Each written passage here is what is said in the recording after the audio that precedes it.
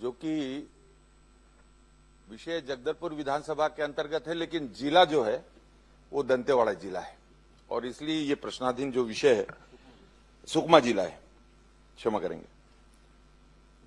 झीरम घाटी से एलंगनार एक दूरस्थ अंचल है, दुर्गम क्षेत्र है। वहां से उरकापाल और कांदानार तक ऐसे 18 किलोमीटर, और इस सड़क के दृष्टि से जो माननीय मंत्री जी का जवाब आया है, प्रारंभ में 14,60,60,000 का व्यय संभावित बताया गया। इसकी प्रशासकीय स्वीकृति 1 जनवरी 2023 को 1 जनवरी 2023 को और टेंडर 30 जनवरी 2023 को जारी किया गया। और माननीय मंत्री जी ने प्रश्न के जवाब में यह भी कहा है कि उक्त सड़क मार्ग घोर नक्सल प्रभावित क्षेत्र होने तथा दुर्गम पहाड़ी क्षेत्र होने के कारण निर्माण हेतु तैयार डीपीआर में सीसी सड़क, टोवाल, नाली, पुल पुलिया निर्माण एवं घाट कटिंग जैसे कार्यों का विस्तृत सर्वे नहीं किया गया। बिना सर्वे के और सारे एएसटीएस स्वीकृति से लेकर सारा टेंडर तक ये जारी हो गया और ये डीएमएफ से जिला सुकमा से अतिरिक्त कार्य, इसके लिए जो अतिरिक्त सैंक्शन हुआ वो 5,59,69,000 रुपए, ये 18/1/2025 3 साल के बाद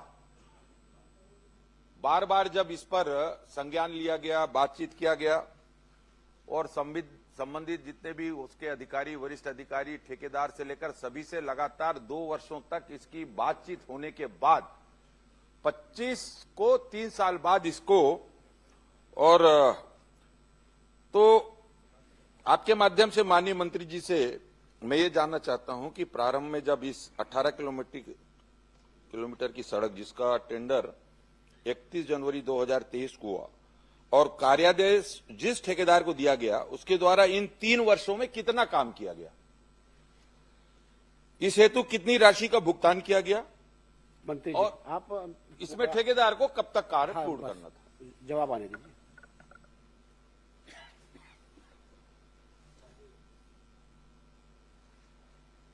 माननीय सभापति महोदय, माननीय सदस्य ने जो जानकारी मांगी है और उसके संदर्भ में मैंने पूरी जानकारी दी है। और जो 18 किलोमीटर तक की जो सड़क बनना था और नक्सलवाद होने के कारण से उसका जो प्रिलिमिनरी जो सर्वे होना था वो सर्वे नहीं हो पाया और उसके कारण से जो घाट सेक्शन है और जितने भी अपने उन क्षेत्रों में होना था कार्य, वो नाली निर्माण इत्यादि उस कार्य को हो नहीं पाया। और वर्तमान में जो स्थिति है वो, क्योंकि डीएमएफ की राशि से भी उस कार्यों को उसमें चिन्हांकित किया गया और उस कार्य को पूरा कराने के दृष्टि से, ताकि वो कार्य वहां पर पूर्ण हो सके। और आपकी भी जो मंशा है उसमें कि जल्द से जल्द वो कार्य पूरा हो जाए, क्योंकि 1 जनवरी 2023 का मामला है और उसके तहत में जो राशि वहां पर दी गई उस राशि के तहत में 3 वर्षों में अर्थ वर्क और जो है जीएसबी तक का कार्य हुआ था और लगभग 4,23,00,000 रुपए इसमें भुगतान हुआ है। लगभग 8 करोड़ रुपए का राशि अभी उस योजना के तहत में अभी वहां पर है और जो डीएमएफ की राशि है वो भी क्या उसमें है और उसके भी टेंडर हो चुके हैं, उसके भी कार्यादेश जारी हो चुके हैं और उसका भी कार्य अभी प्रारंभ है। तो मुझे लगता है कि इस वर्ष हम उसको, मतलब इस वित्तीय वर्ष नहीं, 1 वर्ष के भीतर में हम उस कार्य को पूरा करने के पूरी तरीके से कोशिश करेंगे। ये 2 बातें हुई। एक मिनट। आपने जो बात कही है 1 वर्ष के भीतर पूरा करने की कोशिश करेंगे, आश्वासन अनक्लियर है। 1 वर्ष में पूरा करेंगे बोलेंगे, उसमें फिर क्या कोशिश होती है? जब समय ले रहे हैं तो 1 वर्ष में हो जाएगा, बोल दीजिए। किरण जी पूछ लें। आश्वासन माननीय सभापति जी, इसमें जो सबसे बड़ा विषय है कि वर्तमान में जो मेरी जानकारी है और बातचीत से समस्त अधिकारियों से, और कि इसको अब 2 टेंडर में विभाजित किया गया है, 2 भाग में। पूर्व में जो प्रथम भाग में जो टेंडर जारी हुआ था और जिसके कार्य की स्वीकृति हुई थी, और उत्तर में भी आया है कि 18 किलोमीटर जेसीबी ग्रेन्यूल सब बेस का कार्य जो किया गया 18 किलोमीटर में केवल मिट्टी डालने और 4 किलोमीटर में मुरुम डालने का कार्य और पुलिया निर्माण का काम किया गया है। अब 4 साल में 4 बरसात वह रोड खा चुका है, पी चुका है, क्योंकि वो पहाड़ी क्षेत्र है। तो पहले ही वर्ष में जब ये मुरुम और मिट्टी डालने का काम किया गया तो वर्षा ऋतु आने पर वो पूरा मुरुम और मिट्टी, क्योंकि उसके बाद का काम उसमें नहीं किया गया जा सका, और पार्ट में काम देने के कारण इतनी समयावधि हो गई, 4 वर्ष हो चुका है इसमें। और मैं सिर्फ इतना ही जानना चाहता हूं, ये जनहित का जुड़ा मामला है, ये दूरस्थ अंचल है, जगदलपुर विधानसभा का अंतिम छोर का मामला है। आपके माध्यम से माननीय मंत्री जी से मैं निवेदन करना चाहता हूं, क्योंकि जब वो ऐसा जगह है कि वहां पर सबसे ज्यादा आवश्यकता, वहां पर सड़क की आवश्यकता है, तब जाकर वहां पर बच्चों के लिए प्राथमिक शाला या विद्युत की व्यवस्था, पेयजल की व्यवस्था और सारी व्यवस्थाएं वहां तक पहुंचेगी। तो यही अनुरोध करना चाहता हूं कि सड़क निर्माण में जो भी दिक्कतें हैं, मेरे पास I have all the properties, all the documents, और आप क्या चाहते हैं? मैं ये चाहता हूं कि एक टेंडर की प्रक्रिया अब वर्तमान में किस स्थिति में, और उसका काम कब से प्रारंभ होगा और कितने समय में वो समाप्त हो जाएगा। और इसके अलावा माननीय सभापति जी, इसके अलावा, क्योंकि दूरस्थ अंचल कहते जरूर है, लेकिन ये जगदलपुर विधानसभा का ही एक हिस्सा है, अंतिम छोर है, सुकमा जिला में आता है, तो कम से कम इसमें एक टीम अधिकारियों की तैयार हो, जो कि वहां के कार्यों की समीक्षा, प्रगति के बारे में, और समय समय पर इसको, नहीं तो वरना वहां पर यही 4 साल हुआ है, 4 साल और हो जाएगा।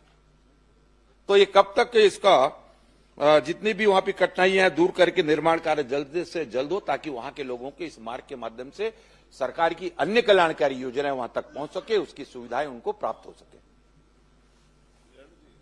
माननीय सभापति महोदय, माननीय किरण सिंह देव जी ने जो प्रश्न उठाया है निश्चित तौर से बहुत ही वाजिब है, और लंबे समय से उस योजना के पूर्ण होने का इंतजार हुए हैं, और सरकार की भी मंशा है कि उस कार्य को तत्काल पूरा किया जाए। और जैसा कि मैंने अपने उत्तर में बताया कि क्योंकि वो नक्सल प्रभावित क्षेत्र होने के कारण से उस क्षेत्र में जिस तरीके से कार्य होना चाहिए उस तरीके से कार्य नहीं हो पाया, और उसका क्योंकि वो घोर नक्सल प्रभावित क्षेत्र है और पहाड़ी क्षेत्र है और फॉरेस्ट एरिया भी है, तो उसके कारण से जो अलाइनमेंट में जो परिवर्तन आया और उसके कारण से जो उसमें जो एडिशनल जो कार्य की आवश्यकता पड़ी, जिसमें सीसी सड़क है, टो वाल है, नाली का है, पुलियों का निर्माण है और घाट कटिंग है, इन सब चीजों के कारण से उसके क्या कहते हैं जो अतिरिक्त कार्य की आवश्यकता हुई, और उसके तहत में जो डीएमएफ की राशि के माध्यम से लगभग 5,59,00,000 रुपए उसमें स्वीकृत भी किया गया, और उसका हमने टेंडर भी कर दिया है और वो उसमें कार्य प्रारंभ भी हो गया है। जहां तक 18 किलोमीटर का जो सड़क है उसको कार्य को जो ठेकेदार के माध्यम से समय सीमा में पूरा नहीं किया गया, क्योंकि 12 महीने के भीतर में उसको पूरा करना था, लेकिन उसने पूरा नहीं किया, और उसके कारण से जो विलंब हुआ उसको हम समय सीमा में। आप डिटेल बता रहे हैं, माननीय सदस्य की जो चिंता है, डिले वैसे ही हो गया है, उसके निर्माण कार्य जल्दी शुरू हो और उसको मॉनिटरिंग करने वाला अधिकारी। माननीय सभापति महोदय, चिंता इस बात की है कि समय समय पे 4 वर्षों में, एक विशेषकर इन 2.5 वर्षों में, मैं इस कार्यकाल की बात करूं तो बार बार जब इस पर पता लगा के बाद वही का वही है, मामला वही का वही है, तो एक बार इसको सुनिश्चित कर लिया जाए कि, क्योंकि फिर ये 5वां बरसात आ जाएगा, 2 महीना बाद, 2.5 महीना बाद फिर काम रुक जाएगा, फिर मिट्टी बह जाएगी। तो मेरा निवेदन ये है सिर्फ इतना कि इस पर एक टीम गठित करके मैं सिर्फ इतना चाहता हूं कि वह मॉनिटरिंग हो और काम की शुरुआत और सारी जानकारियां सही हो जाए। ये गलत जो जानकारी आती है इससे क्या होता है कि ये काम वैसी। जवाब दे रहे हैं। माननीय सभापति महोदय, माननीय श्री किरण सिंह जो जी ने जो प्रश्न उठाया उसमें निश्चित तौर पे विभाग पूरी तरीके से गंभीर है और मैं सदन को आश्वस्त करता हूं कि आने वाले 20 दिनों के भीतर में एक उच्च स्तर के हमारे अधिकारी वहां पर जाकर के उसका स्थल का अवलोकन करेंगे और वहां जाकर के जो भी कहते हैं संबंधित कार्य के दृष्टि से जो भी दिशा निर्देश होगा जिसमें कहते हैं एक्शन लेने की बात होगी उस पर एक्शन लिया जाएगा। श्री राघवेंद्र। धन्यवाद। धन्यवाद सभापति महोदय। मैंने प्रश्न में ये सड़क हादसों के लिए मैंने प्रश्न पूछा था अपने विधानसभा का, जहां मैंने ख में स्पेसिफिकली पूछा था कि सड़क हादसों के कारण तेज गति 2025 में हादसों में पिछले उसमें तुलना में वृद्धि हुई है कि नहीं और उसके कारण क्या है। सभापति महोदय, उसका जवाब स्पेसिफिकली नहीं आया है कि बढ़ने का कारण क्या हो रहा है पिछले 2 साल में। माननीय सभापति महोदय, माननीय सदस्य ने जो जानकारी चाही थी सड़क दुर्घटना में और कितने लोगों की मौतें और कितने लोग घायल हुए और उसकी किन कारणों से वृद्धि हो रही है, स्वाभाविक सभापति महोदय जो हमारे पूरे छत्तीसगढ़ में सड़कों के निर्माण और उसके बाद वाहनों में वृद्धि और लोगों के लापरवाही के कारण से और इन कारणों से जो घटना घटित होती है और उसमें लोग कहते हैं लोगों की मृत्यु भी होती है, लोग गंभीर रूप से घायल भी होते हैं। तो ये कैसे इसमें कमी हो, इसके लिए लगातार सरकार कोशिश कर रही है और उस कोशिश के बदौलत आने वाले समय में और स्थितियां बेहतर हो, इसके लिए लगातार हमारी कोशिश है। पिछले यदि आपने प्रश्न देखा होगा, प्रश्न के उत्तर में मैंने कहा भी है कि जो डेथ रेशो है वो 24 की तुलना में 25 में बहुत कम हुआ है। तो हमारी कोशिश है कि डेथ रेशो कैसे कम हो और किस तरीके से हम व्यवस्था को और सुदृढ़ करें, ये हमारी कोशिश है। सभापति मंत्री महोदय, मैंने अकलतरा का जो कि स्पेसिफिक सवाल और जांजगीर का भी पूछा था, 24 और 25 में मेरे यहाँ डेथ में इजाफा हुआ है, कम नहीं हुआ है। ये आप ही का जवाब है। 76 और अब 89। और मैं आपका ध्यान आकर्षण चाहूंगा कि 26 में जनवरी से लेके आज तक 14 फरवरी तक जब तक यहाँ का दिया हुआ है 13 मृत्यु मेरे यहाँ हो चुकी है। ये आपके जवाब में ही आया है। तो इतनी ज्यादा अगर बढ़ रही है तो इसके स्पेसिफिक कारण क्या है अकलतरा विधानसभा में कि ज्यादा मृत्यु लगातार तुलनात्मक तौर पर बढ़ती जा रही है। ये जवाब में जैसे आपने कहा कि कम हुई है, 24 और 25 में मेरे यहाँ वृद्धि है। माननीय सभापति महोदय, मैंने जो उत्तर दिया वो पूरे प्रदेश स्तर का था। प्रदेश स्तर में जो डेथ रेशो है वो कम हुआ है और जहां तक आपने जो जानकारी मांगी है तो उसमें मैंने उपलब्ध कराया है और इसके लिए लगातार हमारी कोशिशें जारी है। लगातार हमारे विभाग के माध्यम से जन जागरूकता के कार्यक्रम कराए जा रहे हैं। स्कूल है, कॉलेज है, वहां पर यातायात प्रशिक्षण के कार्यक्रम हो रहा है, हेलमेट रैली निकाली जा रही है, जन जागरूकता रैली निकाली जा रही है, नुक्कड़ नाटक, अनेक प्रकार से ऐसे कार्यक्रम हमारे सरकार के माध्यम से। आपके जवाब में जो आया है आदरणीय मंत्री जी कि जैसे आपने कहा कि कम हो रही है लेकिन अकलतरा में हमारे यहाँ ज्यादा हो रही है तुलनात्मक, ये आपके जवाब में ही है। मेरा आपने जैसे आपके जवाब में आया कि हम लगातार चेकिंग कर रहे हैं, ड्रिंक एंड ड्राइव और बाकी चीजों में कर रहे हैं। मेरा स्पेसिफिक सवाल आपसे ये है कि इस दौरान कितने हेवी वाहनों पर और कितने छोटे लाइट मोटर व्हीकल्स पर आपने ड्रिंक एंड ड्राइव की कार्रवाई करी है, ये स्पेसिफिकली। और एक सवाल और है मेरा।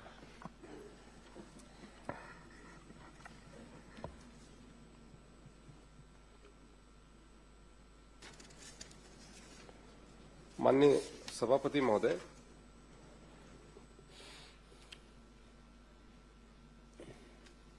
मेरे पास में पूरी जो जानकारी है उसमें ड्रिंक एंड ड्राइव का और हैवी व्हीकल का इसकी जानकारी भी वर्तमान में इसमें उपलब्ध नहीं है। मैं अलग से उपलब्ध करा दूंगा सभापति महोदय। सभापति महोदय, मेरा इसमें आपको राघवेंद्र जी मंत्री जी जो आपने भारी व्हीकल का और लाइट व्हीकल की बात की है। माननीय सभापति महोदय, ये गंभीर विषय है। एक मिनट जी जी आपने जो प्रश्न किया है ना जी, अभी आपने जो सप्लीमेंट्री पूछा तो भारी व्हीकल का और लाइट व्हीकल का है, मंत्री जी विभाग से जानकारी लेकर के आपको उपलब्ध करा देंगे। सभापति महोदय मेरा ये एक गंभीर स्पेसिफिक विषय है, माननीय सवाल सभापति महोदय। एक मिनट भैया।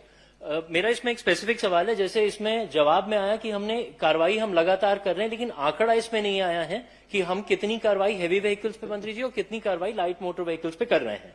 क्या ये सही नहीं है कि सड़क सुरक्षा समिति, जिला सड़क सुरक्षा समिति और राज्य सड़क सुरक्षा समिति में ये बात गई है कि अकलतरा विधानसभा में ट्रॉमा सेंटर नहीं होने की वजह से ये सड़क मौत का आंकड़ा ज्यादा है? और दूसरा, आदरणीय मंत्री जी, जब ये आंकड़ा आप मुझे उपलब्ध कराएंगे तो कृपया इस ओर भी आपका मैं ध्यान आकर्षण चाहूंगा कि 15-20 दिन पहले अकलतरा विधानसभा में 3 ट्रेलर, बहुत ही भयावह हादसा था, मैंने कल भी इस बात को कहा था, 3 ट्रेलर वहां पर आपस में भिड़े जिसमें 2 ड्राइवर्स की अंदर जलकर मौत हो गई।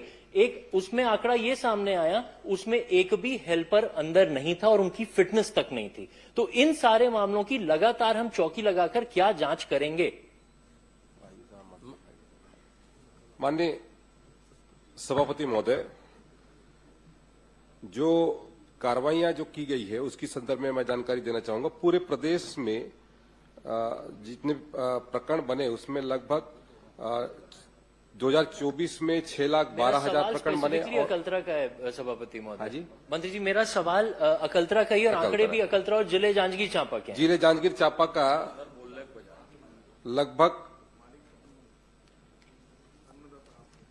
29,104 2023 में और सभापति महोदय 2024 में 39,204 और प्रदेश का है भाई साहब।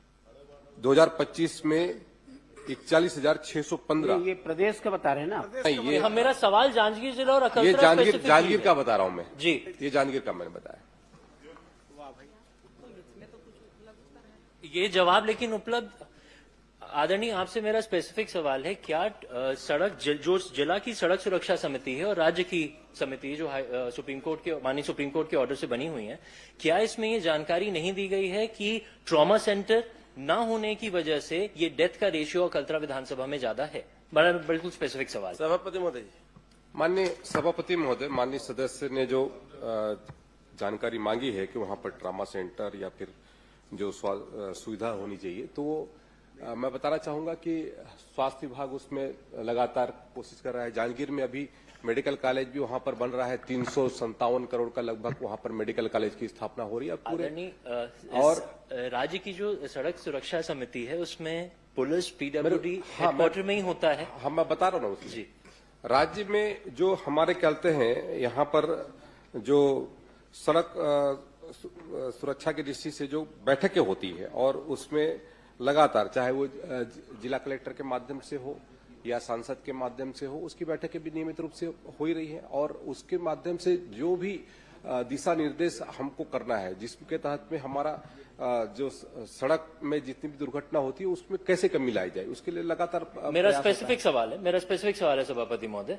आदरणीय मंत्री जी, क्या आप ये निर्देशित करेंगे कि बड़े वाहनों पर जिस तरह की कार्रवाई होनी चाहिए, जो समझ में आ रहा है कि नहीं हो रही है, आप वहां पर स्पेशल अभियान चलाकर, चूंकि अकलतरा विधानसभा में वृद्धि हो रही है मौत में, क्या आप ये आश्वासन देंगे कि वहां पर त्वरित चेकिंग लगातार करी जाए, कुछ ना कुछ स्पेशल प्रोविजन वहां पर किया जाए कि हमारी चेकिंग तुरंत स्टार्ट हो जाए? और दूसरा, जो जिला समिति से राज्य में आया है उसको आप त्वरित कंसिडरेशन में लाएंगे क्या, अगर ट्रॉमा सेंटर और बाईपास की बात आ रही है? बस ये 3 मेरे स्पेसिफिक आपसे आश्वासन की मांग है।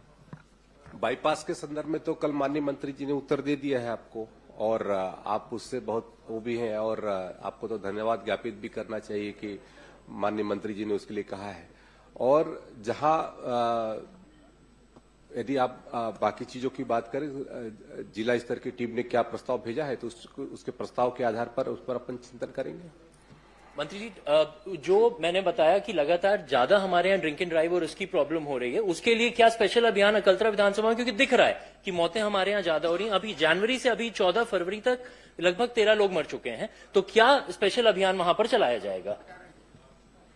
माननीय सभापति महोदय, मैंने अपने उत्तर में बताया कि किस तरीके से हम जांजगीर क्षेत्र में लगातार जो अपने जांजगीर क्षेत्र में जो जन जागरूकता का अभियान चला रहे हैं और आपसे भी आग्रह है कि उस जागरूकता अभियान में और किस तरीके से और भी बहुत सारी चीजों पे, मैंने पहले कहा कि हेलमेट रैली और अन्य जो हमारे मंत्री जी, नुक्कड़ इतना आप नाटक और निर्देशित इस मंत्री तरीके जी, से एक जो हम निवेदन- जन जागरूकता एक निवेदन है, ये बहुत ही संवेदनशील मामला है। इस पे आप ये तो निर्देशित कर दें कि त्वरित जिला स्तर पर एक वहां पर एक मीटिंग की जाए जिसमें जनप्रतिनिधियों को बुलाकर त्वरित आप उनको आदेश दीजिए कि जो भी वहां पर सुझाव आते हैं जिससे मौतें रुक सकती हैं, तुरंत उस पर कार्रवाई की जाए। इतना तो आप आश्वासन कम से कम उन लोगों को निर्देशित कर दें, जिला प्रशासन को, क्योंकि हमारे यहां मौत में वृद्धि लगातार हो रही है। अकलतरा विधानसभा स्पेसिफिकली मैं बात कर रहा हूं। आप जनवरी से लेकर अभी तक देखें महोदय, लगभग 13 लोगों की मृत्यु हो चुकी है। तो वहां पर ये जितने चलाए जा रहे हैं अभियान, ये शायद काफी नहीं है, इसके अलावा भी कुछ करने की आवश्यकता है।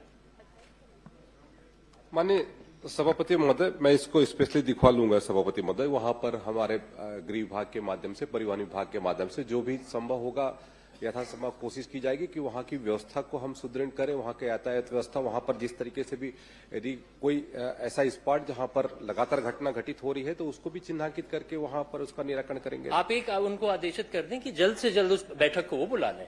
ठीक है। माननीय सभापति महोदय, एक प्रश्न। बिल्कुल उसकी बैठक करवा लेंगे। माननीय मंत्री जी ने भी कहा है कि भाई माननीय हम सभापति, एक दुर्घटना मिनट। जगह क्षेत्र माननीय को सभापति महोदय, देखो, प्रश्न काल में माननीय सभापति सभी पूछना महोदय। चाहते हैं, संभव नहीं होगा। बाकी माननीय सदस्यों सभापति को भी महोदय। प्रश्न लगा हुआ है। जिले का ही मामला था। माननीय सभापति महोदय, एक अजय को दे दिया है, सबके तरफ से पूछ लेंगे वो। आप वो एक अपना मिनट। पूछेंगे। माननीय सभापति महोदय, जांजगीर जिला की ओर से माननीय सभापति मोहन महोदय, जी को दे देंगे तो सबके तरफ से आप पूछ लेंगे। माननीय सभापति महोदय, आपसे मेरा प्रश्न आपसे, उस दिन मेरा ध्यानाकर्षण लगा था सड़क दुर्घटना में, तो परिवहन विभाग में लगा था। देखो, आज प्रश्न सड़क- मेरे से है कि मंत्री जी से है? आप व्यवस्था देंगे इसमें, क्योंकि व्यवस्था का प्रश्न होता नहीं प्रश्न काल में। आज सड़क दुर्घटना में प्रश्न लगा है गृह विभाग में, कार्य आवंटन नियम शासन का तो कुछ होगा। एक मेरा विषय था स्मार्ट सिटी में, उसमें यह लिखा था कि सड़क दुर्घटना के लिए अंतर विभागीय समिति बनी है। मेरा यह कहना है माननीय, मैं 3-4 प्रश्न मैं हर सत्र में करता हूं, आउटसोर्सिंग में, इसमें 2-4 और विषय हैं जो मेरे स्थायी विषय हैं। अब ये बताइए कि ये इसके लिए जिम्मेदार है कौन? इसमें आप व्यवस्था दीजिए कि सरकार तीनों विभाग मिला के इसको रोकने के लिए काम करे, क्योंकि इसी सत्र में अलग अलग उत्तर आए। आपने परिवहन के विभाग में इसी सत्र में उत्तर दिया सड़क दुर्घटना में। अभी स्थानीय शासन में सड़क दुर्घटना में ही प्रश्न लगा। स्मार्ट सिटी माने स्थानीय शासन के चर्चा में अंतर विभागीय समिति बनी है, यह उत्तर आया है।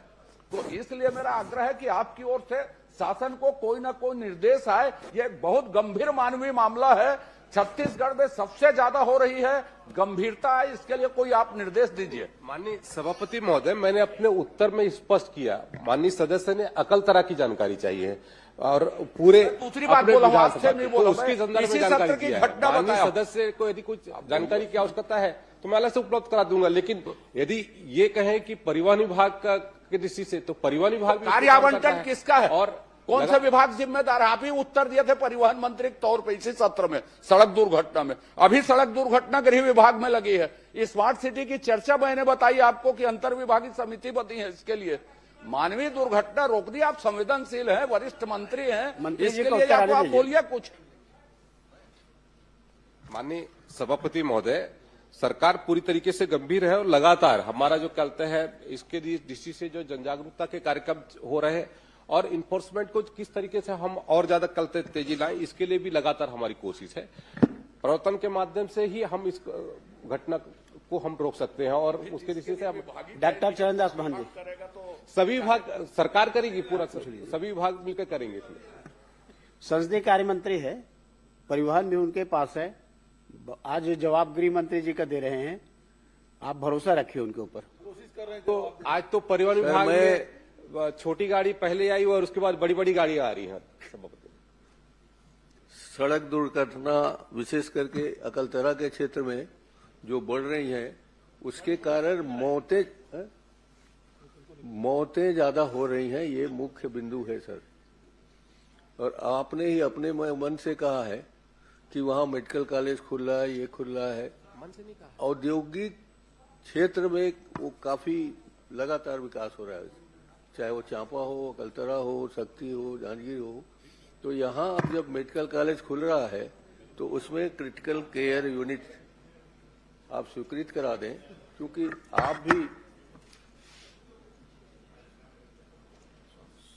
आपके सहयोगी हैं और सड़क दुर्घटना की जो मीटिंग होती है वहां पर उसके आप मेंबर हैं, तो वहां क्रिटिकल केयर यूनिट और ट्रामा सेंटर लगा दिया जाए, बन जाए, ताकि मौतें कम हो, जल्दी से जल्दी इलाज पा सके। ये मेरा कहना है। ये सुझाव देंगे क्या आप अपने?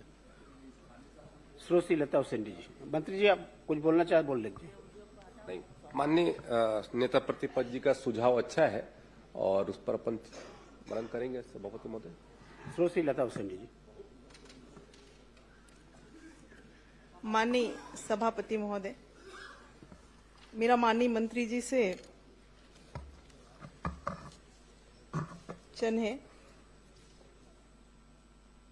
सामुदायिक स्वास्थ्य केंद्र, प्राथमिक स्वास्थ्य केंद्र, उप स्वास्थ्य केंद्र संचालित करने के लिए, नए खोलने के लिए माननीय मंत्री जी को जनप्रतिनिधियों का कोई आवेदन या प्राप्त हुआ है क्या?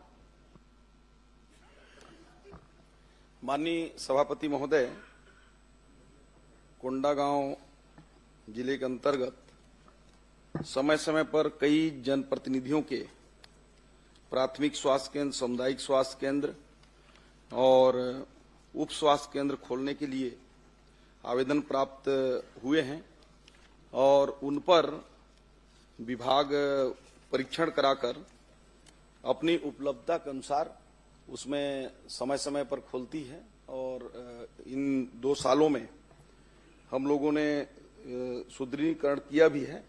वैसे उसके जो कई मानक होते हैं माननीय सभापति महोदय, जैसे उप स्वास्थ्य केंद्र के लिए जनसंख्या का मानक, सामुदायिक स्वास्थ्य केंद्र का, प्राथमिक स्वास्थ्य केंद्र का, तो सभी पैरामीटर पर होने पर उसको विभाग जो है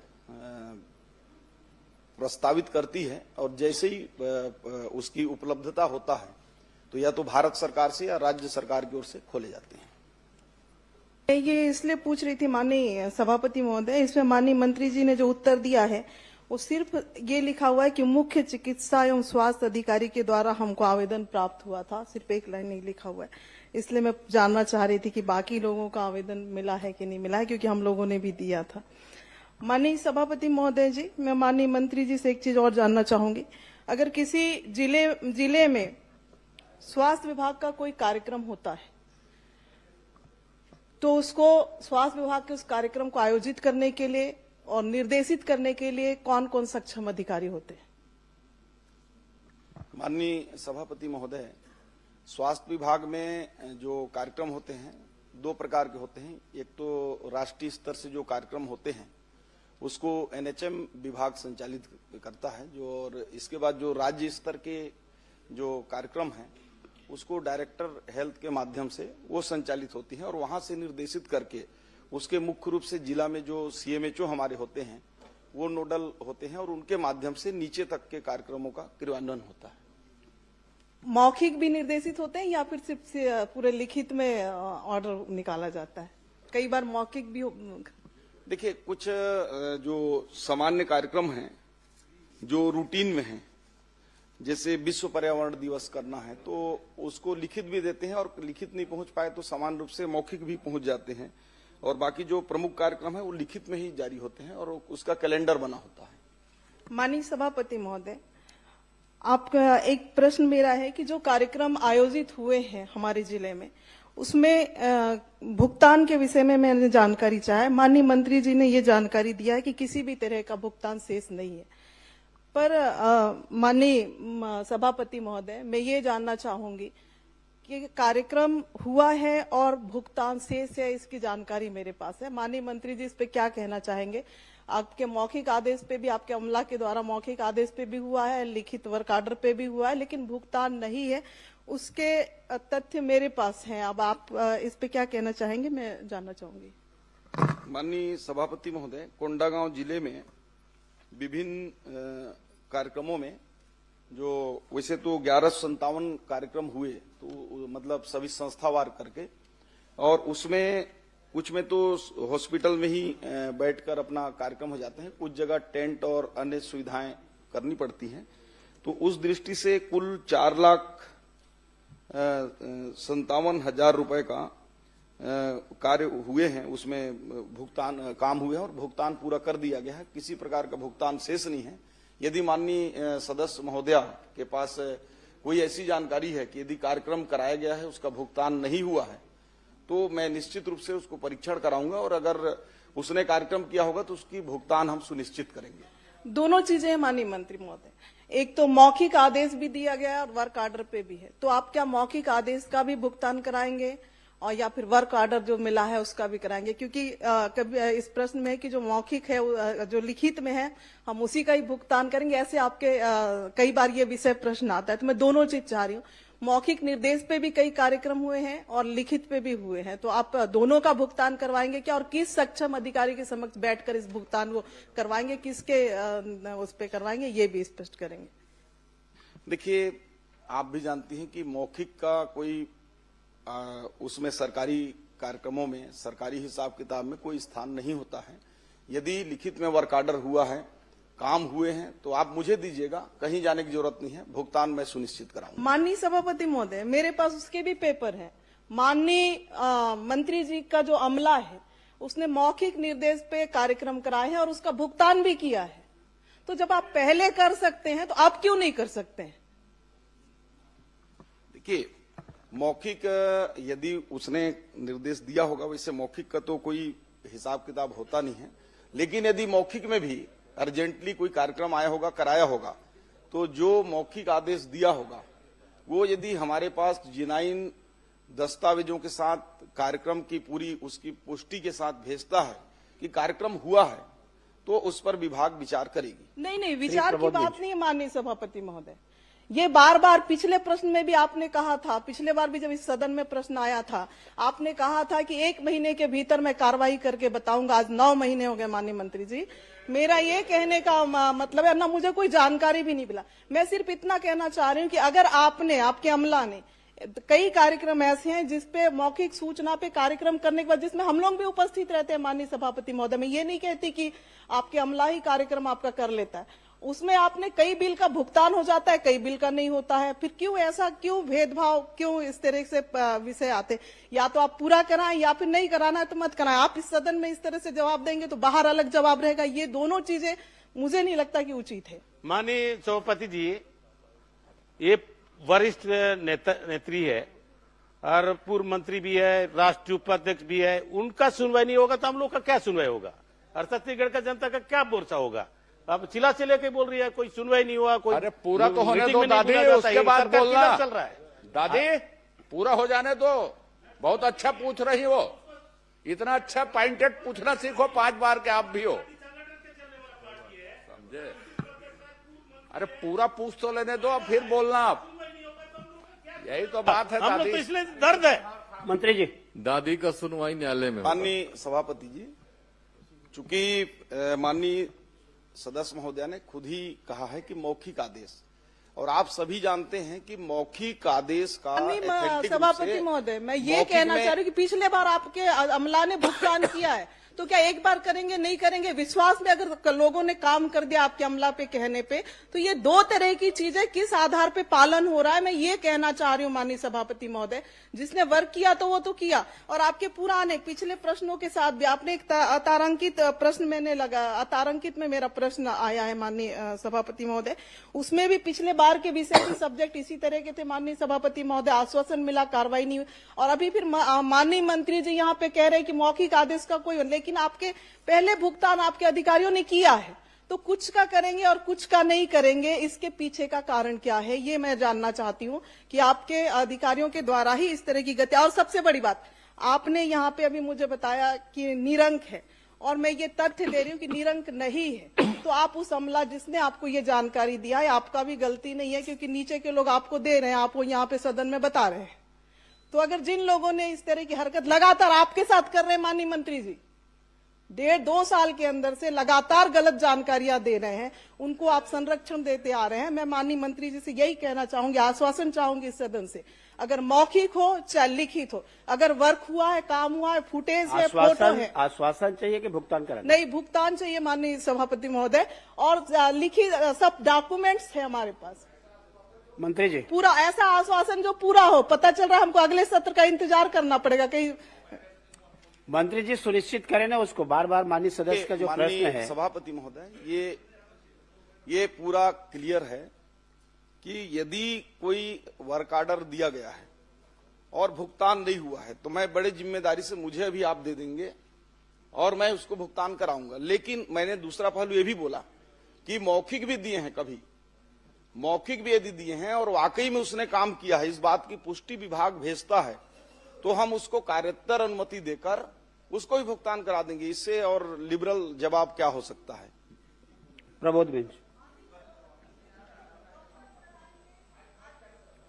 माननीय सभापति महोदय, कब तक कराएंगे ये जानकारी मुझे चाहिए, क्योंकि एक एक साल इंतजार हमने पिछले प्रश्न के लिए भी किया है और आगे भी इस तरह से ना हो, इसके लिए मैं माननीय मंत्री जी से कहना चाहूंगी कि कब तक कराएंगे, समय सीमा बताएं माननीय मंत्री। देखिए, अभी तो अब हो सकता है कि मार्च में न हो, क्योंकि वित्तीय उसके चलते 15 मार्च के बाद भुगतान कर पाना थोड़ा कठिन होता है। लेकिन अगर आपके पास दस्तावेज हो तो आज ही मुझे इस प्रश्नकाल के बाद दे देंगे तो मैं उसका वो परीक्षण भी करा लूंगा और वाकई में देनदारी होगा तो उसको नए वित्तीय वर्ष में जल्द से जल्द हम माननीय सभापति महोदय जी, जो लोग लगातार सदन में गलत जानकारी दे रहे हैं, पर्याप्त आ गए। नहीं माननीय मंत्री जी के ध्यान में भी आ गए, आप डॉक्यूमेंट दीजिए ना, भुगतान की भी बात आ गई है। जो अधिकारी लगातार सदन में गलत जानकारी दे रहे हैं उनके ऊपर भी कार्रवाई होना चाहिए माननीय सभापति महोदय। उनको तो एक्सटेंशन मिल रहा है माननीय सभापति, गलत जानकारी, असत्य जानकारी दे रहे हैं उनके ऊपर कार्रवाई करेंगे क्या? दी जा रही है माननीय सभापति जी, गलत जानकारी देने का उसकी भी एक नियम प्रक्रिया है, उसमें बिल्कुल जो होगा वो तो आपके माध्यम से। प्रबोध बेंच। ये तो पिछले बार भी आपने समय मांगा था, पिछले बार भी सदन में आपने कहा था हम नोटिस भेजेंगे, 1 महीने के अंदर कार्रवाई होगी, लेकिन ये 9 महीने हो गए माननीय सभापति महोदय जी, नोटिस का जवाब क्या आया हमको नहीं पता है। भाई 9 महीने नहीं, अगले साल फिर सत्र चालू होगा, 1 साल बाद भी वही स्थिति रहेगी। यदि प्रूफ नहीं होगा तो कैसे पैसा देंगे? अच्छा, ये आपने स्वीकार किया है माननीय मंत्री जी, आपने स्वीकार किया है कि दोषी अधिकारियों का एक जांच रिपोर्ट हमारे पास आया था, उसके आधार पे आपने स्वीकार किया था कि हम अधिकारियों को नोटिस दिए हैं, नोटिस का जवाब आ जाएगा, फिर हम कार्रवाई किए।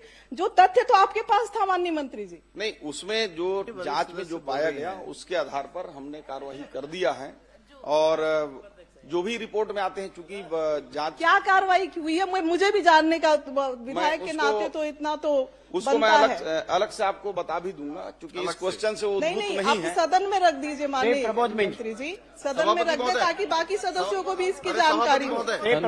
माननीय सभापति महोदय, और तारीख भी माननीय सभापति महोदय। पर्याप्त आ गया है, बहुत लंबा माननीय सदस्यों का प्रश्न है, समय आप देखिए। प्रश्न से अलग बोल रहा हूँ, लगातार ये हो रहा है कि हर माननीय सभापति महोदय बोलो, मंत्री जी सुनिश्चित करे उसको, जवाब सही नहीं आ रहा है। प्रमोद भी उसको व्यवस्था दे दीजिए, तो उसको प्रताड़ित करिए। हर विधायक लगातार हर मंत्री यही कह रहा है, माननीय सभापति गलत जवाब आ रहा है, हर बार गलत जवाब आता है। नहीं करते सभापति महोदय, सभापति महोदय, हर गलत जवाब आता है। पहले कि मेरे वन विभाग के जवाब में सभापति महोदय गलत जवाब आता है, यही हो रहा है। 10 उत्तर सभापति महोदय।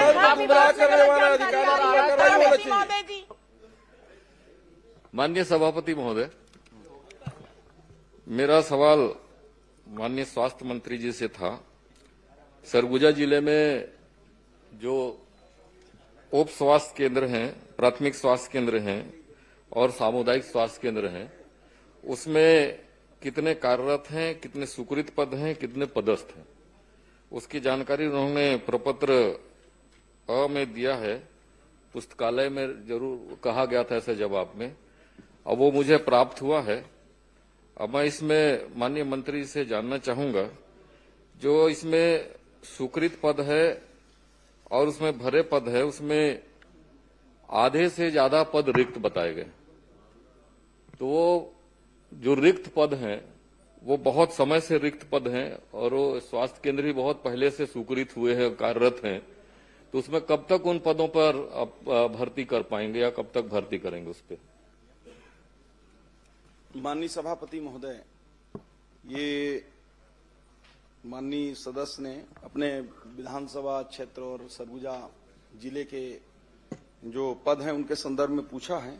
हमने जानकारी तो दे दिया है माननीय सदस्य को, और हमारी भर्ती प्रक्रिया माननीय अध्यक्ष महोदय वो एक एनएचएम से हम करते हैं और स्टेट गवर्नमेंट की ओर से भी रेगुलर भर्ती भी करते हैं। तो अभी भर्ती प्रक्रिया हमारी 525 पदों पर अभी चल रही है, जिसमें नर्सेस हैं, वार्ड बॉय हैं और अटेंडर हैं, ऐसे करके। तो उसकी अभी प्रक्रिया पूरी होने वाली है, तो उसमें जो उस क्षेत्र के लिए आवंटित होंगे उसको करेंगे। और एनएचएम से हमारी लगातार भर्ती प्रक्रिया होती है और जैसे जैसे रिक्त पद होते हैं हम भर्ती प्रक्रिया करते हैं। समय सीमा निश्चित बताया जाना संभव नहीं है, परंतु प्रयास होगा कि हम अतिशीघ्र भर्ती प्रक्रियाओं को, रिक्त स्थानों को भरेंगे। माननीय मंत्री जी से मैं पुनः जानना चाहूंगा कि आपने जवाब में कहा है कि भर्ती प्रक्रिया निरंतर होती है, जारी है और भर्ती की प्रक्रिया में इतने पद हो रहे हैं, इसको भरेंगे। मैं इसमें पुनः ये जानना चाहूंगा कि जो आप भर्ती की प्रक्रिया निकालते हैं वो एक साथ पूरे प्रदेश के लिए सभी पदों के लिए निकालते हैं, क्या केंद्र वाइज और वहां जो स्वीकृत पद हैं उसके अनुरूप में आप स्वीकृति जारी करते हैं या वो निकालते हैं विज्ञापन, या सामूहिक निकालते हैं?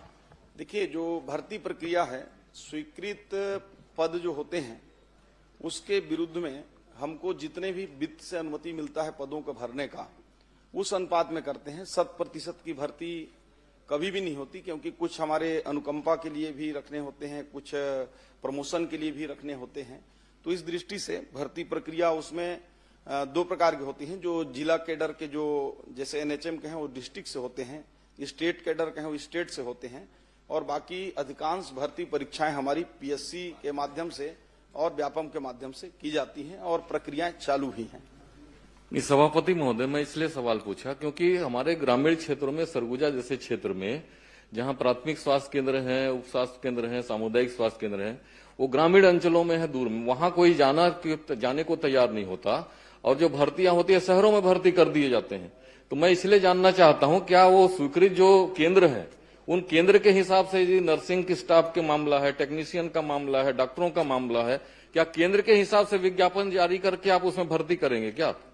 ताकि जो भर्तियां होंगी तो उसमें सीधे वहां लोग अपॉइंट कर पाएंगे, जो वहां जाना चाहता है वही उसमें भाग लेगा, उसके लिए आवेदन करेगा।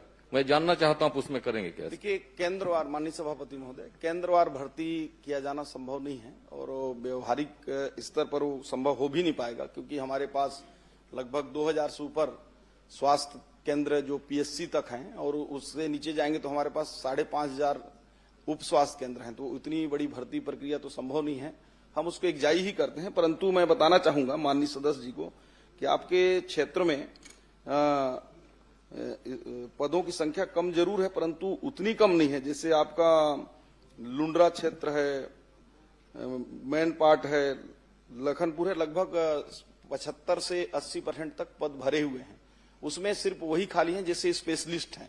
तो पूरे प्रदेश में कमी है, उस पर हम लोग कार्य कर रहे हैं कि ताकि स्पेशलिस्ट की भी भर्ती हो पाए। माननीय मंत्री जी, आपने जो सूची उपलब्ध कराया है उसमें मेरे पास आपकी सूची है, आप भी देख लें। जितने पद की स्वीकृति है उसके अनुरूप में आपने जो कार्यरत बताया है, उस कार्यरत में सैकड़ों जगह में 000 लिखा हुआ, और आप कह रहे हैं कि बहुत जगह पे भर्ती कर दिया गया है, अनुमान मतलब 80% भर्ती। मैं कहना चाहूंगा कि 50% से भी ज्यादा पद वहां रिक्त है। और दूसरी एक चीज और है माननीय सभापति जी, जो आपने कार्यरत और भरे पदों की यहाँ जानकारी दी है, उसमें जो कार्यरत पद में आपने जानकारी दी है वो उसमें, और आगे मैंने पूछा था कि उसमें कितने लोगों को संलग्न किया गया है।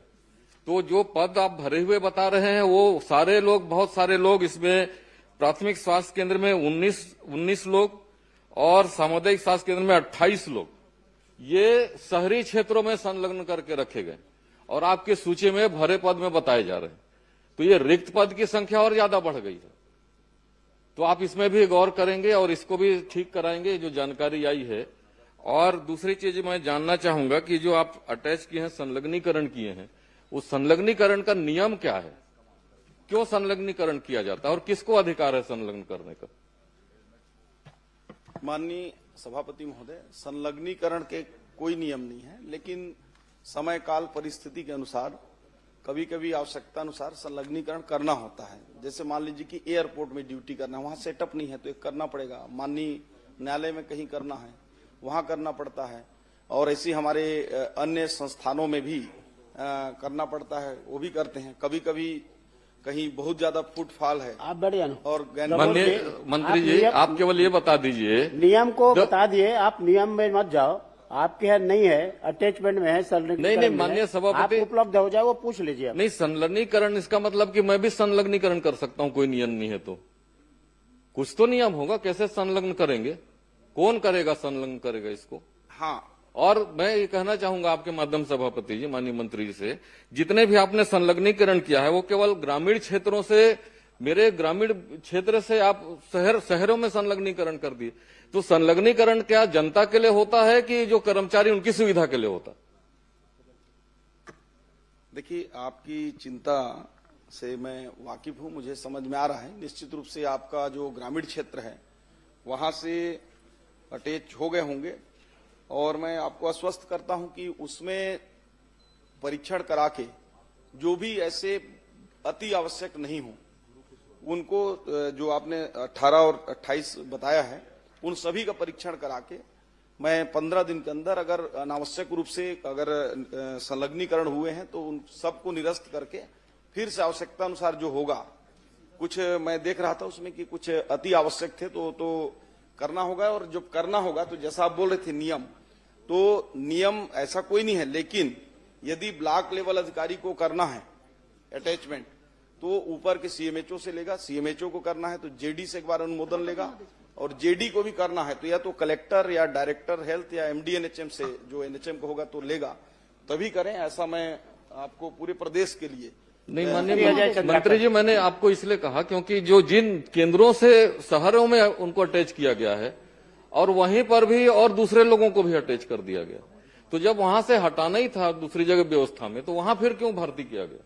तो ऐसे बहुत सारी गड़बड़ियां हुई हैं और किसी विशेष लोगों को लाभान्वित करने के लिए किसी अधिकारियों के द्वारा ऐसा काम कर दिया गया है, तो सारे उसको निरस्त करके पुनः इसको पुनर्विचार करेंगे क्या? सभापति महोदय जी, छोटा सा इसमें मेरा प्रश्न। 1 मिनट, इसको जवाब दे दीजिए। हाँ, मैं सारे संलग्नीकरण को समाप्त करने का निर्देश करता हूं और फिर से घोषणा करता हूं, हमारे अधिकारियों को निर्देश और यहां घोषणा। ठीक है, मैं घोषणा करता हूं पूरे संलग्नीकरण को हमारे जो जितने भी पीएचसी, सीएचसी, सब हेल्थ सेंटर, डिस्ट्रिक्ट हॉस्पिटल, इनमें जो अटैच हैं, बाकी जो इंस्टीट्यूशनल संस्थानों में है, जिससे अब आप लोग विधायक के लोगों के पास, कई लोगों के पास अटैचमेंट होंगे तो प्रक्रियाओं के तहत है। लेकिन जो हॉस्पिटलों में इस प्रकार के जो ग्रामीण क्षेत्र से शहरी में हो गए हों या जहां आवश्यकता नहीं है, तो पूरे को अटैचमेंट एक बार करने का मैं घोषणा करता हूं और इसका पालन अति शीघ्र करते हुए आपको इसकी हम प्रबोध जी, आपको हम आपके विधानसभा श्री अजय चंद्राकर। माननीय सभापति महोदय, माननीय सभापति महोदय, एक ही मिनट। माननीय प्रदेश को उन्होंने निरस्त कर दिया। माननीय मंत्री जी, एक प्रश्न और था छोटा सा, एक प्रश्न आपको धन्यवाद भी दूंगा। आपने पिछले बार में हमारे 3 सामुदायिक स्वास्थ्य केंद्र स्वीकृत किए थे, परंतु भवन उसके लिए स्वीकृत नहीं है। इसकी स्वीकृति कब तक दे देंगे माननीय मंत्री जी? इसको शीघ्र ही हम लोग उसको भवन के लिए प्रस्ताव जो है भारत सरकार को भेज रहे हैं एनएचएम से, उसमें आपका भी प्राथमिकता से शामिल करके हम भेजेंगे। माननीय मंत्री जी, आपसे मैं निवेदन कर रहा हूं, एक ही मिनट में। अरे यार, मैं भी एक ही मिनट लूंगा, बस, ज्यादा नहीं। पूर्व में भी अटैचमेंट के वापस करने के लिए शासन का आदेश है, लेकिन उसकी पालन नहीं हुआ। ये घोषणा फिर वैसे इतनी हो जाएगा। जो घोषणा कर रहे हैं वो तो शासन के आदेश में पूर्व से है। नहीं, मैं लेट आया हूं, लेकिन बात मैं समझ चुका हूं। आज आप जो घोषणा कर रहे हैं वो तो पूर्व से शासन के आदेश में है, उस आदेश का तो पालन ही नहीं हुआ। फिर ऐसे आदेश मत हो जिसका पालन ना हो, ये मेरा निवेदन है माननीय मंत्री जी। अजय चंद्र। गुरुजी, आदरणीय गुरुदेव, छोटे छोटे बड़े बड़े, छोटे छोटे। माननीय गुरुजी तैयार है, तैयारी से आए हैं। आप बड़े पूछो, छोटा पूछो, सबका जवाब देंगे। माननीय अध्यक्ष महोदय, ये प्रश्न जो है पूरे देश का आज सबसे महत्वपूर्ण विषय है आजकल। मैं माननीय प्रश्न पूछते हैं तो आपको कुछ बात ध्यान आकर्षित करवा देता हूं, आप देख लीजिए।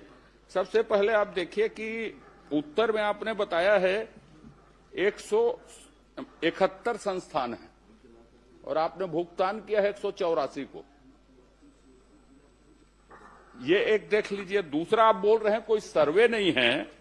आपको मैं बता देता हूं कि जो आपने विजन डॉक्यूमेंट जारी किया है उसके पेज नंबर 27 को आप पढ़ लीजिएगा। उस सर्वे में है कि प्रदेश में सिर्फ 3% लोग स्किल्ड है, 97% लोग अनस्किल्ड है। आप कह रहे हैं कि स्किल के सर्वे करने का कोई नियम प्रक्रिया नहीं है।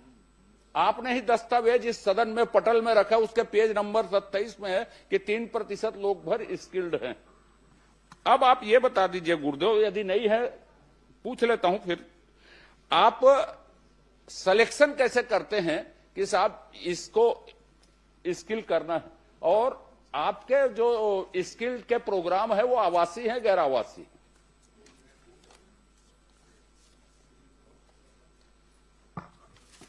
माननीय सभापति महोदय, जो टारगेट हमें मिलते हैं भारत सरकार के द्वारा स्किल के लिए, तो उस हिसाब से हम लोग करते हैं, और इसमें क्षेत्र वाइज हम लोग स्किल गैपिंग एनालिसिस करते हैं। जो हमारे क्षेत्र वाइज में जिस प्रकार कार्य योजना हम तैयार करते हैं जिलों में, और जिलों में तैयार करने के बाद उद्योगों को हम आमंत्रित करते हैं, संस्थानों को आमंत्रित करते हैं, उनके साथ बैठक करते हैं, उनके डिमांड बेस्ड जो ट्रेनिंग की आवश्यकता होती है।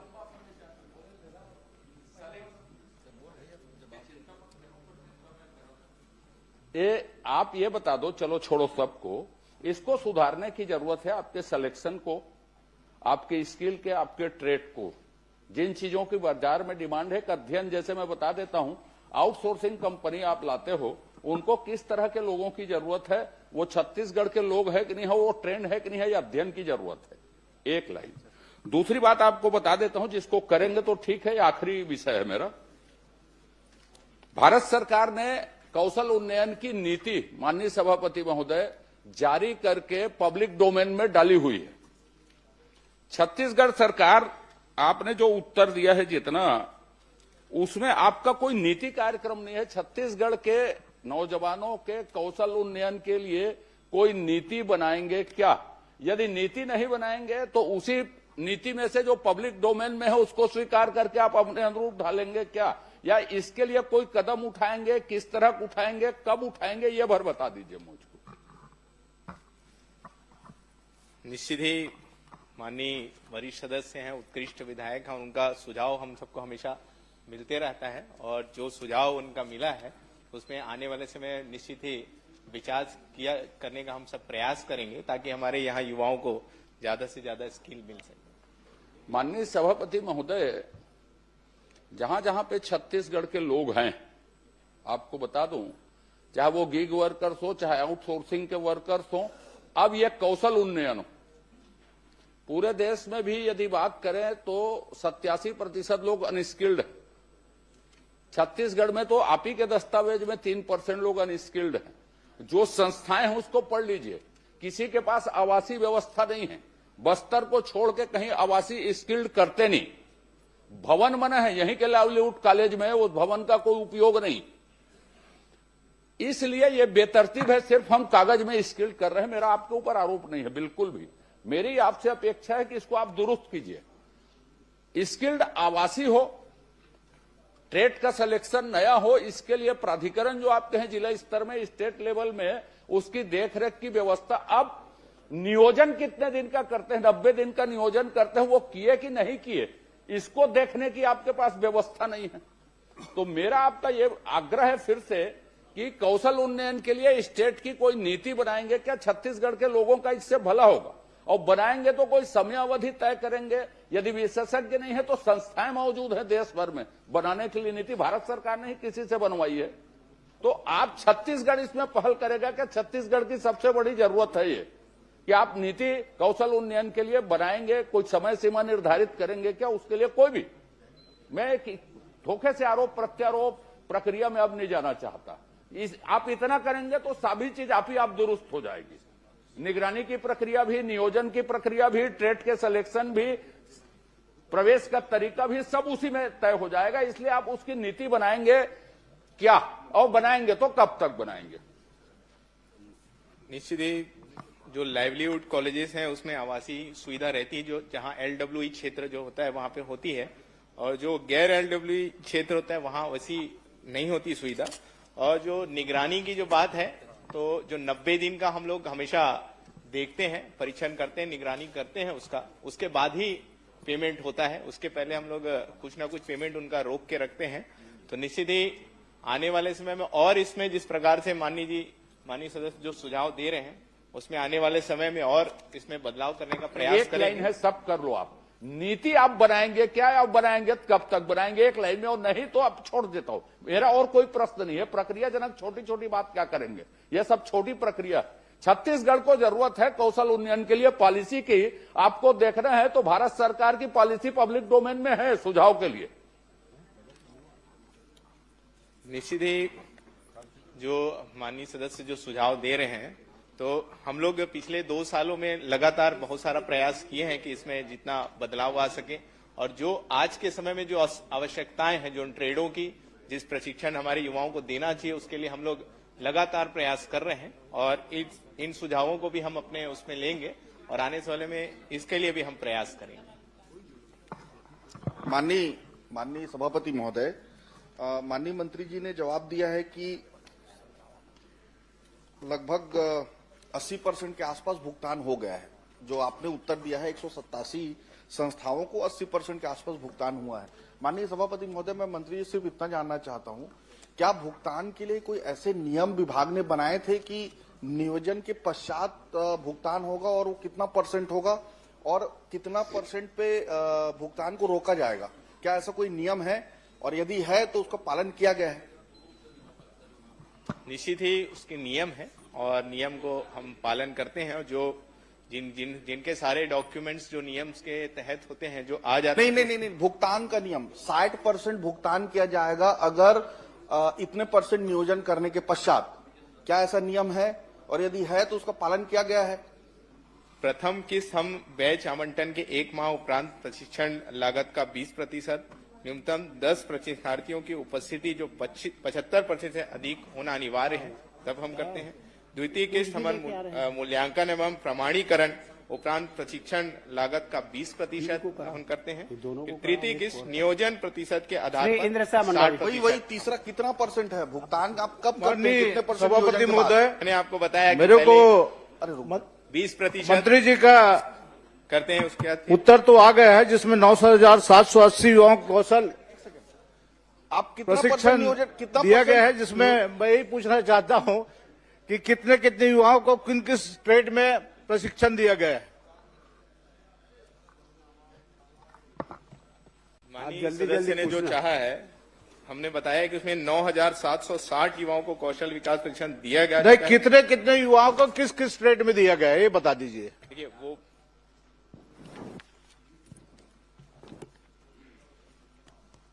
इसमें भी है, सारे जिलों का है, जिलोवार विकासखंड रोजगार एवं स्वरोजगार के माध्यम से। नहीं, किस ट्रेड में कितने युवाओं को? Plumber, car mechanic, staff nurse, electrician, संख्या बता देते तो बढ़िया था। सीसीटीवी, एक घुमाने वाली ये बेकार है।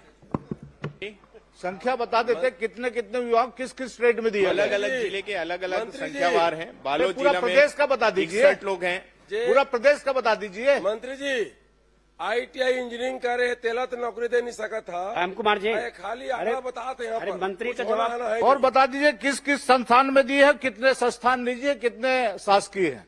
टोटल 5,966 वो तो आ गया उत्तर लोगों को हमने ट्रेड में दिया। और ये सारे ट्रेड है, पूरी जानकारी है, पूरे बहुत सारे ट्रेड है। अगर आप कहेंगे तो मैं आपको उपलब्ध करा दूंगा,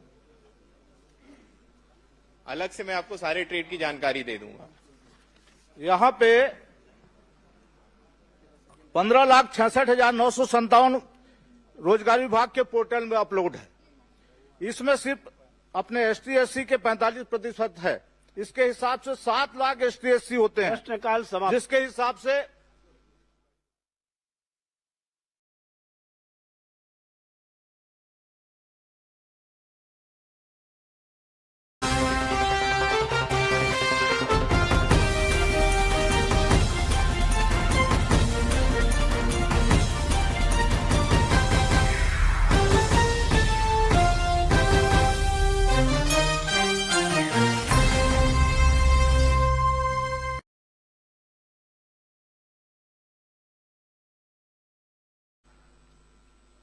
जो कि विषय जगदलपुर विधानसभा के अंतर्गत है, लेकिन जिला जो है वो दंतेवाड़ा जिला है और इसलिए ये प्रश्नाधीन जो विषय है सुकमा जिला है, क्षमा करेंगे।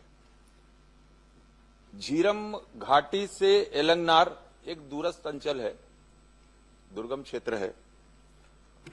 वहां से उरकापाल और कांदानार तक ऐसे 18 किलोमीटर, और इस सड़क के दृष्टि से जो माननीय मंत्री जी का जवाब आया है, प्रारंभ में 14,60,60,000 का व्यय संभावित बताया गया। इसकी प्रशासकीय स्वीकृति 1 जनवरी 2023 को 1 जनवरी 2023 को और टेंडर 30 जनवरी 2023 को जारी किया गया। और माननीय मंत्री जी ने प्रश्न के जवाब में यह भी कहा है कि उक्त सड़क मार्ग घोर नक्सल प्रभावित क्षेत्र होने तथा दुर्गम पहाड़ी क्षेत्र होने के कारण निर्माण हेतु तैयार डीपीआर में सीसी सड़क, टोवाल, नाली, पुल पुलिया निर्माण एवं घाट कटिंग जैसे कार्यों का विस्तृत सर्वे नहीं किया गया। बिना सर्वे के और सारे एएसटीएस स्वीकृति से लेकर सारा टेंडर तक ये जारी हो गया और ये डीएमएफ से जिला सुकमा से अतिरिक्त कार्य, इसके लिए जो अतिरिक्त सैंक्शन हुआ वो 5,59,69,000 रुपए, ये 18/1/2025 3 साल के बाद बार बार जब इस पर संज्ञान लिया गया, बातचीत किया गया और संबंधित जितने भी उसके अधिकारी, वरिष्ठ अधिकारी, ठेकेदार से लेकर सभी से लगातार 2 वर्षों तक इसकी बातचीत होने के बाद 25 को 3 साल बाद इसको, और तो आपके माध्यम से माननीय मंत्री जी से मैं ये जानना चाहता हूं कि प्रारंभ में जब इस 18 किलोमीटर की सड़क जिसका टेंडर 31 जनवरी 2023 को हुआ और कार्यादेश जिस ठेकेदार को दिया गया उसके द्वारा इन 3 वर्षों में कितना काम किया गया, इस हेतु कितनी राशि का भुगतान किया गया मंत्री जी, और आप इसमें ठेकेदार को कब तक कार्य पूर्ण करना था? जवाब आने दीजिए।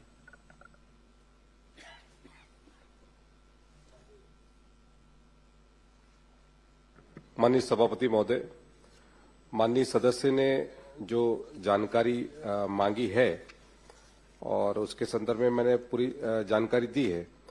और जो 18 किलोमीटर तक की जो सड़क बनना था और नक्सलवाद होने के कारण से उसका जो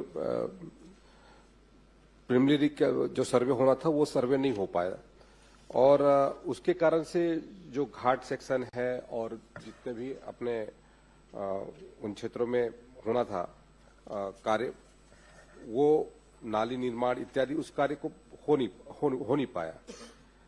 और वर्तमान में जो स्थिति है वो, क्योंकि डीएमएफ की राशि से भी उस कार्यों को उसमें चिन्हांकित किया गया और उस कार्य को पूरा कराने के दृष्टि से, ताकि वो कार्य वहां पर पूर्ण हो सके। और आपकी भी जो मंशा है उसमें कि जल्द से जल्द वो कार्य पूरा हो जाए, क्योंकि 1 जनवरी 2023 का मामला है और उसके तहत में जो राशि वहां पर दी गई उस राशि के तहत में 3 वर्षों में अर्थ वर्क और जो है जीएसबी तक का कार्य हुआ था और लगभग 4,23,00,000 रुपए इसमें भुगतान हुआ है। लगभग 8 करोड़ रुपए का राशि अभी उस योजना के तहत में अभी वहां पर है और जो डीएमएफ की राशि है वो भी क्या उसमें है और उसके भी टेंडर हो चुके हैं, उसके भी कार्यदेश जारी हो चुके हैं और उसका भी कार्य अभी प्रारंभ है। तो मुझे लगता है कि इस वर्ष हम उसको, मतलब इस वित्तीय वर्ष नहीं, 1 वर्ष के भीतर में हम उस कार्य को पूरा करने के पूरी तरीके से कोशिश करेंगे। ये 2 बातें हुई। एक मिनट। आपने जो बात कही है 1 वर्ष के भीतर पूरा करने की कोशिश करेंगे, ये आश्वासन अनक्लियर है। 1 वर्ष में पूरा करेंगे बोलेंगे, उसमें फिर क्या कोशिश होती है? जब समय ले रहे हैं तो 1 वर्ष में हो जाएगा। एक बार बोल दीजिए। किरण जी पूछ लें। आश्वासन माननीय सभापति जी, इसमें जो सबसे बड़ा विषय है कि वर्तमान में जो मेरी जानकारी है और बातचीत से समस्त अधिकारियों से, और कि इसको अब 2 टेंडर में विभाजित किया गया है, 2 भाग में। पूर्व में जो प्रथम भाग में जो टेंडर जारी हुआ था और जिसके कार्य की स्वीकृति हुई थी, और उत्तर में भी आया है कि 18 किलोमीटर जेसीबी ग्रेन्यूल सब बेस का कार्य जो किया गया 18 किलोमीटर में केवल मिट्टी डालने और 4 किलोमीटर में मुरुम डालने का कार्य और पुलिया निर्माण का काम किया गया है। अब 4 साल में 4 बरसात वह रोड खा चुका है, पी चुका है, क्योंकि वो पहाड़ी क्षेत्र है। तो पहले ही वर्ष में जब ये मुरुम और मिट्टी डालने का काम किया गया, तो वर्षा ऋतु आने पर वो पूरा मुरुम और मिट्टी, क्योंकि उसके बाद का काम उसमें नहीं किया गया जा सका, और पार्ट पार्ट में काम देने के कारण इतनी समयावधि हो गई, 4 वर्ष हो चुका है इसमें। और मैं सिर्फ इतना ही जानना चाहता हूं, ये जनहित का जुड़ा मामला है, ये दूरस्थ अंचल है, जगदलपुर विधानसभा का अंतिम छोर का मामला है। आपके माध्यम से माननीय मंत्री जी से मैं निवेदन करना चाहता हूं, क्योंकि जब वो ऐसा जगह है कि वहां पर सबसे ज्यादा आवश्यकता, वहां पर सड़क की आवश्यकता है, तब जाकर वहां पर बच्चों के लिए प्राथमिक शाला या विद्युत की व्यवस्था, पेयजल की व्यवस्था और सारी व्यवस्थाएं वहां तक पहुंचेगी। तो यही अनुरोध करना चाहता हूं कि सड़क निर्माण में जो भी दिक्कतें हैं, मेरे पास I have all the properties, all the documents, और आप क्या चाहते हैं? मैं ये चाहता हूं कि एक टेंडर की प्रक्रिया अब वर्तमान में किस स्थिति में, और उसका काम कब से प्रारंभ होगा और कितने समय में वो समाप्त हो जाएगा। और इसके अलावा माननीय सभापति जी, इसके अलावा, क्योंकि दूरस्थ अंचल कहते जरूर है, लेकिन ये जगदलपुर विधानसभा का ही एक हिस्सा है, अंतिम छोर है, सुकमा जिला में आता है, तो कम से कम इसमें एक टीम अधिकारियों की तैयार हो, जो कि वहां के कार्यों की समीक्षा प्रगति के बारे में, और समय समय पर इसको, नहीं तो वरना वहां पर यही 4 साल हुआ है, 4 साल और हो जाएगा। तो ये कब तक इसका जितनी भी वहां पर कठिनाइयां हैं दूर करके निर्माण कार्य जल्द से जल्द हो, ताकि वहां के लोगों के इस मार्ग के माध्यम से सरकार की अन्य कल्याणकारी योजनाएं वहां तक पहुंच सके, उसकी सुविधाएं उनको प्राप्त हो सके।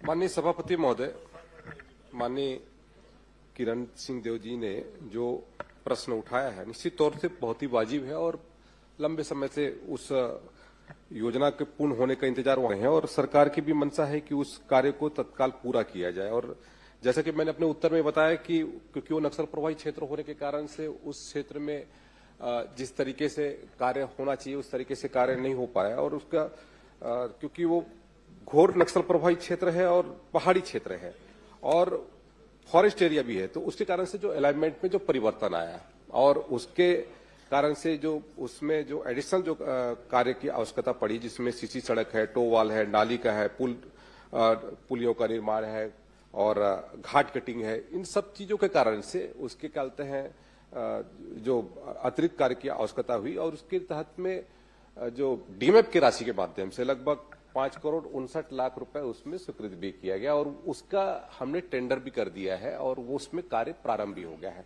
जहां तक 18 किलोमीटर का जो सड़क है, उसको कार्य को जो ठेकेदार के माध्यम से समय सीमा में पूरा नहीं किया गया, क्योंकि 12 महीने के भीतर में उसको पूरा करना था, लेकिन उसने पूरा नहीं किया, और उसके कारण से जो विलंब हुआ उसको हम समय सीमा में, आप डिटेल बता रहे हैं, माननीय सदस्य की जो चिंता है, डिले वैसे ही हो गया है, उसके निर्माण कार्य जल्दी शुरू हो और उसको मॉनिटरिंग करने वाला अधिकारी।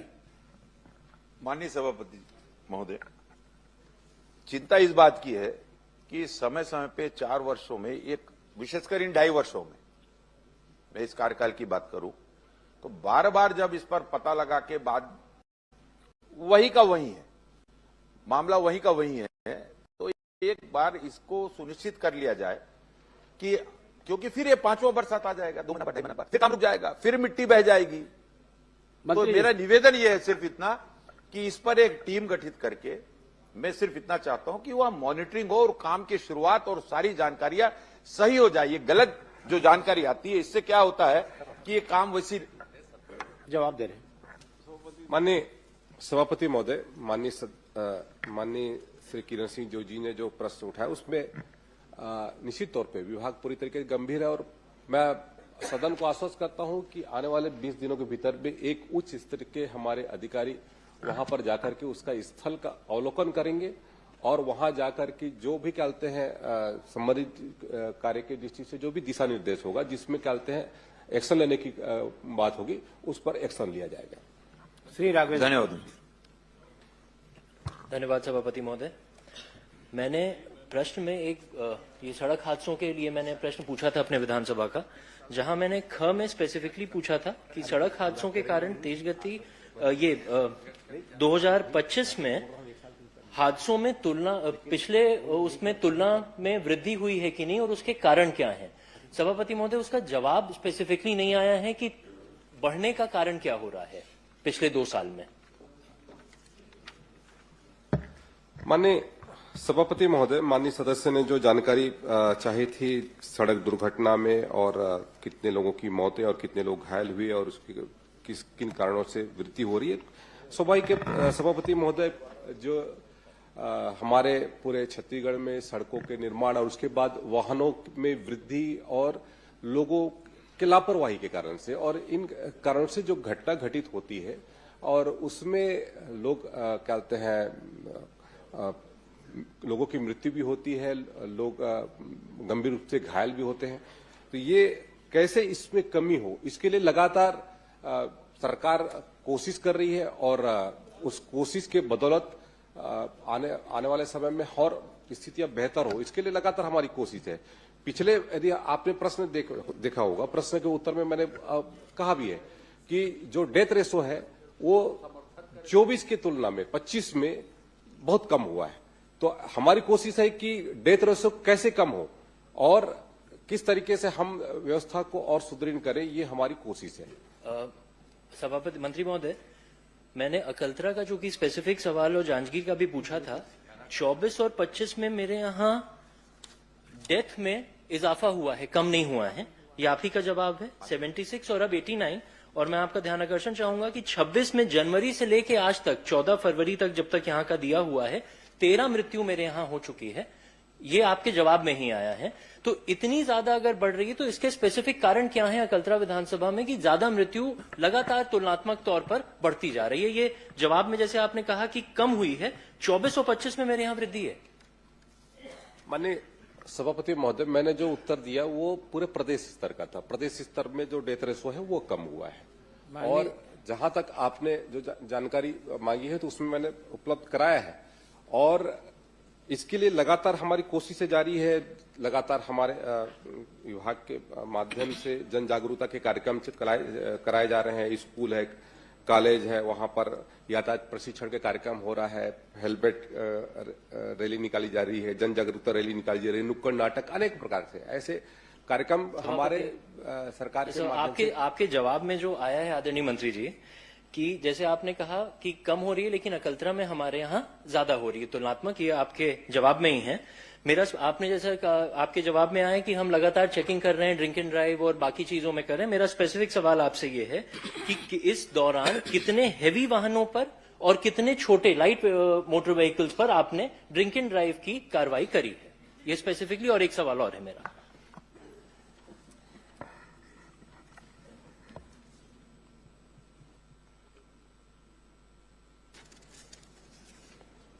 माननीय सभापति महोदय,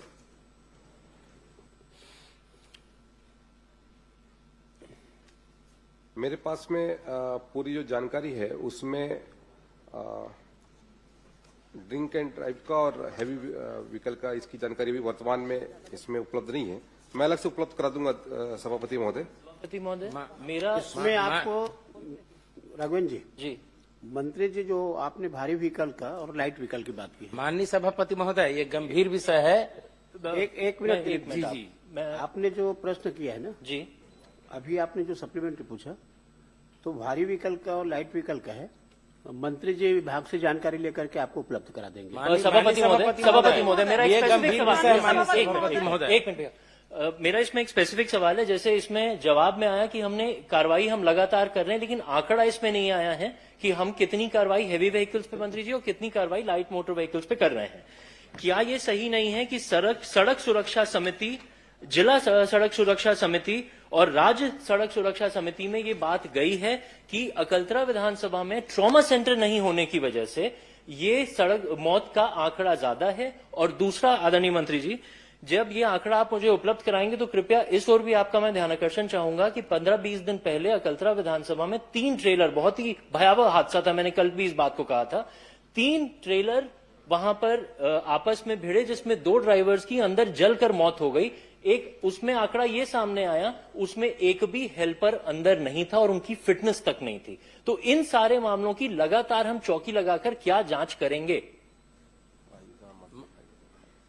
माननीय सभापति महोदय, जो कार्रवाइयां जो की गई है उसकी संदर्भ में मैं जानकारी देना चाहूंगा। पूरे प्रदेश में जितने प्रकरण बने उसमें लगभग 2024 में 6,12,000 प्रकरण बने। अकलतरा का है सभापति महोदय। हाँ जी मंत्री जी, मेरा सवाल अकलतरा का ही और आंकड़े भी अकलतरा और जिले जांजगीर चांपा के। जिले जांजगीर चांपा का लगभग 29,104 2023 में और 2024 में 39,204 और प्रदेश का है भाई साहब।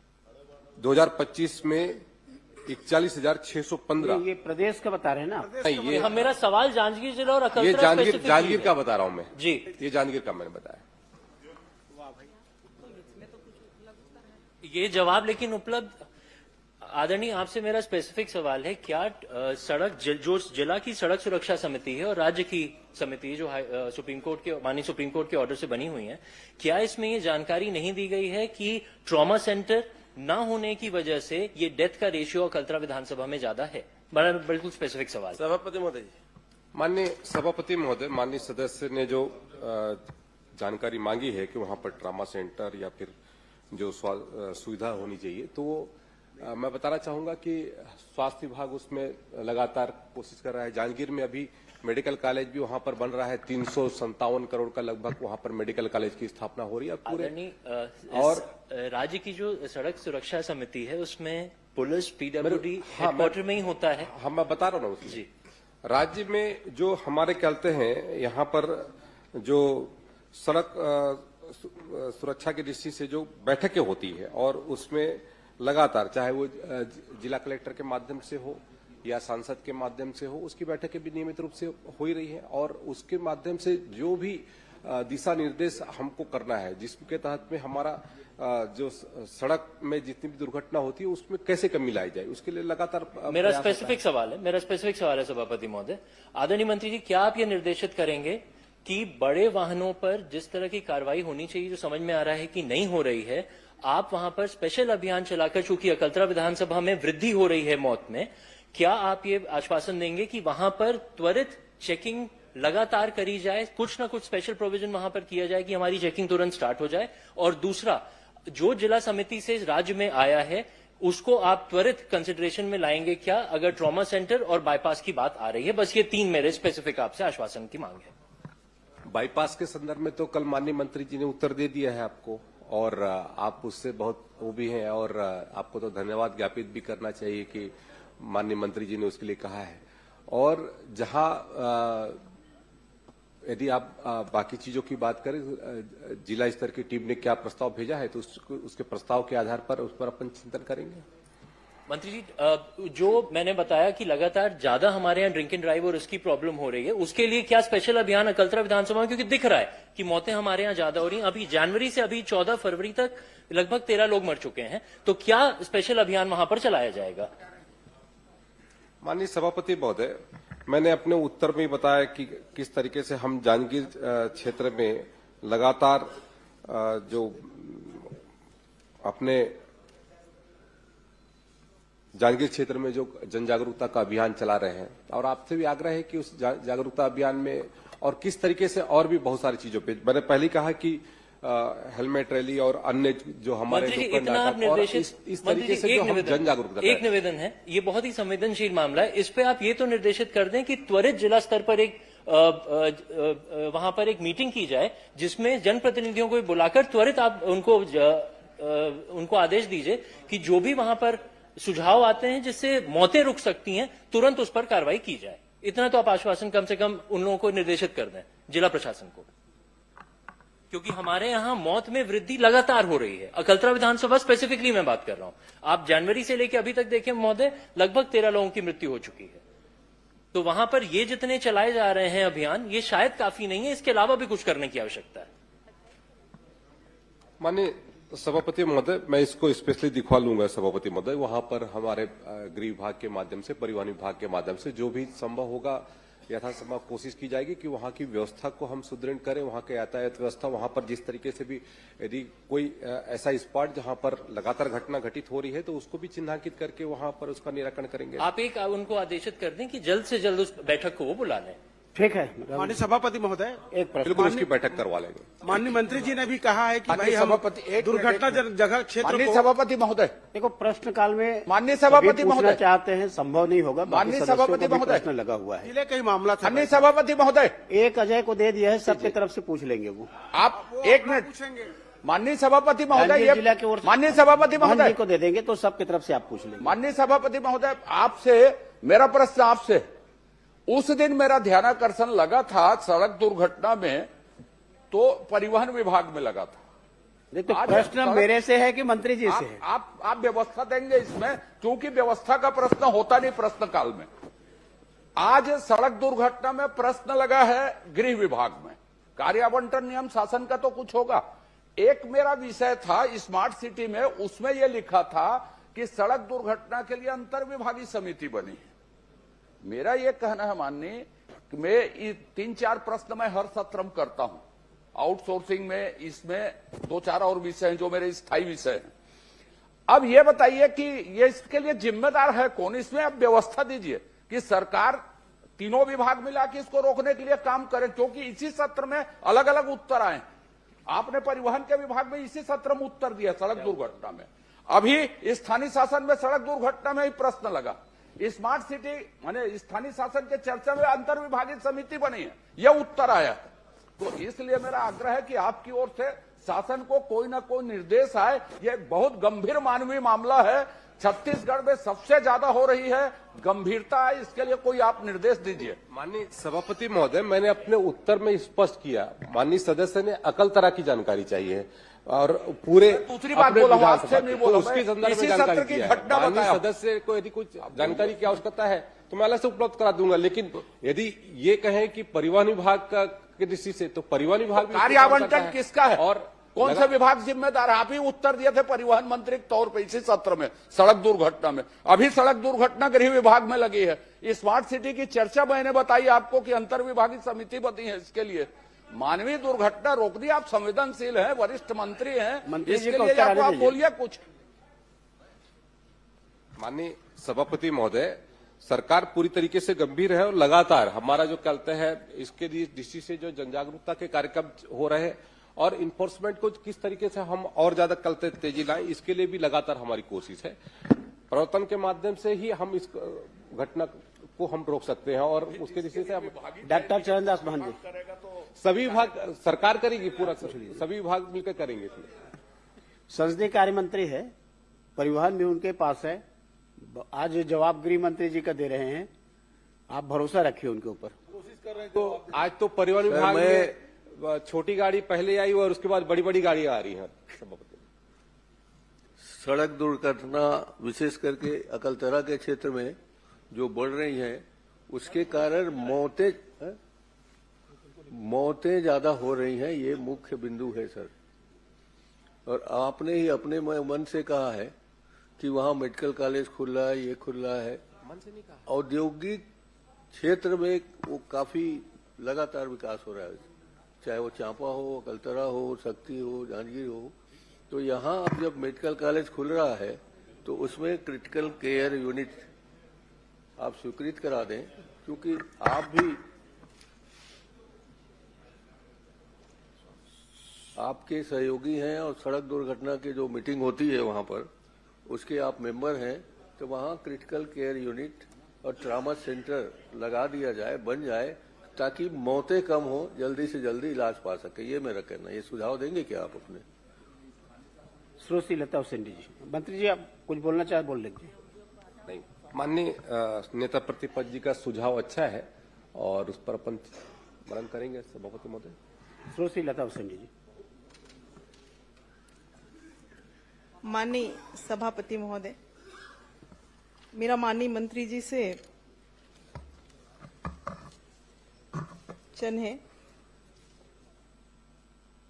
सामुदायिक स्वास्थ्य केंद्र, प्राथमिक स्वास्थ्य केंद्र, उप स्वास्थ्य केंद्र संचालित करने के लिए, नए खोलने के लिए माननीय मंत्री जी को जनप्रतिनिधियों का कोई आवेदन या प्राप्त हुआ है क्या? माननीय सभापति महोदय, कोंडागांव जिले के अंतर्गत समय समय पर कई जनप्रतिनिधियों के प्राथमिक स्वास्थ्य केंद्र, सामुदायिक स्वास्थ्य केंद्र और उप स्वास्थ्य केंद्र खोलने के लिए आवेदन प्राप्त हुए हैं और उन पर विभाग परीक्षण कराकर अपनी उपलब्धता के अनुसार उसमें समय समय पर खोलती है। और इन 2 सालों में हम लोगों ने सुदृढ़ीकरण किया भी है। वैसे उसके जो कई मानक होते हैं माननीय सभापति महोदय, जैसे उप स्वास्थ्य केंद्र के लिए जनसंख्या का मानक, सामुदायिक स्वास्थ्य केंद्र का, प्राथमिक स्वास्थ्य केंद्र का, तो सभी पैरामीटर पर होने पर उसको विभाग जो है प्रस्तावित करती है और जैसे ही उसकी उपलब्धता होता है तो या तो भारत सरकार से या राज्य सरकार की ओर से खोले जाते हैं। ये इसलिए पूछ रही थी माननीय सभापति महोदय, इसमें माननीय मंत्री जी ने जो उत्तर दिया है वो सिर्फ ये लिखा हुआ है कि मुख्य चिकित्सा एवं स्वास्थ्य अधिकारी के द्वारा हमको आवेदन प्राप्त हुआ था, सिर्फ एक लाइन नहीं लिखा हुआ है। इसलिए मैं जानना चाह रही थी कि बाकी लोगों का आवेदन मिला है कि नहीं मिला है, क्योंकि हम लोगों ने भी दिया था। माननीय सभापति महोदय जी, मैं माननीय मंत्री जी से एक चीज और जानना चाहूंगी। अगर किसी जिले में स्वास्थ्य विभाग का कोई कार्यक्रम होता है तो उसको स्वास्थ्य विभाग के उस कार्यक्रम को आयोजित करने के लिए और निर्देशित करने के लिए कौन कौन सक्षम अधिकारी होते हैं? माननीय सभापति महोदय, स्वास्थ्य विभाग में जो कार्यक्रम होते हैं 2 प्रकार के होते हैं। एक तो राष्ट्रीय स्तर से जो कार्यक्रम होते हैं उसको NHM विभाग संचालित करता है, जो और इसके बाद जो राज्य स्तर के जो कार्यक्रम हैं उसको डायरेक्टर हेल्थ के माध्यम से वो संचालित होती है और वहां से निर्देशित करके उसके मुख्य रूप से जिला में जो CMHO हमारे होते हैं वो नोडल होते हैं और उनके माध्यम से नीचे तक के कार्यक्रमों का क्रियान्वयन होता है। मौखिक भी निर्देशित होते हैं या फिर सिर्फ पूरे लिखित में ऑर्डर निकाला जाता है? कई बार मौखिक भी देखिए, कुछ जो सामान्य कार्यक्रम हैं जो रूटीन में हैं, जैसे विश्व पर्यावरण दिवस करना है तो उसको लिखित भी देते हैं और लिखित नहीं पहुंच पाए तो सामान्य रूप से मौखिक भी पहुंच जाते हैं और बाकी जो प्रमुख कार्यक्रम है वो लिखित में ही जारी होते हैं और उसका कैलेंडर बना होता है। माननीय सभापति महोदय, आपका एक प्रश्न मेरा है कि जो कार्यक्रम आयोजित हुए हैं हमारे जिले में उसमें भुगतान के विषय में मैंने जानकारी चाहा। माननीय मंत्री जी ने ये जानकारी दिया है कि किसी भी तरह का भुगतान शेष नहीं है, पर माननीय सभापति महोदय, मैं ये जानना चाहूंगी कि कार्यक्रम हुआ है और भुगतान शेष है, इसकी जानकारी मेरे पास है। माननीय मंत्री जी इस पे क्या कहना चाहेंगे?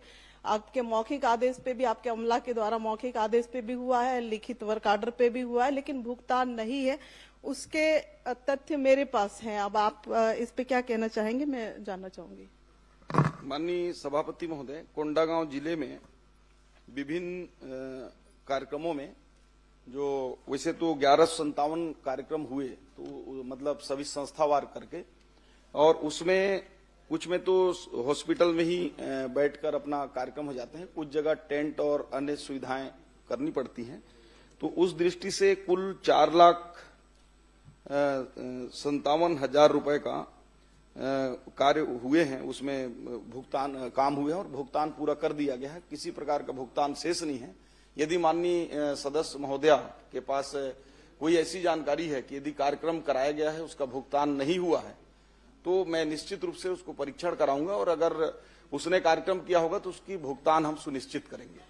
दोनों चीजें हैं माननीय मंत्री महोदय, एक तो मौखिक आदेश भी दिया गया है और वर्क ऑर्डर पे भी है, तो आप क्या मौखिक आदेश का भी भुगतान कराएंगे और या फिर वर्क ऑर्डर जो मिला है उसका भी कराएंगे? क्योंकि कभी इस प्रश्न में कि जो मौखिक है जो लिखित में है हम उसी का ही भुगतान करेंगे, ऐसे आपके कई बार ये विषय प्रश्न आता है, तो मैं दोनों चीज चाह रही हूँ। मौखिक निर्देश पे भी कई कार्यक्रम हुए हैं और लिखित पे भी हुए हैं, तो आप दोनों का भुगतान करवाएंगे क्या और किस सक्षम अधिकारी के समक्ष बैठकर इस भुगतान को करवाएंगे, किसके उस पे करवाएंगे, ये भी स्पष्ट करेंगे। देखिए, आप भी जानती हैं कि मौखिक का कोई उसमें सरकारी कार्यक्रमों में सरकारी हिसाब किताब में कोई स्थान नहीं होता है। यदि लिखित में वर्क ऑर्डर हुआ है, काम हुए हैं, तो आप मुझे दीजिएगा, कहीं जाने की जरूरत नहीं है, भुगतान मैं सुनिश्चित कराऊंगा। माननीय सभापति महोदय, मेरे पास उसके भी पेपर हैं।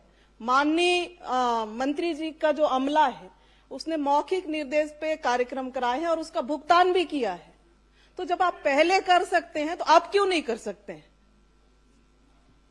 देखिए, मौखिक यदि उसने निर्देश दिया होगा, वैसे मौखिक का तो कोई हिसाब किताब होता नहीं है, लेकिन यदि मौखिक में भी अर्जेंटली कोई कार्यक्रम आया होगा, कराया होगा, तो जो मौखिक आदेश दिया होगा वो यदि हमारे पास जिनाइन दस्तावेजों के साथ कार्यक्रम की पूरी उसकी पुष्टि के साथ भेजता है कि कार्यक्रम हुआ है, तो उस पर विभाग विचार करेगी। नहीं, विचार की बात नहीं है माननीय सभापति महोदय।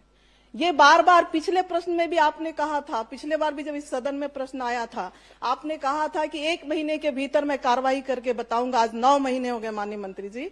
मेरा ये कहने का मतलब है, ना मुझे कोई जानकारी भी नहीं मिला। मैं सिर्फ इतना कहना चाह रही हूँ कि अगर आपने, आपके अमला ने, कई कार्यक्रम ऐसे हैं जिसपे मौखिक सूचना पे कार्यक्रम करने के बाद जिसमें हम लोग भी उपस्थित रहते हैं माननीय सभापति महोदय, मैं ये नहीं कहती कि आपके अमला ही कार्यक्रम आपका कर लेता है, उसमें आपने कई बिल का भुगतान हो जाता है, कई बिल का नहीं होता है। फिर क्यों ऐसा, क्यों भेदभाव, क्यों इस तरह से विषय आते? या तो आप पूरा कराएं या फिर नहीं कराना है तो मत कराएं। आप इस सदन में इस तरह से जवाब देंगे तो बाहर अलग जवाब रहेगा। ये दोनों चीजें मुझे नहीं लगता कि उचित है। माननीय सभापति जी, ये वरिष्ठ नेत्री है और पूर्व मंत्री भी है, राष्ट्रीय उपाध्यक्ष भी है, उनका सुनवाई नहीं होगा तो हम लोग का क्या सुनवाई होगा और छत्तीसगढ़ का जनता का क्या भरोसा होगा? अब चिल्ला चिल्ला के बोल रही है, कोई सुनवाई नहीं हुआ, कोई। अरे पूरा तो होने मीटिंग दो में नहीं दादी, बोला जाता, उसके ये बाद सरकार बोलना किधर चल रहा है। दादी, पूरा हो जाने दो। बहुत अच्छा पूछ रही हो, इतना अच्छा पॉइंटेड पूछना सीखो 5 बार के आप भी हो, समझे? अरे पूरा पूछ तो लेने दो, फिर बोलना आप। यही तो बात है हम लोग दादी। तो इसलिए दर्द है। मंत्री जी, दादी का सुनवाई न्यायालय में होगा। माननीय सभापति जी, चूंकि माननीय सदस्य महोदय ने खुद ही कहा है कि मौखिक आदेश, और आप सभी जानते हैं कि मौखिक आदेश का सभापति महोदय, मैं ये कहना चाह रही हूँ कि पिछले बार आपके अमला ने भुगतान किया है, तो क्या एक बार करेंगे, नहीं करेंगे? विश्वास में अगर लोगों ने काम कर दिया आपके अमला पे कहने पे, तो ये 2 तरह की चीजें किस आधार पे पालन हो रहा है, मैं ये कहना चाह रही हूँ माननीय सभापति महोदय। जिसने वर्क किया तो वो तो किया, और आपके पुराने पिछले प्रश्नों के साथ भी आपने एक अतारंकित प्रश्न मैंने लगा, अतारंकित में मेरा प्रश्न आया है माननीय सभापति महोदय, उसमें भी पिछले बार के विषय के सब्जेक्ट इसी तरह के थे माननीय सभापति महोदय। आश्वासन मिला, कार्रवाई नहीं हुई, और अभी फिर माननीय मंत्री जी यहाँ पे कह रहे हैं कि मौखिक आदेश का कोई, लेकिन आपके पहले भुगतान आपके अधिकारियों ने किया है, तो कुछ का करेंगे और कुछ का नहीं करेंगे, इसके पीछे का कारण क्या है, ये मैं जानना चाहती हूँ कि आपके अधिकारियों के द्वारा ही इस तरह की गति। और सबसे बड़ी बात, आपने यहाँ पे अभी मुझे बताया कि निरंक है, और मैं ये तथ्य ले रही हूँ कि निरंक नहीं है, तो आप उस अमला जिसने आपको ये जानकारी दिया है, आपका भी गलती नहीं है, क्योंकि नीचे के लोग आपको दे रहे हैं, आप वो यहाँ पे सदन में बता रहे हैं। तो अगर जिन लोगों ने इस तरह की हरकत लगातार आपके साथ कर रहे हैं माननीय मंत्री जी, 1.5-2 साल के अंदर से लगातार गलत जानकारियां दे रहे हैं, उनको आप संरक्षण देते आ रहे हैं। मैं माननीय मंत्री जी से यही कहना चाहूंगी, आश्वासन चाहूंगी इस सदन से, अगर मौखिक हो चाहे लिखित हो, अगर वर्क हुआ है, काम हुआ है, फुटेज है, फोटो है, आश्वासन चाहिए कि भुगतान कराना? नहीं, भुगतान चाहिए माननीय सभापति महोदय, और लिखित सब डॉक्यूमेंट्स है हमारे पास। मंत्री जी, पूरा ऐसा आश्वासन जो पूरा हो। पता चल रहा है हमको अगले सत्र का इंतजार करना पड़ेगा कहीं। मंत्री जी सुनिश्चित करें ना उसको, बार बार माननीय सदस्य का जो प्रश्न है। सभापति महोदय, ये पूरा क्लियर है कि यदि कोई वर्क ऑर्डर दिया गया है और भुगतान नहीं हुआ है तो मैं बड़े जिम्मेदारी से, मुझे अभी आप दे देंगे और मैं उसको भुगतान कराऊंगा। लेकिन मैंने दूसरा पहलू ये भी बोला कि मौखिक भी दिए हैं, कभी मौखिक भी यदि दिए हैं और वाकई में उसने काम किया है, इस बात की पुष्टि विभाग भेजता है तो हम उसको कार्योत्तर अनुमति देकर उसको भी भुगतान करा देंगे। इससे और लिबरल जवाब क्या हो सकता है। प्रबोध बेंच। माननीय सभापति महोदय, कब तक कराएंगे ये जानकारी मुझे चाहिए, क्योंकि एक एक साल इंतजार हमने पिछले प्रश्न के लिए भी किया है और आगे भी इस तरह से ना हो, इसके लिए मैं माननीय मंत्री जी से कहना चाहूंगी कि कब तक कराएंगे, समय सीमा बताएं माननीय मंत्री। देखिए, अभी तो अब हो सकता है कि मार्च में न हो, क्योंकि वित्तीय उसके चलते 15 मार्च के बाद भुगतान कर पाना थोड़ा कठिन होता है। लेकिन अगर आपके पास दस्तावेज हो तो आज ही मुझे इस प्रश्नकाल के बाद दे देंगे तो मैं उसका वो परीक्षण भी करा लूंगा और वाकई में देनदारी होगा तो उसको नए वित्तीय वर्ष में जल्द से जल्द हम माननीय सभापति महोदय जी, जो लोग लगातार सदन में गलत जानकारी दे रहे हैं, पर्याप्त आ गए। नहीं माननीय मंत्री जी के ध्यान में भी आ गए, आप डॉक्यूमेंट दीजिए ना, भुगतान की भी बात आ गई है। जो अधिकारी लगातार सदन में गलत जानकारी दे रहे हैं उनके ऊपर भी कार्रवाई होना चाहिए माननीय सभापति महोदय। उनको तो एक्सटेंशन मिल रहा है माननीय सभापति, गलत जानकारी, असत्य जानकारी दे रहे हैं उनके ऊपर कार्रवाई करेंगे क्या? दी जा रही है माननीय सभापति जी, गलत जानकारी देने का उसकी भी एक नियम प्रक्रिया है, उसमें बिल्कुल जो होगा वो तो आपके माध्यम से। प्रबोध मिनट। ये तो पिछले बार भी आपने समय मांगा था, पिछले बार भी सदन में आपने कहा था हम नोटिस भेजेंगे, 1 महीने के अंदर कार्रवाई होगी, लेकिन ये 9 महीने हो गए माननीय सभापति महोदय जी, नोटिस का जवाब क्या आया हमको नहीं पता है। भाई 9 महीने नहीं, अगले साल फिर सत्र चालू होगा, 1 साल बाद भी वही स्थिति रहेगा। यदि प्रूफ नहीं होगा तो कैसे पैसा देंगे? अच्छा, ये आपने स्वीकार किया है माननीय मंत्री जी, आपने स्वीकार किया है कि दोषी अधिकारियों का एक जांच रिपोर्ट हमारे पास आया था, उसके आधार पे आपने स्वीकार किया था कि हम अधिकारियों को नोटिस दिए हैं, नोटिस का जवाब आ जाएगा फिर हम कार्रवाई किए। जो तथ्य तो आपके पास था माननीय मंत्री जी। नहीं, उसमें जो जांच में जो पाया गया उसके आधार पर हमने कार्रवाई कर दिया है और जो भी रिपोर्ट में आते हैं, चूंकि जांच क्या कार्रवाई हुई है मुझे भी जानने का, विधायक के नाते तो इतना तो उसको मैं अलग से आपको बता भी दूंगा, क्योंकि इस क्वेश्चन से उद्भूत नहीं है। सदन में रख दीजिए माननीय मंत्री जी, सदन में रख दे ताकि बाकी सदस्यों को भी इसकी जानकारी हो। माननीय सभापति महोदय, और तारीख भी माननीय सभापति महोदय। पर्याप्त आ गया है, बहुत लंबा माननीय सदस्यों का प्रश्न है, समय आप देखिए। प्रश्न से अलग बोल रहा हूँ, लगातार ये हो रहा है कि हर माननीय सभापति महोदय बोलो, मंत्री जी सुनिश्चित करे उसको, जवाब सही नहीं आ रहा है। प्रमोद भी उसको व्यवस्था दे दीजिए तो उसको प्रताड़ित करिए। हर विधायक लगातार हर मंत्री यही कह रहा है, माननीय सभापति गलत जवाब आ रहा है, हर बार गलत जवाब आता है। नहीं करते सभापति महोदय, सभापति महोदय हर गलत जवाब आता है। पहले कि मेरे वन विभाग के जवाब में सभापति महोदय गलत जवाब आते हैं।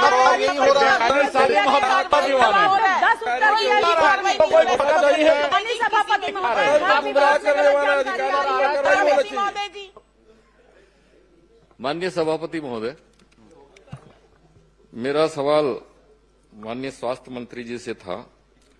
सरगुजा जिले में जो उप स्वास्थ्य केंद्र हैं, प्राथमिक स्वास्थ्य केंद्र हैं और सामुदायिक स्वास्थ्य केंद्र हैं, उसमें कितने कार्यरत हैं, कितने स्वीकृत पद हैं, कितने पदस्थ हैं, उसकी जानकारी उन्होंने प्रपत्र अ में दिया है।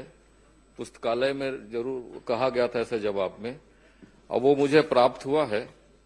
अब मैं इसमें माननीय मंत्री से जानना चाहूंगा, जो इसमें स्वीकृत पद है और उसमें भरे पद है, उसमें आधे से ज्यादा पद रिक्त बताए गए, तो वो जो रिक्त पद हैं वो बहुत समय से रिक्त पद हैं और वो स्वास्थ्य केंद्र भी बहुत पहले से स्वीकृत हुए हैं, कार्यरत हैं, तो उसमें कब तक उन पदों पर भर्ती कर पाएंगे या कब तक भर्ती करेंगे उस पर? माननीय सभापति महोदय, ये माननीय सदस्य ने अपने विधानसभा क्षेत्र और सरगुजा जिले के जो पद हैं उनके संदर्भ में पूछा है। हमने जानकारी तो दे दिया है माननीय सदस्य को, और हमारी भर्ती प्रक्रिया माननीय अध्यक्ष महोदय वो एक एनएचएम से हम करते हैं और स्टेट गवर्नमेंट की ओर से भी रेगुलर भर्ती भी करते हैं। तो अभी भर्ती प्रक्रिया हमारी 525 पदों पर अभी चल रही है, जिसमें नर्सेस हैं, वार्ड बॉय हैं और अटेंडर हैं, ऐसे करके। तो उसकी अभी प्रक्रिया पूरी होने वाली है, तो उसमें जो उस क्षेत्र के लिए आवंटित होंगे उसको करेंगे। और एनएचएम से हमारी लगातार भर्ती प्रक्रिया होती है और जैसे जैसे रिक्त पद होते हैं हम भर्ती प्रक्रिया करते हैं। समय सीमा निश्चित बताया जाना संभव नहीं है, परंतु प्रयास होगा कि हम अतिशीघ्र भर्ती प्रक्रियाओं को, रिक्त स्थानों को भरेंगे। माननीय मंत्री जी से मैं पुनः जानना चाहूंगा कि आपने जवाब में कहा है कि भर्ती प्रक्रिया निरंतर होती है, जारी है और भर्ती की प्रक्रिया में इतने पद हो रहे हैं, इसको भरेंगे। मैं इसमें पुनः यह जानना चाहूंगा कि जो आप भर्ती की प्रक्रिया निकालते हैं वो एक साथ पूरे प्रदेश के लिए सभी पदों के लिए निकालते हैं, क्या केंद्र वाइज और वहां जो स्वीकृत पद हैं उसके अनुरूप में आप स्वीकृति जारी करते हैं या वो निकालते हैं विज्ञापन, या सामूहिक निकालते हैं? देखिए, जो भर्ती प्रक्रिया है, स्वीकृत पद जो होते हैं उसके विरुद्ध में हमको जितने भी वित्त से अनुमति मिलता है पदों को भरने का, उस अनुपात में करते हैं। 100% की भर्ती कभी भी नहीं होती, क्योंकि कुछ हमारे अनुकंपा के लिए भी रखने होते हैं, कुछ प्रमोशन के लिए भी रखने होते हैं। तो इस दृष्टि से भर्ती प्रक्रिया उसमें 2 प्रकार की होती हैं। जो जिला कैडर के जो जैसे एनएचएम के हैं वो डिस्ट्रिक्ट से होते हैं, स्टेट कैडर के हैं वो स्टेट से होते हैं, और बाकी अधिकांश भर्ती परीक्षाएं हमारी पीएससी के माध्यम से और व्यापम के माध्यम से की जाती हैं और प्रक्रियाएं चालू भी हैं। सभापति महोदय, मैं इसलिए सवाल पूछा क्योंकि हमारे ग्रामीण क्षेत्रों में, सरगुजा जैसे क्षेत्र में जहां प्राथमिक स्वास्थ्य केंद्र हैं, उप स्वास्थ्य केंद्र हैं, सामुदायिक स्वास्थ्य केंद्र हैं, वो ग्रामीण अंचलों में है, दूर में, वहां कोई जाने को तैयार नहीं होता और जो भर्तियां होती है शहरों में भर्ती कर दिए जाते हैं। तो मैं इसलिए जानना चाहता हूं, क्या वो स्वीकृत जो केंद्र है उन केंद्र के हिसाब से यदि नर्सिंग की स्टाफ के मामला है, टेक्नीशियन का मामला है, डॉक्टरों का मामला है, क्या केंद्र के हिसाब से विज्ञापन जारी करके आप उसमें भर्ती करेंगे क्या, ताकि जो भर्तियां होंगी तो उसमें सीधे वहां लोग अपॉइंट कर पाएंगे, जो वहां जाना चाहता है वही उसमें भाग लेगा, उसके लिए आवेदन करेगा। मैं जानना चाहता हूं आप उसमें करेंगे क्या? देखिए, केंद्रवार, माननीय सभापति महोदय, केंद्रवार भर्ती किया जाना संभव नहीं है और व्यवहारिक स्तर पर वो संभव हो भी नहीं पाएगा, क्योंकि हमारे पास लगभग 2000 से ऊपर स्वास्थ्य केंद्र जो पीएससी तक हैं और उससे नीचे जाएंगे तो हमारे पास 5500 उप स्वास्थ्य केंद्र हैं। तो इतनी बड़ी भर्ती प्रक्रिया तो संभव नहीं है, हम उसको एक जारी ही करते हैं। परंतु मैं बताना चाहूंगा माननीय सदस्य जी को कि आपके क्षेत्र में पदों की संख्या कम जरूर है, परंतु उतनी कम नहीं है। जैसे आपका लुंड्रा क्षेत्र है, मैन पार्ट है, लखनपुर है, लगभग 75 से 80% तक पद भरे हुए हैं। उसमें सिर्फ वही खाली हैं जैसे स्पेशलिस्ट हैं। तो पूरे प्रदेश में कमी है, उस पर हम लोग कार्य कर रहे हैं कि ताकि स्पेशलिस्ट की भी भर्ती हो पाए। माननीय मंत्री जी, आपने जो सूची उपलब्ध कराया है उसमें मेरे पास आपकी सूची है, आप भी देख लें। जितने पद की स्वीकृति है उसके अनुरूप में आपने जो कार्यरत बताया है, उस कार्यरत में सैकड़ों जगह में 000 लिखा हुआ, और आप कह रहे हैं कि बहुत जगह पे भर्ती कर दिया गया है, अनुमान मतलब 80% भर्ती। मैं कहना चाहूंगा कि 50% से भी ज्यादा पद वहां रिक्त है। और दूसरी एक चीज और है माननीय सभापति जी, जो आपने कार्यरत और भरे पदों की यहाँ जानकारी दी है, उसमें जो कार्यरत पद में आपने जानकारी दी है वो उसमें, और आगे मैंने पूछा था कि उसमें कितने लोगों को संलग्न किया गया है।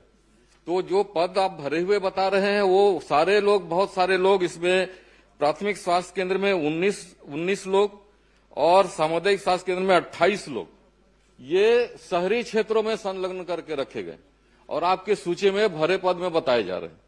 तो ये रिक्त पद की संख्या और ज्यादा बढ़ गई है। तो आप इसमें भी गौर करेंगे और इसको भी ठीक कराएंगे जो जानकारी आई है। और दूसरी चीज मैं जानना चाहूंगा कि जो आप अटैच किए हैं, संलग्नीकरण किए हैं, उस संलग्नीकरण का नियम क्या है? क्यों संलग्नीकरण किया जाता है और किसको अधिकार है संलग्न करने का? माननीय सभापति महोदय, संलग्नीकरण के कोई नियम नहीं है, लेकिन समय काल परिस्थिति के अनुसार कभी कभी आवश्यकता अनुसार संलग्नीकरण करना होता है। जैसे मान लीजिए कि एयरपोर्ट में ड्यूटी करना है, वहां सेटअप नहीं है तो एक करना पड़ेगा। माननीय न्यायालय में कहीं करना है, वहां करना पड़ता है।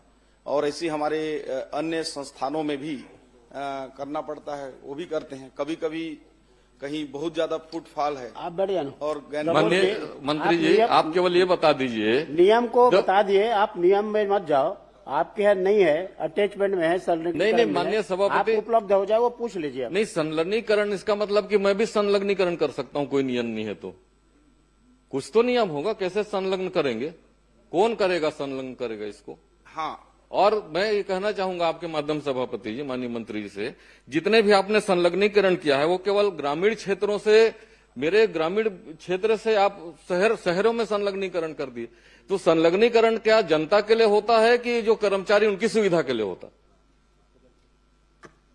देखिए, आपकी चिंता से मैं वाकिफ हूं, मुझे समझ में आ रहा है। निश्चित रूप से आपका जो ग्रामीण क्षेत्र है वहां से अटैच हो गए होंगे, और मैं आपको आश्वस्त करता हूं कि उसमें परीक्षण करा के जो भी ऐसे अति आवश्यक नहीं हो उनको, जो आपने 18 और 28 बताया है, उन सभी का परीक्षण करा के मैं 15 दिन के अंदर, अगर अनावश्यक रूप से अगर संलग्नीकरण हुए हैं तो उन सबको निरस्त करके फिर से आवश्यकता अनुसार जो होगा, कुछ मैं देख रहा था उसमें कि कुछ अति आवश्यक थे तो करना होगा। और जब करना होगा तो जैसा आप बोल रहे थे नियम, तो नियम ऐसा कोई नहीं है, लेकिन यदि ब्लॉक लेवल अधिकारी को करना है अटैचमेंट तो ऊपर के सीएमएचओ से लेगा, सीएमएचओ को करना है तो जेडी से एक बार अनुमोदन लेगा, और जेडी को भी करना है तो या तो कलेक्टर या डायरेक्टर हेल्थ या एमडी एनएचएम से, जो एनएचएम को होगा तो लेगा, तभी करें। ऐसा मैं आपको पूरे प्रदेश के लिए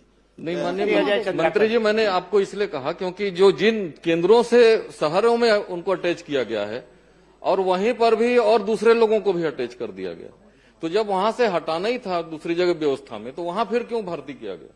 तो ऐसे बहुत सारी गड़बड़ियां हुई हैं, और किसी विशेष लोगों को लाभान्वित करने के लिए किसी अधिकारियों के द्वारा ऐसा काम कर दिया गया है, तो सारे उसको निरस्त करके पुनः इसको पुनर्विचार करेंगे क्या? सभापति महोदय जी, छोटा सा इसमें मेरा प्रश्न।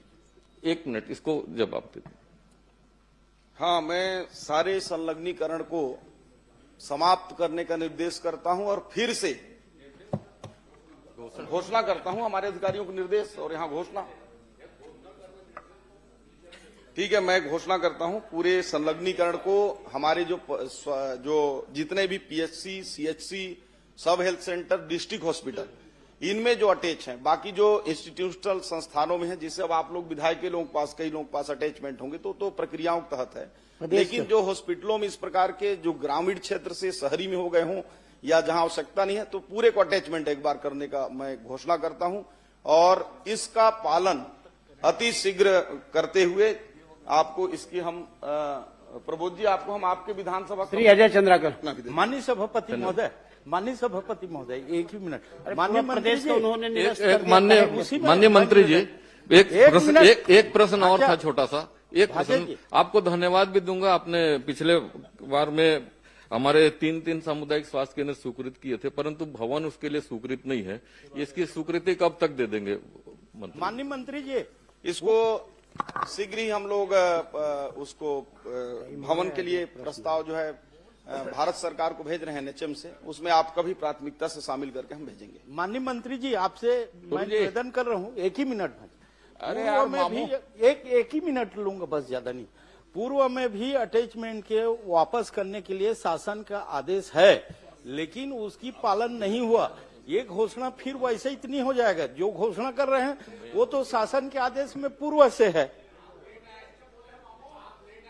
नहीं, मैं लेट आया हूं, लेकिन बात मैं समझ चुका हूं। आज आप जो घोषणा कर रहे हैं वो तो पूर्व से शासन के आदेश में है, उस आदेश का तो पालन ही नहीं हुआ। फिर ऐसे आदेश मत हो जिसका पालन ना हो, ये मेरा निवेदन है माननीय मंत्री जी। अजय चंद्र। गुरुजी, आदरणीय गुरुदेव, छोटे छोटे बड़े बड़े, छोटे छोटे। माननीय गुरुजी तैयार है, तैयारी से आए हैं, आप बड़े पूछो, छोटा पूछो, सबका जवाब देंगे। माननीय अध्यक्ष महोदय, ये प्रश्न जो है पूरे देश का आज सबसे महत्वपूर्ण विषय है आजकल। मैं माननीय प्रश्न पूछते हैं तो आपको कुछ बात ध्यान आकर्षित करवा देता हूं, आप देख लीजिए। सबसे पहले आप देखिए कि उत्तर में आपने बताया है 171 संस्थान हैं, और आपने भुगतान किया है 184 को। ये एक देख लीजिए। दूसरा, आप बोल रहे हैं कोई सर्वे नहीं है। आपको मैं बता देता हूं कि जो आपने विजन डॉक्यूमेंट जारी किया है उसके पेज नंबर 27 को आप पढ़ लीजिएगा। उस सर्वे में है कि प्रदेश में सिर्फ 3% लोग स्किल्ड हैं, 97% लोग अनस्किल्ड हैं। आप कह रहे हैं कि स्किल के सर्वे करने का कोई नियम प्रक्रिया नहीं है। आपने ही दस्तावेज इस सदन में पटल में रखा, उसके पेज नंबर 27 में है कि 3% लोग भर स्किल्ड हैं। अब आप ये बता दीजिए गुरुदेव, यदि नहीं है पूछ लेता हूं फिर, आप सिलेक्शन कैसे करते हैं कि साहब इसको स्किल करना है, और आपके जो स्किल के प्रोग्राम है वो आवासीय है गैर आवासीय?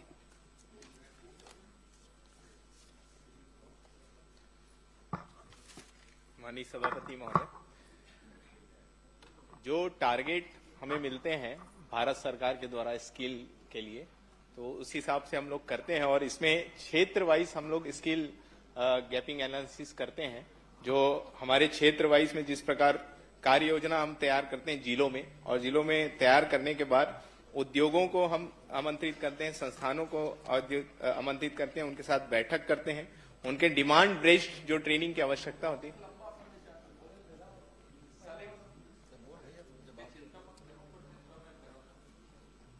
आप ये बता दो, चलो छोड़ो सबको, इसको सुधारने की जरूरत है। आपके सिलेक्शन को, आपके स्किल के, आपके ट्रेड को, जिन चीजों की बाजार में डिमांड है, अध्ययन जैसे मैं बता देता हूं, आउटसोर्सिंग कंपनी आप लाते हो, उनको किस तरह के लोगों की जरूरत है, वो छत्तीसगढ़ के लोग है कि नहीं है, वो ट्रेंड है कि नहीं है, या अध्ययन की जरूरत है। एक लाइन।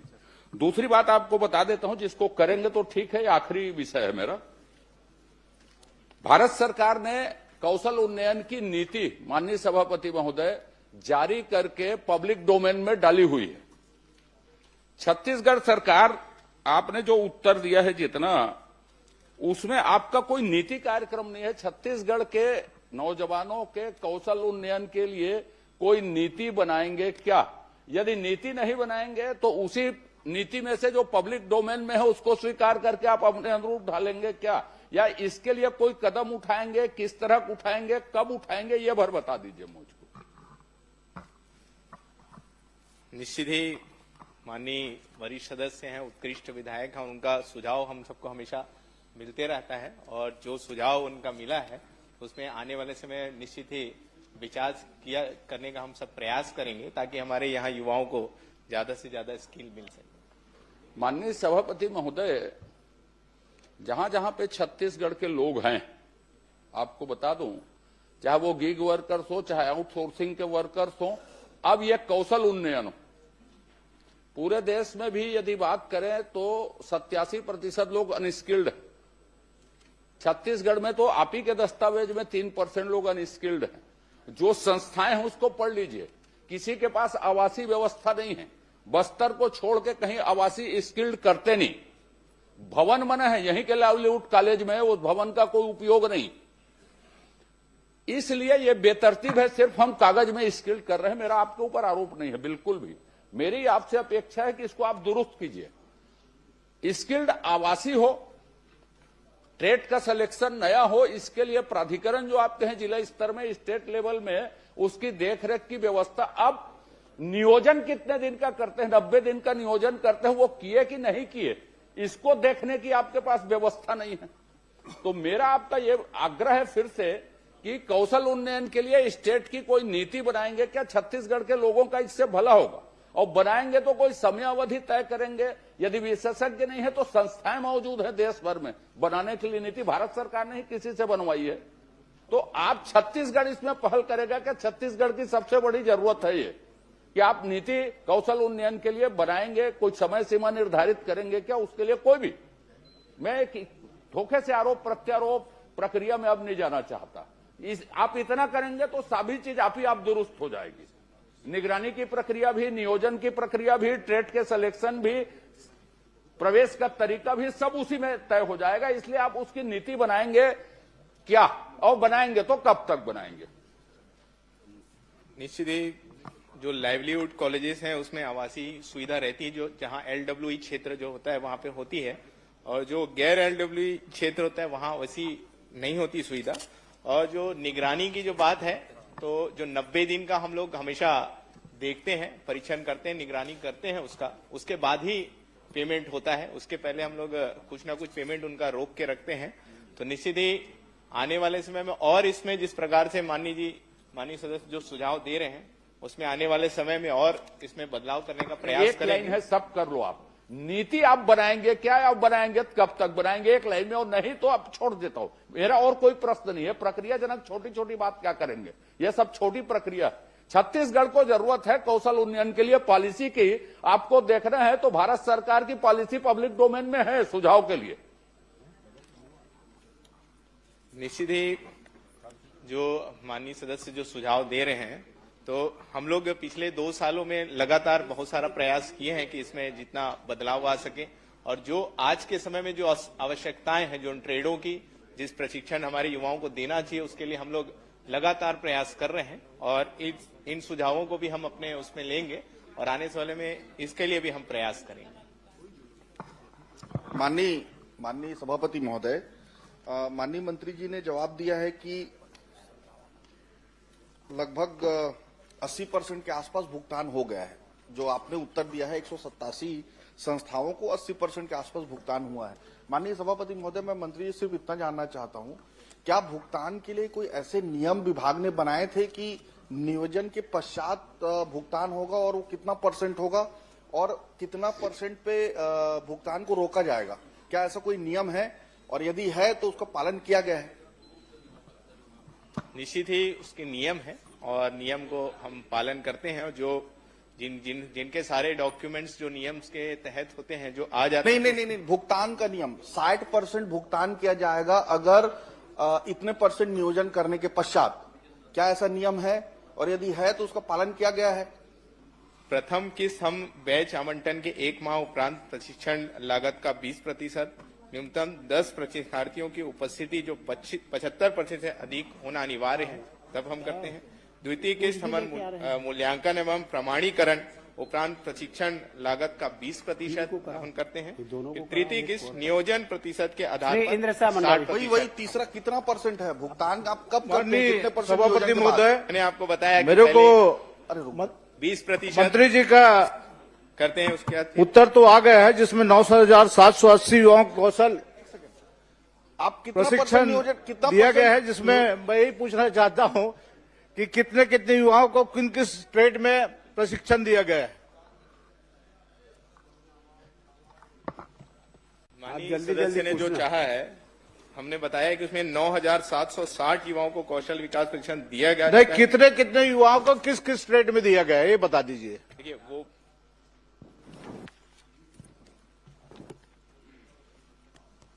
इसमें भी है, सारे जिलों का है, जिलोवार विकासखंड रोजगार एवं स्वरोजगार के माध्यम से। नहीं, किस ट्रेड में कितने युवाओं को? Plumber, car mechanic, staff nurse, electrician. संख्या बता देते तो बढ़िया था। सीसीटीवी एक घुमाने वाली ये बेकार है।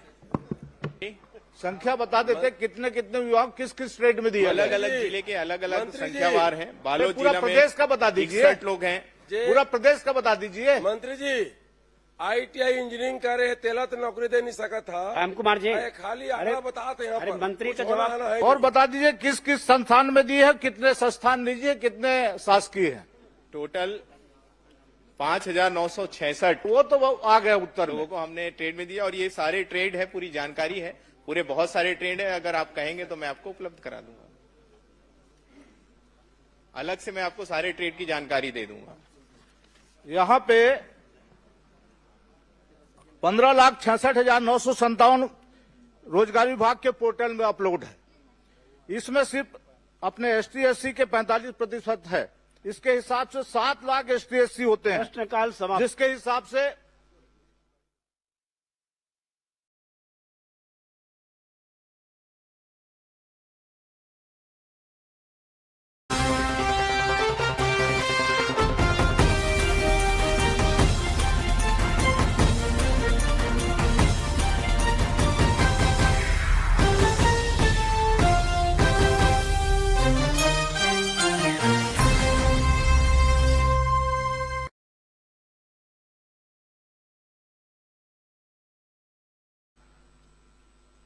चूंकि विषय जगदलपुर विधानसभा के अंतर्गत है, लेकिन जिला जो है वो दंतेवाड़ा जिला है और इसलिए ये प्रश्नाधीन जो विषय है सुकमा जिला है, क्षमा करेंगे।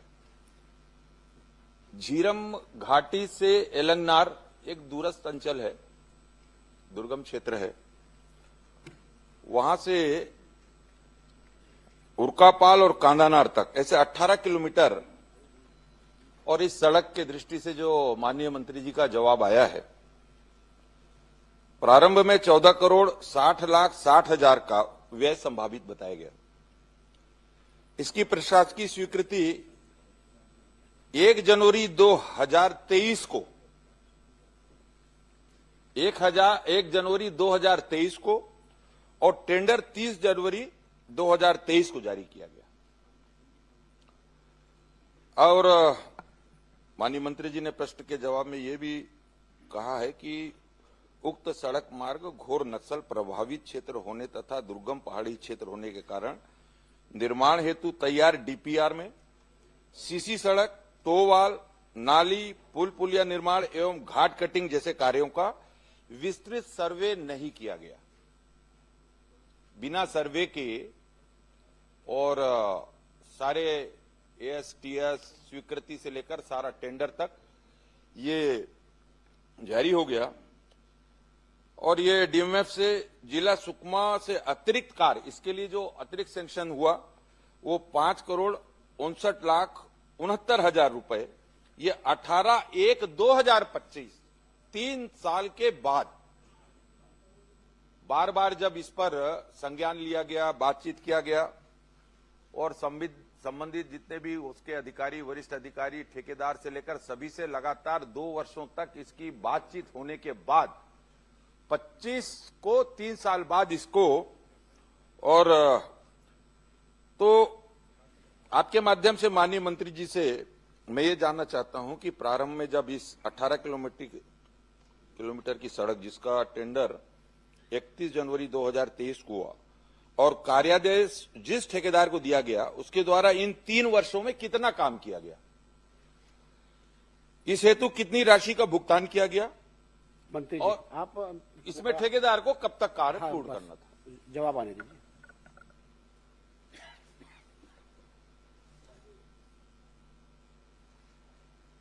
माननीय सभापति महोदय, माननीय सदस्य ने जो जानकारी मांगी है और उसके संदर्भ में मैंने पूरी जानकारी दी है।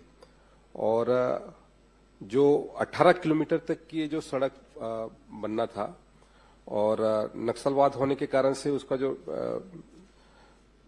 प्रिलिमिनरी जो सर्वे होना था वो सर्वे नहीं हो पाया और उसके कारण से जो घाट सेक्शन है और जितने भी अपने उन क्षेत्रों में होना था कार्य, वो नाली निर्माण इत्यादि उस कार्य को हो नहीं पाया। और वर्तमान में जो स्थिति है वो, क्योंकि डीएमएफ की राशि से भी उस कार्यों को उसमें चिन्हांकित किया गया और उस कार्य को पूरा कराने के दृष्टि से, ताकि वो कार्य वहां पर पूर्ण हो सके। और आपकी भी जो मंशा है उसमें कि जल्द से जल्द वो कार्य पूरा हो जाए, क्योंकि 1 जनवरी 2023 का मामला है और उसके तहत में जो राशि वहां पर दी गई उस राशि के तहत में 3 वर्षों में अर्थ वर्क और जो है जीएसबी तक का कार्य हुआ था और लगभग 4,23,00,000 रुपए इसमें भुगतान हुआ है।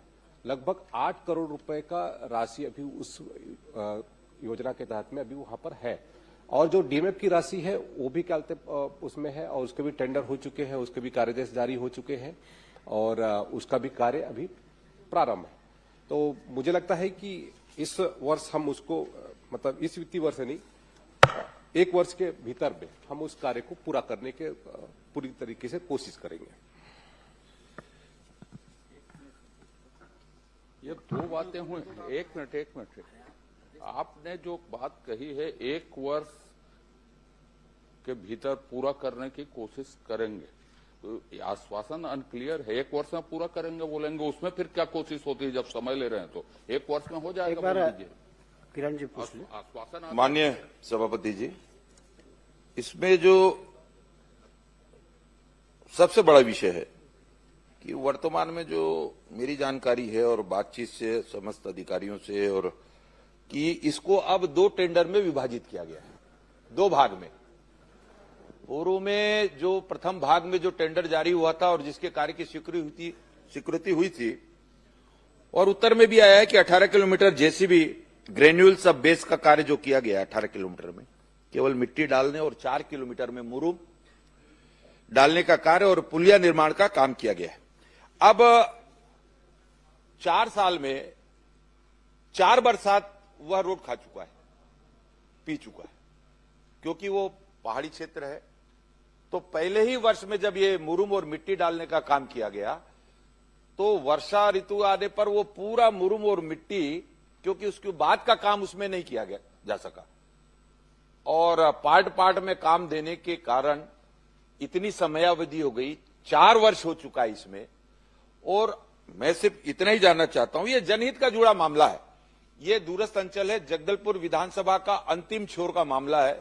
आपके माध्यम से माननीय मंत्री जी से मैं निवेदन करना चाहता हूं, क्योंकि जब वो ऐसा जगह है कि वहां पर सबसे ज्यादा आवश्यकता, वहां पर सड़क की आवश्यकता है, तब जाकर वहां पर बच्चों के लिए प्राथमिक शाला या विद्युत की व्यवस्था, पेयजल की व्यवस्था और सारी व्यवस्थाएं वहां तक पहुंचेगी।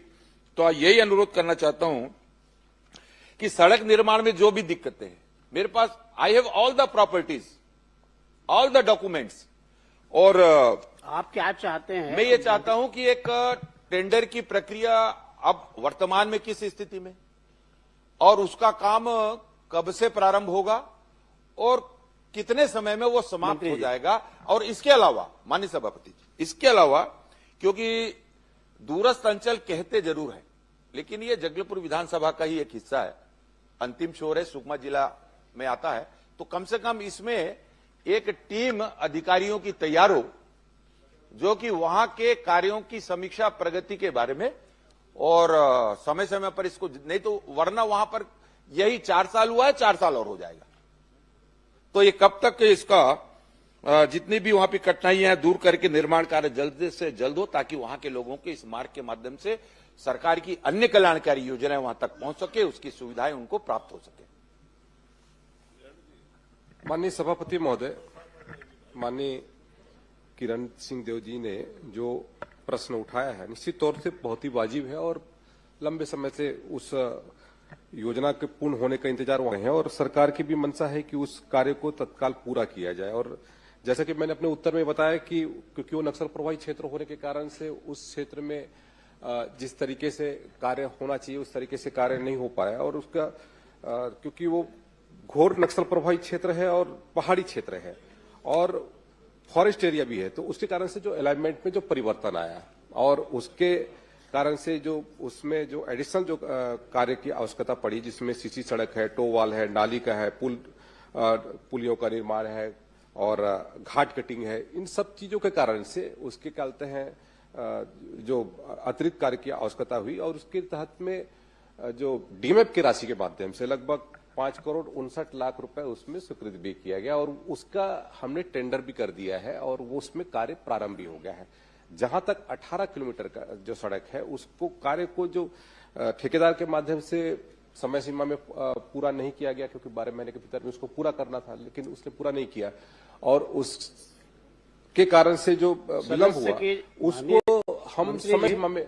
आप डिटेल बता रहे हैं, माननीय सदस्य की जो चिंता है, डिले वैसे ही हो गया है, उसके निर्माण कार्य जल्दी शुरू हो और उसको मॉनिटरिंग करने वाला अधिकारी।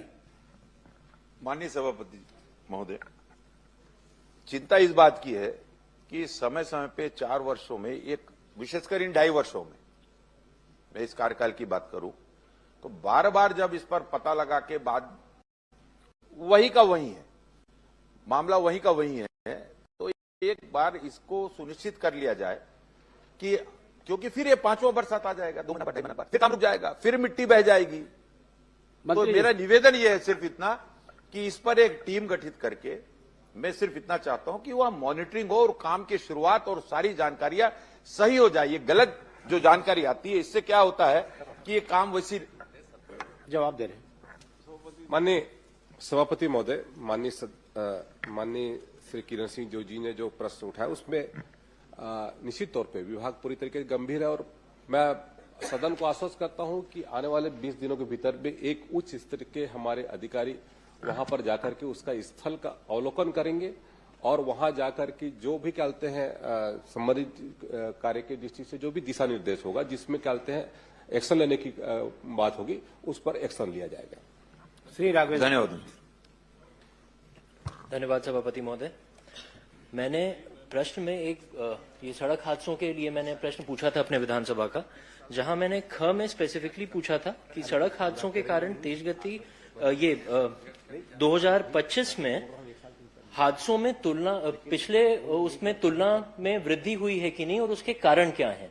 सभापति महोदय, उसका जवाब स्पेसिफिकली नहीं आया है कि बढ़ने का कारण क्या हो रहा है पिछले 2 साल में। माननीय सभापति महोदय, माननीय सदस्य ने जो जानकारी चाही थी सड़क दुर्घटना में और कितने लोगों की मौतें और कितने लोग घायल हुए और उसकी किन कारणों से वृद्धि हो रही है, स्वाभाविक सभापति महोदय जो हमारे पूरे छत्तीसगढ़ में सड़कों के निर्माण और उसके बाद वाहनों में वृद्धि और लोगों के लापरवाही के कारण से और इन कारणों से जो घटना घटित होती है और उसमें लोग कहते हैं लोगों की मृत्यु भी होती है, लोग गंभीर रूप से घायल भी होते हैं। तो ये कैसे इसमें कमी हो, इसके लिए लगातार सरकार कोशिश कर रही है और उस कोशिश के बदौलत आने वाले समय में और स्थितियां बेहतर हो, इसके लिए लगातार हमारी कोशिश है। पिछले यदि आपने प्रश्न देखा होगा, प्रश्न के उत्तर में मैंने कहा भी है कि जो डेथ रेशो है वो 24 की तुलना में 25 में बहुत कम हुआ है। तो हमारी कोशिश है कि डेथ रेशो कैसे कम हो और किस तरीके से हम व्यवस्था को और सुदृढ़ करें, ये हमारी कोशिश है। सभापति मंत्री महोदय, मैंने अकलतरा का जो कि स्पेसिफिक सवाल और जांजगीर का भी पूछा था, 24 और 25 में मेरे यहाँ डेथ में इजाफा हुआ है, कम नहीं हुआ है। ये आप ही का जवाब है। 76 और अब 89। और मैं आपका ध्यान आकर्षण चाहूंगा कि 26 में जनवरी से लेके आज तक 14 फरवरी तक जब तक यहाँ का दिया हुआ है 13 मृत्यु मेरे यहाँ हो चुकी है। ये आपके जवाब में ही आया है। तो इतनी ज्यादा अगर बढ़ रही है तो इसके स्पेसिफिक कारण क्या है अकलतरा विधानसभा में कि ज्यादा मृत्यु लगातार तुलनात्मक तौर पर बढ़ती जा रही है। ये जवाब में जैसे आपने कहा कि कम हुई है, 24 और 25 में मेरे यहाँ वृद्धि है। माननीय सभापति महोदय, मैंने जो उत्तर दिया वो पूरे प्रदेश स्तर का था। प्रदेश स्तर में जो डेथ रेशो है वो कम हुआ है और जहां तक आपने जो जानकारी मांगी है तो उसमें मैंने उपलब्ध कराया है और इसके लिए लगातार हमारी कोशिशें जारी है। लगातार हमारे विभाग के माध्यम से जन जागरूकता के कार्यक्रम कराए जा रहे हैं। स्कूल है, कॉलेज है, वहां पर यातायात प्रशिक्षण के कार्यक्रम हो रहा है, हेलमेट रैली निकाली जा रही है, जन जागरूकता रैली निकाली जा रही है, नुक्कड़ नाटक, अनेक प्रकार से ऐसे कार्यक्रम हमारे सरकार के माध्यम से। आपके जवाब में जो आया है आदरणीय मंत्री जी कि जैसे आपने कहा कि कम हो रही है लेकिन अकलतरा में हमारे यहाँ ज्यादा हो रही है तुलनात्मक, ये आपके जवाब में ही है। मेरा आपने जैसा कहा, आपके जवाब में आया कि हम लगातार चेकिंग कर रहे हैं, ड्रिंक एंड ड्राइव और बाकी चीजों में कर रहे हैं। मेरा स्पेसिफिक सवाल आपसे ये है कि इस दौरान कितने हेवी वाहनों पर और कितने छोटे लाइट मोटर व्हीकल्स पर आपने ड्रिंक एंड ड्राइव की कार्रवाई करी है, ये स्पेसिफिकली। और एक सवाल और है मेरा।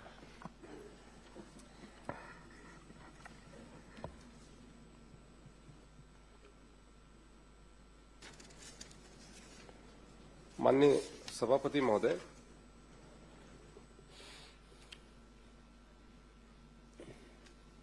मेरे पास में पूरी जो जानकारी है उसमें ड्रिंक एंड ड्राइव का और हैवी व्हीकल का इसकी जानकारी भी वर्तमान में इसमें उपलब्ध नहीं है। मैं अलग से उपलब्ध करा दूंगा सभापति महोदय। सभापति महोदय, मेरा इसमें आपको राघवेंद्र जी मंत्री जी जो आपने भारी व्हीकल का और लाइट व्हीकल की बात की है, माननीय सभापति महोदय, ये गंभीर विषय है। एक मिनट जी, आपने जो प्रश्न किया है ना जी, अभी आपने जो सप्लीमेंट्री पूछा तो भारी व्हीकल का और लाइट व्हीकल का है मंत्री जी विभाग से जानकारी लेकर के आपको उपलब्ध करा देंगे। सभापति महोदय मेरा ये एक गंभीर स्पेसिफिक विषय है, सवाल माननीय है। सभापति महोदय। एक मिनट भैया।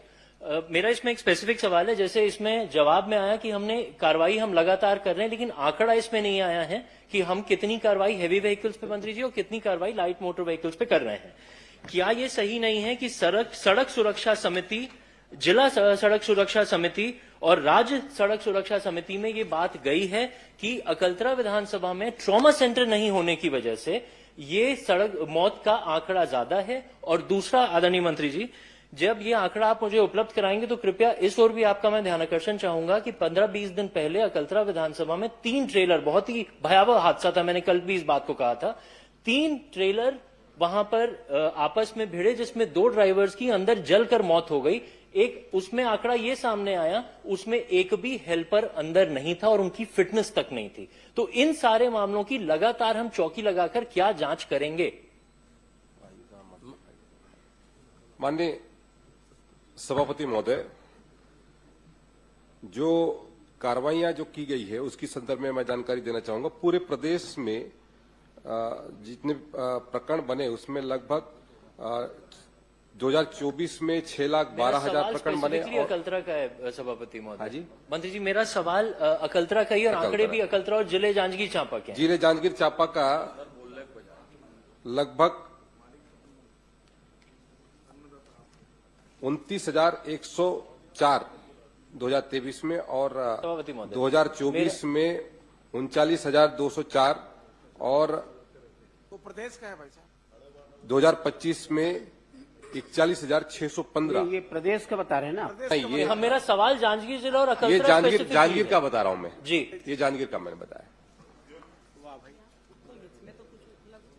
ये जवाब लेकिन उपलब्ध, आदरणीय आपसे मेरा स्पेसिफिक सवाल है, क्या जो जिला की सड़क सुरक्षा समिति है और राज्य की समिति जो सुप्रीम कोर्ट के, माननीय सुप्रीम कोर्ट के ऑर्डर से बनी हुई है, क्या इसमें ये जानकारी नहीं दी गई है कि ट्रॉमा सेंटर ना होने की वजह से ये डेथ का रेशियो अकलतरा विधानसभा में ज्यादा है? बड़ा बिल्कुल स्पेसिफिक सवाल। सभापति महोदय जी।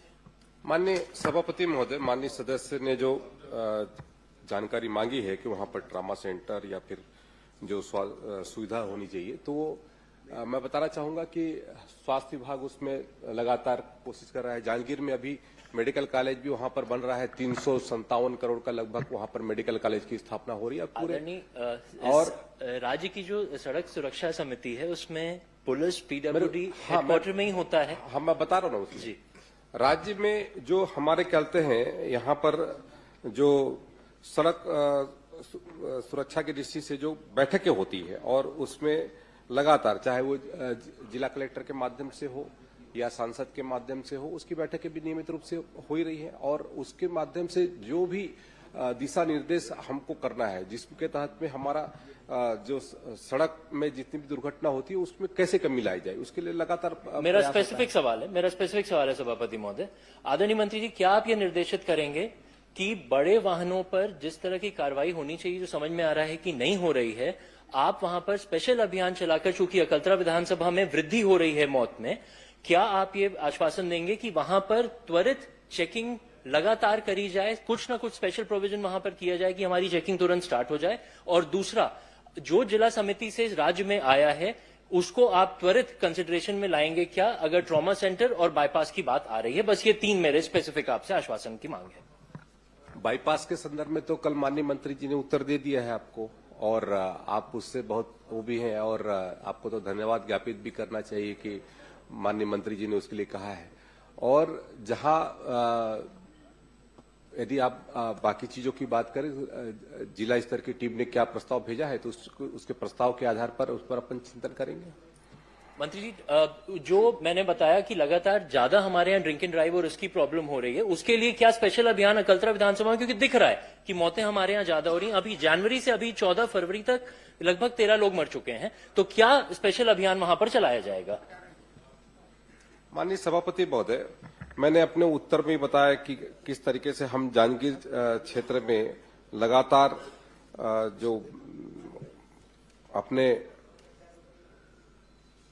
जांजगीर क्षेत्र में जो जन जागरूकता का अभियान चला रहे हैं और आपसे भी आग्रह है कि उस जागरूकता अभियान में और किस तरीके से और भी बहुत सारी चीजों पे, मैंने पहले कहा कि हेलमेट रैली और अन्य जो हमारे मंत्री जी, नुक्कड़ इतना आप नाटक और निर्देशित इस तरीके से जो हम जन जागरूकता एक निवेदन है, ये बहुत ही संवेदनशील मामला है। इस पे आप ये तो निर्देशित कर दें कि त्वरित जिला स्तर पर एक वहां पर एक मीटिंग की जाए, जिसमें जनप्रतिनिधियों को बुलाकर त्वरित आप उनको आदेश दीजिए कि जो भी वहां पर सुझाव आते हैं जिससे मौतें रुक सकती हैं, तुरंत उस पर कार्रवाई की जाए। इतना तो आप आश्वासन कम से कम उन लोगों को निर्देशित कर दें, जिला प्रशासन को, क्योंकि हमारे यहां मौत में वृद्धि लगातार हो रही है। अकलतरा विधानसभा स्पेसिफिकली मैं बात कर रहा हूं। आप जनवरी से लेकर अभी तक देखें महोदय, लगभग 13 लोगों की मृत्यु हो चुकी है। तो वहां पर ये जितने चलाए जा रहे हैं अभियान, ये शायद काफी नहीं है, इसके अलावा भी कुछ करने की आवश्यकता है। माननीय सभापति महोदय, मैं इसको स्पेशली दिखवा लूंगा सभापति महोदय। वहां पर हमारे गृह विभाग के माध्यम से, परिवहन विभाग के माध्यम से जो भी संभव होगा यथासंभव कोशिश की जाएगी कि वहां की व्यवस्था को हम सुदृढ़ करें। वहां के यातायात व्यवस्था, वहां पर जिस तरीके से भी यदि कोई ऐसा स्पॉट जहां पर लगातार घटना घटित हो रही है तो उसको भी चिन्हांकित करके वहां पर उसका निराकरण करेंगे। आप एक उनको आदेशित कर दें कि जल्द से जल्द उस बैठक को वो बुला लें। ठीक है माननीय सभापति महोदय, एक प्रश्न। बिल्कुल उसकी बैठक करवा लेंगे। माननीय मंत्री जी ने भी कहा है कि भाई माननीय हम सभापति, एक दुर्घटना मिनट। जगह क्षेत्र माननीय को सभापति महोदय, देखो प्रश्न काल में माननीय सभापति सभी पूछना महोदय, चाहते हैं, संभव नहीं होगा। बाकी माननीय सदस्यों सभापति को भी महोदय, प्रश्न लगा हुआ है। जिले का ही मामला था। माननीय सभापति महोदय, एक अजय को दे दिया है, सबकी तरफ से पूछ लेंगे वो। आप एक मिनट। पूछेंगे। माननीय सभापति महोदय, जांजगीर जिला की ओर से माननीय सभापति मोहन महोदय जी को दे देंगे तो सबकी तरफ से आप पूछ लेंगे। माननीय सभापति महोदय, आपसे मेरा प्रश्न आपसे, उस दिन मेरा ध्यानाकर्षण लगा था सड़क दुर्घटना में तो परिवहन विभाग में लगा था। देखो आज प्रश्न सड़क- मेरे से है कि मंत्री जी से है? आप व्यवस्था देंगे इसमें, क्योंकि व्यवस्था का प्रश्न होता नहीं प्रश्न काल में। आज सड़क दुर्घटना में प्रश्न लगा है गृह विभाग में, कार्य आवंटन नियम शासन का तो कुछ होगा। एक मेरा विषय था स्मार्ट सिटी में, उसमें यह लिखा था कि सड़क दुर्घटना के लिए अंतर विभागीय समिति बनी है। मेरा यह कहना है माननीय, मैं 3-4 प्रश्न मैं हर सत्र में करता हूं, आउटसोर्सिंग में, इसमें 2-4 और विषय हैं जो मेरे स्थायी विषय हैं। अब ये बताइए कि ये इसके लिए जिम्मेदार है कौन? इसमें आप व्यवस्था दीजिए कि सरकार तीनों विभाग मिला के इसको रोकने के लिए काम करे, क्योंकि इसी सत्र में अलग अलग उत्तर आए। आपने परिवहन के विभाग में इसी सत्र में उत्तर दिया सड़क दुर्घटना में, अभी स्थानीय शासन में सड़क दुर्घटना में ही प्रश्न लगा। स्मार्ट सिटी माने स्थानीय शासन के चर्चा में अंतर विभागीय समिति बनी है, यह उत्तर आया है। तो इसलिए मेरा आग्रह है कि आपकी ओर से शासन को कोई ना कोई निर्देश आए। यह बहुत गंभीर मानवीय मामला है, छत्तीसगढ़ में सबसे ज्यादा हो रही है, गंभीरता है, इसके लिए कोई आप निर्देश दीजिए। माननीय सभापति महोदय, मैंने अपने उत्तर में स्पष्ट किया, माननीय सदस्य ने अकलतरा की जानकारी चाहिए और पूरे दूसरी बात अपने बोला हूं, विधानसभा आपसे नहीं तो बोला उसके मैं, संदर्भ इसी में जानकारी सत्र की किया है। घटना माननीय बताया। सदस्य को यदि कुछ जानकारी की आवश्यकता है तो मैं अलग से उपलब्ध करा दूंगा, लेकिन यदि ये कहें कि परिवहन विभाग का की दृष्टि से, तो परिवहन विभाग भी कार्य काम करता आवंटन है। किसका है और कौन सा विभाग जिम्मेदार है? आप ही उत्तर दिए थे परिवहन मंत्री के तौर पर इसी सत्र में सड़क दुर्घटना में। अभी सड़क दुर्घटना गृह विभाग में लगी है। स्मार्ट सिटी की चर्चा मैंने बताई आपको कि अंतर विभागीय समिति बनी है इसके लिए। मानवीय दुर्घटना रोकनी, आप संवेदनशील हैं, वरिष्ठ मंत्री हैं, इसके लिए आप बोलिए कुछ। माननीय सभापति महोदय, सरकार पूरी तरीके से गंभीर है और लगातार हमारा जो कहते हैं इसके दृष्टि से जो जन जागरूकता के कार्यक्रम हो रहे हैं और इन्फोर्समेंट को किस तरीके से हम और ज्यादा कल तेजी लाएं, इसके लिए भी लगातार हमारी कोशिश है।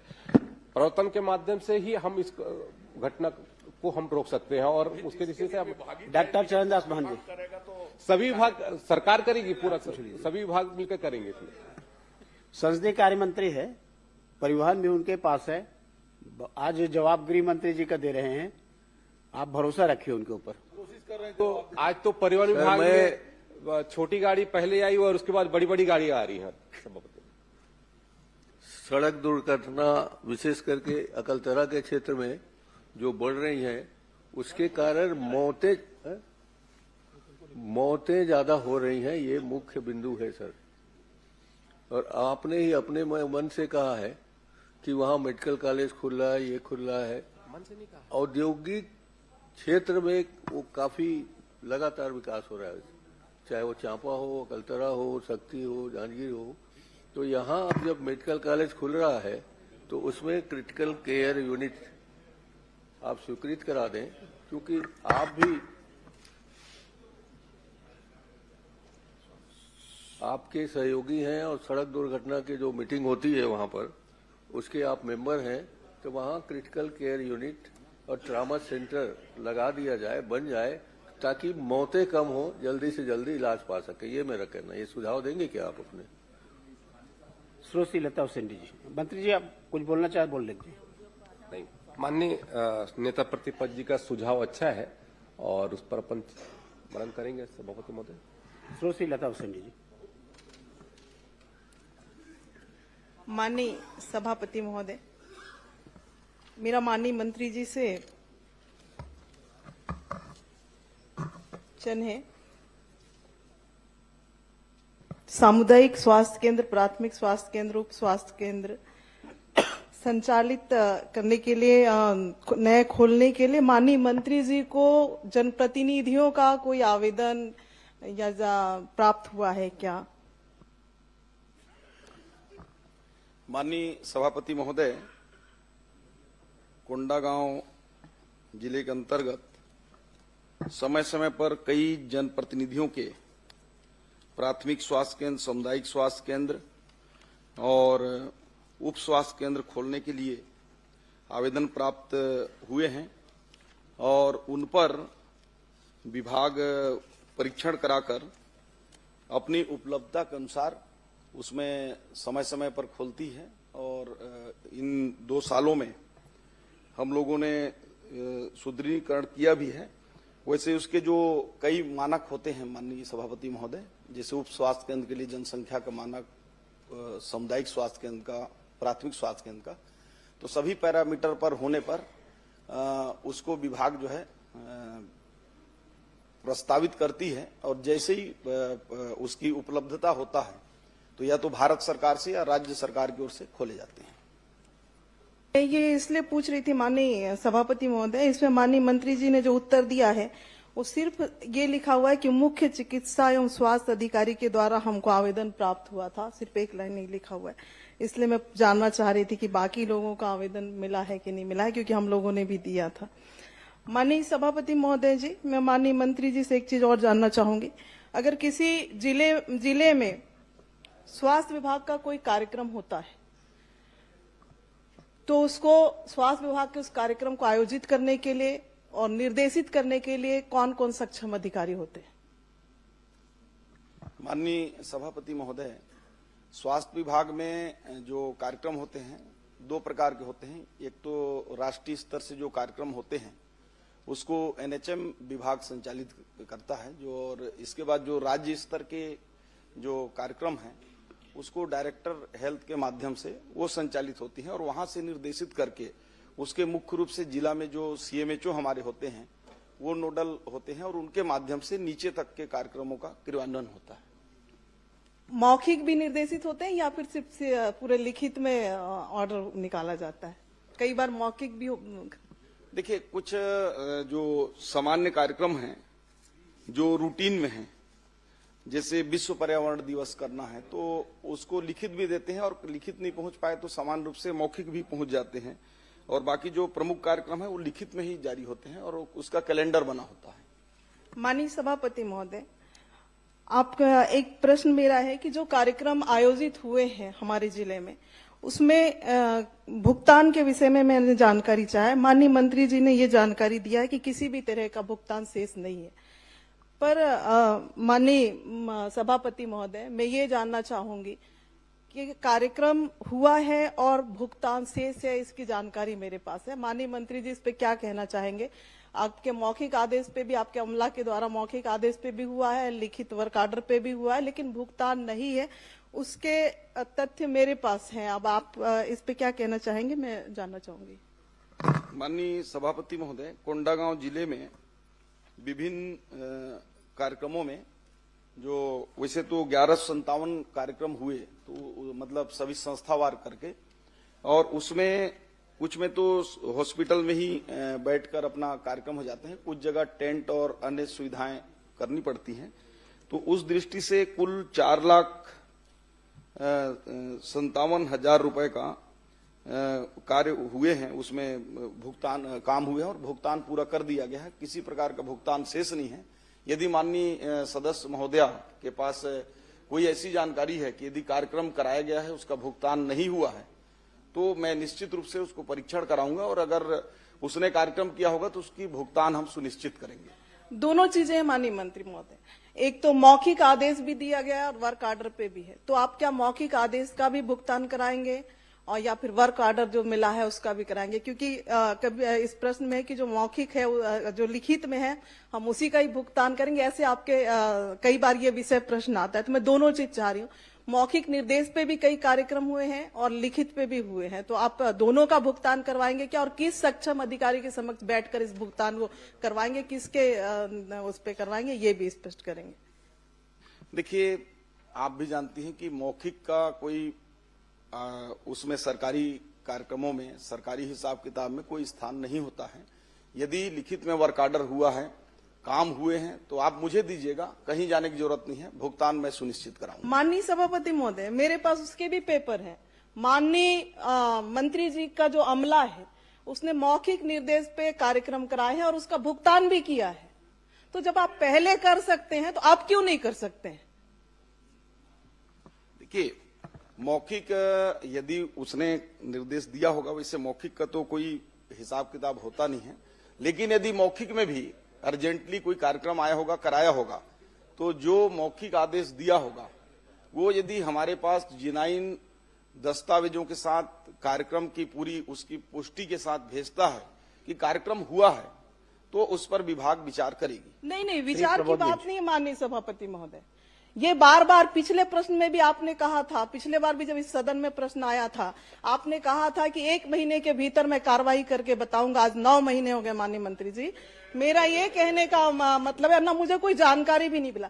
मैं सिर्फ इतना कहना चाह रही हूँ कि अगर आपने, आपके अमला ने, कई कार्यक्रम ऐसे हैं जिसपे मौखिक सूचना पे कार्यक्रम करने के बाद जिसमें हम लोग भी उपस्थित रहते हैं माननीय सभापति महोदय, मैं ये नहीं कहती कि आपके अमला ही कार्यक्रम आपका कर लेता है, उसमें आपने कई बिल का भुगतान हो जाता है, कई बिल का नहीं होता है, फिर क्यों ऐसा, क्यों भेदभाव, क्यों इस तरह से विषय आते? या तो आप पूरा कराएं या फिर नहीं कराना है तो मत कराएं। आप इस सदन में इस तरह से जवाब देंगे तो बाहर अलग जवाब रहेगा, ये दोनों चीजें मुझे नहीं लगता कि उचित है। माननीय सभापति जी, ये वरिष्ठ नेत्री है और पूर्व मंत्री भी है, राष्ट्रीय उपाध्यक्ष भी है, उनका सुनवाई नहीं होगा तो हम लोग का क्या सुनवाई होगा और छत्तीसगढ़ का जनता का क्या भरोसा होगा? अब चिल्ला चिल्ला के बोल रही है कोई सुनवाई नहीं हुआ, कोई अरे पूरा तो होने दो दादी, उसके बाद बोलना। चल रहा है दादी, पूरा हो जाने दो। बहुत अच्छा पूछ रही हो, इतना अच्छा पॉइंटेड पूछना सीखो 5 बार के आप भी हो, समझे? अरे पूरा पूछ तो लेने दो, फिर बोलना आप, यही तो बात है दादी। तो इसलिए दर्द है। मंत्री जी, दादी का सुनवाई न्यायालय में। माननीय सभापति जी, चूंकि माननीय सदस्य महोदय ने खुद ही कहा है कि मौखिक आदेश, और आप सभी जानते हैं कि मौखिक आदेश का सभापति महोदय, मैं ये कहना चाह रही हूँ कि पिछले बार आपके अमला ने भुगतान किया है, तो क्या एक बार करेंगे, नहीं करेंगे? विश्वास में अगर लोगों ने काम कर दिया आपके अमला पे कहने पे, तो ये 2 तरह की चीजें किस आधार पे पालन हो रहा है, मैं ये कहना चाह रही हूँ माननीय सभापति महोदय।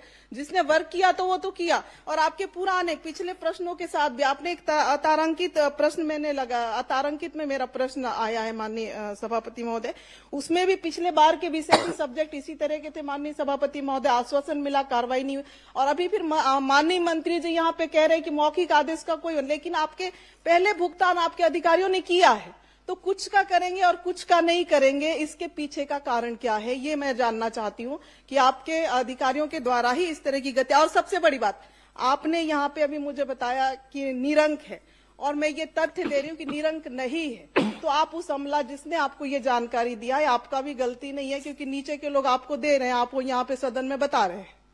तो अगर जिन लोगों ने इस तरह की हरकत लगातार आपके साथ कर रहे हैं माननीय मंत्री जी, 1.5-2 साल के अंदर से लगातार गलत जानकारियां दे रहे हैं, उनको आप संरक्षण देते आ रहे हैं। मैं माननीय मंत्री जी से यही कहना चाहूंगी, आश्वासन चाहूंगी इस सदन से, अगर मौखिक हो चाहे लिखित हो, अगर वर्क हुआ है, काम हुआ है, फुटेज है, फोटो है, आश्वासन चाहिए कि भुगतान कराना? नहीं, भुगतान चाहिए माननीय सभापति महोदय, और लिखित सब डॉक्यूमेंट्स है हमारे पास।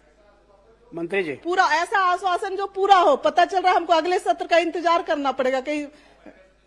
मंत्री जी सुनिश्चित करें ना उसको, बार बार माननीय सदस्य का जो प्रश्न है। सभापति महोदय, ये पूरा क्लियर है कि यदि कोई वर्क ऑर्डर दिया गया है और भुगतान नहीं हुआ है तो मैं बड़े जिम्मेदारी से, मुझे अभी आप दे देंगे और मैं उसको भुगतान कराऊंगा। लेकिन मैंने दूसरा पहलू ये भी बोला कि मौखिक भी दिए हैं, कभी मौखिक भी यदि दिए हैं और वाकई में उसने काम किया है, इस बात की पुष्टि विभाग भेजता है तो हम उसको कार्योत्तर अनुमति देकर उसको भी भुगतान करा देंगे। इससे और लिबरल जवाब क्या हो सकता है। प्रबोध बेंच। माननीय सभापति महोदय, कब तक कराएंगे ये जानकारी मुझे चाहिए, क्योंकि एक एक साल इंतजार हमने पिछले प्रश्न के लिए भी किया है और आगे भी इस तरह से ना हो, इसके लिए मैं माननीय मंत्री जी से कहना चाहूंगी कि कब तक कराएंगे, समय सीमा बताएं माननीय मंत्री। देखिए, अभी तो अब हो सकता है कि मार्च में न हो, क्योंकि वित्तीय उसके चलते 15 मार्च के बाद भुगतान कर पाना थोड़ा कठिन होता है। लेकिन अगर आपके पास दस्तावेज हो तो आज ही मुझे इस प्रश्नकाल के बाद दे देंगे तो मैं उसका वो परीक्षण भी करा लूंगा और वाकई में देनदारी होगा तो उसको नए वित्तीय वर्ष में जल्द से जल्द हम। माननीय सभापति महोदय जी, जो लोग लगातार सदन में गलत जानकारी दे रहे हैं, पर्याप्त आ गए। नहीं माननीय मंत्री जी के ध्यान में भी आ गए, आप डॉक्यूमेंट दीजिए ना, भुगतान की भी बात आ गई है। जो अधिकारी लगातार सदन में गलत जानकारी दे रहे हैं उनके ऊपर भी कार्रवाई होना चाहिए माननीय सभापति महोदय। उनको तो एक्सटेंशन मिल रहा है माननीय सभापति, गलत जानकारी, असत्य जानकारी दे रहे हैं उनके ऊपर कार्रवाई करेंगे क्या? दी जा रही है माननीय सभापति जी, गलत जानकारी देने का उसकी भी एक नियम प्रक्रिया है, उसमें बिल्कुल जो होगा वो तो आपके माध्यम से। प्रबोध मिंज। ये तो पिछले बार भी आपने समय मांगा था, पिछले बार भी सदन में आपने कहा था हम नोटिस भेजेंगे, 1 महीने के अंदर कार्रवाई होगी, लेकिन ये 9 महीने हो गए माननीय सभापति महोदय जी, नोटिस का जवाब क्या आया हमको नहीं पता है। भाई 9 महीने नहीं, अगले साल फिर सत्र चालू होगा, 1 साल बाद भी वही स्थिति रहेगी। यदि प्रूफ नहीं होगा तो कैसे पैसा देंगे? अच्छा, ये आपने स्वीकार किया है माननीय मंत्री जी, आपने स्वीकार किया है कि दोषी अधिकारियों का एक जांच रिपोर्ट हमारे पास आया था, उसके आधार पे आपने स्वीकार किया था कि हम अधिकारियों को नोटिस दिए हैं, नोटिस का जवाब आ जाएगा, फिर हम कार्रवाई किए। जो तथ्य तो आपके पास था माननीय मंत्री जी। नहीं, उसमें जो जांच में जो पाया गया उसके आधार पर हमने कार्रवाई कर दिया है और जो भी रिपोर्ट में आते हैं, चूंकि जांच क्या कार्रवाई हुई है मुझे भी जानने का, विधायक के नाते तो इतना तो उसको मैं अलग से आपको बता भी दूंगा, क्योंकि इस क्वेश्चन से वो नहीं है। सदन में रख दीजिए माननीय मंत्री जी, सदन में रख दे ताकि बाकी सदस्यों को भी इसकी जानकारी हो। माननीय सभापति महोदय, और तारीख भी माननीय सभापति महोदय, पर्याप्त आ गया है, बहुत लंबा माननीय सदस्यों का प्रश्न है, समय आप देखिए। प्रश्न से अलग बोल रहा हूँ, लगातार ये हो रहा है कि हर माननीय सभापति महोदय बोलो, मंत्री जी सुनिश्चित करे उसको, जवाब सही नहीं आ रहा है। प्रमोद भी उसको व्यवस्था दे रही है तो उसको प्रताड़ित करिए। हर विधायक लगातार हर मंत्री यही कह रहा है, माननीय सभापति गलत जवाब आ रहा है, हर बार गलत जवाब आता है। नहीं करते सभापति महोदय, सभापति महोदय हर गलत जवाब आता है। पहले कि मेरे वन विभाग के जवाब में सभापति महोदय गलत जवाब आते हैं।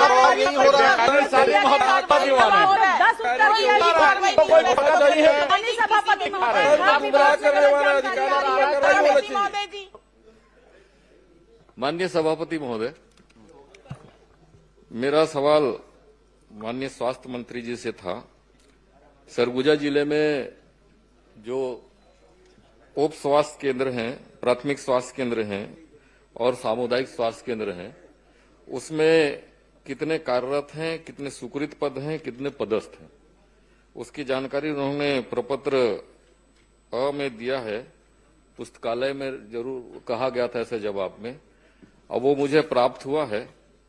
अब मैं इसमें माननीय मंत्री से जानना चाहूंगा, जो इसमें स्वीकृत पद है और उसमें भरे पद है, उसमें आधे से ज्यादा पद रिक्त बताए गए, तो वो जो रिक्त पद हैं वो बहुत समय से रिक्त पद हैं और वो स्वास्थ्य केंद्र भी बहुत पहले से स्वीकृत हुए हैं, कार्यरत हैं, तो उसमें कब तक उन पदों पर आप भर्ती कर पाएंगे या कब तक भर्ती करेंगे उस पर?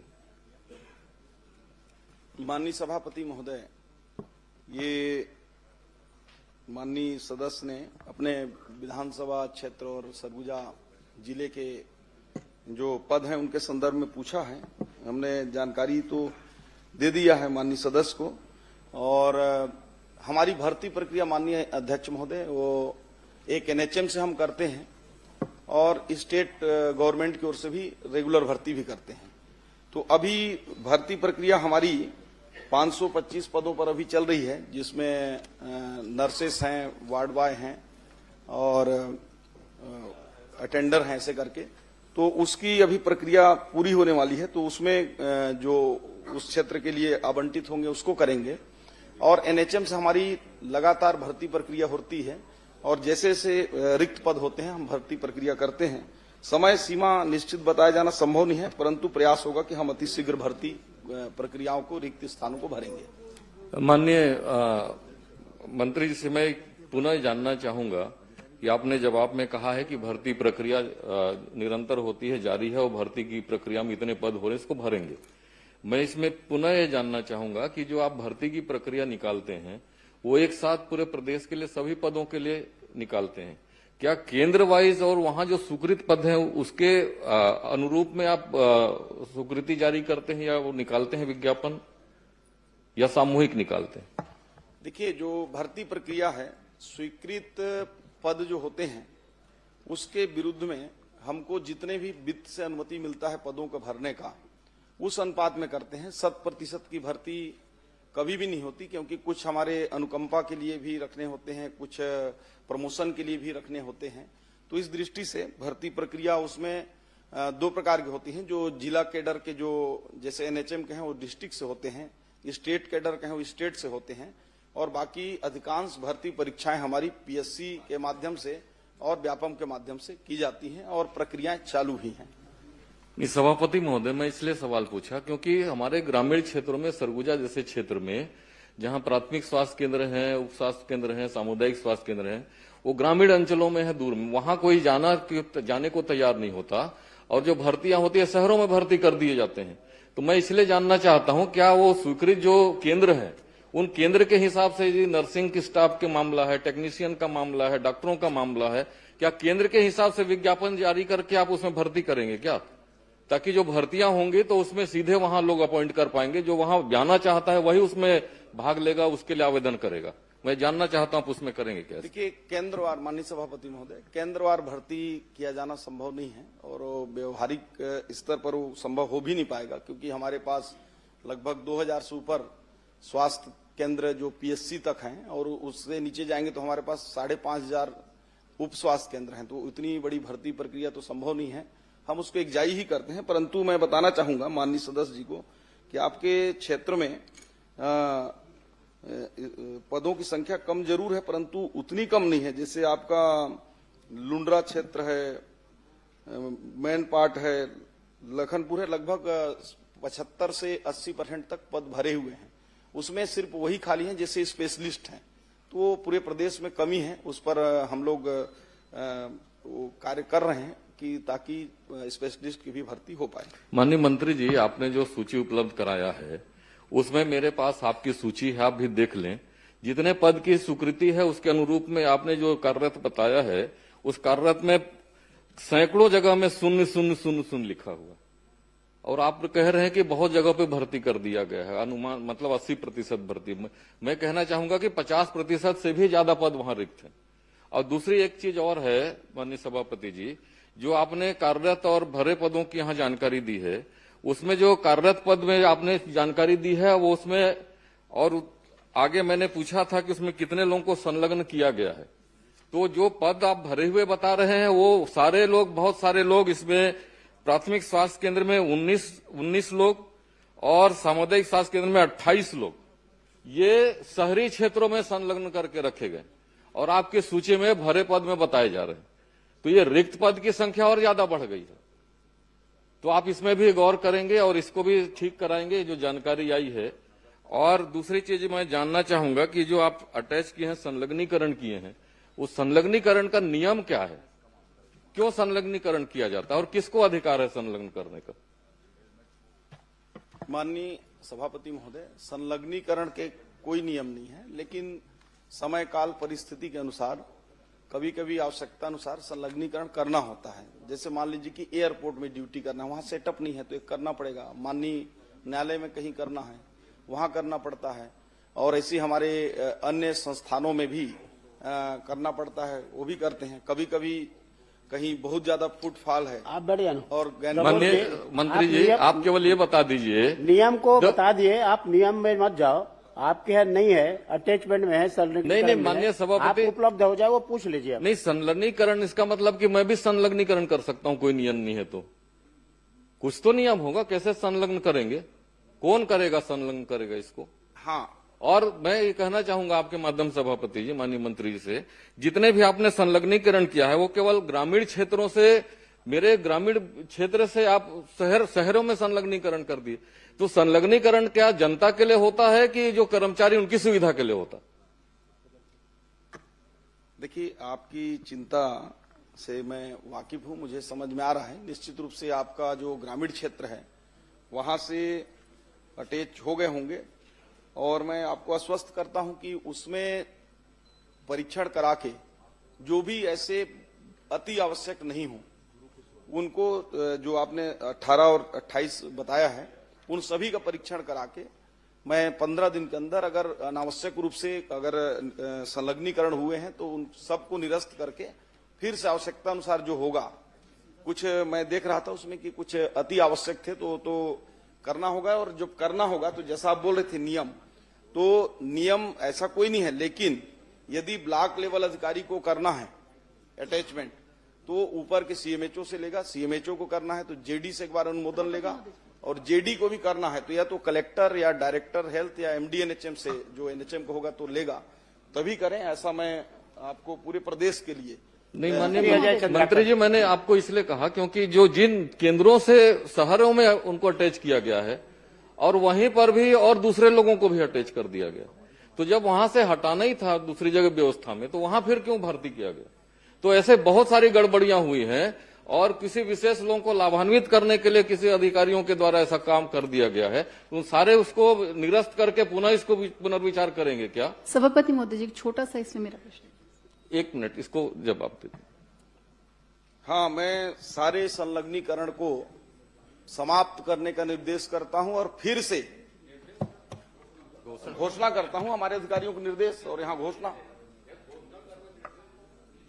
ठीक है, मैं घोषणा करता हूं पूरे संलग्नीकरण को हमारे जो जितने भी पीएचसी, सीएचसी, सब हेल्थ सेंटर, डिस्ट्रिक्ट हॉस्पिटल, इनमें जो अटैच हैं, बाकी जो इंस्टीट्यूशनल संस्थानों में है, जिससे अब आप लोग विधायक के लोगों के पास, कई लोगों के पास अटैचमेंट होंगे तो प्रक्रियाओं के तहत है, लेकिन जो हॉस्पिटलों में इस प्रकार के जो ग्रामीण क्षेत्र से शहरी में हो गए हों या जहां आवश्यकता नहीं है, तो पूरे को अटैचमेंट एक बार करने का मैं घोषणा करता हूं, और इसका पालन अति शीघ्र करते हुए आपको इसकी हम प्रबोध जी, आपको हम आपके विधानसभा श्री अजय चंद्राकर।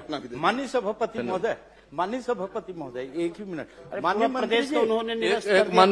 माननीय मंत्री जी, एक प्रश्न और था छोटा सा, एक प्रश्न। आपको धन्यवाद भी दूंगा, आपने पिछले बार में हमारे 3 सामुदायिक स्वास्थ्य केंद्र स्वीकृत किए थे, परंतु भवन उसके लिए स्वीकृत नहीं है। इसकी स्वीकृति कब तक दे देंगे? माननीय मंत्री जी, इसको शीघ्र ही हम लोग उसको भवन के लिए प्रस्ताव जो है भारत सरकार को भेज रहे हैं एनएचएम से, उसमें आपका भी प्राथमिकता से शामिल करके हम भेजेंगे। माननीय मंत्री जी, आपसे मैं निवेदन कर रहा हूँ, एक ही मिनट में। अरे यार, में भी एक ही मिनट लूंगा, बस ज्यादा नहीं। पूर्व में भी अटैचमेंट के वापस करने के लिए शासन का आदेश है, लेकिन उसकी पालन नहीं हुआ। ये घोषणा फिर वैसे इतनी हो जाएगा, जो घोषणा कर रहे हैं वो तो शासन के आदेश में पूर्व से है। नहीं, मैं लेट आया हूं, लेकिन बात मैं समझ चुका हूं। आज आप जो घोषणा कर रहे हैं वो तो पूर्व से शासन के आदेश में है, उस आदेश का तो पालन ही नहीं हुआ। फिर ऐसे आदेश मत हो जिसका पालन ना हो, ये मेरा निवेदन है माननीय मंत्री जी। अजय चंद्र। गुरुजी, आदरणीय गुरुदेव, छोटे छोटे बड़े बड़े, छोटे छोटे। माननीय गुरुजी तैयार है, तैयारी से आए हैं, आप बड़े पूछो, छोटा पूछो, सबका जवाब देंगे। माननीय अध्यक्ष महोदय, ये प्रश्न जो है पूरे देश का आज सबसे महत्वपूर्ण विषय है आजकल। मैं माननीय प्रश्न पूछते हैं तो आपको कुछ बात ध्यान आकर्षित करवा देता हूं, आप देख लीजिए। सबसे पहले आप देखिए कि उत्तर में आपने बताया है 171 संस्थान हैं, और आपने भुगतान किया है 184 को। ये एक देख लीजिए। दूसरा, आप बोल रहे हैं कोई सर्वे नहीं है। आपको मैं बता देता हूं कि जो आपने विजन डॉक्यूमेंट जारी किया है उसके पेज नंबर 27 को आप पढ़ लीजिएगा। उस सर्वे में है कि प्रदेश में सिर्फ 3% लोग स्किल्ड है, 97% लोग अनस्किल्ड है। आप कह रहे हैं कि स्किल के सर्वे करने का कोई नियम प्रक्रिया नहीं। आपने ही दस्तावेज इस सदन में पटल में रखा, उसके पेज नंबर 27 में है कि 3% लोग भर स्किल्ड हैं।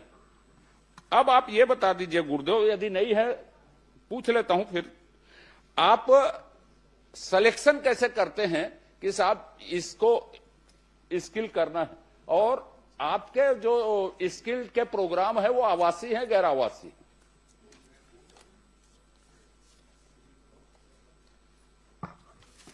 माननीय सभापति महोदय, जो टारगेट हमें मिलते हैं भारत सरकार के द्वारा स्किल के लिए, तो उस हिसाब से हम लोग करते हैं और इसमें क्षेत्र वाइज हम लोग स्किल गैपिंग एनालिसिस करते हैं। जो हमारे क्षेत्र वाइज में जिस प्रकार कार्य योजना हम तैयार करते हैं जिलों में, और जिलों में तैयार करने के बाद उद्योगों को हम आमंत्रित करते हैं, संस्थानों को आमंत्रित करते हैं, उनके साथ बैठक करते हैं, उनके डिमांड बेस्ड जो ट्रेनिंग की आवश्यकता होती है।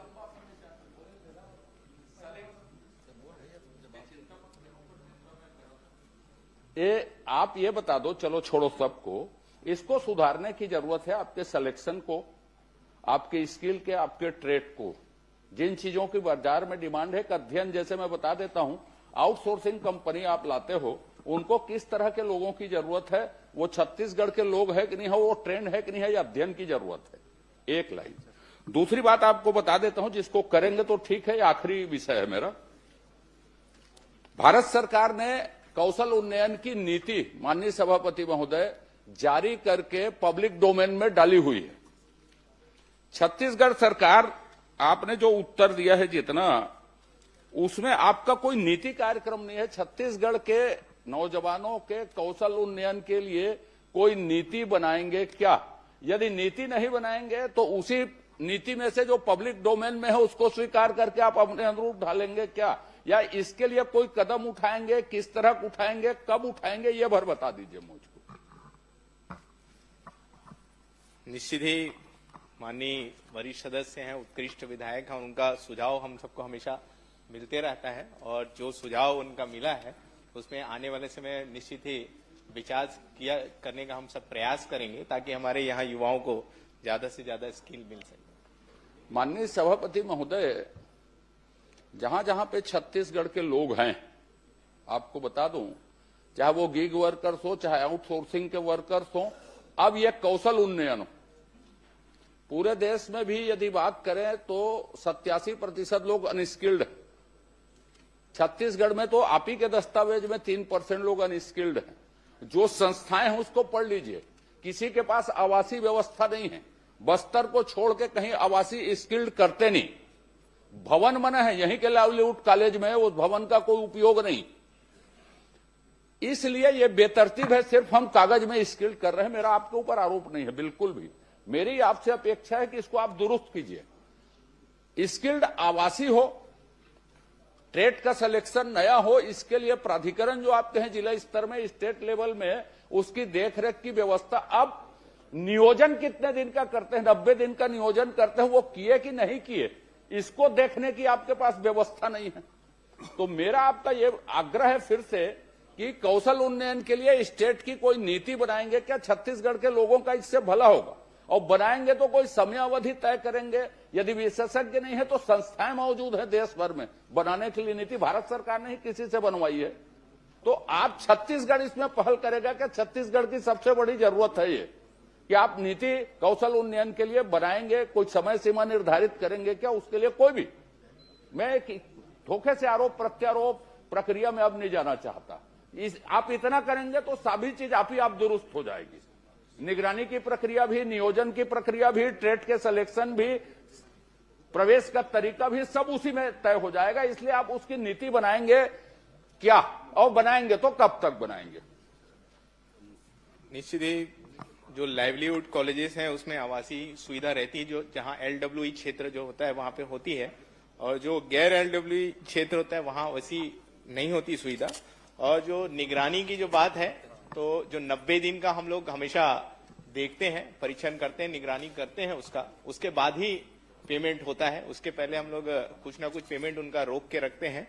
तो निश्चित ही आने वाले समय में और इसमें जिस प्रकार से माननीय सदस्य जो सुझाव दे रहे हैं, उसमें आने वाले समय में और इसमें बदलाव करने का प्रयास एक लाइन करेंगे। है, सब कर लो आप। नीति आप बनाएंगे, क्या आप बनाएंगे, कब तक बनाएंगे, एक लाइन में, और नहीं तो आप छोड़ देता हूं। मेरा और कोई प्रश्न नहीं है। प्रक्रियाजनक छोटी छोटी बात क्या करेंगे, यह सब छोटी प्रक्रिया।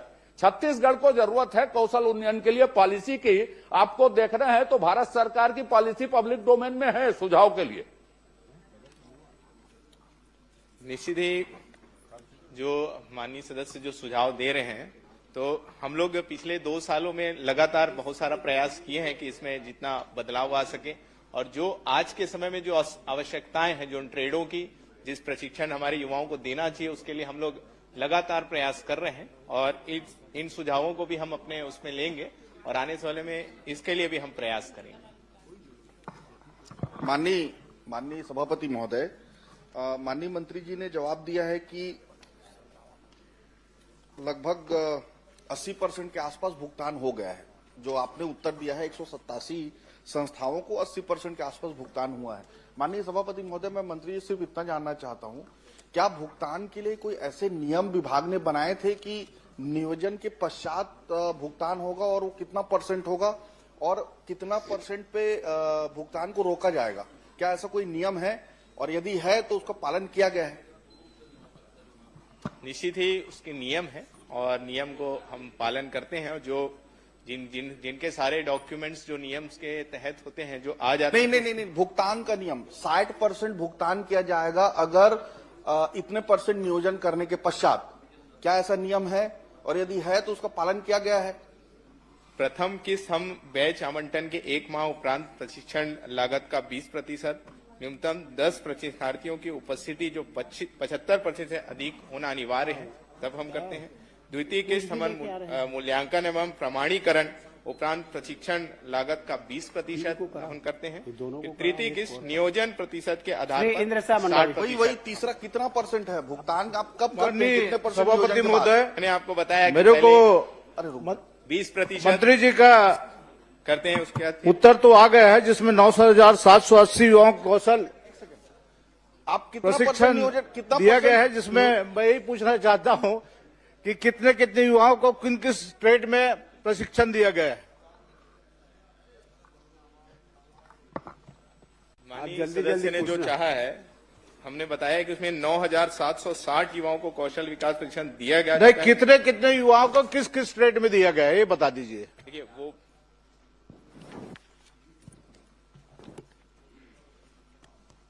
इसमें भी है, सारे जिलों का है, जिलोवार विकासखंड रोजगार एवं स्वरोजगार के माध्यम नहीं, किस ट्रेड में कितने युवाओं को? Plumber, car mechanic, staff nurse, electrician, संख्या बता देते तो बढ़िया था। सीसीटीवी, एक घुमाने वाली ये बेकार है। संख्या बता देते कितने युवाओं किस ट्रेड में दिया? अलग अलग जिले के अलग अलग संख्यावार हैं। बालोद पूरा जिला में प्रदेश का बता दीजिए। 61 लोग हैं। पूरा प्रदेश का बता दीजिए। मंत्री जी, ITI इंजीनियरिंग कर रहे तेला तो नौकरी दे नहीं सका था। राम कुमार जी, खाली आंकड़ा बताते हैं। अरे मंत्री का जवाब और बता दीजिए किस संस्थान में दी है, कितने संस्थान दीजिए, कितने शासकीय है? टोटल 5,966 वो तो आ गया उत्तर लोगों को हमने ट्रेड में दिया। और ये सारे ट्रेड है, पूरी जानकारी है, पूरे बहुत सारे ट्रेड है। अगर आप कहेंगे तो मैं आपको उपलब्ध करा दूंगा, अलग से मैं आपको सारे ट्रेड की जानकारी दे दूंगा। यहाँ पे 15,66,957 रोजगार विभाग के पोर्टल में अपलोड है। इसमें सिर्फ अपने ST/SC के 45% है। इसके हिसाब से 7 लाख ST/SC होते हैं, प्रश्नकाल समाप्त। जिसके हिसाब से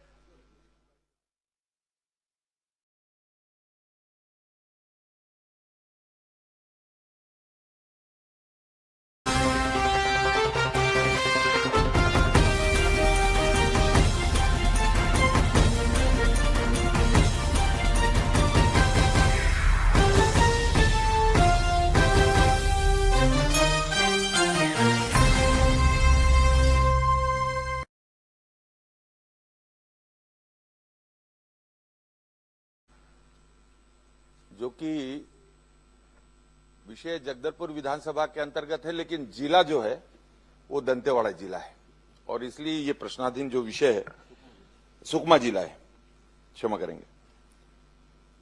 झीरम घाटी से एलंगनार एक दूरस्थ अंचल है, दुर्गम क्षेत्र है। वहां से उरकापाल और कांदानार तक ऐसे 18 किलोमीटर, और इस सड़क के दृष्टि से जो माननीय मंत्री जी का जवाब आया है, प्रारंभ में 14,60,60,000 का व्यय संभावित बताया गया। इसकी प्रशासकीय स्वीकृति 1 जनवरी 2023 को 1 जनवरी 2023 को और टेंडर 30 जनवरी 2023 को जारी किया गया।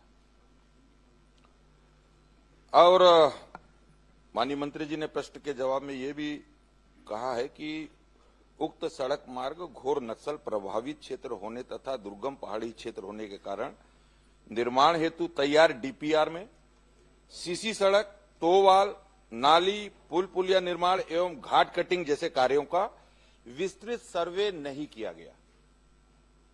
बिना सर्वे के और सारे एएसटीएस स्वीकृति से लेकर सारा टेंडर तक ये जारी हो गया और ये डीएमएफ से जिला सुकमा से अतिरिक्त कार्य, इसके लिए जो अतिरिक्त सैंक्शन हुआ वो 5,59,69,000 रुपए, ये 18/1/2025 3 साल के बाद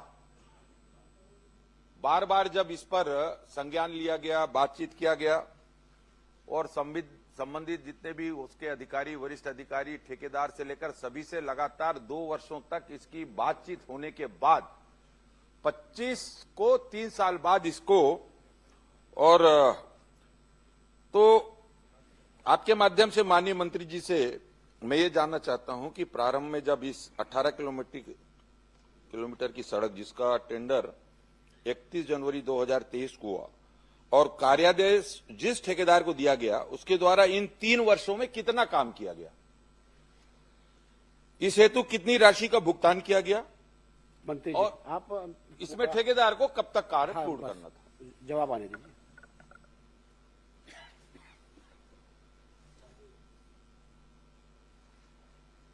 माननीय सभापति महोदय, माननीय सदस्य ने जो जानकारी मांगी है और उसके संदर्भ में मैंने पूरी जानकारी दी है।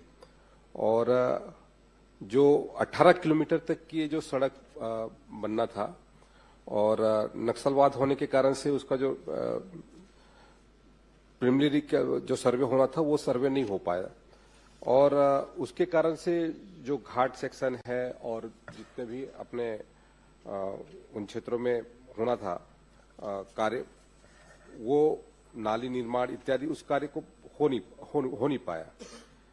और वर्तमान में जो स्थिति है वो, क्योंकि डीएमएफ की राशि से भी उस कार्यों को उसमें चिन्हांकित किया गया और उस कार्य को पूरा कराने के दृष्टि से, ताकि वो कार्य वहां पर पूर्ण हो सके। और आपकी भी जो मंशा है उसमें कि जल्द से जल्द वो कार्य पूरा हो जाए, क्योंकि 1 जनवरी 2023 का मामला है और उसके तहत में जो राशि वहां पर दी गई उस राशि के तहत में 3 वर्षों में अर्थवर्क और जो है जीएसबी तक का कार्य हुआ था और लगभग 4,23,00,000 रुपए इसमें भुगतान हुआ है।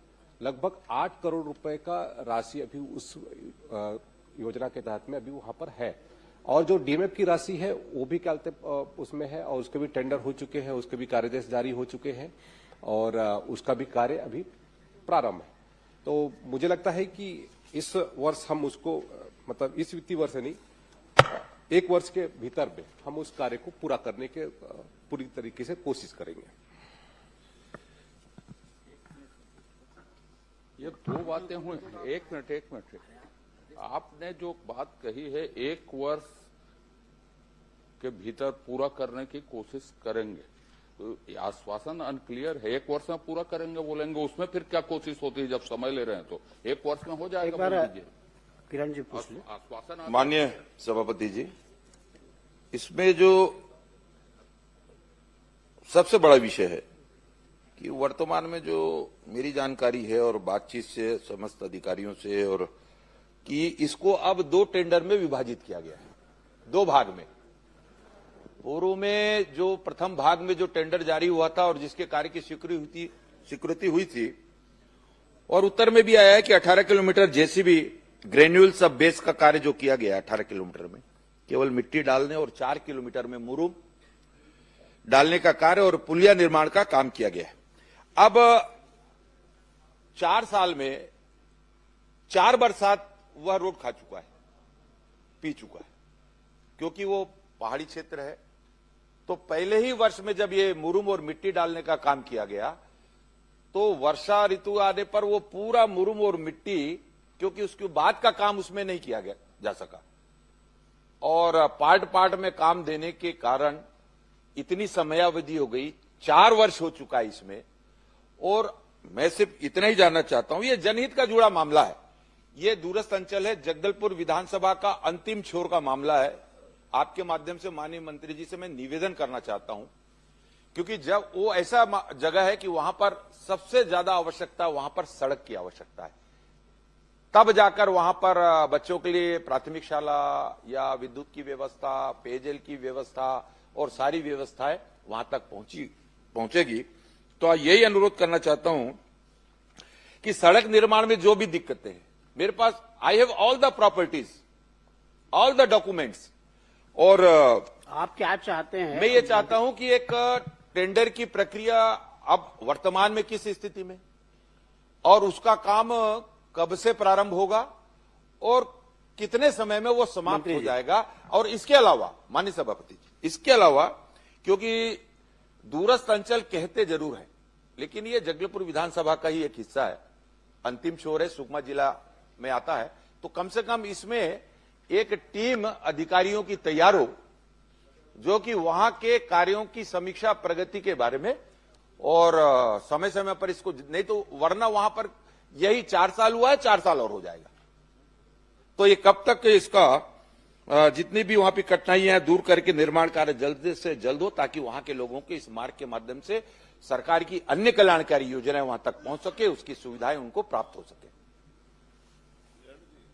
माननीय सभापति महोदय, माननीय किरण सिंह देव जी ने जो प्रश्न उठाया है, निश्चित तौर से बहुत ही वाजिब है, और लंबे समय से उस योजना के पूर्ण होने का इंतजार वहां है, और सरकार की भी मंशा है कि उस कार्य को तत्काल पूरा किया जाए। और जैसा कि मैंने अपने उत्तर में बताया कि क्योंकि वो नक्सल प्रभावित क्षेत्र होने के कारण से उस क्षेत्र में जिस तरीके से कार्य होना चाहिए उस तरीके से कार्य नहीं हो पाया, और उसका क्योंकि वो घोर नक्सल प्रभावित क्षेत्र है और पहाड़ी क्षेत्र है और फॉरेस्ट एरिया भी है, तो उसके कारण से जो अलाइनमेंट में जो परिवर्तन आया, और उसके कारण से जो उसमें जो एडिशनल जो कार्य की आवश्यकता पड़ी, जिसमें सीसी सड़क है, टो वाल है, नाली का है, पुलियों का निर्माण है और घाट कटिंग है, इन सब चीजों के कारण से उसके कहते हैं जो अतिरिक्त कार्य की आवश्यकता हुई, और उसके तहत में जो डीमेप की राशि के माध्यम से लगभग 5,59,00,000 रुपए उसमें स्वीकृत भी किया गया, और उसका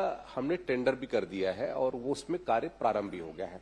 जहां तक 18 किलोमीटर का जो सड़क है, उसको कार्य को जो ठेकेदार के माध्यम से समय सीमा में पूरा नहीं किया गया, क्योंकि 12 महीने के भीतर में उसको पूरा करना था, लेकिन उसने पूरा नहीं किया, और उसके कारण से जो विलंब हुआ उसको हम समय सीमा में, आप डिटेल बता रहे हैं, माननीय सदस्य की जो चिंता है, डिले वैसे ही हो गया है, उसके निर्माण कार्य जल्दी शुरू हो और उसको मॉनिटरिंग करने वाला अधिकारी।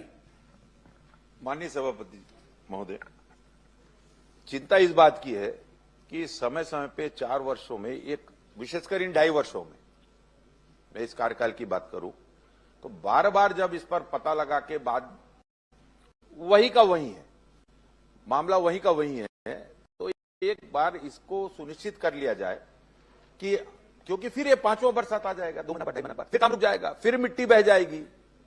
तो मेरा निवेदन ये है सिर्फ इतना कि इस पर एक टीम गठित करके मैं सिर्फ इतना चाहता हूं कि वह मॉनिटरिंग हो और काम की शुरुआत और सारी जानकारियां सही हो जाए। ये गलत जो जानकारी आती है, इससे क्या होता है कि ये काम वैसी। जवाब दे रहे हैं माननीय सभापति महोदय, माननीय श्री किरण सिंह जो जी ने जो प्रश्न उठाया उसमें निश्चित तौर पे विभाग पूरी तरीके से गंभीर है और मैं सदन को आश्वस्त करता हूं कि आने वाले 20 दिनों के भीतर में एक उच्च स्तर के हमारे अधिकारी वहां पर जाकर के उसका स्थल का अवलोकन करेंगे और वहां जाकर के जो भी कहते हैं संबंधित कार्य के दृष्टि से जो भी दिशा निर्देश होगा जिसमें कहते हैं एक्शन लेने की बात होगी, उस पर एक्शन लिया जाएगा। श्री राघवेंद्र। धन्यवाद। धन्यवाद सभापति महोदय। मैंने प्रश्न में ये सड़क हादसों के लिए मैंने प्रश्न पूछा था अपने विधानसभा का, जहां मैंने ख में स्पेसिफिकली पूछा था कि सड़क हादसों के कारण तेज गति 2025 में हादसों में पिछले उसमें तुलना में वृद्धि हुई है कि नहीं और उसके कारण क्या है। सभापति महोदय, उसका जवाब स्पेसिफिकली नहीं आया है कि बढ़ने का कारण क्या हो रहा है पिछले 2 साल में। माननीय सभापति महोदय, माननीय सदस्य ने जो जानकारी चाही थी सड़क दुर्घटना में और कितने लोगों की मौतें और कितने लोग घायल हुए और उसकी किन कारणों से वृद्धि हो रही है, स्वाभाविक सभापति महोदय जो हमारे पूरे छत्तीसगढ़ में सड़कों के निर्माण और उसके बाद वाहनों में वृद्धि और लोगों के लापरवाही के कारण से और इन कारणों से जो घटना घटित होती है और उसमें लोग कहते हैं लोगों की मृत्यु भी होती है, लोग गंभीर रूप से घायल भी होते हैं। तो ये कैसे इसमें कमी हो, इसके लिए लगातार सरकार कोशिश कर रही है और उस कोशिश के बदौलत आने वाले समय में और स्थितियां बेहतर हो, इसके लिए लगातार हमारी कोशिश है। पिछले यदि आपने प्रश्न देखा होगा, प्रश्न के उत्तर में मैंने कहा भी है कि जो डेथ रेशो है वो 24 की तुलना में 25 में बहुत कम हुआ है। तो हमारी कोशिश है कि डेथ रेशो कैसे कम हो और किस तरीके से हम व्यवस्था को और सुदृढ़ करें, ये हमारी कोशिश है। सभापति मंत्री महोदय, मैंने अकलतरा का जो कि स्पेसिफिक सवाल और जांजगीर का भी पूछा था, 24 और 25 में मेरे यहाँ डेथ में इजाफा हुआ है, कम नहीं हुआ है। ये आप ही का जवाब है। 76 और अब 89। और मैं आपका ध्यान आकर्षण चाहूंगा कि 26 में जनवरी से लेके आज तक 14 फरवरी तक जब तक यहाँ का दिया हुआ है 13 मृत्यु मेरे यहाँ हो चुकी है। ये आपके जवाब में ही आया है। तो इतनी ज्यादा अगर बढ़ रही है तो इसके स्पेसिफिक कारण क्या है अकलतरा विधानसभा में कि ज्यादा मृत्यु लगातार तुलनात्मक तौर पर बढ़ती जा रही है। ये जवाब में जैसे आपने कहा कि कम हुई है, 24 और 25 में मेरे यहाँ वृद्धि है। माननीय सभापति महोदय, मैंने जो उत्तर दिया वो पूरे प्रदेश स्तर का था। प्रदेश स्तर में जो डेथ रेशो है वो कम हुआ है और जहां तक आपने जो जानकारी मांगी है तो उसमें मैंने उपलब्ध कराया है और इसके लिए लगातार हमारी कोशिशें जारी है। लगातार हमारे विभाग के माध्यम से जन जागरूकता के कार्यक्रम कराए जा रहे हैं। स्कूल है, कॉलेज है, वहां पर यातायात प्रशिक्षण के कार्यक्रम हो रहा है, हेलमेट रैली निकाली जा रही है, जन जागरूकता रैली निकाली जा रही है, नुक्कड़ नाटक, अनेक प्रकार से ऐसे कार्यक्रम हमारे सरकार के माध्यम से। आपके जवाब में जो आया है आदरणीय मंत्री जी कि जैसे आपने कहा कि कम हो रही है लेकिन अकलतरा में हमारे यहाँ ज्यादा हो रही है तुलनात्मक, ये आपके जवाब में ही है। मेरा आपने जैसा कहा, आपके जवाब में आया कि हम लगातार चेकिंग कर रहे हैं, ड्रिंक एंड ड्राइव और बाकी चीजों में कर रहे हैं। मेरा स्पेसिफिक सवाल आपसे ये है कि इस दौरान कितने हेवी वाहनों पर और कितने छोटे लाइट मोटर व्हीकल्स पर आपने ड्रिंक एंड ड्राइव की कार्रवाई करी है, ये स्पेसिफिकली। और एक सवाल और है मेरा।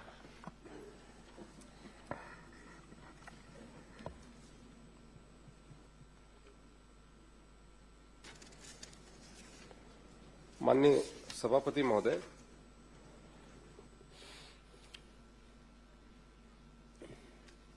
मेरे पास में पूरी जो जानकारी है उसमें ड्रिंक एंड ड्राइव का और हैवी व्हीकल का इसकी जानकारी भी वर्तमान में इसमें उपलब्ध नहीं है। मैं अलग से उपलब्ध करा दूंगा सभापति महोदय। सभापति महोदय, मेरा इसमें आपको राघवेंद्र जी मंत्री जी जो आपने भारी व्हीकल का और लाइट व्हीकल की बात की है, माननीय सभापति महोदय, ये गंभीर विषय है। एक मिनट जी जी, आपने जो प्रश्न किया है ना जी, अभी आपने जो सप्लीमेंट्री पूछा तो भारी व्हीकल का और लाइट व्हीकल का है मंत्री जी विभाग से जानकारी लेकर के आपको उपलब्ध करा देंगे। सभापति महोदय मेरा एक गंभीर विषय है माननीय सभापति महोदय। एक मिनट मेरा इसमें एक स्पेसिफिक सवाल है। जैसे इसमें जवाब में आया कि हमने कार्रवाई हम लगातार कर रहे हैं, लेकिन आंकड़ा इसमें नहीं आया है कि हम कितनी कार्रवाई हैवी व्हीकल्स पे मंत्री जी और कितनी कार्रवाई लाइट मोटर व्हीकल्स पे कर रहे हैं। क्या ये सही नहीं है कि सड़क सुरक्षा समिति, जिला सड़क सुरक्षा समिति और राज्य सड़क सुरक्षा समिति में ये बात गई है कि अकलतरा विधानसभा में ट्रॉमा सेंटर नहीं होने की वजह से ये सड़क मौत का आंकड़ा ज्यादा है? और दूसरा, आदरणीय मंत्री जी, जब ये आंकड़ा आप मुझे उपलब्ध कराएंगे तो कृपया इस ओर भी आपका मैं ध्यानाकर्षण चाहूंगा कि 15-20 दिन पहले अकलतरा विधानसभा में 3 ट्रेलर, बहुत ही भयावह हादसा था, मैंने कल भी इस बात को कहा था, 3 ट्रेलर वहां पर आपस में भिड़े जिसमें 2 ड्राइवर्स की अंदर जलकर मौत हो गई।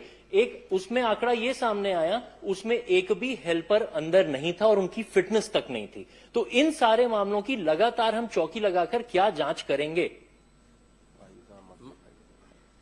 माननीय सभापति महोदय, जो कार्रवाइयां जो की गई है उसकी संदर्भ में मैं जानकारी देना चाहूंगा। पूरे प्रदेश में जितने प्रकरण बने उसमें लगभग 2024 में 6,12,000 प्रकरण बने। और अकलतरा का है सभापति महोदय। हाँ जी मंत्री जी, मेरा सवाल अकलतरा का ही, और आंकड़े भी अकलतरा और जिले जांजगीर चांपा के। जिले जांजगीर चांपा का लगभग 29,104 2023 में और 2024 में 39,204 और प्रदेश का है भाई साहब 2025 में 41,615। ये प्रदेश का बता रहे हैं ना? नहीं, ये मेरा सवाल जांजगीर जिला और अकलतरा ये जांजगीर का बता रहा हूं मैं जी। ये जांजगीर का मैंने बताया। ये जवाब लेकिन उपलब्ध, आदरणीय आपसे मेरा स्पेसिफिक सवाल है, क्या जो जिला की सड़क सुरक्षा समिति है और राज्य की समिति है जो सुप्रीम कोर्ट के, माननीय सुप्रीम कोर्ट के ऑर्डर से बनी हुई है, क्या इसमें ये जानकारी नहीं दी गई है कि ट्रॉमा सेंटर ना होने की वजह से ये डेथ का रेशियो अकलतरा विधानसभा में ज्यादा है? बड़ा बिल्कुल स्पेसिफिक सवाल। सभापति महोदय। माननीय सभापति महोदय, माननीय सदस्य ने जो जानकारी मांगी है कि वहां पर ट्रामा सेंटर या फिर जो सुविधा होनी चाहिए, तो मैं बताना चाहूंगा कि स्वास्थ्य विभाग उसमें लगातार कोशिश कर रहा है। जांजगीर में अभी मेडिकल कॉलेज भी वहां पर बन रहा है, 357 करोड़ का लगभग वहां पर मेडिकल कॉलेज की स्थापना हो रही है पूरे। और राज्य की जो सड़क सुरक्षा समिति है उसमें पुलिस, पीडब्ल्यूडी हेडक्वार्टर में ही होता है। हम मैं बता रहा हूँ जी। राज्य में जो हमारे चलते हैं, यहाँ पर जो सड़क सुरक्षा की दृष्टि से जो बैठकें होती है और उसमें लगातार, चाहे वो जिला कलेक्टर के माध्यम से हो या सांसद के माध्यम से हो, उसकी बैठकें भी नियमित रूप से हो ही रही है। और उसके माध्यम से जो भी दिशा निर्देश हमको करना है, जिसके तहत में हमारा जो सड़क में जितनी भी दुर्घटना होती है उसमें कैसे कमी लाई जाए, उसके लिए लगातार मेरा स्पेसिफिक सवाल है सभापति महोदय। आदरणीय मंत्री जी, क्या आप ये निर्देशित करेंगे कि बड़े वाहनों पर जिस तरह की कार्रवाई होनी चाहिए, जो समझ में आ रहा है कि नहीं हो रही है, आप वहां पर स्पेशल अभियान चलाकर, चूंकि अकलतरा विधानसभा में वृद्धि हो रही है मौत में, क्या आप ये आश्वासन देंगे कि वहां पर त्वरित चेकिंग लगातार करी जाए, कुछ ना कुछ स्पेशल प्रोविजन वहां पर किया जाए कि हमारी चेकिंग तुरंत स्टार्ट हो जाए? और दूसरा, जो जिला समिति से राज्य में आया है उसको आप त्वरित कंसिडरेशन में लाएंगे क्या, अगर ट्रॉमा सेंटर और बाईपास की बात आ रही है? बस ये 3 मेरे स्पेसिफिक आपसे आश्वासन की मांग है। बाईपास के संदर्भ में तो कल माननीय मंत्री जी ने उत्तर दे दिया है आपको, और आप उससे बहुत वो भी हैं, और आपको तो धन्यवाद ज्ञापित भी करना चाहिए कि माननीय मंत्री जी ने उसके लिए कहा है। और जहां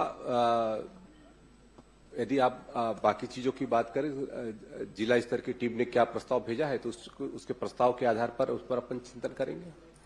मंत्री जी, जो मैंने बताया कि लगातार ज्यादा हमारे यहाँ ड्रिंक एंड ड्राइव और इसकी प्रॉब्लम हो रही है, उसके लिए क्या स्पेशल अभियान अकलतरा विधानसभा में, क्योंकि दिख रहा है कि मौतें हमारे यहाँ ज्यादा हो रही हैं, अभी जनवरी से अभी 14 फरवरी तक लगभग 13 लोग मर चुके हैं, तो क्या स्पेशल अभियान वहां पर चलाया जाएगा?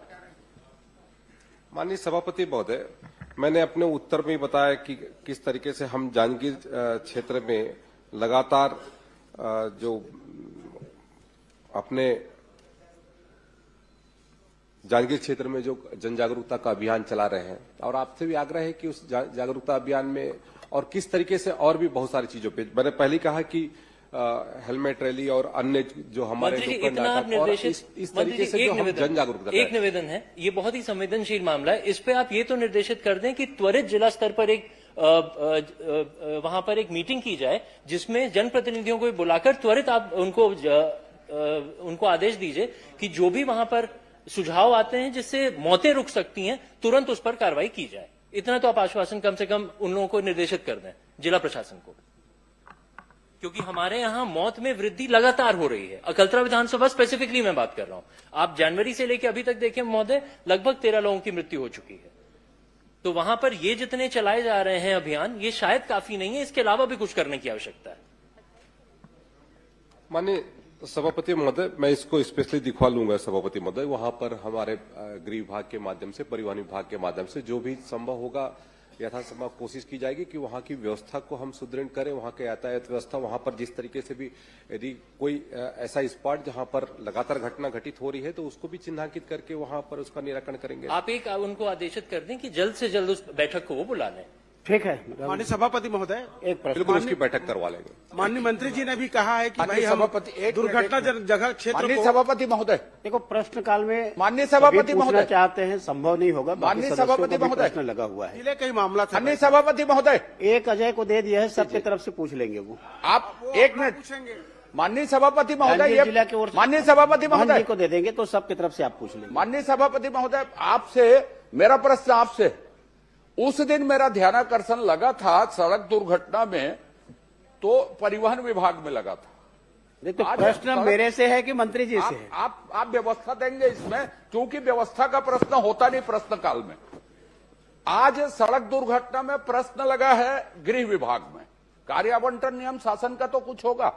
एक मेरा विषय था स्मार्ट सिटी में, उसमें यह लिखा था कि सड़क दुर्घटना के लिए अंतर विभागीय समिति बनी है।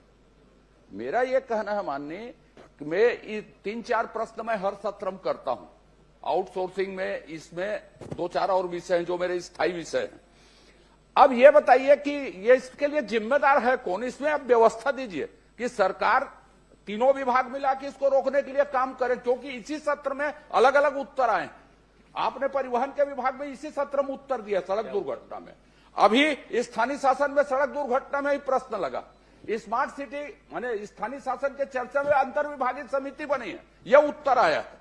तो इसलिए मेरा आग्रह है कि आपकी ओर से शासन को कोई ना कोई निर्देश आए। यह बहुत गंभीर मानवीय मामला है, छत्तीसगढ़ में सबसे ज्यादा हो रही है, गंभीरता है, इसके लिए कोई आप निर्देश दीजिए। माननीय सभापति महोदय, मैंने अपने उत्तर में स्पष्ट किया, माननीय सदस्य ने अकलतरा की जानकारी चाहिए और पूरे दूसरी बात बोला हूं, आपसे नहीं बोला, उसके संदर्भ में जानकारी की घटना माननीय सदस्य को यदि कुछ जानकारी की आवश्यकता है तो मैं अलग से उपलब्ध करा दूंगा। लेकिन यदि ये कहें कि परिवहन विभाग का की दृष्टि से, तो परिवहन विभाग कार्य आवंटन किसका है और कौन सा विभाग जिम्मेदार है? आप ही उत्तर दिए थे परिवहन मंत्री के तौर पर इसी सत्र में सड़क दुर्घटना में। अभी सड़क दुर्घटना गृह विभाग में लगी है। स्मार्ट सिटी की चर्चा मैंने बताई आपको कि अंतर विभागीय समिति बनी है इसके लिए। मानवीय दुर्घटना रोक दी, आप संवेदनशील हैं, वरिष्ठ मंत्री हैं, इसके लिए आप बोलिए कुछ। माननीय सभापति महोदय, सरकार पूरी तरीके से गंभीर है और लगातार हमारा जो कहते हैं इसके दृष्टि से जो जन जागरूकता के कार्यक्रम हो रहे हैं और इन्फोर्समेंट को किस तरीके से हम और ज्यादा कल तेजी लाएं, इसके लिए भी लगातार हमारी कोशिश है। प्रवर्तन के माध्यम से ही हम इस घटना को हम रोक सकते हैं और उसके दृष्टि से हम डॉक्टर चरणदास महन जी, सभी विभाग सरकार करेगी, पूरा सभी विभाग मिलकर करेंगे। संसदीय कार्य मंत्री है, परिवहन भी उनके पास है, आज जवाब गृह मंत्री जी का दे रहे हैं, आप भरोसा रखिए उनके ऊपर। कोशिश कर रहे हैं। तो आज तो परिवहन विभाग में छोटी गाड़ी पहले आई और उसके बाद बड़ी बड़ी गाड़ियां आ रही हैं। सड़क दुर्घटना विशेष करके अकलतरा के क्षेत्र में जो बढ़ रही हैं, उसके कारण मौतें ज्यादा हो रही हैं, ये मुख्य बिंदु है सर। और आपने ही अपने मन से कहा है कि वहां मेडिकल कॉलेज खुल रहा है, ये खुल रहा है। औद्योगिक क्षेत्र में वो काफी लगातार विकास हो रहा है, चाहे वो चांपा हो, अकलतरा हो, शक्ति हो, जांजगीर हो। तो यहाँ अब जब मेडिकल कॉलेज खुल रहा है तो उसमें क्रिटिकल केयर यूनिट आप स्वीकृत करा दें, क्योंकि आप भी आपके सहयोगी हैं और सड़क दुर्घटना की जो मीटिंग होती है वहां पर उसके आप मेंबर हैं, तो वहां क्रिटिकल केयर यूनिट और ट्रामा सेंटर लगा दिया जाए, बन जाए, ताकि मौतें कम हो, जल्दी से जल्दी इलाज पा सके। ये मेरा कहना है। ये सुझाव देंगे क्या आप अपने? श्रोती लता हुसैन जी, मंत्री जी आप कुछ बोलना चाहे बोल लीजिए। नहीं, माननीय नेता प्रतिपक्ष जी का सुझाव अच्छा है और उस पर अपन मनन करेंगे सभापति महोदय। श्रोती लता हुसैन जी। माननीय सभापति महोदय, मेरा माननीय मंत्री जी से प्रश्न है। सामुदायिक स्वास्थ्य केंद्र, प्राथमिक स्वास्थ्य केंद्र, उप स्वास्थ्य केंद्र संचालित करने के लिए, नए खोलने के लिए माननीय मंत्री जी को जनप्रतिनिधियों का कोई आवेदन या प्राप्त हुआ है क्या? माननीय सभापति महोदय, कोंडागांव जिले के अंतर्गत समय समय पर कई जनप्रतिनिधियों के प्राथमिक स्वास्थ्य केंद्र, सामुदायिक स्वास्थ्य केंद्र और उप स्वास्थ्य केंद्र खोलने के लिए आवेदन प्राप्त हुए हैं और उन पर विभाग परीक्षण कराकर अपनी उपलब्धता के अनुसार उसमें समय समय पर खोलती है। और इन 2 सालों में हम लोगों ने सुदृढ़ीकरण किया भी है। वैसे उसके जो कई मानक होते हैं माननीय सभापति महोदय, जैसे उप स्वास्थ्य केंद्र के लिए जनसंख्या का मानक, सामुदायिक स्वास्थ्य केंद्र का, प्राथमिक स्वास्थ्य केंद्र का, तो सभी पैरामीटर पर होने पर उसको विभाग जो है प्रस्तावित करती है और जैसे ही उसकी उपलब्धता होता है तो या तो भारत सरकार से या राज्य सरकार की ओर से खोले जाते हैं। ये इसलिए पूछ रही थी माननीय सभापति महोदय, इसमें माननीय मंत्री जी ने जो उत्तर दिया है वो सिर्फ ये लिखा हुआ है कि मुख्य चिकित्सा एवं स्वास्थ्य अधिकारी के द्वारा हमको आवेदन प्राप्त हुआ था, सिर्फ एक लाइन नहीं लिखा हुआ है। इसलिए मैं जानना चाह रही थी कि बाकी लोगों का आवेदन मिला है कि नहीं मिला है, क्योंकि हम लोगों ने भी दिया था। माननीय सभापति महोदय जी, मैं माननीय मंत्री जी से एक चीज और जानना चाहूंगी। अगर किसी जिले में स्वास्थ्य विभाग का कोई कार्यक्रम होता है तो उसको स्वास्थ्य विभाग के उस कार्यक्रम को आयोजित करने के लिए और निर्देशित करने के लिए कौन कौन सक्षम अधिकारी होते हैं? माननीय सभापति महोदय, स्वास्थ्य विभाग में जो कार्यक्रम होते हैं 2 प्रकार के होते हैं। एक तो राष्ट्रीय स्तर से जो कार्यक्रम होते हैं उसको NHM विभाग संचालित करता है, जो और इसके बाद जो राज्य स्तर के जो कार्यक्रम हैं उसको डायरेक्टर हेल्थ के माध्यम से वो संचालित होती है और वहां से निर्देशित करके उसके मुख्य रूप से जिला में जो CMHO हमारे होते हैं वो नोडल होते हैं और उनके माध्यम से नीचे तक के कार्यक्रमों का क्रियान्वयन होता है। मौखिक भी निर्देशित होते हैं या फिर सिर्फ पूरे लिखित में ऑर्डर निकाला जाता है? कई बार मौखिक भी देखिए, कुछ जो सामान्य कार्यक्रम हैं जो रूटीन में हैं, जैसे विश्व पर्यावरण दिवस करना है तो उसको लिखित भी देते हैं और लिखित नहीं पहुंच पाए तो समान रूप से मौखिक भी पहुंच जाते हैं। और बाकी जो प्रमुख कार्यक्रम है वो लिखित में ही जारी होते हैं और उसका कैलेंडर बना होता है। माननीय सभापति महोदय, आपका एक प्रश्न मेरा है कि जो कार्यक्रम आयोजित हुए हैं हमारे जिले में उसमें भुगतान के विषय में मैंने जानकारी चाहा। माननीय मंत्री जी ने ये जानकारी दिया है कि किसी भी तरह का भुगतान शेष नहीं है, पर माननीय सभापति महोदय, मैं ये जानना चाहूंगी कि कार्यक्रम हुआ है और भुगतान शेष है, इसकी जानकारी मेरे पास है। माननीय मंत्री जी इस पे क्या कहना चाहेंगे? आपके मौखिक आदेश पे भी, आपके अमला के द्वारा मौखिक आदेश पे भी हुआ है, लिखित वर्क ऑर्डर पे भी हुआ है, लेकिन भुगतान नहीं है, उसके तथ्य मेरे पास हैं। अब आप इस पे क्या कहना चाहेंगे, मैं जानना चाहूंगी। माननीय सभापति महोदय, कोंडागांव जिले में विभिन्न कार्यक्रमों में जो वैसे तो 1157 कार्यक्रम हुए, तो मतलब सभी संस्थावार करके, और उसमें कुछ में तो हॉस्पिटल में ही बैठकर अपना कार्यक्रम हो जाते हैं, कुछ जगह टेंट और अन्य सुविधाएं करनी पड़ती हैं। तो उस दृष्टि से कुल 4,57,000 रुपए का कार्य हुए हैं, उसमें भुगतान काम हुए हैं और भुगतान पूरा कर दिया गया है। किसी प्रकार का भुगतान शेष नहीं है। यदि माननीय सदस्य महोदया के पास कोई ऐसी जानकारी है कि यदि कार्यक्रम कराया गया है उसका भुगतान नहीं हुआ है तो मैं निश्चित रूप से उसको परीक्षण कराऊंगा और अगर उसने कार्यक्रम किया होगा तो उसकी भुगतान हम सुनिश्चित करेंगे। दोनों चीजें हैं माननीय मंत्री महोदय, एक तो मौखिक आदेश भी दिया गया है और वर्क ऑर्डर पे भी है, तो आप क्या मौखिक आदेश का भी भुगतान कराएंगे और या फिर वर्क ऑर्डर जो मिला है उसका भी कराएंगे? क्योंकि कभी इस प्रश्न में है कि जो मौखिक है जो लिखित में है हम उसी का ही भुगतान करेंगे, ऐसे आपके कई बार ये विषय प्रश्न आता है। तो मैं दोनों चीज चाह रही हूँ, मौखिक निर्देश पे भी कई कार्यक्रम हुए हैं और लिखित पे भी हुए हैं, तो आप दोनों का भुगतान करवाएंगे क्या और किस सक्षम अधिकारी के समक्ष बैठकर इस भुगतान को करवाएंगे, किसके उस पे करवाएंगे, ये भी स्पष्ट करेंगे। देखिए, आप भी जानती हैं कि मौखिक का कोई उसमें सरकारी कार्यक्रमों में सरकारी हिसाब किताब में कोई स्थान नहीं होता है। यदि लिखित में वर्क ऑर्डर हुआ है, काम हुए हैं, तो आप मुझे दीजिएगा, कहीं जाने की जरूरत नहीं है, भुगतान मैं सुनिश्चित कराऊंगा। माननीय सभापति महोदय, मेरे पास उसके भी पेपर है। माननीय मंत्री जी का जो अमला है उसने मौखिक निर्देश पे कार्यक्रम कराए हैं और उसका भुगतान भी किया है, तो जब आप पहले कर सकते हैं तो आप क्यों नहीं कर सकते हैं? देखिए, मौखिक यदि उसने निर्देश दिया होगा, वैसे मौखिक का तो कोई हिसाब किताब होता नहीं है, लेकिन यदि मौखिक में भी अर्जेंटली कोई कार्यक्रम आया होगा, कराया होगा, तो जो मौखिक आदेश दिया होगा वो यदि हमारे पास जिनाइन दस्तावेजों के साथ कार्यक्रम की पूरी उसकी पुष्टि के साथ भेजता है कि कार्यक्रम हुआ है, तो उस पर विभाग विचार करेगी। नहीं, विचार की बात नहीं है माननीय सभापति महोदय, ये बार बार पिछले प्रश्न में भी आपने कहा था, पिछले बार भी जब इस सदन में प्रश्न आया था आपने कहा था कि 1 महीने के भीतर मैं कार्रवाई करके बताऊंगा। आज 9 महीने हो गए माननीय मंत्री जी।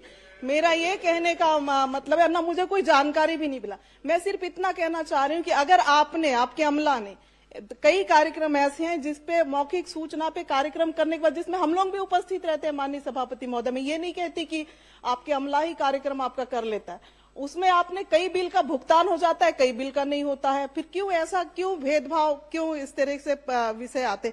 या तो आप पूरा कराएं या फिर नहीं कराना है तो मत कराएं। आप इस सदन में इस तरह से जवाब देंगे तो बाहर अलग जवाब रहेगा। ये दोनों चीजें मुझे नहीं लगता कि उचित है। माननीय सभापति जी, ये वरिष्ठ नेत्री है और पूर्व मंत्री भी है, राष्ट्रीय उपाध्यक्ष भी है, उनका सुनवाई नहीं होगा तो हम लोग का क्या सुनवाई होगा और छत्तीसगढ़ का जनता का क्या भरोसा होगा? अब चिल्ला चिल्ला के बोल रही है कोई सुनवाई नहीं हुआ, कोई अरे पूरा तो होने दो दादी, उसके बाद बोलना। चल रहा है दादी, पूरा हो जाने दो। बहुत अच्छा पूछ रही हो, इतना अच्छा पॉइंटेड पूछना सीखो, 5 बार के आप भी हो, समझे? अरे पूरा पूछ तो लेने दो, फिर बोलना आप, यही तो बात है दादी। तो इसलिए दर्द है। मंत्री जी, दादी का सुनवाई न्यायालय में। माननीय सभापति जी, चूंकि माननीय सदस्य महोदया ने खुद ही कहा है कि मौखिक आदेश, और आप सभी जानते हैं कि मौखिक आदेश का सभापति महोदय, मैं ये कहना चाह रही हूँ कि पिछले बार आपके अमला ने भुगतान किया है, तो क्या एक बार करेंगे, नहीं करेंगे? विश्वास में अगर लोगों ने काम कर दिया आपके अमला पे कहने पे, तो ये 2 तरह की चीजें किस आधार पे पालन हो रहा है, मैं ये कहना चाह रही हूँ माननीय सभापति महोदय।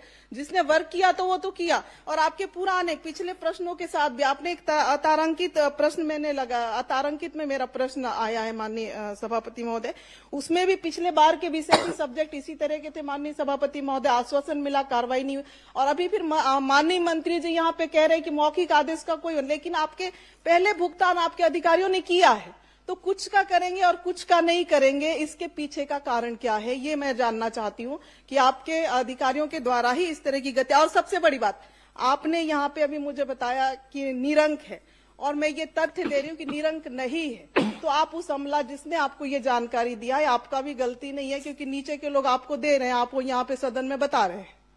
तो अगर जिन लोगों ने इस तरह की हरकत लगातार आपके साथ कर रहे हैं माननीय मंत्री जी, 1.5-2 साल के अंदर से लगातार गलत जानकारियां दे रहे हैं, उनको आप संरक्षण देते आ रहे हैं। मैं माननीय मंत्री जी से यही कहना चाहूंगी, आश्वासन चाहूंगी इस सदन से, अगर मौखिक हो चाहे लिखित हो, अगर वर्क हुआ है, काम हुआ है, फुटेज है, फोटो है, आश्वासन चाहिए कि भुगतान करें? नहीं, भुगतान चाहिए माननीय सभापति महोदय, और लिखित सब डॉक्यूमेंट्स है हमारे पास।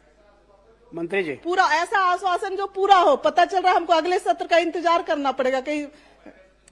मंत्री जी सुनिश्चित करें ना उसको, बार बार माननीय सदस्य का जो प्रश्न है। सभापति महोदय, ये पूरा क्लियर है कि यदि कोई वर्क ऑर्डर दिया गया है और भुगतान नहीं हुआ है तो मैं बड़े जिम्मेदारी से, मुझे अभी आप दे देंगे और मैं उसको भुगतान कराऊंगा। लेकिन मैंने दूसरा पहलू ये भी बोला कि मौखिक भी दिए हैं, कभी मौखिक भी यदि दिए हैं और वाकई में उसने काम किया है, इस बात की पुष्टि विभाग भेजता है तो हम उसको कार्योत्तर अनुमति देकर उसको भी भुगतान करा देंगे। इससे और लिबरल जवाब क्या हो सकता है। प्रबोध बेंच।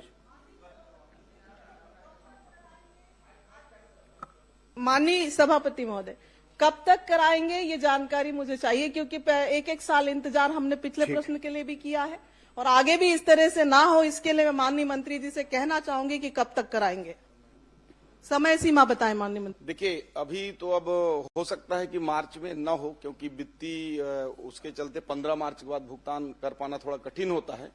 लेकिन अगर आपके पास दस्तावेज हो तो आज ही मुझे इस प्रश्नकाल के बाद दे देंगे तो मैं उसका वो परीक्षण भी करा लूंगा और वाकई में देनदारी होगा तो उसको नए वित्तीय वर्ष में जल्द से जल्द हम। माननीय सभापति महोदय जी, जो लोग लगातार सदन में गलत जानकारी दे रहे हैं, पर्याप्त आ गए। नहीं माननीय मंत्री जी के ध्यान में भी आ गए, आप डॉक्यूमेंट दीजिए ना, भुगतान की भी बात आ गई है। जो अधिकारी लगातार सदन में गलत जानकारी दे रहे हैं उनके ऊपर भी कार्रवाई होना चाहिए माननीय सभापति महोदय। उनको तो एक्सटेंशन मिल रहा है माननीय सभापति, गलत जानकारी, असत्य जानकारी दे रहे हैं उनके ऊपर कार्रवाई करेंगे क्या दी जा रही है।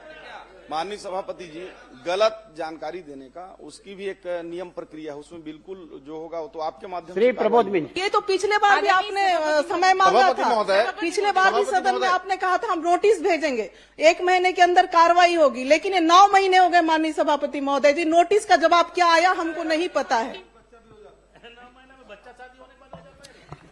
भाई 9 महीने नहीं, अगले साल फिर सत्र चालू होगा, 1 साल बाद भी वही स्थिति रहेगा। यदि प्रूफ नहीं होगा तो कैसे पैसा देंगे। अच्छा, ये आपने स्वीकार किया है माननीय मंत्री जी, आपने स्वीकार किया है कि दोषी अधिकारियों का एक जांच रिपोर्ट हमारे पास आया था, उसके आधार पे आपने स्वीकार किया था कि हम अधिकारियों को नोटिस दिए हैं, नोटिस का जवाब आ जाएगा, फिर हम कार्रवाई किए। जो तथ्य तो आपके पास था माननीय मंत्री जी। नहीं, उसमें जो जांच में जो पाया गया उसके आधार पर हमने कार्रवाई कर दिया है और जो भी रिपोर्ट में आते हैं, चूंकि जांच क्या कार्रवाई हुई है मुझे भी जानने का, विधायक के नाते तो इतना तो उसको मैं अलग से आपको बता भी दूंगा, क्योंकि इस क्वेश्चन से वो उद्भूत नहीं है। सदन में रख दीजिए माननीय मंत्री जी, सदन में रख दे ताकि बाकी सदस्यों को भी इसकी जानकारी हो। माननीय सभापति महोदय, और तारीख भी माननीय सभापति महोदय। पर्याप्त आ गया है, बहुत लंबा माननीय सदस्यों का प्रश्न है, समय आप देखिए। प्रश्न से अलग बोल रहा हूँ, लगातार ये हो रहा है कि हर माननीय सभापति महोदय बोलो, मंत्री जी सुनिश्चित करे उसको, जवाब सही नहीं आ रहा है। प्रमोद भी उसको व्यवस्था दे दीजिए, तो उसको प्रताड़ित करिए। हर विधायक लगातार हर मंत्री यही कह रहा है। माननीय सभापति गलत जवाब आ रहा है, हर बार गलत जवाब आता है। नहीं करते सभापति महोदय। माननीय सभापति महोदय, हर गलत जवाब आता है। पहले कि मेरे वन विभाग के जवाब में सभापति महोदय, गलत जवाब आते हैं। यही हो रहा है। माननीय सभापति महोदय,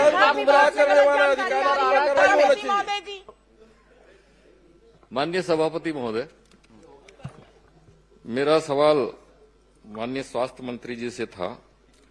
सरगुजा जिले में जो उप स्वास्थ्य केंद्र हैं, प्राथमिक स्वास्थ्य केंद्र हैं और सामुदायिक स्वास्थ्य केंद्र हैं, उसमें कितने कार्यरत हैं, कितने स्वीकृत पद हैं, कितने पदस्थ हैं, उसकी जानकारी उन्होंने प्रपत्र अ में दिया है। पुस्तकालय में जरूर कहा गया था ऐसे जवाब में, अब वो मुझे प्राप्त हुआ है। अब मैं इसमें माननीय मंत्री से जानना चाहूंगा, जो इसमें स्वीकृत पद है और उसमें भरे पद है, उसमें आधे से ज्यादा पद रिक्त बताए गए। तो वो जो रिक्त पद हैं वो बहुत समय से रिक्त पद हैं और वो स्वास्थ्य केंद्र भी बहुत पहले से स्वीकृत हुए हैं, कार्यरत हैं। तो उसमें कब तक उन पदों पर भर्ती कर पाएंगे या कब तक भर्ती करेंगे उस पर?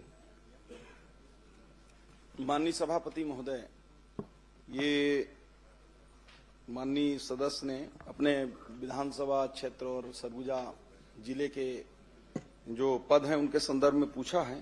हमने जानकारी तो दे दिया है माननीय सदस्य को, और हमारी भर्ती प्रक्रिया माननीय अध्यक्ष महोदय वो एक एनएचएम से हम करते हैं और स्टेट गवर्नमेंट की ओर से भी रेगुलर भर्ती भी करते हैं। तो अभी भर्ती प्रक्रिया हमारी 525 पदों पर अभी चल रही है, जिसमें नर्सेस हैं, वार्ड बॉय हैं और अटेंडर हैं, ऐसे करके।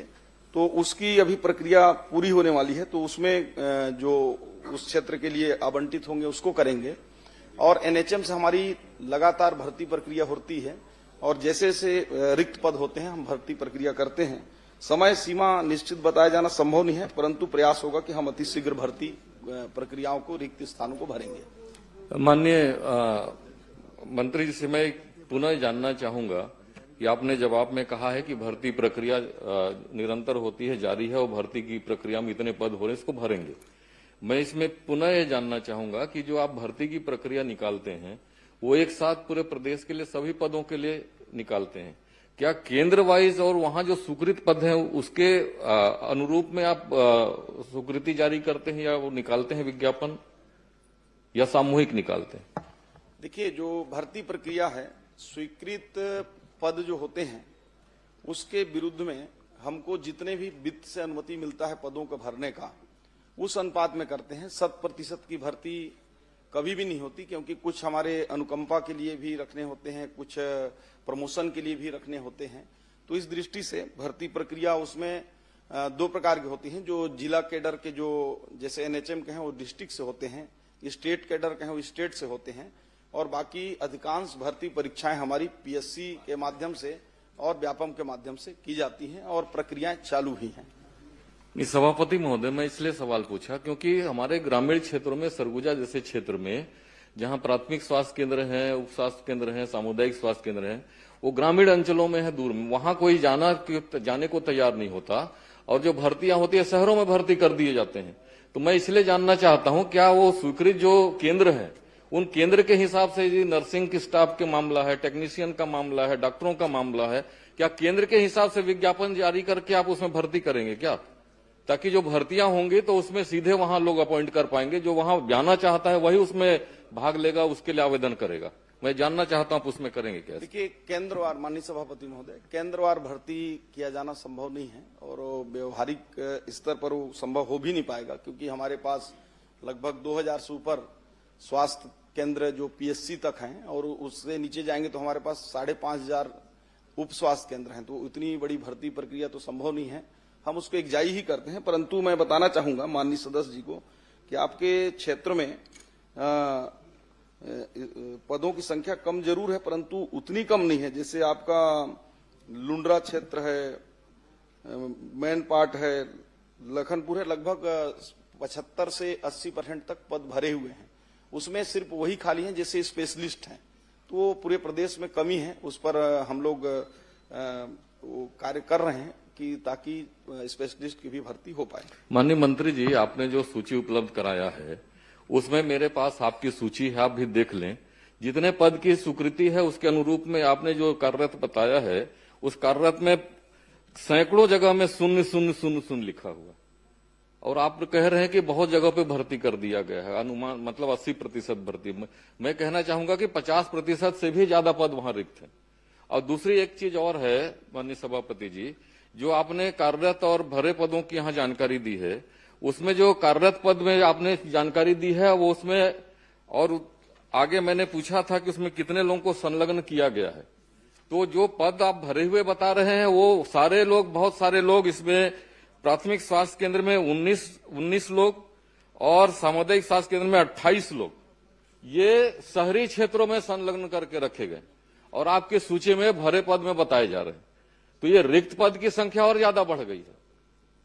तो आप इसमें भी गौर करेंगे और इसको भी ठीक कराएंगे जो जानकारी आई है। और दूसरी चीज मैं जानना चाहूंगा कि जो आप अटैच किए हैं, संलग्नीकरण किए हैं, उस संलग्नीकरण का नियम क्या है? क्यों संलग्नीकरण किया जाता है और किसको अधिकार है संलग्न करने का? माननीय सभापति महोदय, संलग्नीकरण के कोई नियम नहीं है, लेकिन समय काल परिस्थिति के अनुसार कभी कभी आवश्यकता अनुसार संलग्नीकरण करना होता है। जैसे मान लीजिए कि एयरपोर्ट में ड्यूटी करना है, वहां सेटअप नहीं है तो एक करना पड़ेगा। माननीय न्यायालय में कहीं करना है, वहां करना पड़ता है। और ऐसी हमारे अन्य संस्थानों में भी करना पड़ता है, वो भी करते हैं। कभी कभी कहीं बहुत ज्यादा फुटफॉल है आप बैठ जाना। और माननीय मंत्री जी, आप केवल ये बता दीजिए, नियम को बता दिए, आप नियम में मत जाओ। आपके यहाँ नहीं है, अटैचमेंट में है, संलग्नीकरण नहीं, में माननीय है। सभापति- आप उपलब्ध हो जाए वो पूछ लीजिए आप। नहीं, संलग्नीकरण इसका मतलब कि मैं भी संलग्नीकरण कर सकता हूं, कोई नियम नहीं है तो कुछ तो नियम होगा। कैसे संलग्न करेंगे, कौन करेगा, संलग्न करेगा इसको? हाँ, और मैं ये कहना चाहूंगा आपके माध्यम सभापति जी, माननीय मंत्री जी से, जितने भी आपने संलग्नीकरण किया है वो केवल ग्रामीण क्षेत्रों से, मेरे ग्रामीण क्षेत्र से आप शहरों में संलग्नीकरण कर दिए। तो संलग्नीकरण क्या जनता के लिए होता है कि जो कर्मचारी उनकी सुविधा के लिए होता? देखिए, आपकी चिंता से मैं वाकिफ हूं, मुझे समझ में आ रहा है। निश्चित रूप से आपका जो ग्रामीण क्षेत्र है वहां से अटैच हो गए होंगे, और मैं आपको आश्वस्त करता हूं कि उसमें परीक्षण करा के जो भी ऐसे अति आवश्यक नहीं हो उनको, जो आपने 18 और 28 बताया है, उन सभी का परीक्षण करा के मैं 15 दिन के अंदर, अगर अनावश्यक रूप से अगर संलग्नीकरण हुए हैं तो उन सबको निरस्त करके फिर से आवश्यकता अनुसार जो होगा, कुछ मैं देख रहा था उसमें कि कुछ अति आवश्यक थे तो करना होगा। और जब करना होगा तो जैसा आप बोल रहे थे नियम, तो नियम ऐसा कोई नहीं है, लेकिन यदि ब्लॉक लेवल अधिकारी को करना है अटैचमेंट तो ऊपर के सीएमएचओ से लेगा, सीएमएचओ को करना है तो जेडी से एक बार अनुमोदन लेगा, और जेडी को भी करना है तो या तो कलेक्टर या डायरेक्टर हेल्थ या एमडी एनएचएम से, जो एनएचएम को होगा तो लेगा, तभी करें। ऐसा मैं आपको पूरे प्रदेश के लिए नहीं, माननीय मंत्री जी, मैंने आपको इसलिए कहा क्योंकि जो जिन केंद्रों से शहरों में उनको अटैच किया गया है और वहीं पर भी और दूसरे लोगों को भी अटैच कर दिया गया, तो जब वहां से हटाना ही था दूसरी जगह व्यवस्था में, तो वहां फिर क्यों भर्ती किया गया? तो ऐसे बहुत सारी गड़बड़ियां हुई हैं, और किसी विशेष लोगों को लाभान्वित करने के लिए किसी अधिकारियों के द्वारा ऐसा काम कर दिया गया है, तो सारे उसको निरस्त करके पुनः इसको पुनर्विचार करेंगे क्या? सभापति महोदय जी, छोटा सा इसमें मेरा प्रश्न। 1 मिनट, इसको जवाब दे। हाँ, मैं सारे संलग्नीकरण को समाप्त करने का निर्देश करता हूं और फिर से घोषणा करता हूं, हमारे अधिकारियों को निर्देश और यहां घोषणा। ठीक है, मैं घोषणा करता हूं पूरे संलग्नीकरण को हमारे जो जितने भी पीएचसी, सीएचसी, सब हेल्थ सेंटर, डिस्ट्रिक्ट हॉस्पिटल, इनमें जो अटैच हैं, बाकी जो इंस्टीट्यूशनल संस्थानों में है, जिससे अब आप लोग विधायक के लोगों के पास, कई लोगों के पास अटैचमेंट होंगे तो प्रक्रियाओं के तहत है। लेकिन जो हॉस्पिटलों में इस प्रकार के जो ग्रामीण क्षेत्र से शहरी में हो गए हों या जहां आवश्यकता नहीं है, तो पूरे को अटैचमेंट एक बार करने का मैं घोषणा करता हूं, और इसका पालन अति शीघ्र करते हुए आपको इसकी हम प्रबोध जी, आपको हम आपके विधानसभा श्री अजय चंद्राकर। माननीय सभापति महोदय, माननीय सभापति महोदय, एक ही मिनट। माननीय प्रदेश को उन्होंने निरस्त कर एक दिया है। माननीय मंत्री जी, एक प्रश्न और था छोटा सा, एक प्रश्न आपको धन्यवाद भी दूंगा। आपने पिछले बार में हमारे 3 सामुदायिक स्वास्थ्य केंद्र स्वीकृत किए थे, परंतु भवन उसके लिए स्वीकृत नहीं है। इसकी स्वीकृति कब तक दे देंगे माननीय मंत्री जी? इसको शीघ्र ही हम लोग उसको भवन के लिए प्रस्ताव जो है भारत सरकार को भेज रहे हैं एनएचएम से, उसमें आपका भी प्राथमिकता से शामिल करके हम भेजेंगे। माननीय मंत्री जी, आपसे मैं निवेदन कर रहा हूँ, एक ही मिनट भाई। अरे यार में भी एक ही मिनट लूंगा, बस ज्यादा नहीं। पूर्व में भी अटैचमेंट के वापस करने के लिए शासन का आदेश है, लेकिन उसकी पालन नहीं हुआ। ये घोषणा फिर वैसे इतनी हो जाएगा, जो घोषणा कर रहे हैं वो तो शासन के आदेश में पूर्व से है। नहीं, मैं लेट आया हूं, लेकिन बात मैं समझ चुका हूं। आज आप जो घोषणा कर रहे हैं वो तो पूर्व से शासन के आदेश में है, उस आदेश का तो पालन ही नहीं हुआ। फिर ऐसे आदेश मत हो जिसका पालन ना हो, ये मेरा निवेदन है माननीय मंत्री जी।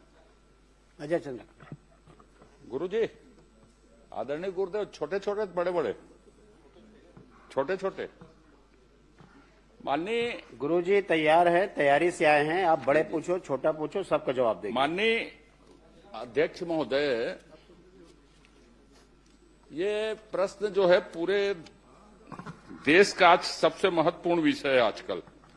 मैं माननीय प्रश्न पूछते हैं तो आपको कुछ बात ध्यान आकर्षित करवा देता हूं, आप देख लीजिए।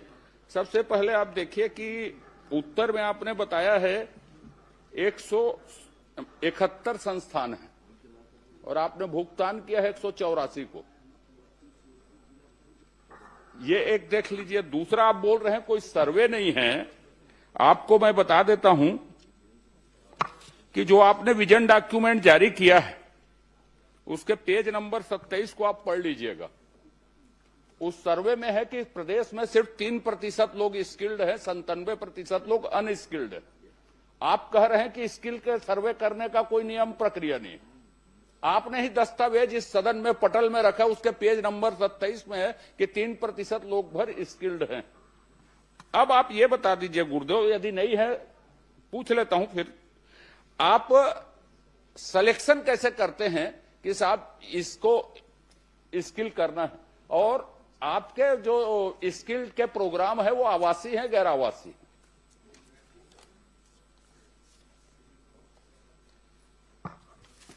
माननीय सभापति महोदय, जो टारगेट हमें मिलते हैं भारत सरकार के द्वारा स्किल के लिए, तो उस हिसाब से हम लोग करते हैं और इसमें क्षेत्र वाइज हम लोग स्किल गैपिंग एनालिसिस करते हैं। जो हमारे क्षेत्र वाइज में जिस प्रकार कार्य योजना हम तैयार करते हैं जिलों में, और जिलों में तैयार करने के बाद उद्योगों को हम आमंत्रित करते हैं, संस्थानों को आमंत्रित करते हैं, उनके साथ बैठक करते हैं, उनके डिमांड बेस्ड जो ट्रेनिंग की आवश्यकता होती है।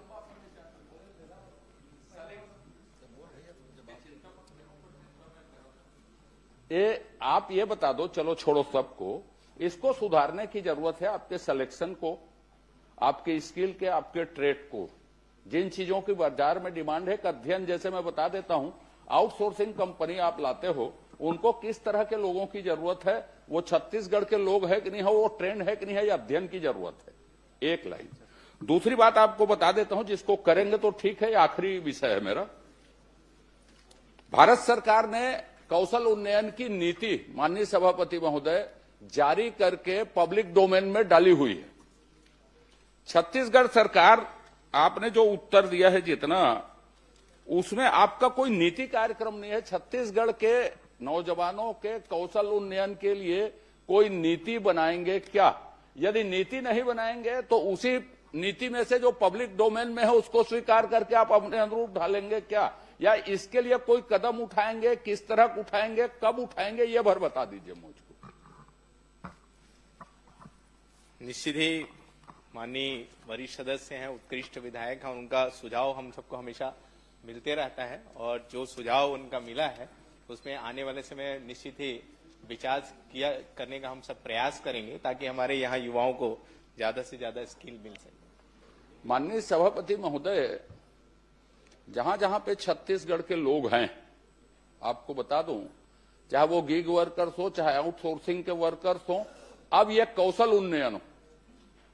पूरे देश में भी यदि बात करें तो 87% लोग अनस्किल्ड हैं। छत्तीसगढ़ में तो आप ही के दस्तावेज में 3% लोग अनस्किल्ड हैं। जो संस्थाएं हैं उसको पढ़ लीजिए, किसी के पास आवासीय व्यवस्था नहीं है। बस्तर को छोड़ के कहीं आवासीय स्किल्ड करते नहीं। भवन बना है यहीं के लाइवलीहुड कॉलेज में, उस भवन का कोई उपयोग नहीं। इसलिए ये बेतरतीब है, सिर्फ हम कागज में स्किल्ड कर रहे हैं। मेरा आपके ऊपर आरोप नहीं है बिल्कुल भी।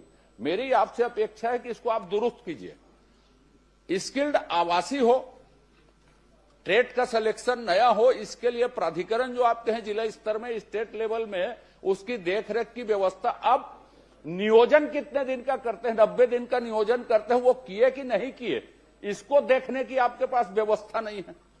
तो मेरा आपका ये आग्रह है फिर से कि कौशल उन्नयन के लिए स्टेट की कोई नीति बनाएंगे क्या? छत्तीसगढ़ के लोगों का इससे भला होगा। और बनाएंगे तो कोई समय अवधि तय करेंगे। यदि विशेषज्ञ नहीं है तो संस्थाएं मौजूद है देश भर में बनाने के लिए नीति। भारत सरकार ने ही किसी से बनवाई है।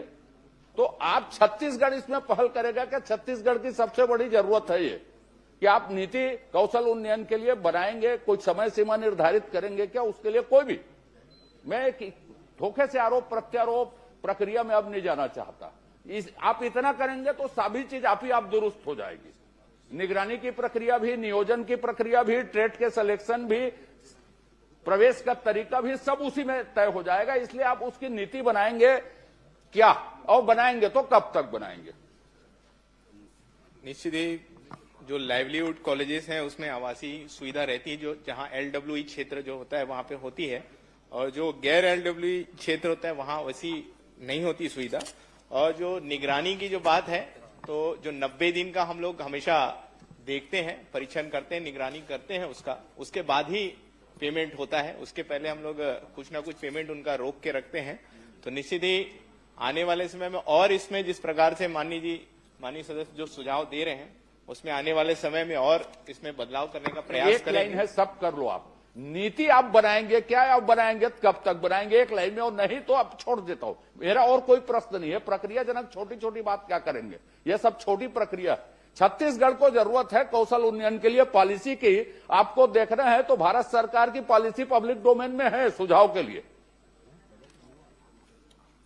निश्चित ही जो माननीय सदस्य जो सुझाव दे रहे हैं, तो हम लोग पिछले 2 सालों में लगातार बहुत सारा प्रयास किए हैं कि इसमें जितना बदलाव आ सके। और जो आज के समय में जो आवश्यकताएं हैं, जो ट्रेडों की जिस प्रशिक्षण हमारे युवाओं को देना चाहिए, उसके लिए हम लोग लगातार प्रयास कर रहे हैं। और इन सुझावों को भी हम अपने उसमें लेंगे और आने वाले में इसके लिए भी हम प्रयास करेंगे। माननीय सभापति महोदय, माननीय मंत्री जी ने जवाब दिया है कि लगभग 80% के आसपास भुगतान हो गया है। जो आपने उत्तर दिया है 187 संस्थाओं को 80% के आसपास भुगतान हुआ है। माननीय सभापति महोदय, मैं मंत्री जी सिर्फ इतना जानना चाहता हूं, क्या भुगतान के लिए कोई ऐसे नियम विभाग ने बनाए थे कि नियोजन के पश्चात भुगतान होगा और वो कितना % होगा और कितना % पे भुगतान को रोका जाएगा? क्या ऐसा कोई नियम है, और यदि है तो उसका पालन किया गया है?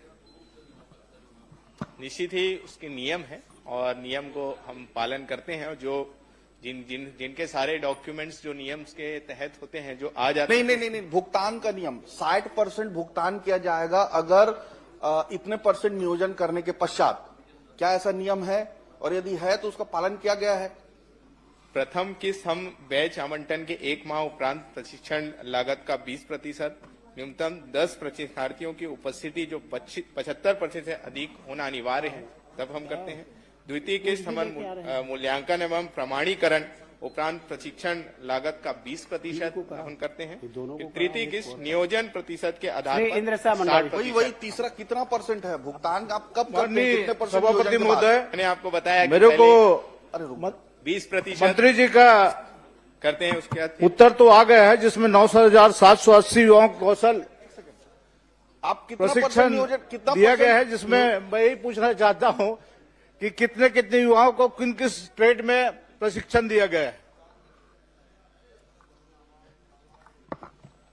माननीय सदस्य ने जो चाहा है, हमने बताया कि उसमें 9,760 युवाओं को कौशल विकास प्रशिक्षण दिया गया। नहीं, कितने युवाओं को किस ट्रेड में दिया गया है, ये बता दीजिए। देखिए, वो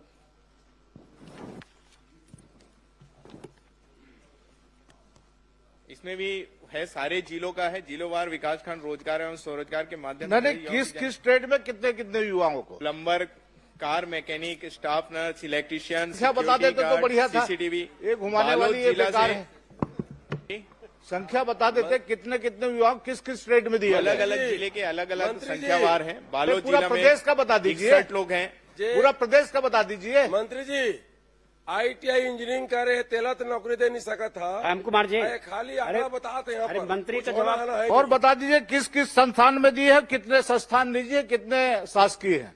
टोटल 5,966 वो तो आ गया उत्तर लोगों को हमने ट्रेड में दिया। और ये सारे ट्रेड है, पूरी जानकारी है, पूरे बहुत सारे ट्रेड है। अगर आप कहेंगे तो मैं आपको उपलब्ध करा दूंगा, अलग से मैं आपको सारे ट्रेड की जानकारी दे दूंगा। यहाँ पे 15,66,957 रोजगार विभाग के पोर्टल में अपलोड है। इसमें सिर्फ अपने ST/SC के 45% है। इसके हिसाब से 7 लाख ST/SC होते हैं, प्रश्नकाल समाप्त। जिसके हिसाब से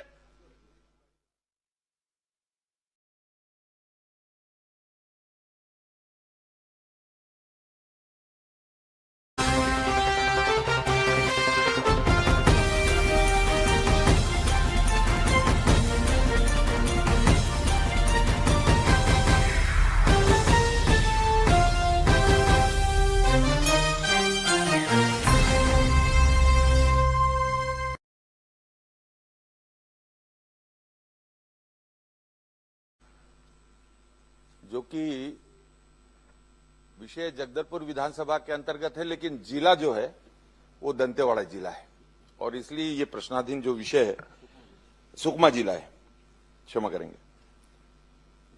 झीरम घाटी से एलंगनार एक दूरस्थ अंचल है, दुर्गम क्षेत्र है।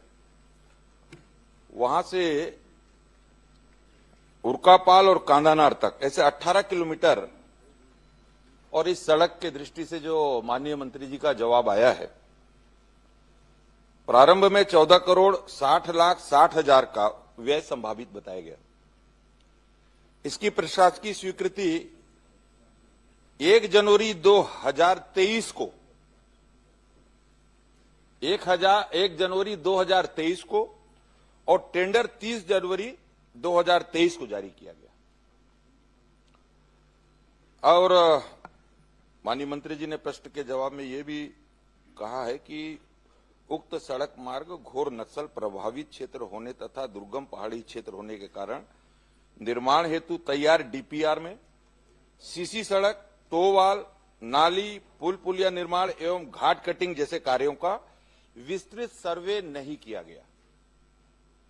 बिना सर्वे के और सारे एएसटीएस स्वीकृति से लेकर सारा टेंडर तक ये जारी हो गया और ये डीएमएफ से जिला सुकमा से अतिरिक्त कार्य, इसके लिए जो अतिरिक्त सैंक्शन हुआ वो 5,59,69,000 रुपए, ये 18/1/2025 3 साल के बाद बार बार जब इस पर संज्ञान लिया गया, बातचीत किया गया और संबंधित जितने भी उसके अधिकारी, वरिष्ठ अधिकारी, ठेकेदार से लेकर सभी से लगातार 2 वर्षों तक इसकी बातचीत होने के बाद 25 को 3 साल बाद इसको, और तो आपके माध्यम से माननीय मंत्री जी से मैं ये जानना चाहता हूं कि प्रारंभ में जब इस 18 किलोमीटर की सड़क जिसका टेंडर 31 जनवरी 2023 को हुआ और कार्यादेश जिस ठेकेदार को दिया गया उसके द्वारा इन 3 वर्षों में कितना काम किया गया, इस हेतु कितनी राशि का भुगतान किया गया मंत्री जी, और आप इसमें ठेकेदार को कब तक कार्य पूर्ण करना था? जवाब आने दीजिए।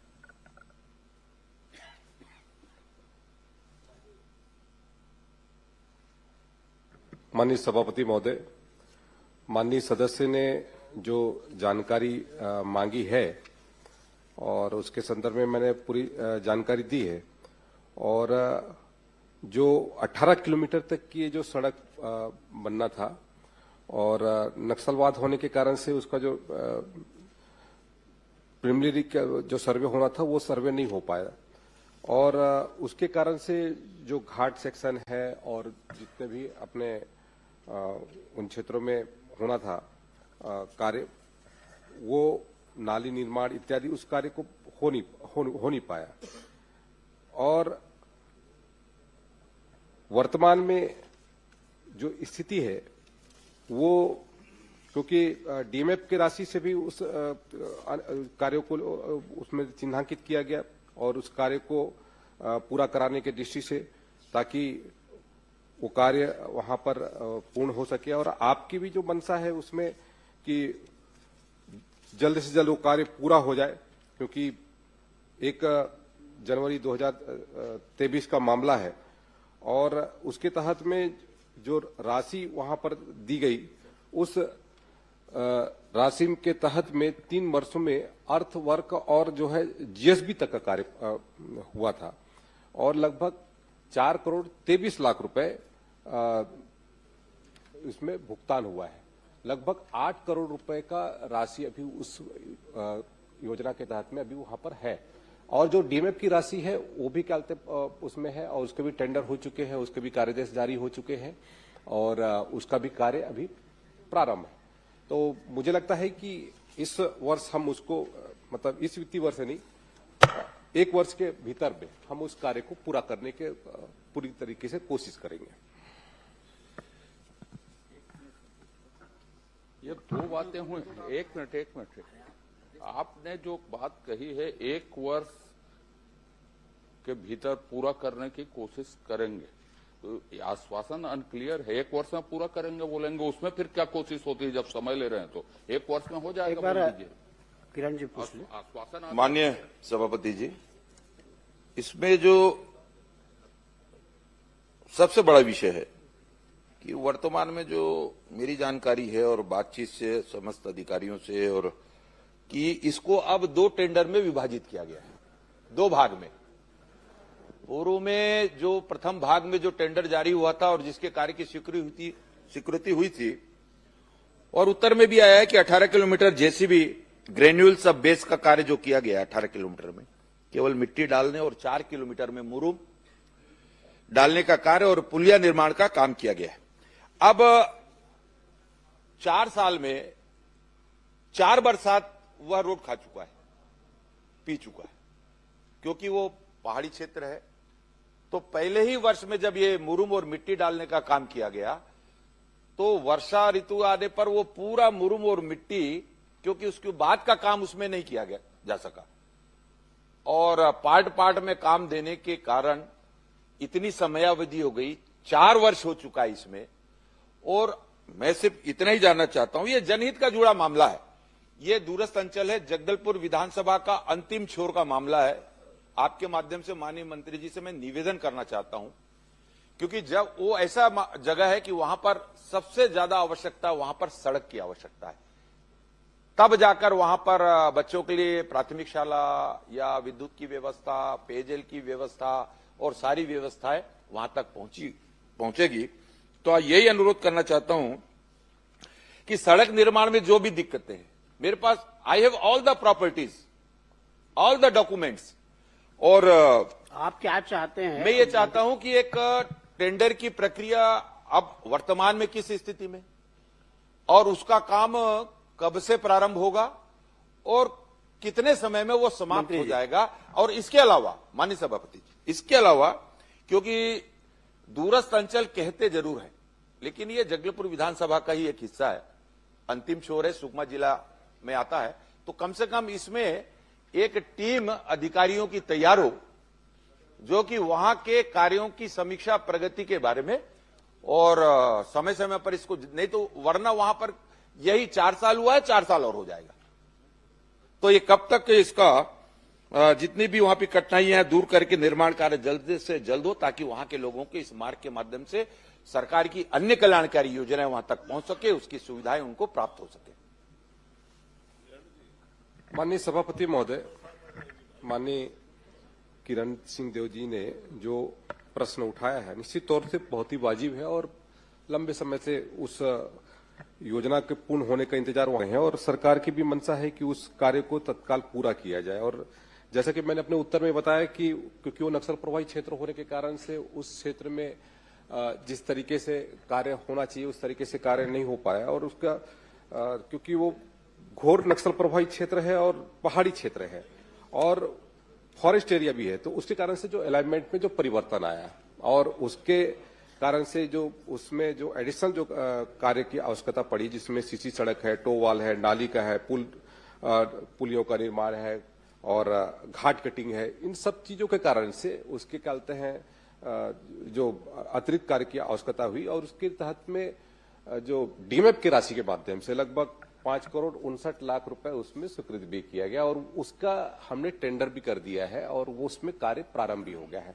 जहां तक 18 किलोमीटर का जो सड़क है उसको कार्य को जो ठेकेदार के माध्यम से समय सीमा में पूरा नहीं किया गया, क्योंकि 12 महीने के भीतर में उसको पूरा करना था, लेकिन उसने पूरा नहीं किया, और उसके कारण से जो विलंब हुआ उसको हम समय सीमा में। आप डिटेल बता रहे हैं, माननीय सदस्य की जो चिंता है, डिले वैसे ही हो गया है, उसके निर्माण कार्य जल्दी शुरू हो और उसको मॉनिटरिंग करने वाला अधिकारी। माननीय सभापति महोदय, चिंता इस बात की है कि समय समय पे 4 वर्षों में, एक विशेषकर इन 2.5 वर्षों में, मैं इस कार्यकाल की बात करूं तो बार बार जब इस पर पता लगा के बाद वही का वही है, मामला वही का वही है, तो एक बार इसको सुनिश्चित कर लिया जाए कि, क्योंकि फिर ये 5वां बरसात आ जाएगा, 2 महीना 2.5 महीना बाद फिर काम रुक जाएगा, फिर मिट्टी बह जाएगी। तो मेरा निवेदन ये है सिर्फ इतना कि इस पर एक टीम गठित करके मैं सिर्फ इतना चाहता हूं कि वह मॉनिटरिंग हो और काम की शुरुआत और सारी जानकारियां सही हो जाए। ये गलत जो जानकारी आती है इससे क्या होता है कि ये काम वैसी जवाब दे रहे हैं। माननीय सभापति महोदय, माननीय श्री किरण सिंह जो जी ने जो प्रश्न उठाया उसमें निश्चित तौर पे विभाग पूरी तरीके से गंभीर है और मैं सदन को आश्वस्त करता हूं कि आने वाले 20 दिनों के भीतर में एक उच्च स्तर के हमारे अधिकारी वहां पर जाकर के उसका स्थल का अवलोकन करेंगे और वहां जाकर के जो भी कहते हैं संबंधित कार्य के दृष्टि से जो भी दिशा निर्देश होगा जिसमें कहते हैं एक्शन लेने की बात होगी उस पर एक्शन लिया जाएगा। श्री राघवेंद्र। धन्यवाद। धन्यवाद सभापति महोदय। मैंने प्रश्न में ये सड़क हादसों के लिए मैंने प्रश्न पूछा था अपने विधानसभा का, जहां मैंने ख में स्पेसिफिकली पूछा था कि सड़क हादसों के कारण तेज गति 2025 में हादसों में पिछले उसमें तुलना में वृद्धि हुई है कि नहीं और उसके कारण क्या है। सभापति महोदय, उसका जवाब स्पेसिफिकली नहीं आया है कि बढ़ने का कारण क्या हो रहा है पिछले 2 साल में। माननीय सभापति महोदय, माननीय सदस्य ने जो जानकारी चाही थी सड़क दुर्घटना में और कितने लोगों की मौतें और कितने लोग घायल हुए और उसकी किन कारणों से वृद्धि हो रही है, स्वाभाविक सभापति महोदय जो हमारे पूरे छत्तीसगढ़ में सड़कों के निर्माण और उसके बाद वाहनों में वृद्धि और लोगों के लापरवाही के कारण से और इन कारणों से जो घटना घटित होती है और उसमें लोग कहते हैं लोगों की मृत्यु भी होती है, लोग गंभीर रूप से घायल भी होते हैं। तो ये कैसे इसमें कमी हो, इसके लिए लगातार सरकार कोशिश कर रही है और उस कोशिश के बदौलत आने वाले समय में और स्थितियां बेहतर हो, इसके लिए लगातार हमारी कोशिश है। पिछले यदि आपने प्रश्न देखा होगा, प्रश्न के उत्तर में मैंने कहा भी है कि जो डेथ रेशो है वो 24 की तुलना में 25 में बहुत कम हुआ है। तो हमारी कोशिश है कि डेथ रेशो कैसे कम हो और किस तरीके से हम व्यवस्था को और सुदृढ़ करें, ये हमारी कोशिश है। सभापति मंत्री महोदय, मैंने अकलतरा का जो कि स्पेसिफिक सवाल और जांजगीर का भी पूछा था, 24 और 25 में मेरे यहाँ डेथ में इजाफा हुआ है, कम नहीं हुआ है। ये आप ही का जवाब है। 76 और अब 89। और मैं आपका ध्यान आकर्षण चाहूंगा कि 26 में जनवरी से लेके आज तक 14 फरवरी तक जब तक यहाँ का दिया हुआ है 13 मृत्यु मेरे यहाँ हो चुकी है। ये आपके जवाब में ही आया है। तो इतनी ज्यादा अगर बढ़ रही है तो इसके स्पेसिफिक कारण क्या है अकलतरा विधानसभा में कि ज्यादा मृत्यु लगातार तुलनात्मक तौर पर बढ़ती जा रही है। ये जवाब में जैसे आपने कहा कि कम हुई है, 24 और 25 में मेरे यहाँ वृद्धि है। माननीय सभापति महोदय, मैंने जो उत्तर दिया वो पूरे प्रदेश स्तर का था। प्रदेश स्तर में जो डेथ रेशो है वो कम हुआ है और जहां तक आपने जो जानकारी मांगी है तो उसमें मैंने उपलब्ध कराया है और इसके लिए लगातार हमारी कोशिशें जारी है। लगातार हमारे विभाग के माध्यम से जन जागरूकता के कार्यक्रम कराए जा रहे हैं। स्कूल है, कॉलेज है, वहां पर यातायात प्रशिक्षण के कार्यक्रम हो रहा है, हेलमेट रैली निकाली जा रही है, जन जागरूकता रैली निकाली जा रही है, नुक्कड़ नाटक, अनेक प्रकार से ऐसे कार्यक्रम हमारे सरकार के माध्यम से। आपके जवाब में जो आया है आदरणीय मंत्री जी कि जैसे आपने कहा कि कम हो रही है लेकिन अकलतरा में हमारे यहाँ ज्यादा हो रही है तुलनात्मक, ये आपके जवाब में ही है। मेरा आपने जैसे आपके जवाब में आया कि हम लगातार चेकिंग कर रहे हैं, ड्रिंक एंड ड्राइव और बाकी चीजों में कर रहे हैं। मेरा स्पेसिफिक सवाल आपसे ये है कि इस दौरान कितने हेवी वाहनों पर और कितने छोटे लाइट मोटर व्हीकल्स पर आपने ड्रिंक एंड ड्राइव की कार्रवाई करी है, ये स्पेसिफिकली। और एक सवाल और है मेरा।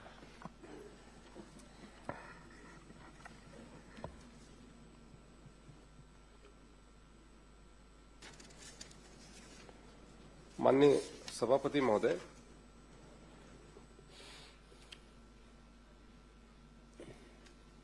मेरे पास में पूरी जो जानकारी है उसमें ड्रिंक एंड ड्राइव का और हैवी व्हीकल का इसकी जानकारी भी वर्तमान में इसमें उपलब्ध नहीं है।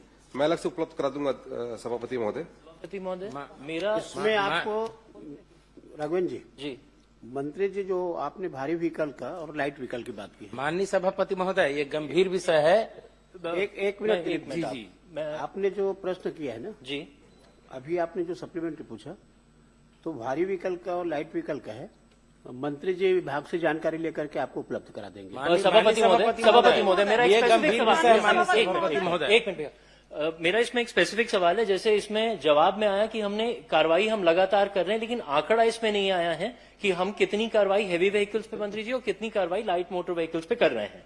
क्या ये सही नहीं है कि सड़क सुरक्षा समिति, जिला सड़क सुरक्षा समिति और राज्य सड़क सुरक्षा समिति में ये बात गई है कि अकलतरा विधानसभा में ट्रॉमा सेंटर नहीं होने की वजह से ये सड़क मौत का आंकड़ा ज्यादा है? और दूसरा आदरणीय मंत्री जी, जब ये आंकड़ा आप मुझे उपलब्ध कराएंगे तो कृपया इस ओर भी आपका मैं ध्यान आकर्षण चाहूंगा कि 15-20 दिन पहले अकलतरा विधानसभा में 3 ट्रेलर, बहुत ही भयावह हादसा था, मैंने कल भी इस बात को कहा था, 3 ट्रेलर वहां पर आपस में भिड़े जिसमें 2 ड्राइवर्स की अंदर जलकर मौत हो गई। एक उसमें आंकड़ा ये सामने आया, उसमें एक भी हेल्पर अंदर नहीं था और उनकी फिटनेस तक नहीं थी। तो इन सारे मामलों की लगातार हम चौकी लगाकर क्या जांच करेंगे? माननीय सभापति महोदय, जो कार्रवाइयां जो की गई है उसकी संदर्भ में मैं जानकारी देना चाहूंगा। पूरे प्रदेश में जितने प्रकरण बने उसमें लगभग 2024 में 6,12,000 प्रकरण बने। अकलतरा का है सभापति महोदय। हाँ जी मंत्री जी, मेरा सवाल अकलतरा का ही और आंकड़े भी अकलतरा और जिले जांजगीर चांपा के। जिले जांजगीर चांपा का लगभग 29,104 2023 में और 2024 में 39,204 और तो प्रदेश का है भाई साहब। 2025 में 41,615। ये प्रदेश का बता रहे हैं ना? नहीं, ये मेरा सवाल जांजगीर जिला और अकलतरा ये जांजगीर का बता रहा हूं मैं जी। ये जांजगीर का मैंने बताया। ये जवाब लेकिन उपलब्ध।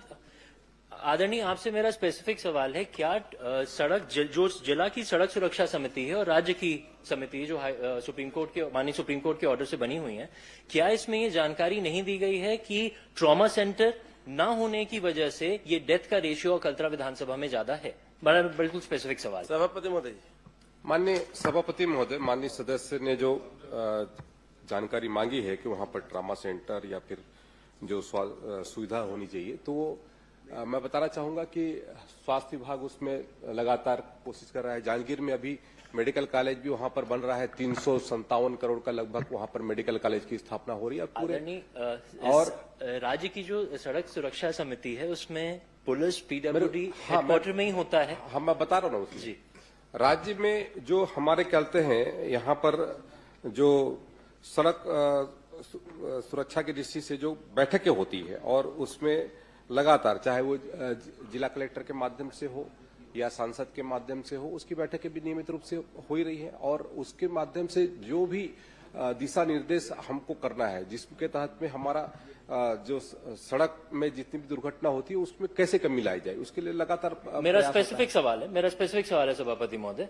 आदरणीय मंत्री जी, क्या आप ये निर्देशित करेंगे कि बड़े वाहनों पर जिस तरह की कार्रवाई होनी चाहिए, जो समझ में आ रहा है कि नहीं हो रही है, आप वहां पर स्पेशल अभियान चलाकर, चूंकि अकलतरा विधानसभा में वृद्धि हो रही है मौत में, क्या आप ये आश्वासन देंगे कि वहां पर त्वरित चेकिंग लगातार करी जाए, कुछ ना कुछ स्पेशल प्रोविजन वहां पर किया जाए कि हमारी चेकिंग तुरंत स्टार्ट हो जाए? और दूसरा, जो जिला समिति से राज्य में आया है उसको आप त्वरित कंसिडरेशन में लाएंगे क्या, अगर ट्रॉमा सेंटर और बाईपास की बात आ रही है? बस ये 3 मेरे स्पेसिफिक आपसे आश्वासन की मांग है। बाईपास के संदर्भ में तो कल माननीय मंत्री जी ने उत्तर दे दिया है आपको और आप उससे बहुत वो भी हैं और आपको तो धन्यवाद ज्ञापित भी करना चाहिए कि माननीय मंत्री जी ने उसके लिए कहा है। और जहां यदि आप बाकी चीजों की बात करें, जिला स्तर की टीम ने क्या प्रस्ताव भेजा है तो उसके प्रस्ताव के आधार पर उस पर अपन चिंतन करेंगे। मंत्री जी, जो मैंने बताया कि लगातार ज्यादा हमारे यहाँ ड्रिंक एंड ड्राइव और इसकी प्रॉब्लम हो रही है, उसके लिए क्या स्पेशल अभियान अकलतरा विधानसभा में, क्योंकि दिख रहा है कि मौतें हमारे यहाँ ज्यादा हो रही हैं। अभी जनवरी से अभी 14 फरवरी तक लगभग 13 लोग मर चुके हैं, तो क्या स्पेशल अभियान वहां पर चलाया जाएगा? माननीय सभापति महोदय, मैंने अपने उत्तर में बताया कि किस तरीके से हम जांजगीर क्षेत्र में लगातार जो अपने जांजगीर क्षेत्र में जो जन जागरूकता का अभियान चला रहे हैं और आपसे भी आग्रह है कि उस जागरूकता अभियान में और किस तरीके से और भी बहुत सारी चीजों पे, मैंने पहले कहा कि हेलमेट रैली और अन्य जो हमारे मंत्री जी, नुक्कड़ इतना आप नाटक और निर्देशित इस मंत्री तरीके जी, से एक जो हम निवेदन- जन जागरूकता एक निवेदन है, ये बहुत ही संवेदनशील मामला है। इस पे आप ये तो निर्देशित कर दें कि त्वरित जिला स्तर पर एक वहां पर एक मीटिंग की जाए जिसमें जनप्रतिनिधियों को बुलाकर त्वरित आप उनको आदेश दीजिए कि जो भी वहां पर सुझाव आते हैं जिससे मौतें रुक सकती हैं, तुरंत उस पर कार्रवाई की जाए। इतना तो आप आश्वासन कम से कम उन लोगों को निर्देशित कर दें, जिला प्रशासन को, क्योंकि हमारे यहां मौत में वृद्धि लगातार हो रही है। अकलतरा विधानसभा स्पेसिफिकली मैं बात कर रहा हूं। आप जनवरी से लेकर अभी तक देखें महोदय, लगभग 13 लोगों की मृत्यु हो चुकी है। तो वहां पर ये जितने चलाए जा रहे हैं अभियान, ये शायद काफी नहीं है, इसके अलावा भी कुछ करने की आवश्यकता है। माननीय सभापति महोदय, मैं इसको स्पेशली दिखवा लूंगा सभापति महोदय। वहां पर हमारे गृह विभाग के माध्यम से, परिवहन विभाग के माध्यम से जो भी संभव होगा यथासंभव कोशिश की जाएगी कि वहां की व्यवस्था को हम सुदृढ़ करें। वहां के यातायात व्यवस्था, वहां पर जिस तरीके से भी यदि कोई ऐसा स्पॉट जहां पर लगातार घटना घटित हो रही है तो उसको भी चिन्हांकित करके वहां पर उसका निराकरण करेंगे। आप एक उनको आदेशित कर दें कि जल्द से जल्द उस बैठक को वो बुला लें। ठीक है माननीय सभापति महोदय, एक प्रश्न। बिल्कुल उसकी बैठक करवा लेंगे। माननीय मंत्री जी ने भी कहा है कि भाई माननीय हम सभापति, एक दुर्घटना मिनट, जगह क्षेत्र माननीय को सभापति महोदय, देखो प्रश्न काल में माननीय सभापति सभी पूछना महोदय, चाहते हैं, संभव नहीं होगा। बाकी माननीय सदस्यों को सभापति भी महोदय, प्रश्न लगा हुआ है। जिले का ही मामला था। माननीय सभापति महोदय, एक अजय को दे दिया है, सबकी तरफ से पूछ लेंगे वो। आप एक मिनट, पूछेंगे। माननीय सभापति महोदय, जांजगीर जिला की ओर से माननीय सभापति मोहन महोदय जी को दे देंगे तो सबकी तरफ से आप पूछ लेंगे। माननीय सभापति महोदय, आपसे मेरा प्रश्न आपसे, उस दिन मेरा ध्यानाकर्षण लगा था सड़क दुर्घटना में तो परिवहन विभाग में लगा था। देखो आज प्रश्न सड़क- मेरे से है कि मंत्री जी से है? आप व्यवस्था देंगे इसमें, क्योंकि व्यवस्था का प्रश्न होता नहीं प्रश्न काल में। आज सड़क दुर्घटना में प्रश्न लगा है गृह विभाग में, कार्य आवंटन नियम शासन का तो कुछ होगा।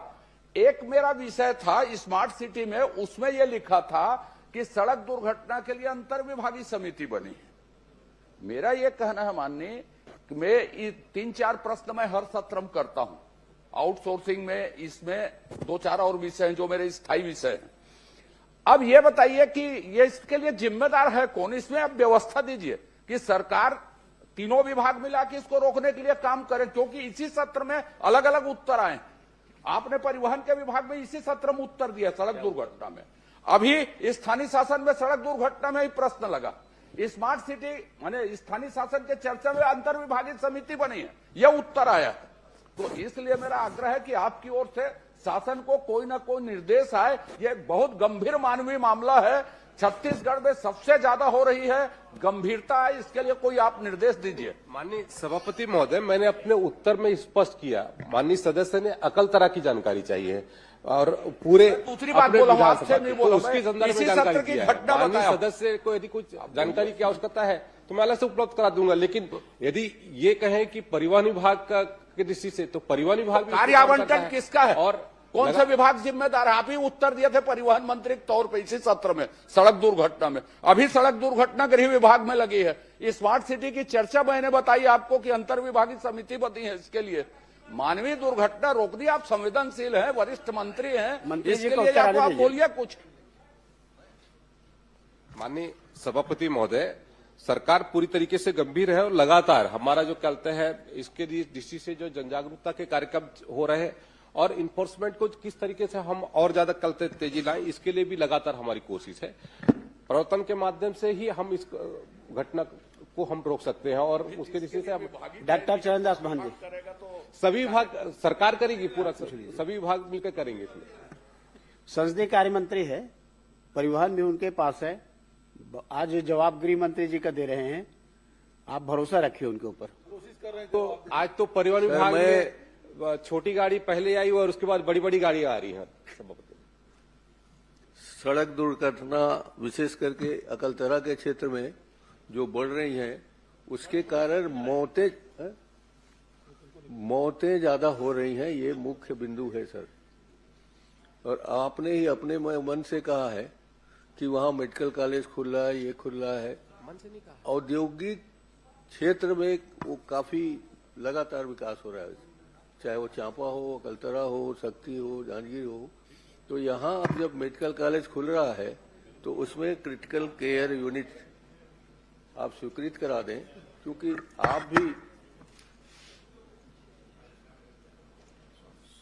आपके सहयोगी हैं और सड़क दुर्घटना की जो मीटिंग होती है वहां पर उसके आप मेंबर हैं, तो वहां क्रिटिकल केयर यूनिट और ट्रामा सेंटर लगा दिया जाए, बन जाए, ताकि मौतें कम हो, जल्दी से जल्दी इलाज पा सके। ये मेरा कहना है। ये सुझाव देंगे क्या आप अपने? श्रीमती लता हुसैनी जी, मंत्री जी आप कुछ बोलना चाहे बोल लीजिए। नहीं, माननीय नेता प्रतिपक्ष जी का सुझाव अच्छा है और उस पर अपन मनन करेंगे सभापति महोदय। श्रीमती लता हुसैनी जी। माननीय सभापति महोदय, मेरा माननीय मंत्री जी से प्रश्न है। सामुदायिक स्वास्थ्य केंद्र, प्राथमिक स्वास्थ्य केंद्र, उप स्वास्थ्य केंद्र संचालित करने के लिए, नए खोलने के लिए माननीय मंत्री जी को जनप्रतिनिधियों का कोई आवेदन या प्राप्त हुआ है क्या? माननीय सभापति महोदय, कोंडागांव जिले के अंतर्गत समय समय पर कई जनप्रतिनिधियों के प्राथमिक स्वास्थ्य केंद्र, सामुदायिक स्वास्थ्य केंद्र और उप स्वास्थ्य केंद्र खोलने के लिए आवेदन प्राप्त हुए हैं और उन पर विभाग परीक्षण कराकर अपनी उपलब्धता के अनुसार उसमें समय समय पर खोलती है। और इन 2 सालों में हम लोगों ने सुदृढ़ीकरण किया भी है। वैसे उसके जो कई मानक होते हैं माननीय सभापति महोदय, जैसे उप स्वास्थ्य केंद्र के लिए जनसंख्या का मानक, सामुदायिक स्वास्थ्य केंद्र का, प्राथमिक स्वास्थ्य केंद्र का, तो सभी पैरामीटर पर होने पर उसको विभाग जो है प्रस्तावित करती है और जैसे ही उसकी उपलब्धता होता है तो या तो भारत सरकार से या राज्य सरकार की ओर से खोले जाते हैं। ये इसलिए पूछ रही थी माननीय सभापति महोदय, इसमें माननीय मंत्री जी ने जो उत्तर दिया है वो सिर्फ ये लिखा हुआ है कि मुख्य चिकित्सा एवं स्वास्थ्य अधिकारी के द्वारा हमको आवेदन प्राप्त हुआ था, सिर्फ एक लाइन नहीं लिखा हुआ है। इसलिए मैं जानना चाह रही थी कि बाकी लोगों का आवेदन मिला है कि नहीं मिला है, क्योंकि हम लोगों ने भी दिया था। माननीय सभापति महोदय जी, मैं माननीय मंत्री जी से एक चीज और जानना चाहूंगी। अगर किसी जिले में स्वास्थ्य विभाग का कोई कार्यक्रम होता है तो उसको स्वास्थ्य विभाग के उस कार्यक्रम को आयोजित करने के लिए और निर्देशित करने के लिए कौन कौन सक्षम अधिकारी होते हैं? माननीय सभापति महोदय, स्वास्थ्य विभाग में जो कार्यक्रम होते हैं 2 प्रकार के होते हैं। एक तो राष्ट्रीय स्तर से जो कार्यक्रम होते हैं उसको NHM विभाग संचालित करता है, जो और इसके बाद जो राज्य स्तर के जो कार्यक्रम हैं उसको डायरेक्टर हेल्थ के माध्यम से वो संचालित होती हैं और वहां से निर्देशित करके उसके मुख्य रूप से जिला में जो CMHO हमारे होते हैं वो नोडल होते हैं और उनके माध्यम से नीचे तक के कार्यक्रमों का क्रियान्वयन होता है। मौखिक भी निर्देशित होते हैं या फिर सिर्फ पूरे लिखित में ऑर्डर निकाला जाता है? कई बार मौखिक भी देखिए, कुछ जो सामान्य कार्यक्रम हैं जो रूटीन में हैं, जैसे विश्व पर्यावरण दिवस करना है तो उसको लिखित भी देते हैं और लिखित नहीं पहुंच पाए तो सामान्य रूप से मौखिक भी पहुंच जाते हैं और बाकी जो प्रमुख कार्यक्रम है वो लिखित में ही जारी होते हैं और उसका कैलेंडर बना होता है। माननीय सभापति महोदय, आपका एक प्रश्न मेरा है कि जो कार्यक्रम आयोजित हुए हैं हमारे जिले में उसमें भुगतान के विषय में मैंने जानकारी चाहा। माननीय मंत्री जी ने ये जानकारी दिया है कि किसी भी तरह का भुगतान शेष नहीं है, पर माननीय सभापति महोदय, मैं ये जानना चाहूंगी कि कार्यक्रम हुआ है और भुगतान शेष है, इसकी जानकारी मेरे पास है। माननीय मंत्री जी इस पे क्या कहना चाहेंगे? आपके मौखिक आदेश पे भी, आपके अमला के द्वारा मौखिक आदेश पे भी हुआ है, लिखित वर्क आर्डर पे भी हुआ है, लेकिन भुगतान नहीं है, उसके तथ्य मेरे पास हैं। अब आप इस पे क्या कहना चाहेंगे, मैं जानना चाहूंगी। माननीय सभापति महोदय, कोंडागांव जिले में विभिन्न कार्यक्रमों में जो वैसे तो 1157 कार्यक्रम हुए, तो मतलब सभी संस्थावार करके, और उसमें कुछ में तो हॉस्पिटल में ही बैठकर अपना कार्यक्रम हो जाते हैं, कुछ जगह टेंट और अन्य सुविधाएं करनी पड़ती हैं। तो उस दृष्टि से कुल 4,57,000 रुपए का कार्य हुए हैं, उसमें भुगतान काम हुए हैं और भुगतान पूरा कर दिया गया है। किसी प्रकार का भुगतान शेष नहीं है।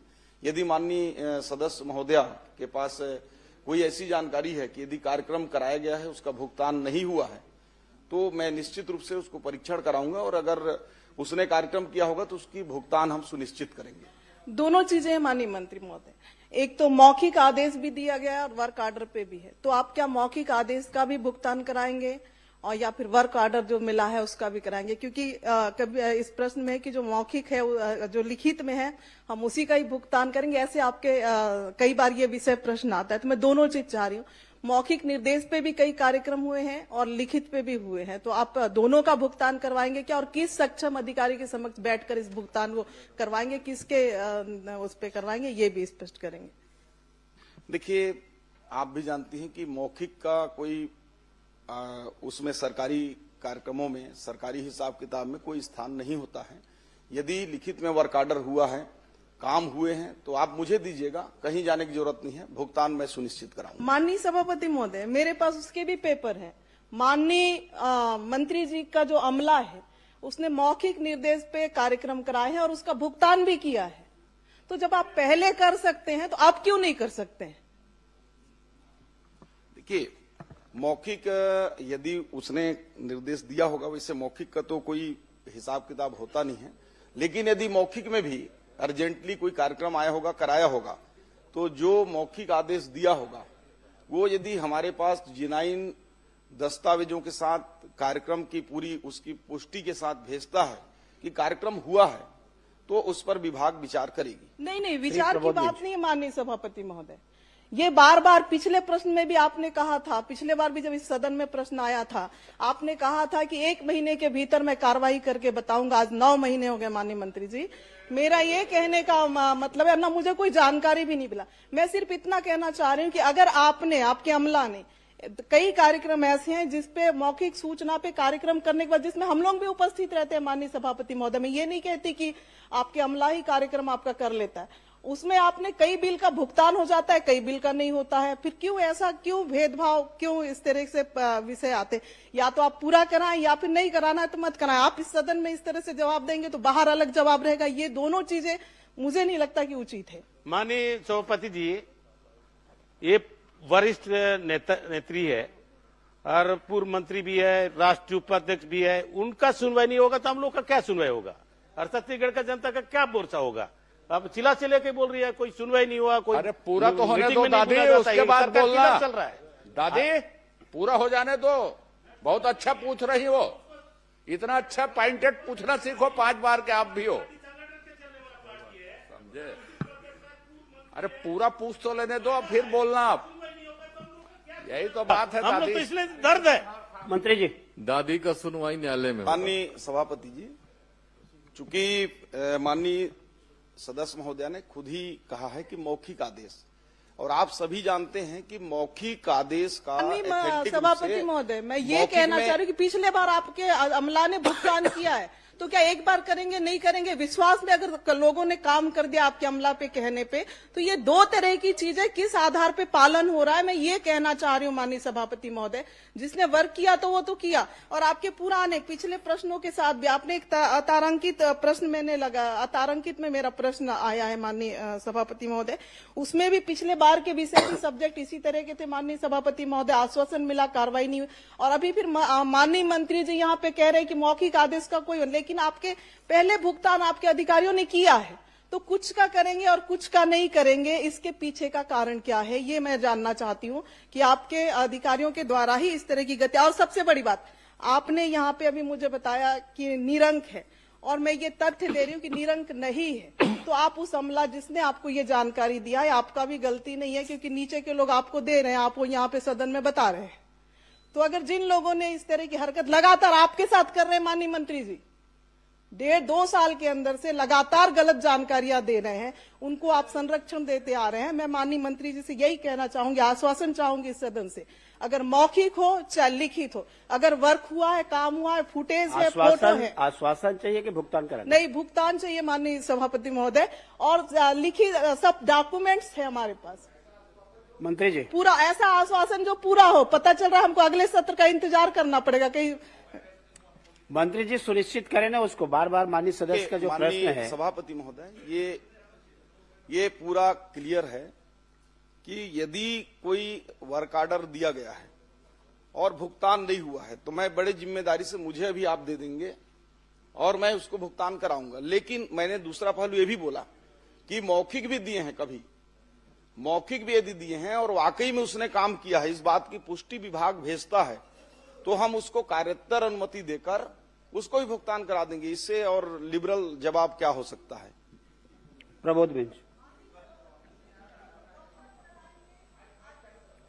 माननीय सभापति महोदय, कब तक कराएंगे ये जानकारी मुझे चाहिए, क्योंकि एक एक साल इंतजार हमने पिछले प्रश्न के लिए भी किया है और आगे भी इस तरह से ना हो, इसके लिए मैं माननीय मंत्री जी से कहना चाहूंगी कि कब तक कराएंगे, समय सीमा बताएं माननीय मंत्री। देखिए, अभी तो अब हो सकता है कि मार्च में न हो, क्योंकि वित्तीय उसके चलते 15 मार्च के बाद भुगतान कर पाना थोड़ा कठिन होता है।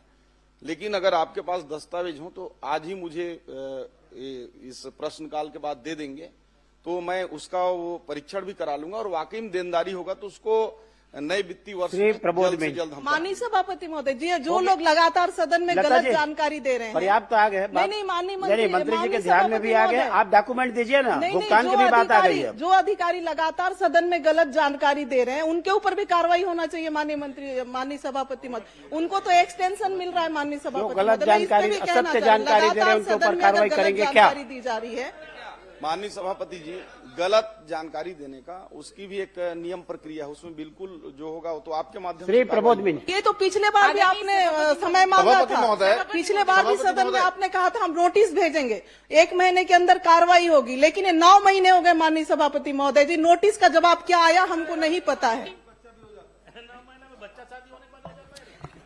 भाई 9 महीने नहीं, अगले साल फिर सत्र चालू होगा, 1 साल बाद भी वही स्थिति रहेगी। यदि प्रूफ नहीं होगा तो कैसे पैसा देंगे? अच्छा, ये आपने स्वीकार किया है माननीय मंत्री जी, आपने स्वीकार किया है कि दोषी अधिकारियों का एक जांच रिपोर्ट हमारे पास आया था, उसके आधार पे आपने स्वीकार किया था कि हम अधिकारियों को नोटिस दिए हैं, नोटिस का जवाब आ जाएगा, फिर हम कार्रवाई किए।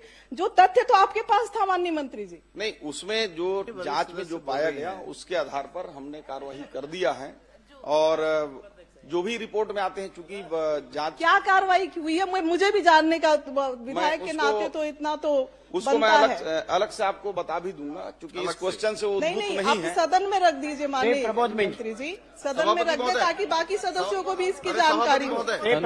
माननीय सभापति महोदय, और तारीख भी माननीय सभापति महोदय। पर्याप्त आ गया है, बहुत लंबा माननीय सदस्यों का प्रश्न है, समय आप देखिए। प्रश्न से अलग बोल रहा हूँ, लगातार ये हो रहा है कि हर माननीय सभापति महोदय बोलो, मंत्री जी सुनिश्चित करे उसको, जवाब सही नहीं आ रहा है। प्रमोद बेंच। उसको व्यवस्था दे दीजिए, तो उसको प्रताड़ित करिए। हर विधायक लगातार हर मंत्री यही कह रहा है, माननीय सभापति गलत जवाब आ रहा है, हर बार गलत जवाब आता है। नहीं करते सभापति महोदय, माननीय सभापति महोदय, हर गलत जवाब आता है। पहले कि मेरे वन विभाग के जवाब में सभापति महोदय गलत जवाब आते हैं, यही हो रहा है। 10 उत्तर दिया माननीय सभापति महोदय।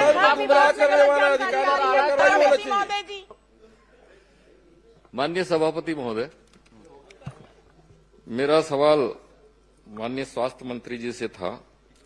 सरगुजा जिले में जो उप स्वास्थ्य केंद्र हैं, प्राथमिक स्वास्थ्य केंद्र हैं और सामुदायिक स्वास्थ्य केंद्र हैं, उसमें कितने कार्यरत हैं, कितने स्वीकृत पद हैं, कितने पदस्थ हैं, उसकी जानकारी उन्होंने प्रपत्र अ में दिया है।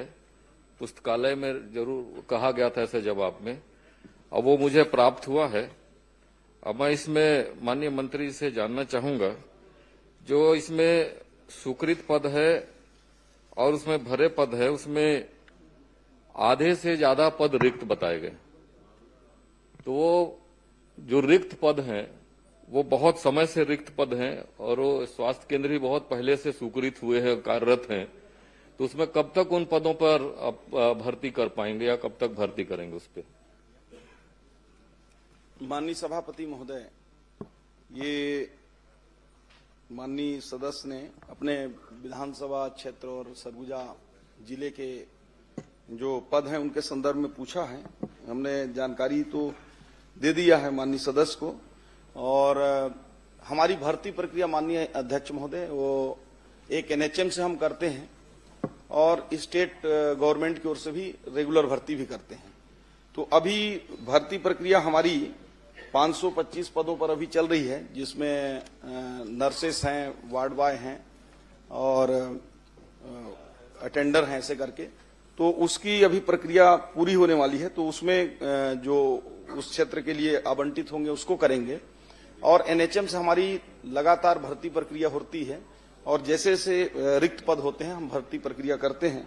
समय सीमा निश्चित बताया जाना संभव नहीं है, परंतु प्रयास होगा कि हम अतिशीघ्र भर्ती प्रक्रियाओं को, रिक्त स्थानों को भरेंगे। माननीय मंत्री जी से मैं पुनः जानना चाहूंगा कि आपने जवाब में कहा है कि भर्ती प्रक्रिया निरंतर होती है, जारी है और भर्ती की प्रक्रिया में इतने पद हो रहे हैं, इसको भरेंगे। मैं इसमें पुनः ये जानना चाहूंगा कि जो आप भर्ती की प्रक्रिया निकालते हैं वो एक साथ पूरे प्रदेश के लिए सभी पदों के लिए निकालते हैं, क्या केंद्र वाइज और वहां जो स्वीकृत पद हैं उसके अनुरूप में आप स्वीकृति जारी करते हैं या वो निकालते हैं विज्ञापन, या सामूहिक निकालते हैं? देखिए, जो भर्ती प्रक्रिया है, स्वीकृत पद जो होते हैं उसके विरुद्ध में हमको जितने भी वित्त से अनुमति मिलता है पदों को भरने का, उस अनुपात में करते हैं। 100% की भर्ती कभी भी नहीं होती, क्योंकि कुछ हमारे अनुकंपा के लिए भी रखने होते हैं, कुछ प्रमोशन के लिए भी रखने होते हैं। तो इस दृष्टि से भर्ती प्रक्रिया उसमें 2 प्रकार की होती हैं। जो जिला कैडर के जो जैसे एनएचएम के हैं वो डिस्ट्रिक्ट से होते हैं, स्टेट कैडर के हैं वो स्टेट से होते हैं, और बाकी अधिकांश भर्ती परीक्षाएं हमारी पीएससी के माध्यम से और व्यापम के माध्यम से की जाती हैं और प्रक्रियाएं चालू भी हैं। सभापति महोदय, मैं इसलिए सवाल पूछा क्योंकि हमारे ग्रामीण क्षेत्रों में, सरगुजा जैसे क्षेत्र में जहां प्राथमिक स्वास्थ्य केंद्र हैं, उप स्वास्थ्य केंद्र हैं, सामुदायिक स्वास्थ्य केंद्र हैं, वो ग्रामीण अंचलों में है, दूर में, वहां कोई जाने को तैयार नहीं होता और जो भर्तियां होती है शहरों में भर्ती कर दिए जाते हैं। तो मैं इसलिए जानना चाहता हूं, क्या वो स्वीकृत जो केंद्र है उन केंद्र के हिसाब से यदि नर्सिंग की स्टाफ के मामला है, टेक्नीशियन का मामला है, डॉक्टरों का मामला है, क्या केंद्र के हिसाब से विज्ञापन जारी करके आप उसमें भर्ती करेंगे क्या? ताकि जो भर्तियां होंगी तो उसमें सीधे वहां लोग अपॉइंट कर पाएंगे, जो वहां जाना चाहता है वही उसमें भाग लेगा, उसके लिए आवेदन करेगा। मैं जानना चाहता हूं आप उसमें करेंगे क्या? देखिए, केंद्रवार, माननीय सभापति महोदय, केंद्रवार भर्ती किया जाना संभव नहीं है और व्यवहारिक स्तर पर वो संभव हो भी नहीं पाएगा, क्योंकि हमारे पास लगभग 2000 से ऊपर स्वास्थ्य केंद्र जो पीएससी तक हैं और उससे नीचे जाएंगे तो हमारे पास 5500 उप स्वास्थ्य केंद्र हैं। तो इतनी बड़ी भर्ती प्रक्रिया तो संभव नहीं है, हम उसको एकजाई ही करते हैं। परंतु मैं बताना चाहूंगा माननीय सदस्य जी को कि आपके क्षेत्र में पदों की संख्या कम जरूर है, परंतु उतनी कम नहीं है। जैसे आपका लुंड्रा क्षेत्र है, मैन पार्ट है, लखनपुर है, लगभग 75 से 80% तक पद भरे हुए हैं। उसमें सिर्फ वही खाली हैं जैसे स्पेशलिस्ट हैं, तो पूरे प्रदेश में कमी है। उस पर हम लोग कार्य कर रहे हैं कि ताकि स्पेशलिस्ट की भी भर्ती हो पाए। माननीय मंत्री जी, आपने जो सूची उपलब्ध कराया है उसमें मेरे पास आपकी सूची है, आप भी देख लें। जितने पद की स्वीकृति है उसके अनुरूप में आपने जो कार्यरत बताया है, उस कार्यरत में सैकड़ों जगह में 000 लिखा हुआ, और आप कह रहे हैं कि बहुत जगह पे भर्ती कर दिया गया है, अनुमान मतलब 80% भर्ती। मैं कहना चाहूंगा कि 50% से भी ज्यादा पद वहां रिक्त है। और दूसरी एक चीज और है माननीय सभापति जी, जो आपने कार्यरत और भरे पदों की यहाँ जानकारी दी है, उसमें जो कार्यरत पद में आपने जानकारी दी है वो उसमें, और आगे मैंने पूछा था कि उसमें कितने लोगों को संलग्न किया गया है। तो जो पद आप भरे हुए बता रहे हैं वो सारे लोग, बहुत सारे लोग इसमें प्राथमिक स्वास्थ्य केंद्र में 19 लोग और सामुदायिक स्वास्थ्य केंद्र में 28 लोग, ये शहरी क्षेत्रों में संलग्न करके रखे गए और आपके सूची में भरे पद में बताए जा रहे हैं। तो ये रिक्त पद की संख्या और ज्यादा बढ़ गई है। तो आप इसमें भी गौर करेंगे और इसको भी ठीक कराएंगे जो जानकारी आई है। और दूसरी चीज मैं जानना चाहूंगा कि जो आप अटैच किए हैं, संलग्नीकरण किए हैं, उस संलग्नीकरण का नियम क्या है? क्यों संलग्नीकरण किया जाता है और किसको अधिकार है संलग्न करने का? माननीय सभापति महोदय, संलग्नीकरण के कोई नियम नहीं है, लेकिन समय काल परिस्थिति के अनुसार कभी कभी आवश्यकता अनुसार संलग्नीकरण करना होता है। जैसे मान लीजिए कि एयरपोर्ट में ड्यूटी करना है, वहां सेटअप नहीं है तो एक करना पड़ेगा। माननीय न्यायालय में कहीं करना है, वहां करना पड़ता है। और ऐसी हमारे अन्य संस्थानों में भी करना पड़ता है, वो भी करते हैं। कभी कभी कहीं बहुत ज्यादा फुटफॉल है आप बढ़िया ना और माननीय मंत्री जी, आप केवल ये बता दीजिए, नियम को बता दिए, आप नियम में मत जाओ। आपके यहाँ नहीं है, अटैचमेंट में है, संलग्नीकरण नहीं, में माननीय है। सभापति, आपको उपलब्ध हो जाए वो पूछ लीजिए। नहीं, संलग्नीकरण इसका मतलब कि मैं भी संलग्नीकरण कर सकता हूं, कोई नियम नहीं है तो कुछ तो नियम होगा। कैसे संलग्न करेंगे, कौन करेगा, संलग्न करेगा इसको? हाँ, और मैं ये कहना चाहूंगा आपके माध्यम सभापति जी, माननीय मंत्री जी से, जितने भी आपने संलग्नीकरण किया है वो केवल ग्रामीण क्षेत्रों से, मेरे ग्रामीण क्षेत्र से आप शहरों में संलग्नीकरण कर दिए। तो संलग्नीकरण क्या जनता के लिए होता है कि जो कर्मचारी उनकी सुविधा के लिए होता?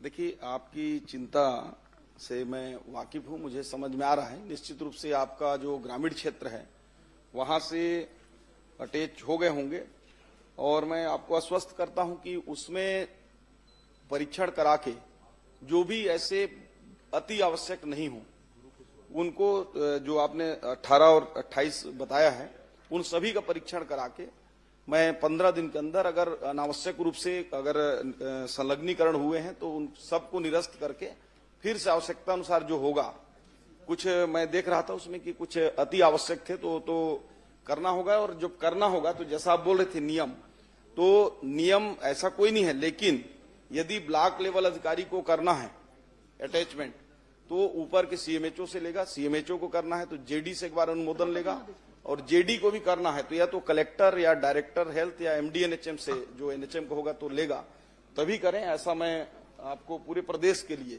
नहीं, माननीय मंत्री जी, मैंने आपको इसलिए कहा क्योंकि जो जिन केंद्रों से शहरों में उनको अटैच किया गया है और वहीं पर भी और दूसरे लोगों को भी अटैच कर दिया गया, तो जब वहां से हटाना ही था दूसरी जगह व्यवस्था में, तो वहां फिर क्यों भर्ती किया गया? तो ऐसे बहुत सारी गड़बड़ियां हुई हैं और किसी विशेष लोगों को लाभान्वित करने के लिए किसी अधिकारियों के द्वारा ऐसा काम कर दिया गया है, तो सारे उसको निरस्त करके पुनः इसको पुनर्विचार करेंगे क्या? सभापति महोदय जी, छोटा सा इसमें मेरा प्रश्न। 1 मिनट, इसको जवाब दे दीजिए। हाँ, मैं सारे संलग्नीकरण को समाप्त करने का निर्देश करता हूं और फिर से घोषणा करता हूं, हमारे अधिकारियों को निर्देश और यहां घोषणा। ठीक है, मैं घोषणा करता हूं पूरे संलग्नीकरण को हमारे जो जितने भी पीएचसी, सीएचसी, सब हेल्थ सेंटर, डिस्ट्रिक्ट हॉस्पिटल, इनमें जो अटैच हैं, बाकी जो इंस्टीट्यूशनल संस्थानों में है, जिससे अब आप लोग विधायक के लोगों के पास, कई लोगों के पास अटैचमेंट होंगे तो प्रक्रियाओं के तहत है। लेकिन जो हॉस्पिटलों में इस प्रकार के जो ग्रामीण क्षेत्र से शहरी में हो गए हों या जहां आवश्यकता नहीं है, तो पूरे को अटैचमेंट एक बार करने का मैं घोषणा करता हूं और इसका पालन अति शीघ्र करते हुए आपको इसकी हम प्रबोध जी, आपको हम आपके विधानसभा श्री अजय चंद्राकर। माननीय सभापति महोदय, माननीय सभापति महोदय, एक ही मिनट। माननीय प्रदेश को उन्होंने निरस्त कर दिया। माननीय मंत्री जी, एक प्रश्न और था छोटा सा, एक प्रश्न आपको धन्यवाद भी दूंगा। आपने पिछले बार में हमारे 3 सामुदायिक स्वास्थ्य केंद्र स्वीकृत किए थे, परंतु भवन उसके लिए स्वीकृत नहीं है। इसकी स्वीकृति कब तक दे देंगे माननीय मंत्री जी? इसको शीघ्र ही हम लोग उसको भवन के लिए प्रस्ताव जो है भारत सरकार को भेज रहे हैं एनएचएम से, उसमें आपका भी प्राथमिकता से शामिल करके हम भेजेंगे। माननीय मंत्री जी, आपसे मैं निवेदन कर रहा हूं, एक ही मिनट में। अरे यार, मैं भी एक ही मिनट लूंगा, बस, ज्यादा नहीं। पूर्व में भी अटैचमेंट के वापस करने के लिए शासन का आदेश है, लेकिन उसकी पालन नहीं हुआ। ये घोषणा फिर वैसे इतनी हो जाएगा। जो घोषणा कर रहे हैं वो तो शासन के आदेश में पूर्व से है। नहीं, मैं लेट आया हूं, लेकिन बात मैं समझ चुका हूं। आज आप जो घोषणा कर रहे हैं वो तो पूर्व से शासन के आदेश में है, उस आदेश का तो पालन ही नहीं हुआ। फिर ऐसे आदेश मत हो जिसका पालन ना हो, ये मेरा निवेदन है माननीय मंत्री जी। अजय चंद्र। गुरुजी, आदरणीय गुरुदेव, छोटे छोटे बड़े बड़े, छोटे छोटे। माननीय गुरुजी तैयार है, तैयारी से आए हैं। आप बड़े पूछो, छोटा पूछो, सबका जवाब देंगे। माननीय अध्यक्ष महोदय,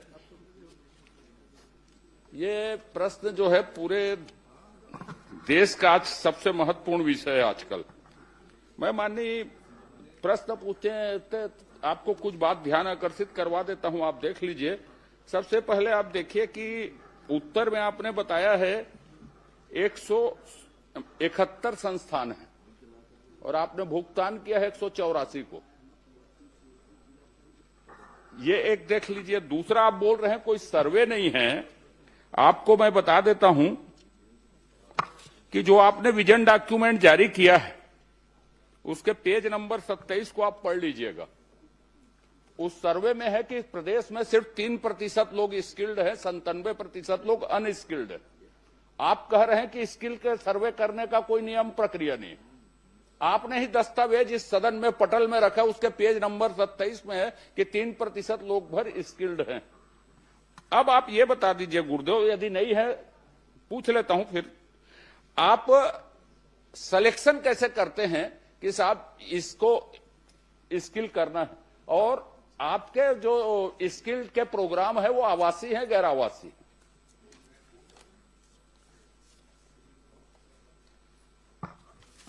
माननीय सभापति महोदय, जो टारगेट हमें मिलते हैं भारत सरकार के द्वारा स्किल के लिए, तो उस हिसाब से हम लोग करते हैं और इसमें क्षेत्र वाइज हम लोग स्किल गैपिंग एनालिसिस करते हैं। जो हमारे क्षेत्र वाइज में जिस प्रकार कार्य योजना हम तैयार करते हैं जिलों में, और जिलों में तैयार करने के बाद उद्योगों को हम आमंत्रित करते हैं, संस्थानों को आमंत्रित करते हैं, उनके साथ बैठक करते हैं, उनके डिमांड बेस्ड जो ट्रेनिंग की आवश्यकता होती है।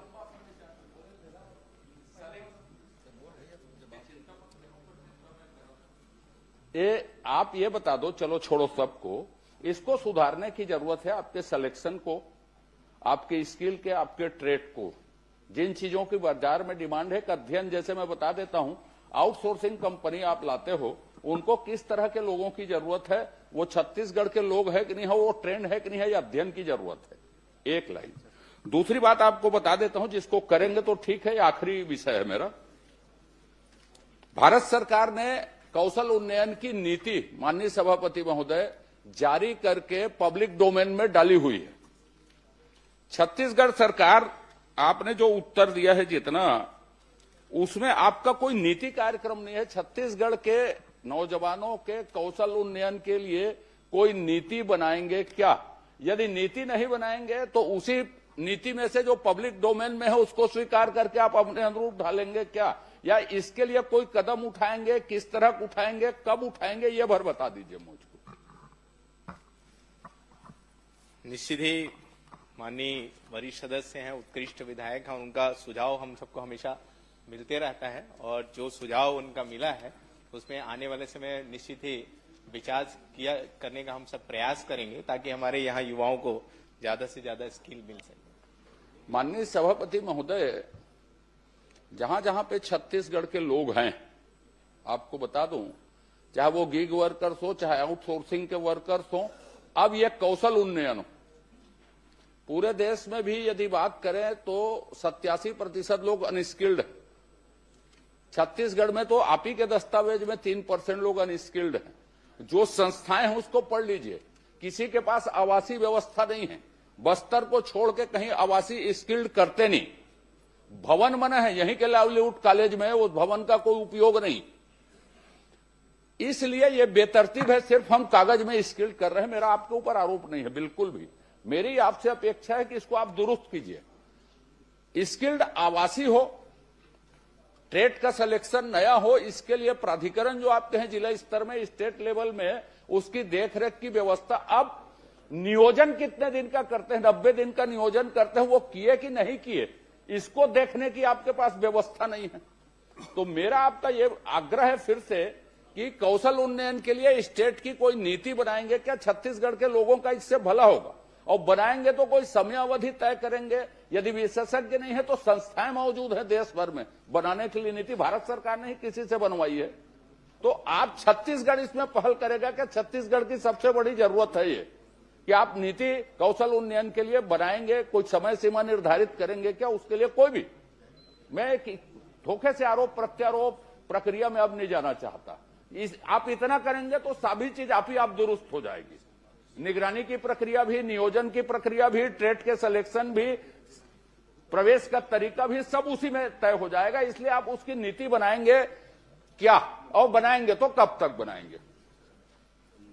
निश्चित ही जो लाइवलीहुड कॉलेजेस हैं उसमें आवासीय सुविधा रहती है, जो जहां LWE क्षेत्र जो होता है वहां पे होती है, और जो गैर एलडब्ल्यू क्षेत्र होता है वहां वैसी नहीं होती सुविधा। और जो निगरानी की जो बात है, तो जो 90 दिन का हम लोग हमेशा देखते हैं, परीक्षण करते हैं, निगरानी करते हैं उसका, उसके बाद ही पेमेंट होता है। उसके पहले हम लोग कुछ ना कुछ पेमेंट उनका रोक के रखते हैं। तो निश्चित ही आने वाले समय में और इसमें जिस प्रकार से माननीय सदस्य जो सुझाव दे रहे हैं, उसमें आने वाले समय में और इसमें बदलाव करने का प्रयास एक लाइन करेंगे। है, सब कर लो आप। नीति आप बनाएंगे क्या, आप बनाएंगे तो कब तक बनाएंगे एक लाइन में, और नहीं तो आप छोड़ देता हूं। मेरा और कोई प्रश्न नहीं है। प्रक्रियाजनक छोटी छोटी बात क्या करेंगे, यह सब छोटी प्रक्रिया। छत्तीसगढ़ को जरूरत है कौशल उन्नयन के लिए पॉलिसी की। आपको देखना है तो भारत सरकार की पॉलिसी पब्लिक डोमेन में है सुझाव के लिए। निश्चित ही जो माननीय सदस्य जो सुझाव दे रहे हैं, तो हम लोग पिछले 2 सालों में लगातार बहुत सारा प्रयास किए हैं कि इसमें जितना बदलाव आ सके। और जो आज के समय में जो आवश्यकताएं हैं, जो ट्रेडों की जिस प्रशिक्षण हमारे युवाओं को देना चाहिए, उसके लिए हम लोग लगातार प्रयास कर रहे हैं। और इन सुझावों को भी हम अपने उसमें लेंगे और आने वाले में इसके लिए भी हम प्रयास करेंगे। माननीय सभापति महोदय, माननीय मंत्री जी ने जवाब दिया है कि लगभग 80% के आसपास भुगतान हो गया है। जो आपने उत्तर दिया है 187 संस्थाओं को 80% के आसपास भुगतान हुआ है।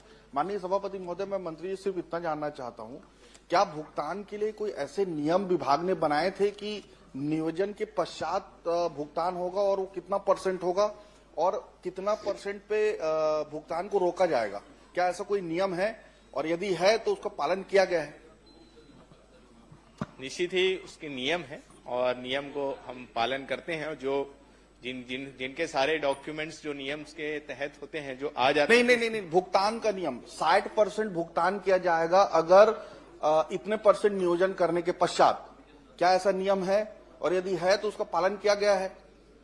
प्रथम किस्त हम बैच आवंटन के 1 माह उपरांत प्रशिक्षण लागत का 20%, न्यूनतम 10 प्रशिक्षणार्थियों की उपस्थिति जो 75% से अधिक होना अनिवार्य है, तब हम करते हैं।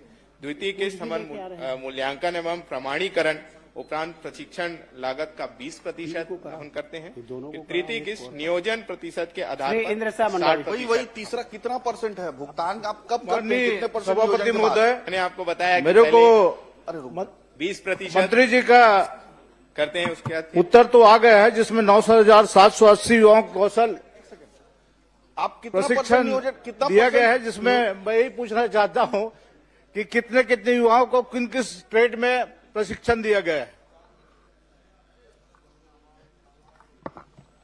माननीय सदस्य ने जो चाहा है, हमने बताया कि उसमें 9,760 युवाओं को कौशल विकास प्रशिक्षण दिया गया। नहीं, कितने युवाओं को किस ट्रेड में दिया गया है, ये बता दीजिए। देखिए, वो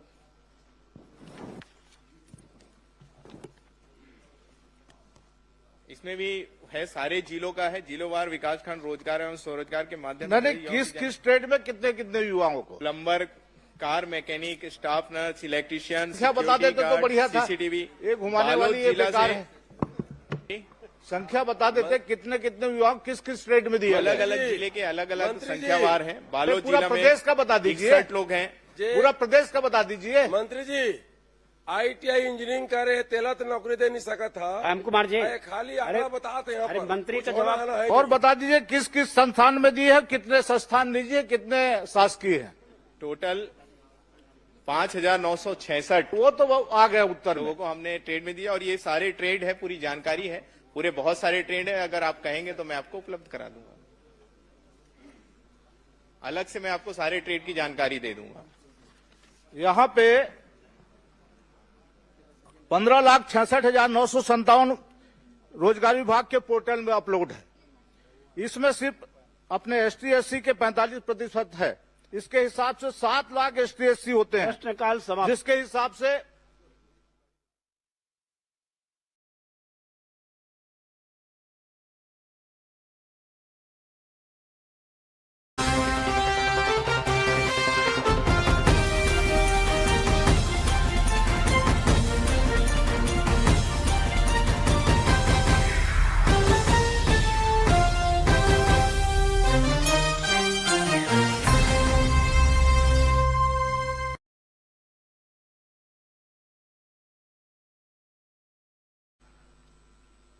जो कि विषय जगदलपुर विधानसभा के अंतर्गत है, लेकिन जिला जो है वो दंतेवाड़ा जिला है और इसलिए ये प्रश्नाधीन जो विषय है सुकमा जिला है, क्षमा करेंगे। झीरम घाटी से एलंगनार एक दूरस्थ अंचल है, दुर्गम क्षेत्र है।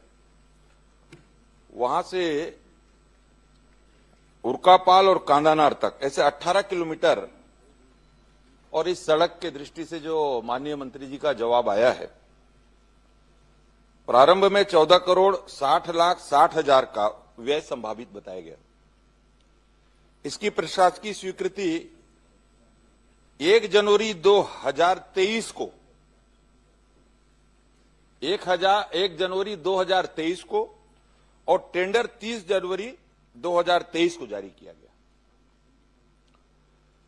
और माननीय मंत्री जी ने प्रश्न के जवाब में यह भी कहा है कि उक्त सड़क मार्ग घोर नक्सल प्रभावित क्षेत्र होने तथा दुर्गम पहाड़ी क्षेत्र होने के कारण निर्माण हेतु तैयार डीपीआर में सीसी सड़क, टोवाल, नाली, पुल पुलिया निर्माण एवं घाट कटिंग जैसे कार्यों का विस्तृत सर्वे नहीं किया गया।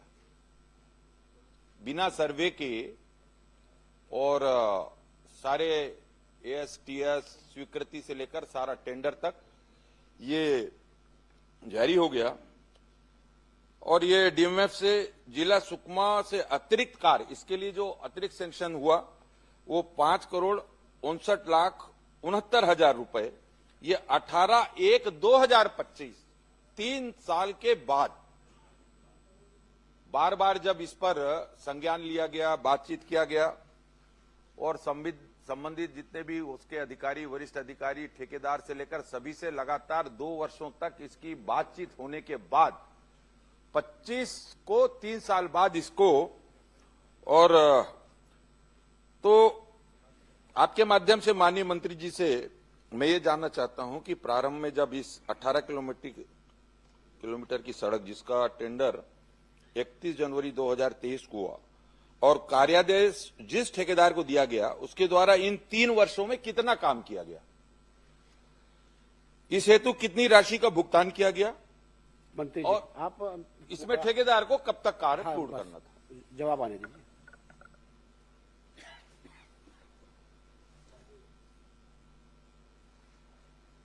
माननीय सभापति महोदय, माननीय सदस्य ने जो जानकारी मांगी है और उसके संदर्भ में मैंने पूरी जानकारी दी है। और जो 18 किलोमीटर तक की जो सड़क बनना था और नक्सलवाद होने के कारण से उसका जो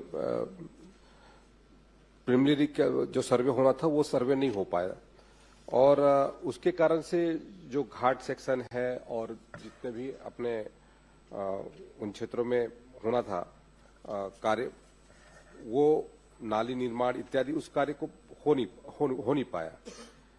और वर्तमान में जो स्थिति है वो, क्योंकि डीएमएफ की राशि से भी उस कार्यों को उसमें चिन्हांकित किया गया और उस कार्य को पूरा कराने के दृष्टि से, ताकि वो कार्य वहां पर पूर्ण हो सके। और आपकी भी जो मंशा है उसमें कि जल्द से जल्द वो कार्य पूरा हो जाए, क्योंकि 1 जनवरी 2023 का मामला है और उसके तहत में जो राशि वहां पर दी गई उस राशि के तहत में 3 वर्षों में अर्थ वर्क और जो है जीएसबी तक का कार्य हुआ था और लगभग 4,23,00,000 रुपए इसमें भुगतान हुआ है। लगभग 8 करोड़ रुपए का राशि अभी उस योजना के तहत में अभी वहां पर है और जो डीएमएफ की राशि है वो भी क्या उसमें है और उसके भी टेंडर हो चुके हैं, उसके भी कार्यदेश जारी हो चुके हैं और उसका भी कार्य अभी प्रारंभ है। तो मुझे लगता है कि इस वर्ष हम उसको, मतलब इस वित्तीय वर्ष नहीं, 1 वर्ष के भीतर में हम उस कार्य को पूरा करने के पूरी तरीके से कोशिश करेंगे। ये 2 बातें हुई। एक मिनट। आपने जो बात कही है 1 वर्ष के भीतर पूरा करने की कोशिश करेंगे, तो ये आश्वासन अनक्लियर है। 1 वर्ष में पूरा करेंगे बोलेंगे, उसमें फिर क्या कोशिश होती है? जब समय ले रहे हैं तो 1 वर्ष में हो जाएगा। एक बार बोल दीजिए। किरण जी पूछ लें। आश्वासन माननीय सभापति जी, इसमें जो सबसे बड़ा विषय है कि वर्तमान में जो मेरी जानकारी है और बातचीत से समस्त अधिकारियों से, और कि इसको अब 2 टेंडर में विभाजित किया गया है, 2 भाग में। पूर्व में जो प्रथम भाग में जो टेंडर जारी हुआ था और जिसके कार्य की स्वीकृति हुई थी, और उत्तर में भी आया है कि 18 किलोमीटर जेसीबी ग्रेन्यूल सब बेस का कार्य जो किया गया 18 किलोमीटर में केवल मिट्टी डालने और 4 किलोमीटर में मुरुम डालने का कार्य और पुलिया निर्माण का काम किया गया है। अब 4 साल में 4 बरसात वह रोड खा चुका है, पी चुका है, क्योंकि वो पहाड़ी क्षेत्र है। तो पहले ही वर्ष में जब ये मुरुम और मिट्टी डालने का काम किया गया, तो वर्षा ऋतु आने पर वो पूरा मुरुम और मिट्टी, क्योंकि उसके बाद का काम उसमें नहीं किया गया जा सका, और पार्ट पार्ट में काम देने के कारण इतनी समयावधि हो गई, 4 वर्ष हो चुका है इसमें। और मैं सिर्फ इतना ही जानना चाहता हूं, ये जनहित का जुड़ा मामला है, ये दूरस्थ अंचल है, जगदलपुर विधानसभा का अंतिम छोर का मामला है। आपके माध्यम से माननीय मंत्री जी से मैं निवेदन करना चाहता हूं, क्योंकि जब वो ऐसा जगह है कि वहां पर सबसे ज्यादा आवश्यकता, वहां पर सड़क की आवश्यकता है, तब जाकर वहां पर बच्चों के लिए प्राथमिक शाला या विद्युत की व्यवस्था, पेयजल की व्यवस्था और सारी व्यवस्थाएं वहां तक पहुंचेगी। तो यही अनुरोध करना चाहता हूं कि सड़क निर्माण में जो भी दिक्कतें हैं, मेरे पास I have all the properties, all the documents, और आप क्या चाहते हैं? मैं ये चाहता हूं कि एक टेंडर की प्रक्रिया अब वर्तमान में किस स्थिति में, और उसका काम कब से प्रारंभ होगा और कितने समय में वो समाप्त हो जाएगा। और इसके अलावा माननीय सभापति जी, इसके अलावा, क्योंकि दूरस्थ अंचल कहते जरूर है, लेकिन ये जगदलपुर विधानसभा का ही एक हिस्सा है, अंतिम छोर है, सुकमा जिला में आता है, तो कम से कम इसमें एक टीम अधिकारियों की तैयार हो, जो कि वहां के कार्यों की समीक्षा प्रगति के बारे में, और समय समय पर इसको, नहीं तो वरना वहां पर यही 4 साल हुआ है, 4 साल और हो जाएगा। तो ये कब तक इसका जितनी भी वहां की कठिनाइयां हैं दूर करके निर्माण कार्य जल्द से जल्द हो, ताकि वहां के लोगों के इस मार्ग के माध्यम से सरकार की अन्य कल्याणकारी योजनाएं वहां तक पहुंच सके, उसकी सुविधाएं उनको प्राप्त हो सके। माननीय सभापति महोदय, माननीय किरण सिंह देव जी ने जो प्रश्न उठाया है निश्चित तौर से बहुत ही वाजिब है, और लंबे समय से उस योजना के पूर्ण होने का इंतजार हुए हैं, और सरकार की भी मंशा है कि उस कार्य को तत्काल पूरा किया जाए। और जैसा कि मैंने अपने उत्तर में बताया कि क्योंकि वो नक्सल प्रभावित क्षेत्र होने के कारण से उस क्षेत्र में जिस तरीके से कार्य होना चाहिए उस तरीके से कार्य नहीं हो पाया, और उसका क्योंकि वो घोर नक्सल प्रभावित क्षेत्र है और पहाड़ी क्षेत्र है और फॉरेस्ट एरिया भी है, तो उसके कारण से जो अलाइनमेंट में जो परिवर्तन आया, और उसके कारण से जो उसमें जो एडिशनल जो कार्य की आवश्यकता पड़ी, जिसमें सीसी सड़क है, टो वाल है, नाली का है, पुलियों का निर्माण है और घाट कटिंग है, इन सब चीजों के कारण से उसके क्या कहते हैं जो अतिरिक्त कार्य की आवश्यकता हुई, और उसके तहत में जो डीमेप की राशि के माध्यम से लगभग 5,59,00,000 रुपए उसमें स्वीकृत भी किया गया, और उसका हमने टेंडर भी कर दिया है और वो उसमें कार्य प्रारंभ भी हो गया है। जहां तक 18 किलोमीटर का जो सड़क है उसको कार्य को जो ठेकेदार के माध्यम से समय सीमा में पूरा नहीं किया गया, क्योंकि 12 महीने के भीतर में उसको पूरा करना था, लेकिन उसने पूरा नहीं किया, और उसके कारण से जो विलंब हुआ उसको हम समय सीमा में, आप डिटेल बता रहे हैं, माननीय सदस्य की जो चिंता है, डिले वैसे ही हो गया है, उसके निर्माण कार्य जल्दी शुरू हो और उसको मॉनिटरिंग करने वाला अधिकारी।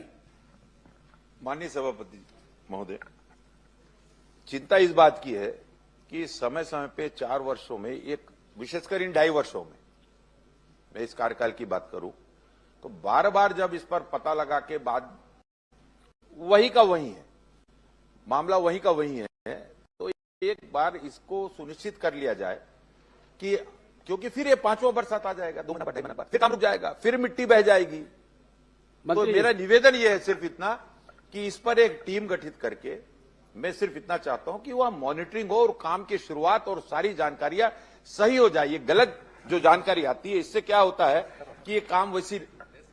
जवाब दे रहे हैं माननीय सभापति महोदय, माननीय श्री किरण सिंह जो जी ने जो प्रश्न उठाया उसमें निश्चित तौर पे विभाग पूरी तरीके से गंभीर है और मैं सदन को आश्वस्त करता हूं कि आने वाले 20 दिनों के भीतर में एक उच्च स्तर के हमारे अधिकारी वहां पर जाकर के उसका स्थल का अवलोकन करेंगे और वहां जाकर के जो भी कहते हैं संबंधित कार्य के दृष्टि से जो भी दिशा निर्देश होगा, जिसमें कहते हैं एक्शन लेने की बात होगी, उस पर एक्शन लिया जाएगा।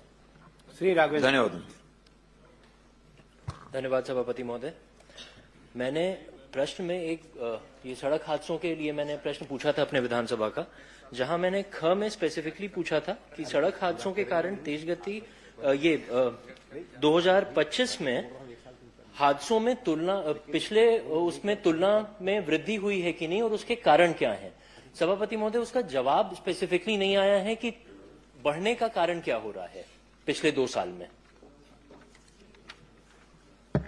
माननीय सभापति महोदय, माननीय सदस्य ने जो जानकारी चाही थी सड़क दुर्घटना में और कितने लोगों की मौतें और कितने लोग घायल हुए और उसकी किन कारणों से वृद्धि हो रही है, स्वाभाविक सभापति महोदय जो हमारे पूरे छत्तीसगढ़ में सड़कों के निर्माण और उसके बाद वाहनों में वृद्धि और लोगों के लापरवाही के कारण से और इन कारणों से जो घटना घटित होती है और उसमें लोग कहते हैं लोगों की मृत्यु भी होती है, लोग गंभीर रूप से घायल भी होते हैं। तो ये कैसे इसमें कमी हो, इसके लिए लगातार सरकार कोशिश कर रही है और उस कोशिश के बदौलत आने वाले समय में और स्थितियां बेहतर हो, इसके लिए लगातार हमारी कोशिश है। पिछले यदि आपने प्रश्न देखा होगा, प्रश्न के उत्तर में मैंने कहा भी है कि जो डेथ रेशो है वो 24 की तुलना में 25 में बहुत कम हुआ है।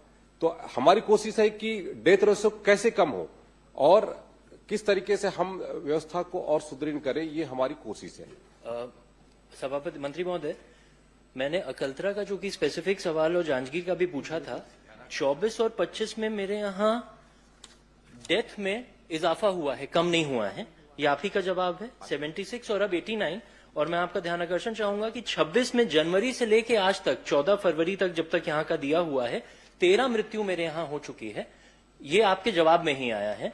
तो इतनी ज्यादा अगर बढ़ रही है तो इसके स्पेसिफिक कारण क्या है अकलतरा विधानसभा में कि ज्यादा मृत्यु लगातार तुलनात्मक तौर पर बढ़ती जा रही है। ये जवाब में जैसे आपने कहा कि कम हुई है, 24 और 25 में मेरे यहाँ वृद्धि है। माननीय सभापति महोदय, मैंने जो उत्तर दिया वो पूरे प्रदेश स्तर का था। प्रदेश स्तर में जो डेथ रेशो है वो कम हुआ है और जहां तक आपने जो जानकारी मांगी है तो उसमें मैंने उपलब्ध कराया है और इसके लिए लगातार हमारी कोशिशें जारी है। लगातार हमारे विभाग के माध्यम से जन जागरूकता के कार्यक्रम कराए जा रहे हैं। स्कूल है, कॉलेज है, वहां पर यातायात प्रशिक्षण के कार्यक्रम हो रहा है, हेलमेट रैली निकाली जा रही है, जन जागरूकता रैली निकाली जा रही है, नुक्कड़ नाटक, अनेक प्रकार से ऐसे कार्यक्रम हमारे सरकार के माध्यम से। आपके जवाब में जो आया है आदरणीय मंत्री जी कि जैसे आपने कहा कि कम हो रही है लेकिन अकलतरा में हमारे यहाँ ज्यादा हो रही है तुलनात्मक, ये आपके जवाब में ही है। मेरा आपने जैसा कहा, आपके जवाब में आया कि हम लगातार चेकिंग कर रहे हैं, ड्रिंक एंड ड्राइव और बाकी चीजों में कर रहे हैं। मेरा स्पेसिफिक सवाल आपसे ये है कि इस दौरान कितने हेवी वाहनों पर और कितने छोटे लाइट मोटर व्हीकल्स पर आपने ड्रिंक एंड ड्राइव की कार्रवाई करी है, ये स्पेसिफिकली। और एक सवाल और है मेरा।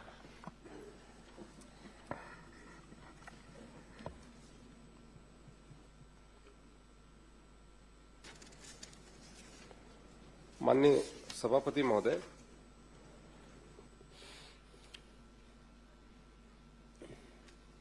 मेरे पास में पूरी जो जानकारी है उसमें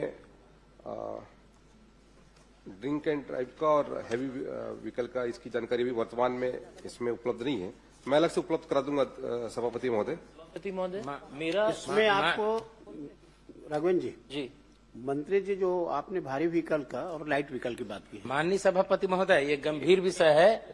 एक मिनट जी जी, आपने जो प्रश्न किया है ना जी, अभी आपने जो सप्लीमेंट्री पूछा तो भारी व्हीकल का और लाइट व्हीकल का है मंत्री जी विभाग से जानकारी लेकर के आपको उपलब्ध करा देंगे। सभापति महोदय मेरा एक स्पेसिफिक सवाल है। एक मिनट मेरा इसमें एक स्पेसिफिक सवाल है। जैसे इसमें जवाब में आया कि हमने कार्रवाई हम लगातार कर रहे हैं, लेकिन आंकड़ा इसमें नहीं आया है कि हम कितनी कार्रवाई हैवी व्हीकल्स पे मंत्री जी और कितनी कार्रवाई लाइट मोटर व्हीकल्स पे कर रहे हैं। क्या ये सही नहीं है कि सड़क सुरक्षा समिति, जिला सड़क सुरक्षा समिति और राज्य सड़क सुरक्षा समिति में ये बात गई है कि अकलतरा विधानसभा में ट्रॉमा सेंटर नहीं होने की वजह से ये सड़क मौत का आंकड़ा ज्यादा है? और दूसरा, आदरणीय मंत्री जी, जब ये आंकड़ा आप मुझे उपलब्ध कराएंगे तो कृपया इस ओर भी आपका मैं ध्यान आकर्षण चाहूंगा कि 15-20 दिन पहले अकलतरा विधानसभा में 3 ट्रेलर, बहुत ही भयावह हादसा था, मैंने कल भी इस बात को कहा था, 3 ट्रेलर वहां पर आपस में भिड़े जिसमें 2 ड्राइवर्स की अंदर जलकर मौत हो गई। एक उसमें आंकड़ा ये सामने आया, उसमें एक भी हेल्पर अंदर नहीं था और उनकी फिटनेस तक नहीं थी। तो इन सारे मामलों की लगातार हम चौकी लगाकर क्या जांच करेंगे? माननीय सभापति महोदय, जो कार्रवाइयां जो की गई है उसकी संदर्भ में मैं जानकारी देना चाहूंगा। पूरे प्रदेश में जितने प्रकरण बने उसमें लगभग 2024 में 6,12,000 प्रकरण बने। अकलतरा का है सभापति महोदय। हाँ जी मंत्री जी, मेरा सवाल अकलतरा का ही और आंकड़े भी अकलतरा और जिले जांजगीर चांपा के। जिले जांजगीर चांपा का लगभग 29,104 2023 में और 2024 में 39,204 और प्रदेश का है भाई साहब। 2025 में 41,615। ये प्रदेश का बता रहे हैं ना? नहीं, ये मेरा सवाल जांजगीर जिला और ये जांजगीर का बता रहा हूं मैं जी। ये जांजगीर का मैंने बताया। ये जवाब लेकिन उपलब्ध। आदरणीय, आपसे मेरा स्पेसिफिक सवाल है, क्या जो जिला की सड़क सुरक्षा समिति है और राज्य की समिति जो सुप्रीम कोर्ट के माननीय सुप्रीम कोर्ट के ऑर्डर से बनी हुई है, क्या इसमें ये जानकारी नहीं दी गई है कि ट्रॉमा सेंटर ना होने की वजह से ये डेथ का रेशियो अकलतरा विधानसभा में ज्यादा है? बड़ा बिल्कुल स्पेसिफिक सवाल। सभापति महोदय जी। माननीय सभापति महोदय, माननीय सदस्य ने जो जानकारी मांगी है कि वहां पर ट्रॉमा सेंटर या फिर जो सुविधा होनी चाहिए, तो मैं बताना चाहूंगा कि स्वास्थ्य विभाग उसमें लगातार कोशिश कर रहा है। जांजगीर में अभी मेडिकल कॉलेज भी वहां पर बन रहा है। 357 करोड़ का लगभग वहां पर मेडिकल कॉलेज की स्थापना हो रही है पूरे। और राज्य की जो सड़क सुरक्षा समिति है उसमें पुलिस पीडब्ल्यूडी हेडक्वार्टर में ही होता है। मैं बता रहा हूँ जी। राज्य में जो हमारे कहते हैं यहाँ पर जो सड़क सुरक्षा की दृष्टि से जो बैठकें होती है और उसमें लगातार, चाहे वो जिला कलेक्टर के माध्यम से हो या सांसद के माध्यम से हो, उसकी बैठकें भी नियमित रूप से हो ही रही है और उसके माध्यम से जो भी दिशा निर्देश हमको करना है, जिसके तहत में हमारा जो सड़क में जितनी भी दुर्घटना होती है उसमें कैसे कमी लाई जाए, उसके लिए लगातार मेरा स्पेसिफिक सवाल है सभापति महोदय।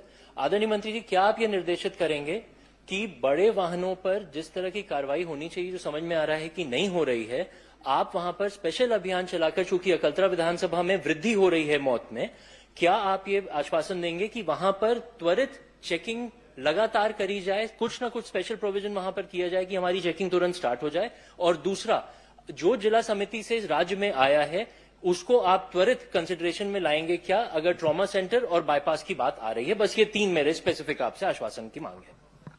बाईपास के संदर्भ में तो कल माननीय मंत्री जी ने उत्तर दे दिया है आपको और आप उससे बहुत वो भी हैं और आपको तो धन्यवाद ज्ञापित भी करना चाहिए कि माननीय मंत्री जी ने उसके लिए कहा है। और जहां यदि आप बाकी चीजों की बात करें, जिला स्तर की टीम ने क्या प्रस्ताव भेजा है तो उसके प्रस्ताव के आधार पर उस पर अपन चिंतन करेंगे। मंत्री जी, जो मैंने बताया कि लगातार ज्यादा हमारे यहाँ ड्रिंक एंड ड्राइव और इसकी प्रॉब्लम हो रही है, उसके लिए क्या स्पेशल अभियान अकलतरा विधानसभा में, क्योंकि दिख रहा है कि मौतें हमारे यहाँ ज्यादा हो रही हैं। अभी जनवरी से अभी 14 फरवरी तक लगभग 13 लोग मर चुके हैं, तो क्या स्पेशल अभियान वहां पर चलाया जाएगा? माननीय सभापति महोदय, मैंने अपने उत्तर में बताया कि किस तरीके से हम जांजगीर क्षेत्र में लगातार जो अपने जांजगीर क्षेत्र में जो जन जागरूकता का अभियान चला रहे हैं और आपसे भी आग्रह है कि उस जागरूकता अभियान में और किस तरीके से और भी बहुत सारी चीजों पे, मैंने पहले कहा कि हेलमेट रैली और अन्य जो हमारे मंत्री जी, नुक्कड़ इतना आप नाटक और निर्देशित इस मंत्री तरीके जी, से जो हम जन जागरूकता एक निवेदन है, ये बहुत ही संवेदनशील मामला है। इस पे आप ये तो निर्देशित कर दें कि त्वरित जिला स्तर पर एक वहां पर एक मीटिंग की जाए, जिसमें जनप्रतिनिधियों को बुलाकर त्वरित आप उनको आदेश दीजिए कि जो भी वहां पर सुझाव आते हैं जिससे मौतें रुक सकती हैं, तुरंत उस पर कार्रवाई की जाए। इतना तो आप आश्वासन कम से कम उन लोगों को निर्देशित कर दें, जिला प्रशासन को, क्योंकि हमारे यहां मौत में वृद्धि लगातार हो रही है। अकलतरा विधानसभा स्पेसिफिकली मैं बात कर रहा हूं। आप जनवरी से लेकर अभी तक देखें महोदय, लगभग 13 लोगों की मृत्यु हो चुकी है। तो वहां पर ये जितने चलाए जा रहे हैं अभियान, ये शायद काफी नहीं है, इसके अलावा भी कुछ करने की आवश्यकता है। माननीय सभापति महोदय, मैं इसको स्पेशली दिखवा लूंगा सभापति महोदय। वहां पर हमारे गृह विभाग के माध्यम से, परिवहन विभाग के माध्यम से जो भी संभव होगा यथासंभव कोशिश की जाएगी कि वहां की व्यवस्था को हम सुदृढ़ करें। वहां के यातायात व्यवस्था, वहां पर जिस तरीके से भी यदि कोई ऐसा स्पॉट जहां पर लगातार घटना घटित हो रही है तो उसको भी चिन्हांकित करके वहां पर उसका निराकरण करेंगे। आप एक उनको आदेशित कर दें कि जल्द से जल्द उस बैठक को वो बुला लें। ठीक है माननीय सभापति महोदय, एक प्रश्न। बिल्कुल उसकी बैठक करवा लेंगे। माननीय मंत्री जी ने भी कहा है कि भाई माननीय हम सभापति, एक दुर्घटना जगह क्षेत्र माननीय को सभापति महोदय, देखो प्रश्न काल में माननीय सभापति सभी पूछना महोदय, चाहते हैं, संभव नहीं होगा। बाकी माननीय सदस्यों को सभापति भी महोदय, प्रश्न लगा हुआ है। जिले का ही मामला था। माननीय सभापति महोदय, एक अजय को दे दिया है, सबकी तरफ से पूछ लेंगे वो। आप एक मिनट। पूछेंगे। माननीय सभापति महोदय, गांधी ये जिला की ओर से माननीय सभापति मोहन महोदय जी को दे देंगे तो सबकी तरफ से आप पूछ लेंगे। माननीय सभापति महोदय, आपसे मेरा प्रश्न आपसे, उस दिन मेरा ध्यानाकर्षण लगा था सड़क दुर्घटना में, तो परिवहन विभाग में लगा था। तो प्रश्न मेरे से है कि मंत्री जी से है? आप व्यवस्था देंगे इसमें, क्योंकि व्यवस्था का प्रश्न होता नहीं प्रश्न काल में। आज सड़क दुर्घटना में प्रश्न लगा है गृह विभाग में, कार्य आवंटन नियम शासन का तो कुछ होगा। एक मेरा विषय था स्मार्ट सिटी में, उसमें यह लिखा था कि सड़क दुर्घटना के लिए अंतर विभागीय समिति बनी है। मेरा यह कहना है माननीय, मैं 3-4 प्रश्न मैं हर सत्र में करता हूं, आउटसोर्सिंग में, इसमें 2-4 और विषय हैं जो मेरे स्थायी विषय हैं। अब यह बताइए कि ये इसके लिए जिम्मेदार है कौन? इसमें आप व्यवस्था दीजिए कि सरकार तीनों विभाग मिला के इसको रोकने के लिए काम करे, क्योंकि इसी सत्र में अलग अलग उत्तर आए। आपने परिवहन के विभाग में इसी सत्र में उत्तर दिया सड़क दुर्घटना में, अभी स्थानीय शासन में सड़क दुर्घटना में ही प्रश्न लगा। स्मार्ट सिटी माने स्थानीय शासन के चर्चा में अंतर विभागीय समिति बनी है, यह उत्तर आया है। तो इसलिए मेरा आग्रह है कि आपकी ओर से शासन को कोई ना कोई निर्देश आए। यह एक बहुत गंभीर मानवीय मामला है, छत्तीसगढ़ में सबसे ज्यादा हो रही है, गंभीरता है, इसके लिए कोई आप निर्देश दीजिए। माननीय सभापति महोदय, मैंने अपने उत्तर में स्पष्ट किया, माननीय सदस्य ने अकलतरा की जानकारी चाहिए और पूरे दूसरी बात बोला हूं, आपसे नहीं बोला, उसके संदर्भ इसी में सत्र जानकारी की किया है। घटना माननीय बताया। सदस्य को यदि कुछ जानकारी की आवश्यकता है तो मैं अलग से उपलब्ध करा दूंगा, लेकिन यदि ये कहें कि परिवहन विभाग का की दृष्टि से, तो परिवहन विभाग कार्य आवंटन किसका है और कौन सा विभाग जिम्मेदार है? आप ही उत्तर दिए थे परिवहन मंत्री के तौर पर इसी सत्र में सड़क दुर्घटना में। अभी सड़क दुर्घटना गृह विभाग में लगी है। स्मार्ट सिटी की चर्चा मैंने बताई आपको कि अंतर विभागीय समिति बनी है इसके लिए। मानवीय दुर्घटना रोक दी, आप संवेदनशील हैं, वरिष्ठ मंत्री हैं, इसके लिए आप बोलिए कुछ। माननीय सभापति महोदय, सरकार पूरी तरीके से गंभीर है और लगातार हमारा जो कहते हैं इसके दृष्टि से जो जन जागरूकता के कार्यक्रम हो रहे हैं और इन्फोर्समेंट को किस तरीके से हम और ज्यादा कल तेजी लाएं, इसके लिए भी लगातार हमारी कोशिश है। प्रवर्तन के माध्यम से ही हम इस घटना को हम रोक सकते हैं और उसके दृष्टि से हम डॉक्टर चरणदास महंत जी, सभी विभाग सरकार करेगी, पूरा सभी विभाग मिलकर करेंगे। इसमें संसदीय कार्य मंत्री है, परिवहन भी उनके पास है, आज जवाब गृह मंत्री जी का दे रहे हैं, आप भरोसा रखिए उनके ऊपर। कोशिश कर रहे हैं। तो आज तो परिवहन विभाग में छोटी गाड़ी पहले आई और उसके बाद बड़ी बड़ी गाड़ियां आ रही हैं। सड़क दुर्घटना विशेष करके अकलतरा के क्षेत्र में जो बढ़ रही है, उसके कारण मौतें ज्यादा हो रही हैं, ये मुख्य बिंदु है सर। और आपने ही अपने मन से कहा है कि वहां मेडिकल कॉलेज खुल रहा है, ये खुल रहा है। औद्योगिक क्षेत्र में वो काफी लगातार विकास हो रहा है, चाहे वो चांपा हो, अकलतरा हो, शक्ति हो, जांजगीर हो। तो यहाँ अब जब मेडिकल कॉलेज खुल रहा है तो उसमें क्रिटिकल केयर यूनिट आप स्वीकृत करा दें, क्योंकि आप भी आपके सहयोगी हैं और सड़क दुर्घटना की जो मीटिंग होती है वहां पर उसके आप मेंबर हैं, तो वहां क्रिटिकल केयर यूनिट और ट्रामा सेंटर लगा दिया जाए, बन जाए, ताकि मौतें कम हो, जल्दी से जल्दी इलाज पा सके। ये मेरा कहना है। ये सुझाव देंगे क्या आप अपने? श्रोती लता हुसैन जी, मंत्री जी आप कुछ बोलना चाहे बोल लीजिए।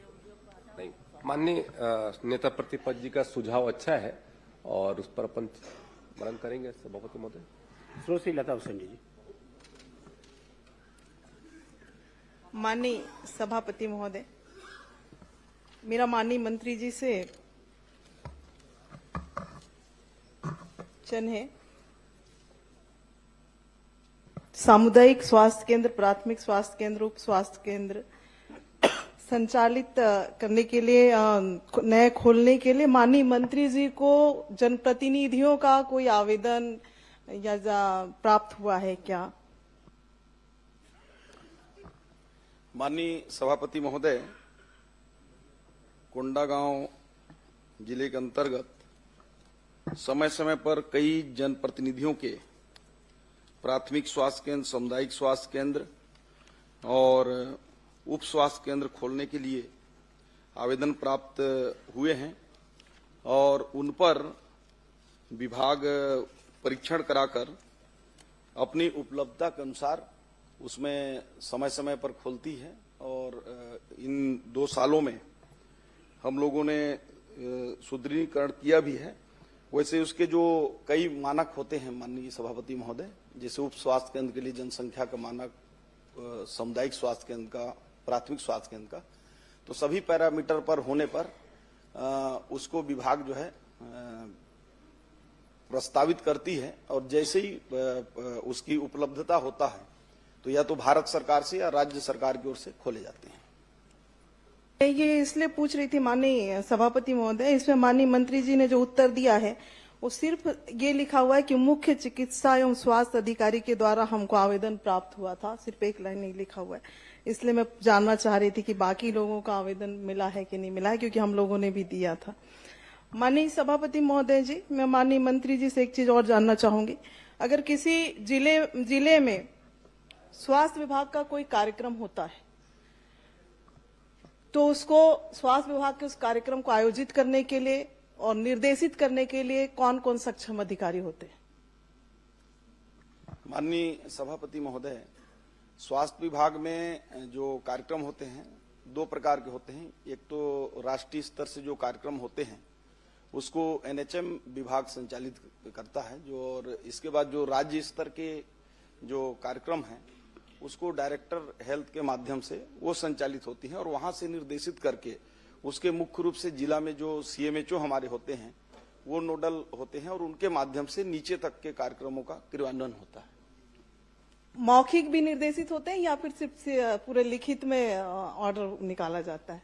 कई बार मौखिक भी देखिए, कुछ जो सामान्य कार्यक्रम हैं जो रूटीन में हैं, जैसे विश्व पर्यावरण दिवस करना है तो उसको लिखित भी देते हैं और लिखित नहीं पहुंच पाए तो सामान्य रूप से मौखिक भी पहुंच जाते हैं और बाकी जो प्रमुख कार्यक्रम है वो लिखित में ही जारी होते हैं और उसका कैलेंडर बना होता है।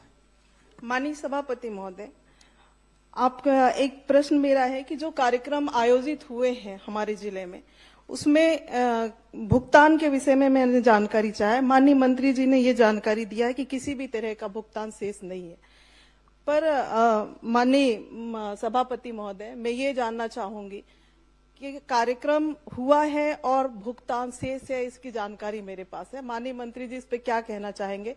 आपके मौखिक आदेश पे भी, आपके अमला के द्वारा मौखिक आदेश पे भी हुआ है, लिखित वर्क आर्डर पे भी हुआ है, लेकिन भुगतान नहीं है, उसके तथ्य मेरे पास हैं। अब आप इस पे क्या कहना चाहेंगे, मैं जानना चाहूंगी। माननीय सभापति महोदय, कोंडागांव जिले में विभिन्न कार्यक्रमों में जो वैसे तो 1157 कार्यक्रम हुए, तो मतलब सभी संस्थावार करके, और उसमें कुछ में तो हॉस्पिटल में ही बैठकर अपना कार्यक्रम हो जाते हैं, कुछ जगह टेंट और अन्य सुविधाएं करनी पड़ती हैं। तो उस दृष्टि से कुल 4,57,000 रुपए का कार्य हुए हैं, उसमें भुगतान काम हुए हैं और भुगतान पूरा कर दिया गया है। किसी प्रकार का भुगतान शेष नहीं है। यदि माननीय सदस्य महोदया के पास कोई ऐसी जानकारी है कि यदि कार्यक्रम कराया गया है उसका भुगतान नहीं हुआ है तो मैं निश्चित रूप से उसको परीक्षण कराऊंगा और अगर उसने कार्यक्रम किया होगा तो उसकी भुगतान हम सुनिश्चित करेंगे। दोनों चीजें हैं माननीय मंत्री महोदय, एक तो मौखिक आदेश भी दिया गया है और वर्क ऑर्डर पे भी है, तो आप क्या मौखिक आदेश का भी भुगतान कराएंगे और या फिर वर्क ऑर्डर जो मिला है उसका भी कराएंगे? क्योंकि कभी इस प्रश्न में कि जो मौखिक है जो लिखित में है हम उसी का ही भुगतान करेंगे, ऐसे आपके कई बार ये विषय प्रश्न आता है, तो मैं दोनों चीज चाह रही हूँ। मौखिक निर्देश पे भी कई कार्यक्रम हुए हैं और लिखित पे भी हुए हैं, तो आप दोनों का भुगतान करवाएंगे क्या और किस सक्षम अधिकारी के समक्ष बैठकर इस भुगतान को करवाएंगे, किसके उस पे करवाएंगे, ये भी स्पष्ट करेंगे। देखिए, आप भी जानती हैं कि मौखिक का कोई उसमें सरकारी कार्यक्रमों में सरकारी हिसाब किताब में कोई स्थान नहीं होता है। यदि लिखित में वर्क ऑर्डर हुआ है, काम हुए हैं, तो आप मुझे दीजिएगा, कहीं जाने की जरूरत नहीं है, भुगतान मैं सुनिश्चित कराऊंगा। माननीय सभापति महोदय, मेरे पास उसके भी पेपर है।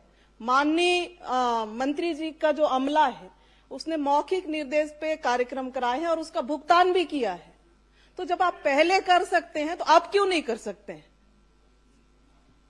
देखिए, मौखिक यदि उसने निर्देश दिया होगा, वैसे मौखिक का तो कोई हिसाब किताब होता नहीं है, लेकिन यदि मौखिक में भी अर्जेंटली कोई कार्यक्रम आया होगा, कराया होगा, तो जो मौखिक आदेश दिया होगा वो यदि हमारे पास जिनाइन दस्तावेजों के साथ कार्यक्रम की पूरी उसकी पुष्टि के साथ भेजता है कि कार्यक्रम हुआ है, तो उस पर विभाग विचार करेगी। नहीं, विचार की बात नहीं है माननीय सभापति महोदय।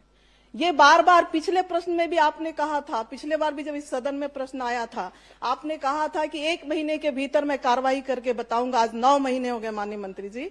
मेरा ये कहने का मतलब है, ना मुझे कोई जानकारी भी नहीं मिला। मैं सिर्फ इतना कहना चाह रही हूँ कि अगर आपने, आपके अमला ने, कई कार्यक्रम ऐसे हैं जिसपे मौखिक सूचना पे कार्यक्रम करने के बाद जिसमें हम लोग भी उपस्थित रहते हैं माननीय सभापति महोदय, मैं ये नहीं कहती कि आपके अमला ही कार्यक्रम आपका कर लेता है, उसमें आपने कई बिल का भुगतान हो जाता है, कई बिल का नहीं होता है। फिर क्यों ऐसा, क्यों भेदभाव, क्यों इस तरह से विषय आते?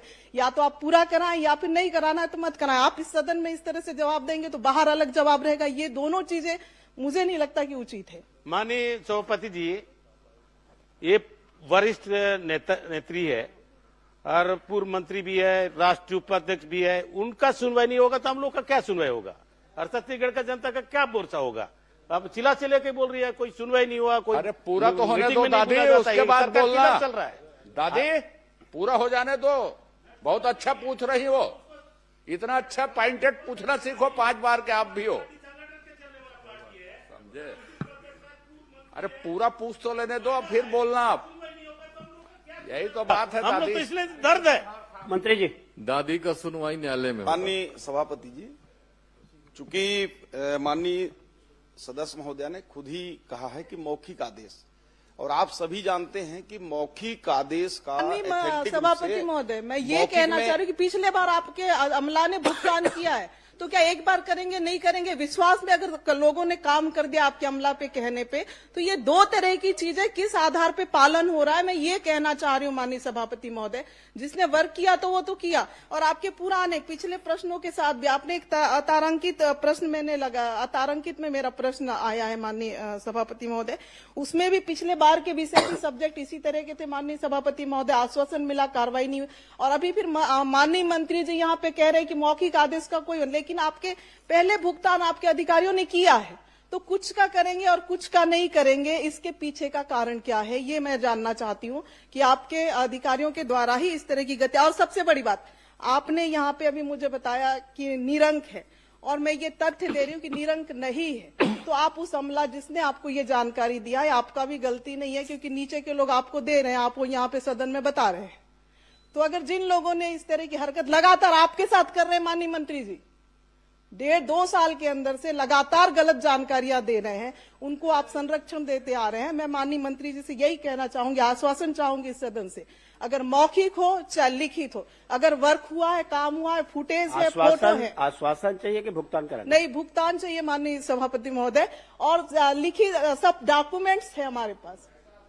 मंत्री जी, पूरा ऐसा आश्वासन जो पूरा हो। पता चल रहा है हमको अगले सत्र का इंतजार करना पड़ेगा कहीं। मंत्री जी सुनिश्चित करें ना उसको, बार बार माननीय सदस्य का जो प्रश्न है। सभापति महोदय, ये पूरा क्लियर है कि यदि कोई वर्क ऑर्डर दिया गया है और भुगतान नहीं हुआ है तो मैं बड़े जिम्मेदारी से, मुझे अभी आप दे देंगे और मैं उसको भुगतान कराऊंगा। लेकिन मैंने दूसरा पहलू ये भी बोला कि मौखिक भी दिए हैं, कभी मौखिक भी यदि दिए हैं और वाकई में उसने काम किया है, इस बात की पुष्टि विभाग भेजता है तो हम उसको कार्योत्तर अनुमति देकर उसको भी भुगतान करा देंगे। इससे और लिबरल जवाब क्या हो सकता है। प्रबोध बेंच। माननीय सभापति महोदय, कब तक कराएंगे ये जानकारी मुझे चाहिए, क्योंकि एक एक साल इंतजार हमने पिछले प्रश्न के लिए भी किया है और आगे भी इस तरह से ना हो, इसके लिए मैं माननीय मंत्री जी से कहना चाहूंगी कि कब तक कराएंगे, समय सीमा बताएं माननीय मंत्री। देखिए, अभी तो अब हो सकता है कि मार्च में न हो, क्योंकि वित्तीय उसके चलते 15 मार्च के बाद भुगतान कर पाना थोड़ा कठिन होता है। लेकिन अगर आपके पास दस्तावेज हो तो आज ही मुझे इस प्रश्नकाल के बाद दे देंगे तो मैं उसका वो परीक्षण भी करा लूंगा और वाकई में देनदारी होगा तो उसको नए वित्तीय वर्ष में जल्द से जल्द हम। माननीय सभापति महोदय जी, जो लोग लगातार सदन में गलत जानकारी दे रहे हैं, पर्याप्त आ गए। नहीं, माननीय मंत्री जी के ध्यान में भी आ गए, आप डॉक्यूमेंट दीजिए ना, भुगतान की भी बात आ गई है। जो अधिकारी लगातार सदन में गलत जानकारी दे रहे हैं उनके ऊपर भी कार्रवाई होना चाहिए माननीय सभापति महोदय। उनको तो एक्सटेंशन मिल रहा है माननीय सभापति, गलत जानकारी, असत्य जानकारी दे रहे हैं उनके ऊपर कार्रवाई करेंगे क्या? दी जा रही है माननीय सभापति जी, गलत जानकारी देने का उसकी भी एक नियम प्रक्रिया है, उसमें बिल्कुल जो होगा वो तो आपके माध्यम से। प्रबोध मिनट। ये तो पिछले बार भी आपने समय मांगा था, पिछले बार भी सदन में आपने कहा था हम नोटिस भेजेंगे, 1 महीने के अंदर कार्रवाई होगी, लेकिन ये 9 महीने हो गए माननीय सभापति महोदय जी, नोटिस का जवाब क्या आया हमको नहीं पता है।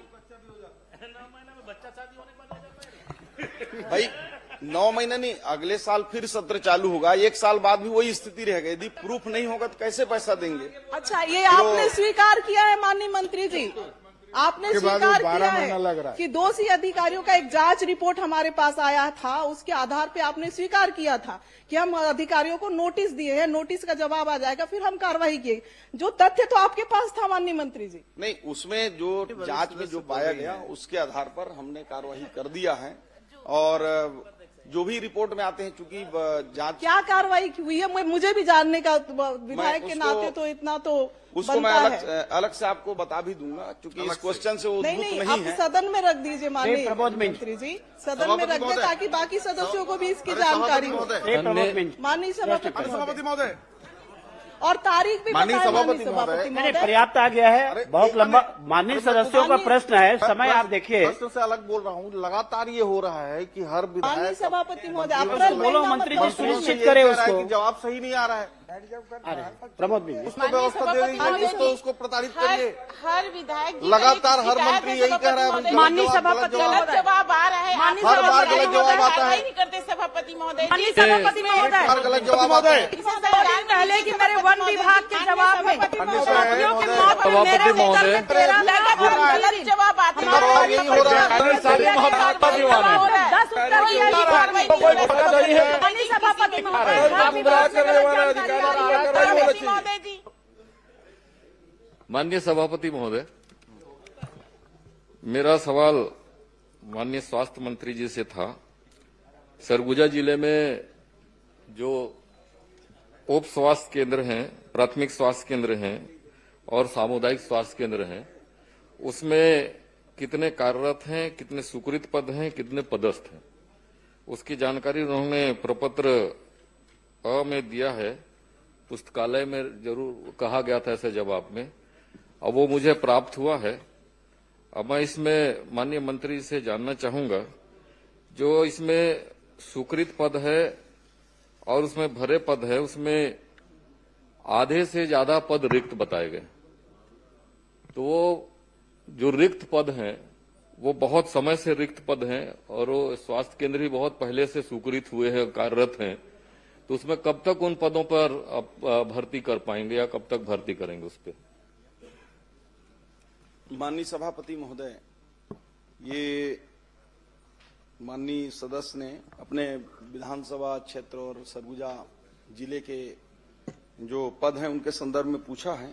हमने जानकारी तो दे दिया है माननीय सदस्य को, और हमारी भर्ती प्रक्रिया माननीय अध्यक्ष महोदय वो एक एनएचएम से हम करते हैं और स्टेट गवर्नमेंट की ओर से भी रेगुलर भर्ती भी करते हैं। तो अभी भर्ती प्रक्रिया हमारी 525 पदों पर अभी चल रही है, जिसमें नर्सेस हैं, वार्ड बॉय हैं और अटेंडर हैं, ऐसे करके। तो उसकी अभी प्रक्रिया पूरी होने वाली है, तो उसमें जो उस क्षेत्र के लिए आवंटित होंगे उसको करेंगे। और एनएचएम से हमारी लगातार भर्ती प्रक्रिया होती है और जैसे जैसे रिक्त पद होते हैं हम भर्ती प्रक्रिया करते हैं। समय सीमा निश्चित बताया जाना संभव नहीं है, परंतु प्रयास होगा कि हम अतिशीघ्र भर्ती प्रक्रियाओं को, रिक्त स्थानों को भरेंगे। माननीय मंत्री जी से मैं पुनः जानना चाहूंगा कि आपने जवाब में कहा है कि भर्ती प्रक्रिया निरंतर होती है, जारी है और भर्ती की प्रक्रिया में इतने पद हो रहे हैं, इसको भरेंगे। मैं इसमें पुनः ये जानना चाहूंगा कि जो आप भर्ती की प्रक्रिया निकालते हैं वो एक साथ पूरे प्रदेश के लिए सभी पदों के लिए निकालते हैं, क्या केंद्र वाइज और वहां जो स्वीकृत पद हैं उसके अनुरूप में आप स्वीकृति जारी करते हैं या वो निकालते हैं विज्ञापन, या सामूहिक निकालते हैं? देखिए, जो भर्ती प्रक्रिया है, स्वीकृत पद जो होते हैं उसके विरुद्ध में हमको जितने भी वित्त से अनुमति मिलता है पदों को भरने का, उस अनुपात में करते हैं। 100% की भर्ती कभी भी नहीं होती, क्योंकि कुछ हमारे अनुकंपा के लिए भी रखने होते हैं, कुछ प्रमोशन के लिए भी रखने होते हैं। तो इस दृष्टि से भर्ती प्रक्रिया उसमें 2 प्रकार की होती हैं। जो जिला कैडर के जो जैसे एनएचएम के हैं वो डिस्ट्रिक्ट से होते हैं, स्टेट कैडर के हैं वो स्टेट से होते हैं, और बाकी अधिकांश भर्ती परीक्षाएं हमारी पीएससी के माध्यम से और व्यापम के माध्यम से की जाती हैं और प्रक्रियाएं चालू भी हैं। सभापति महोदय, मैं इसलिए सवाल पूछा क्योंकि हमारे ग्रामीण क्षेत्रों में, सरगुजा जैसे क्षेत्र में जहां प्राथमिक स्वास्थ्य केंद्र हैं, उप स्वास्थ्य केंद्र हैं, सामुदायिक स्वास्थ्य केंद्र हैं, वो ग्रामीण अंचलों में है, दूर में, वहां कोई जाने को तैयार नहीं होता और जो भर्तियां होती है शहरों में भर्ती कर दिए जाते हैं। तो मैं इसलिए जानना चाहता हूं, क्या वो स्वीकृत जो केंद्र है उन केंद्र के हिसाब से जी नर्सिंग की स्टाफ के मामला है, टेक्नीशियन का मामला है, डॉक्टरों का मामला है, क्या केंद्र के हिसाब से विज्ञापन जारी करके आप उसमें भर्ती करेंगे क्या? ताकि जो भर्तियां होंगी तो उसमें सीधे वहां लोग अपॉइंट कर पाएंगे, जो वहां जाना चाहता है वही उसमें भाग लेगा, उसके लिए आवेदन करेगा। मैं जानना चाहता हूं आप उसमें करेंगे क्या? देखिए, केंद्रवार, माननीय सभापति महोदय, केंद्रवार भर्ती किया जाना संभव नहीं है और व्यवहारिक स्तर पर वो संभव हो भी नहीं पाएगा, क्योंकि हमारे पास लगभग 2000 से ऊपर स्वास्थ्य केंद्र जो पीएससी तक हैं और उससे नीचे जाएंगे तो हमारे पास 5500 उप स्वास्थ्य केंद्र हैं। तो इतनी बड़ी भर्ती प्रक्रिया तो संभव नहीं है, हम उसको एक जारी ही करते हैं। परंतु मैं बताना चाहूंगा माननीय सदस्य जी को कि आपके क्षेत्र में पदों की संख्या कम जरूर है, परंतु उतनी कम नहीं है। जैसे आपका लुंड्रा क्षेत्र है, मैन पार्ट है, लखनपुर है, लगभग 75 से 80% तक पद भरे हुए हैं। उसमें सिर्फ वही खाली हैं जैसे स्पेशलिस्ट हैं। तो पूरे प्रदेश में कमी है, उस पर हम लोग कार्य कर रहे हैं कि ताकि स्पेशलिस्ट की भी भर्ती हो पाए। माननीय मंत्री जी, आपने जो सूची उपलब्ध कराया है उसमें मेरे पास आपकी सूची है, आप भी देख लें। जितने पद की स्वीकृति है उसके अनुरूप में आपने जो कार्यरत बताया है उस कार्यरत में सैकड़ों जगह में 00000 लिखा हुआ, और आप कह रहे हैं कि बहुत जगह पे भर्ती कर दिया गया है, अनुमान मतलब 80% भर्ती। मैं कहना चाहूंगा कि 50% से भी ज्यादा पद वहां रिक्त है। और दूसरी एक चीज और है माननीय सभापति जी, जो आपने कार्यरत और भरे पदों की यहाँ जानकारी दी है, उसमें जो कार्यरत पद में आपने जानकारी दी है वो उसमें, और आगे मैंने पूछा था कि उसमें कितने लोगों को संलग्न किया गया है। तो जो पद आप भरे हुए बता रहे हैं वो सारे लोग, बहुत सारे लोग इसमें प्राथमिक स्वास्थ्य केंद्र में 19 लोग और सामुदायिक स्वास्थ्य केंद्र में 28 लोग, ये शहरी क्षेत्रों में संलग्न करके रखे गए और आपके सूची में भरे पद में बताए जा रहे हैं। तो ये रिक्त पद की संख्या और ज्यादा बढ़ गई है। तो आप इसमें भी गौर करेंगे और इसको भी ठीक कराएंगे जो जानकारी आई है। और दूसरी चीज मैं जानना चाहूंगा कि जो आप अटैच किए हैं, संलग्नीकरण किए हैं, उस संलग्नीकरण का नियम क्या है? क्यों संलग्नीकरण किया जाता है और किसको अधिकार है संलग्न करने का? माननीय सभापति महोदय, संलग्नीकरण के कोई नियम नहीं है, लेकिन समय काल परिस्थिति के अनुसार कभी कभी आवश्यकता अनुसार संलग्नीकरण करना होता है। जैसे मान लीजिए कि एयरपोर्ट में ड्यूटी करना है, वहां सेटअप नहीं है तो एक करना पड़ेगा। माननीय न्यायालय में कहीं करना है वहां करना पड़ता है, और ऐसी हमारे अन्य संस्थानों में भी करना पड़ता है, वो भी करते हैं। कभी कभी कहीं बहुत ज्यादा फुटफॉल है आप बैठ जाना। और माननीय मंत्री जी, आप केवल ये बता दीजिए, नियम को बता दिए, आप नियम में मत जाओ।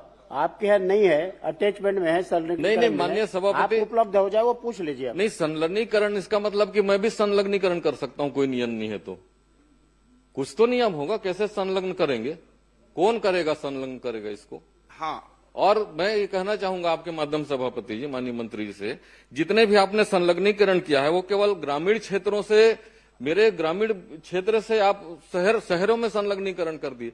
तो संलग्नीकरण क्या जनता के लिए होता है कि जो कर्मचारी उनकी सुविधा के लिए होता?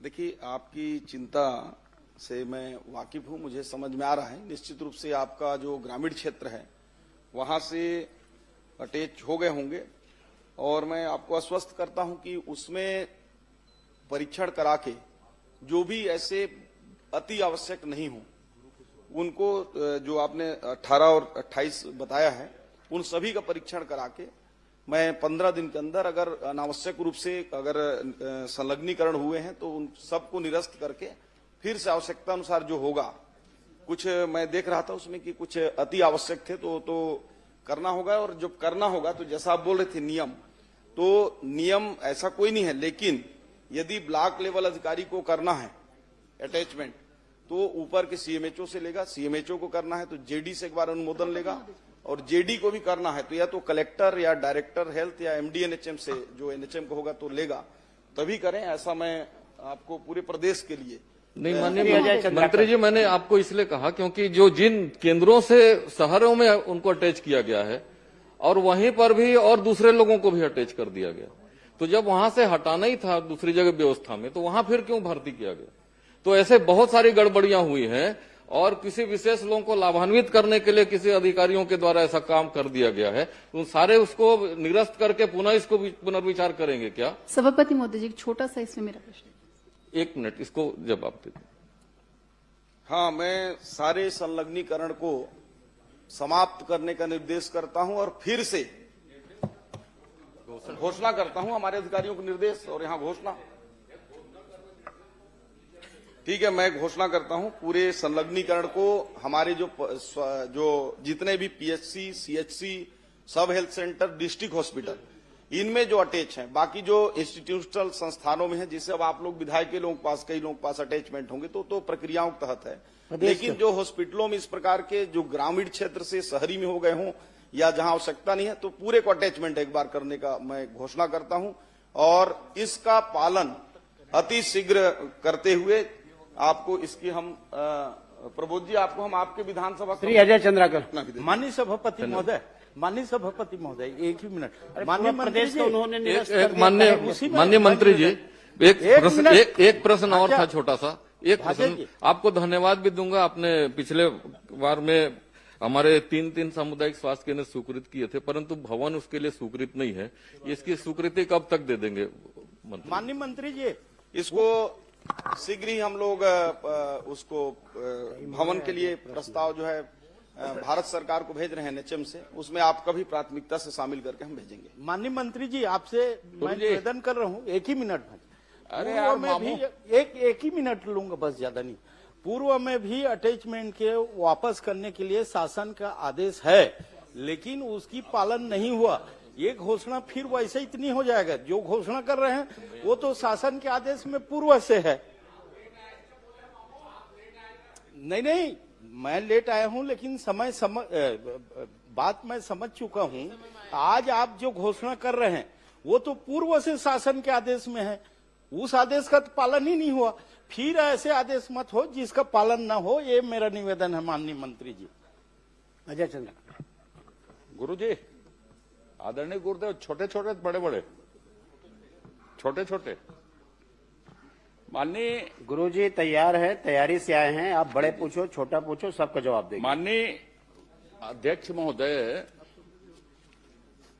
ये प्रश्न जो है पूरे देश का आज सबसे महत्वपूर्ण विषय है आजकल।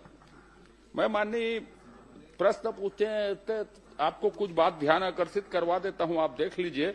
सबसे पहले आप देखिए कि उत्तर में आपने बताया है 171 संस्थान हैं, और आपने भुगतान किया है 184 को। ये एक देख लीजिए। दूसरा, आप बोल रहे हैं कोई सर्वे नहीं है। आपको मैं बता देता हूं कि जो आपने विजन डॉक्यूमेंट जारी किया है उसके पेज नंबर 27 को आप पढ़ लीजिएगा। उस सर्वे में है कि प्रदेश में सिर्फ 3% लोग स्किल्ड हैं, 97% लोग अनस्किल्ड हैं। आप कह रहे हैं कि स्किल के सर्वे करने का कोई नियम प्रक्रिया नहीं है। आपने ही दस्तावेज इस सदन में पटल में रखा, उसके पेज नंबर 27 में है कि 3% लोग भर स्किल्ड हैं। अब आप ये बता दीजिए गुरुदेव, यदि नहीं है पूछ लेता हूं फिर, आप सिलेक्शन कैसे करते हैं कि साहब इसको स्किल करना है, और आपके जो स्किल के प्रोग्राम है वो आवासीय है गैर आवासीय?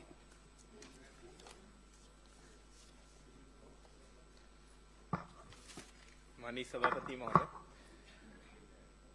जो टारगेट हमें मिलते हैं भारत सरकार के द्वारा स्किल के लिए, तो उस हिसाब से हम लोग करते हैं, और इसमें क्षेत्र वाइज हम लोग स्किल गैपिंग एनालिसिस करते हैं।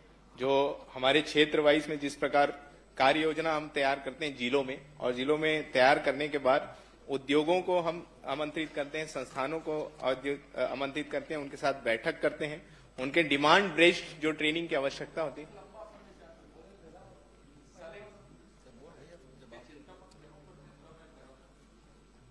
आप ये बता दो, चलो छोड़ो सबको, इसको सुधारने की जरूरत है। आपके सिलेक्शन को, आपके स्किल के, आपके ट्रेड को, जिन चीजों की बाजार में डिमांड है, अध्ययन जैसे मैं बता देता हूं, आउटसोर्सिंग कंपनी आप लाते हो, उनको किस तरह के लोगों की जरूरत है, वो छत्तीसगढ़ के लोग है कि नहीं है, वो ट्रेंड है कि नहीं है, या अध्ययन की जरूरत है। एक लाइन। दूसरी बात आपको बता देता हूं, जिसको करेंगे तो ठीक है, आखिरी विषय है मेरा। भारत सरकार ने कौशल उन्नयन की नीति, माननीय सभापति महोदय, जारी करके पब्लिक डोमेन में डाली हुई है। छत्तीसगढ़ सरकार, आपने जो उत्तर दिया है जितना, उसमें आपका कोई नीति कार्यक्रम नहीं है। छत्तीसगढ़ के नौजवानों के कौशल उन्नयन के लिए कोई नीति बनाएंगे क्या? यदि नीति नहीं बनाएंगे तो उसी नीति में से जो पब्लिक डोमेन में है उसको स्वीकार करके आप अपने अनुरूप ढालेंगे क्या, या इसके लिए कोई कदम उठाएंगे? किस तरह उठाएंगे, कब उठाएंगे, ये भर बता दीजिए मुझको। निश्चित ही माननीय वरिष्ठ सदस्य हैं, उत्कृष्ट विधायक हैं, उनका सुझाव हम सबको हमेशा मिलते रहता है, और जो सुझाव उनका मिला है उसमें आने वाले समय निश्चित ही विचार करने का हम सब प्रयास करेंगे, ताकि हमारे यहाँ युवाओं को ज्यादा से ज्यादा स्किल मिल सके। माननीय सभापति महोदय, जहां जहां पे छत्तीसगढ़ के लोग हैं, आपको बता दूं, चाहे वो गिग वर्कर्स हो, चाहे आउटसोर्सिंग के वर्कर्स हो, अब ये कौशल उन्नयन हो। पूरे देश में भी यदि बात करें तो 87% लोग अनस्किल्ड हैं। छत्तीसगढ़ में तो आप ही के दस्तावेज में 3% लोग अनस्किल्ड हैं। जो संस्थाएं हैं उसको पढ़ लीजिए, किसी के पास आवासीय व्यवस्था नहीं है। बस्तर को छोड़ के कहीं आवासीय स्किल्ड करते नहीं। भवन बने हैं यहीं के लाइवलीहुड कॉलेज में, उस भवन का कोई उपयोग नहीं। इसलिए ये बेतरतीब है, सिर्फ हम कागज में स्किल्ड कर रहे हैं। मेरा आपके ऊपर आरोप नहीं है बिल्कुल भी। मेरी आपसे अपेक्षा है कि इसको आप दुरुस्त कीजिए। स्किल्ड आवासीय हो, ट्रेड का सिलेक्शन नया हो, इसके लिए प्राधिकरण जो आपके हैं जिला स्तर में, स्टेट लेवल में, उसकी देखरेख की व्यवस्था। अब नियोजन कितने दिन का करते हैं? 90 दिन का नियोजन करते हैं, वो किए कि नहीं किए, इसको देखने की आपके पास व्यवस्था नहीं है। तो मेरा आपका ये आग्रह है फिर से कि कौशल उन्नयन के लिए स्टेट की कोई नीति बनाएंगे क्या? छत्तीसगढ़ के लोगों का इससे भला होगा, और बनाएंगे तो कोई समय अवधि तय करेंगे। यदि विशेषज्ञ नहीं है तो संस्थाएं मौजूद है देश भर में बनाने के लिए नीति। भारत सरकार ने ही किसी से बनवाई है। तो आप छत्तीसगढ़ इसमें पहल करेगा क्या? छत्तीसगढ़ की सबसे बड़ी जरूरत है ये कि आप नीति कौशल उन्नयन के लिए बनाएंगे, कोई समय सीमा निर्धारित करेंगे क्या? उसके लिए कोई भी, मैं धोखे से आरोप प्रत्यारोप प्रक्रिया में अब नहीं जाना चाहता। आप इतना करेंगे तो सभी चीज आप ही आप दुरुस्त हो जाएगी। निगरानी की प्रक्रिया भी, नियोजन की प्रक्रिया भी, ट्रेड के सिलेक्शन भी, प्रवेश का तरीका भी, सब उसी में तय हो जाएगा। इसलिए आप उसकी नीति बनाएंगे क्या, और बनाएंगे तो कब तक बनाएंगे? निश्चित ही जो लाइवलीहुड कॉलेजेस हैं उसमें आवासीय सुविधा रहती है, जो जहां LWE क्षेत्र जो होता है वहां पे होती है, और जो गैर एलडब्ल्यू क्षेत्र होता है वहां वैसी नहीं होती सुविधा। और जो निगरानी की जो बात है, तो जो 90 दिन का हम लोग हमेशा देखते हैं, परीक्षण करते हैं, निगरानी करते हैं उसके बाद ही पेमेंट होता है। उसके पहले हम लोग कुछ ना कुछ पेमेंट उनका रोक के रखते हैं। तो निश्चित ही आने वाले समय में और इसमें जिस प्रकार से माननीय सदस्य जो सुझाव दे रहे हैं उसमें आने वाले समय में और इसमें बदलाव करने का प्रयास एक लाइन करेंगे। है, सब कर लो आप। नीति आप बनाएंगे क्या, आप बनाएंगे कब तक बनाएंगे, एक लाइन में, और नहीं तो आप छोड़ देता हूं। मेरा और कोई प्रश्न नहीं है। प्रक्रियाजनक छोटी छोटी बात क्या करेंगे, यह सब छोटी प्रक्रिया। छत्तीसगढ़ को जरूरत है कौशल उन्नयन के लिए पॉलिसी की। आपको देखना है तो भारत सरकार की पॉलिसी पब्लिक डोमेन में है सुझाव के लिए। निश्चित ही जो माननीय सदस्य जो सुझाव दे रहे हैं, तो हम लोग पिछले 2 सालों में लगातार बहुत सारा प्रयास किए हैं कि इसमें जितना बदलाव आ सके। और जो आज के समय में जो आवश्यकताएं हैं, जो ट्रेडों की जिस प्रशिक्षण हमारे युवाओं को देना चाहिए, उसके लिए हम लोग लगातार प्रयास कर रहे हैं। और इन सुझावों को भी हम अपने उसमें लेंगे और आने वाले में इसके लिए भी हम प्रयास करेंगे। माननीय सभापति महोदय, माननीय मंत्री जी ने जवाब दिया है कि लगभग 80% के आसपास भुगतान हो गया है। जो आपने उत्तर दिया है 187 संस्थाओं को 80% के आसपास भुगतान हुआ है। माननीय सभापति महोदय, मैं मंत्री जी सिर्फ इतना जानना चाहता हूं, क्या भुगतान के लिए कोई ऐसे नियम विभाग ने बनाए थे कि नियोजन के पश्चात भुगतान होगा और वो कितना % होगा और कितना % पे भुगतान को रोका जाएगा? क्या ऐसा कोई नियम है, और यदि है तो उसका पालन किया गया है? निश्चित ही उसके नियम है और नियम को हम पालन करते हैं। और जो जिनके सारे डॉक्यूमेंट्स जो नियम के तहत होते हैं, जो आ जाते हैं। नहीं, भुगतान का नियम 60% भुगतान किया जाएगा अगर इतने % नियोजन करने के पश्चात। क्या ऐसा नियम है, और यदि है तो उसका पालन किया गया है? प्रथम किस्त हम बैच आवंटन के 1 माह उपरांत प्रशिक्षण लागत का 20%, न्यूनतम 10 प्रशिक्षणार्थियों की उपस्थिति जो 75% से अधिक होना अनिवार्य है, तब हम करते हैं। द्वितीय किस्त हमारे मूल्यांकन एवं प्रमाणीकरण उपरांत प्रशिक्षण लागत का 20% हम करते हैं। तृतीय किस्त नियोजन प्रतिशत के आधार पर 60%। वही तीसरा कितना % है भुगतान? आप कब करते हैं, कितने % सभापति महोदय, मैंने आपको बताया कि मेरे को 20% मंत्री जी का करते हैं। उसके बाद उत्तर तो आ गया है जिसमें 9,780 युवाओं को कौशल आप कितना प्रशिक्षण कितना दिया गया है, जिसमें मैं यही पूछना चाहता हूं कि कितने युवाओं को किस ट्रेड में प्रशिक्षण दिया गया है? माननीय सदस्य ने जो चाहा है, हमने बताया कि उसमें 9,760 युवाओं को कौशल विकास प्रशिक्षण दिया गया। नहीं, कितने युवाओं को किस ट्रेड में दिया गया है, ये बता दीजिए। देखिए, वो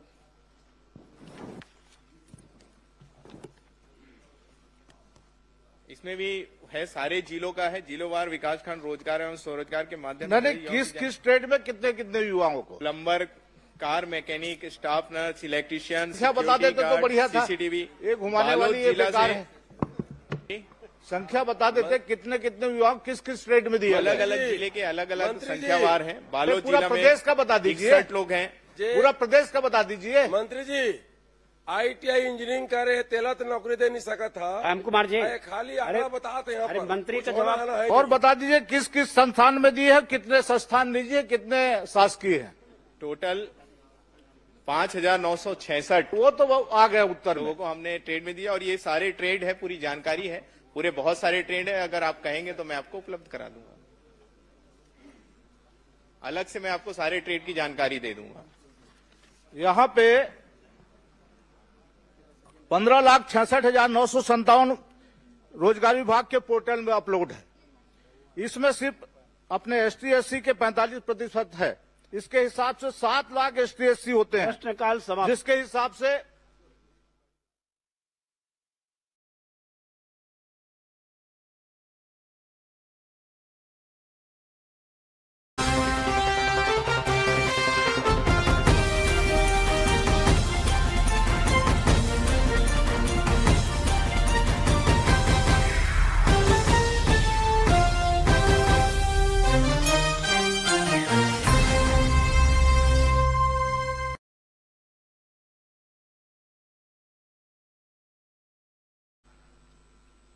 जो कि विषय जगदलपुर विधानसभा के अंतर्गत है, लेकिन जिला जो है वो दंतेवाड़ा जिला है और इसलिए ये प्रश्नाधीन जो विषय है सुकमा जिला है, क्षमा करेंगे।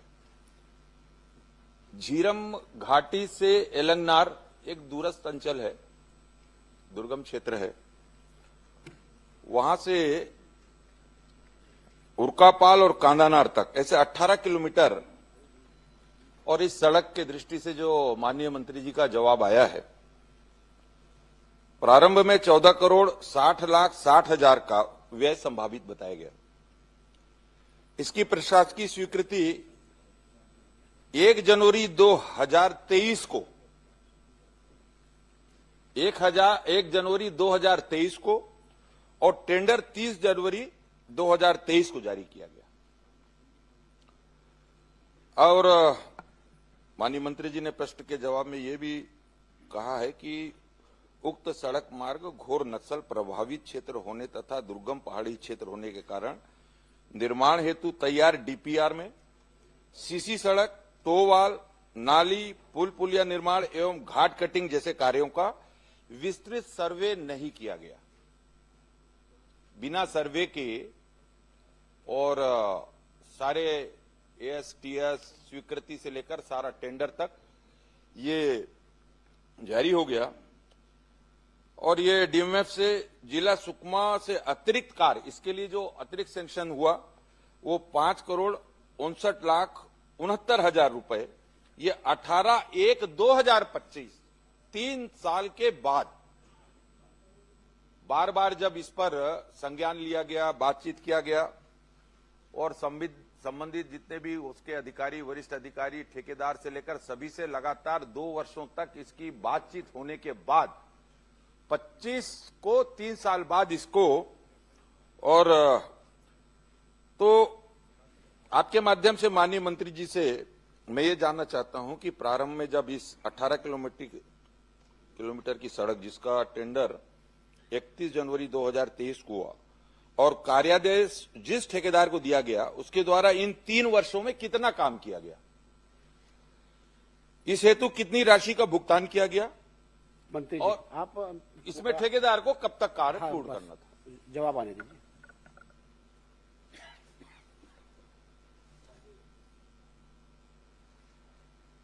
माननीय सभापति महोदय, माननीय सदस्य ने जो जानकारी मांगी है और उसके संदर्भ में मैंने पूरी जानकारी दी है।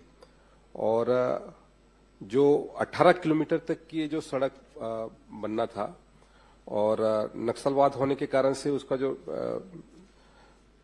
प्रिलिमिनरी जो सर्वे होना था वो सर्वे नहीं हो पाया और उसके कारण से जो घाट सेक्शन है और जितने भी अपने उन क्षेत्रों में होना था कार्य, वो नाली निर्माण इत्यादि उस कार्य को हो नहीं पाया। और वर्तमान में जो स्थिति है वो, क्योंकि डीएमएफ की राशि से भी उस कार्यों को उसमें चिन्हांकित किया गया और उस कार्य को पूरा कराने के दृष्टि से, ताकि वो कार्य वहां पर पूर्ण हो सके। और आपकी भी जो मंशा है उसमें कि जल्द से जल्द वो कार्य पूरा हो जाए, क्योंकि 1 जनवरी 2023 का मामला है और उसके तहत में जो राशि वहां पर दी गई उस राशि के तहत में 3 वर्षों में अर्थ वर्क और जो है जीएसबी तक का कार्य हुआ था और लगभग 4,23,00,000 रुपए इसमें भुगतान हुआ है। लगभग 8 करोड़ रुपए का राशि अभी उस योजना के तहत में अभी वहां पर है और जो डीएमएफ की राशि है वो भी क्या उसमें है और उसके भी टेंडर हो चुके हैं, उसके भी कार्यादेश जारी हो चुके हैं और उसका भी कार्य अभी प्रारंभ है। तो मुझे लगता है कि इस वर्ष हम उसको, मतलब इस वित्तीय वर्ष नहीं, 1 वर्ष के भीतर में हम उस कार्य को पूरा करने के पूरी तरीके से कोशिश करेंगे। ये 2 बातें हुई। एक मिनट। आपने जो बात कही है 1 वर्ष के भीतर पूरा करने की कोशिश करेंगे, आश्वासन अनक्लियर है। 1 वर्ष में पूरा करेंगे बोलेंगे, उसमें फिर क्या कोशिश होती है? जब समय ले रहे हैं तो 1 वर्ष में हो जाएगा बोल दीजिए। किरण जी पूछ लीजिए। आश्वासन माननीय सभापति जी, इसमें जो सबसे बड़ा विषय है कि वर्तमान में जो मेरी जानकारी है और बातचीत से समस्त अधिकारियों से, और कि इसको अब 2 टेंडर में विभाजित किया गया है, 2 भाग में। पूर्व में जो प्रथम भाग में जो टेंडर जारी हुआ था और जिसके कार्य की स्वीकृति हुई थी, और उत्तर में भी आया है कि 18 किलोमीटर जेसीबी ग्रेन्यूल सब बेस का कार्य जो किया गया 18 किलोमीटर में केवल मिट्टी डालने और 4 किलोमीटर में मुरुम डालने का कार्य और पुलिया निर्माण का काम किया गया है। अब 4 साल में 4 बरसात वह रोड खा चुका है, पी चुका है, क्योंकि वो पहाड़ी क्षेत्र है। तो पहले ही वर्ष में जब ये मुरुम और मिट्टी डालने का काम किया गया तो वर्षा ऋतु आने पर वो पूरा मुरुम और मिट्टी, क्योंकि उसके बाद का काम उसमें नहीं किया गया जा सका, और पार्ट में काम देने के कारण इतनी समयावधि हो गई, 4 वर्ष हो चुका है इसमें। और मैं सिर्फ इतना ही जानना चाहता हूं, ये जनहित का जुड़ा मामला है, ये दूरस्थ अंचल है, जगदलपुर विधानसभा का अंतिम छोर का मामला है। आपके माध्यम से माननीय मंत्री जी से मैं निवेदन करना चाहता हूं, क्योंकि जब वो ऐसा जगह है कि वहां पर सबसे ज्यादा आवश्यकता, वहां पर सड़क की आवश्यकता है, तब जाकर वहां पर बच्चों के लिए प्राथमिक शाला या विद्युत की व्यवस्था, पेयजल की व्यवस्था और सारी व्यवस्थाएं वहां तक पहुंचेगी। तो यही अनुरोध करना चाहता हूं कि सड़क निर्माण में जो भी दिक्कतें हैं, मेरे पास I have all the properties, all the documents, और आप क्या चाहते हैं? मैं ये चाहता हूं कि एक टेंडर की प्रक्रिया अब वर्तमान में किस स्थिति में, और उसका काम कब से प्रारंभ होगा और कितने समय में वो समाप्त हो जाएगा। और इसके अलावा माननीय सभापति जी, इसके अलावा, क्योंकि दूरस्थ अंचल कहते जरूर है, लेकिन ये जगदलपुर विधानसभा का ही एक हिस्सा है, अंतिम छोर है, सुकमा जिला में आता है, तो कम से कम इसमें एक टीम अधिकारियों की तैयार हो, जो कि वहां के कार्यों की समीक्षा प्रगति के बारे में, और समय समय पर इसको, नहीं तो वरना वहां पर यही 4 साल हुआ है, 4 साल और हो जाएगा। तो ये कब तक इसका जितनी भी वहां पर कठिनाइयां हैं दूर करके निर्माण कार्य जल्द से जल्द हो, ताकि वहां के लोगों के इस मार्ग के माध्यम से सरकार की अन्य कल्याणकारी योजनाएं वहां तक पहुंच सके, उसकी सुविधाएं उनको प्राप्त हो सके। माननीय सभापति महोदय, माननीय किरण सिंह देव जी ने जो प्रश्न उठाया है निश्चित तौर से बहुत ही वाजिब है, और लंबे समय से उस योजना के पूर्ण होने का इंतजार हुए हैं, और सरकार की भी मंशा है कि उस कार्य को तत्काल पूरा किया जाए। और जैसा कि मैंने अपने उत्तर में बताया कि क्योंकि वो नक्सल प्रभावित क्षेत्र होने के कारण से उस क्षेत्र में जिस तरीके से कार्य होना चाहिए उस तरीके से कार्य नहीं हो पाया, और उसका क्योंकि वो घोर नक्सल प्रभावित क्षेत्र है और पहाड़ी क्षेत्र है और फॉरेस्ट एरिया भी है, तो उसके कारण से जो अलाइनमेंट में जो परिवर्तन आया और उसके कारण से जो उसमें जो एडिशनल जो कार्य की आवश्यकता पड़ी, जिसमें सीसी सड़क है, टो वाल है, नाली का है, पुलियों का निर्माण है और घाट कटिंग है, इन सब चीजों के कारण से उसके क्या कहते हैं जो अतिरिक्त कार्य की आवश्यकता हुई, और उसके तहत में जो डीमेप की राशि के माध्यम से लगभग 5,59,00,000 रुपए उसमें स्वीकृत भी किया गया, और उसका हमने टेंडर भी कर दिया है और वो उसमें कार्य प्रारंभ भी हो गया है। जहां तक 18 किलोमीटर का जो सड़क है उसको कार्य को जो ठेकेदार के माध्यम से समय सीमा में पूरा नहीं किया गया, क्योंकि 12 महीने के भीतर में उसको पूरा करना था, लेकिन उसने पूरा नहीं किया, और उसके कारण से जो विलंब हुआ उसको हम समय सीमा में, आप डिटेल बता रहे हैं, माननीय सदस्य की जो चिंता है, डिले वैसे ही हो गया है, उसके निर्माण कार्य जल्दी शुरू हो और उसको मॉनिटरिंग करने वाला अधिकारी। माननीय सभापति महोदय, चिंता इस बात की है कि समय समय पे 4 वर्षों में, एक विशेषकर इन 2.5 वर्षों में, मैं इस कार्यकाल की बात करूं तो बार बार जब इस पर पता लगा के बाद वही का वही है, मामला वही का वही है, तो एक बार इसको सुनिश्चित कर लिया जाए कि, क्योंकि फिर ये 5वां बरसात आ जाएगा, 2 महीना 2.5 महीना बाद फिर काम रुक जाएगा, फिर मिट्टी बह जाएगी। तो मेरा निवेदन ये है सिर्फ इतना कि इस पर एक टीम गठित करके मैं सिर्फ इतना चाहता हूं कि वह मॉनिटरिंग हो और काम की शुरुआत और सारी जानकारियां सही हो जाए। ये गलत जो जानकारी आती है इससे क्या होता है कि ये काम वैसी जवाब दे रहे हैं। माननीय सभापति महोदय, माननीय श्री किरण सिंह जो जी ने जो प्रश्न उठाया उसमें निश्चित तौर पे विभाग पूरी तरीके से गंभीर है और मैं सदन को आश्वस्त करता हूं कि आने वाले 20 दिनों के भीतर में एक उच्च स्तर के हमारे अधिकारी वहां पर जाकर के उसका स्थल का अवलोकन करेंगे और वहां जाकर के जो भी कहते हैं संबंधित कार्य के दृष्टि से जो भी दिशा निर्देश होगा जिसमें कहते हैं एक्शन लेने की बात होगी उस पर एक्शन लिया जाएगा। श्री राघवेंद्र, धन्यवाद सभापति महोदय।